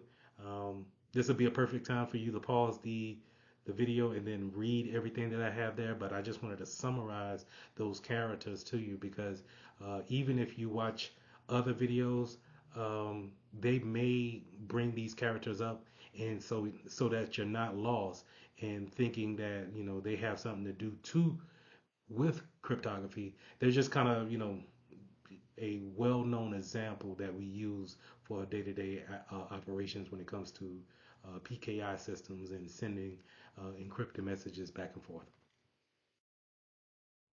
When talking about encryption, you're going to have two of them. You're going to have asymmetric encryption and then symmetric encryption. So here we're going to talk about symmetric and the different types of symmetric that we are going to use. Symmetric is normally a faster encryption.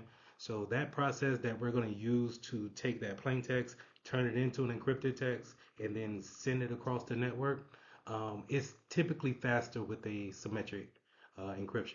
It's going to typically use one key where we encrypt it with one key and then we unencrypt it with that same key. So that's easy to do and it's easy to transport. Now with the two that we have here, we have substitution and then transposition. And what that means is that within that algorithm, substitution means that we're going to change different elements of that process. So substitution, we're going to take, if it was, let's say, a B within the algorithm, we're going to take that B and substitute it with an X. And, so for anyone who may be snooping or trying to break and do crypto analysis on that particular algorithm, they'll see that we not only had a algorithm that, you know, they thought it was a B, but we substituted it, and they're not familiar with the new algorithm that we put there because we're using something different, totally different, which is just a substitution. Transposition, on the other hand, is that we keep that process, we keep that algorithm, and we may shift elements from left to right, but we're not replacing the element altogether.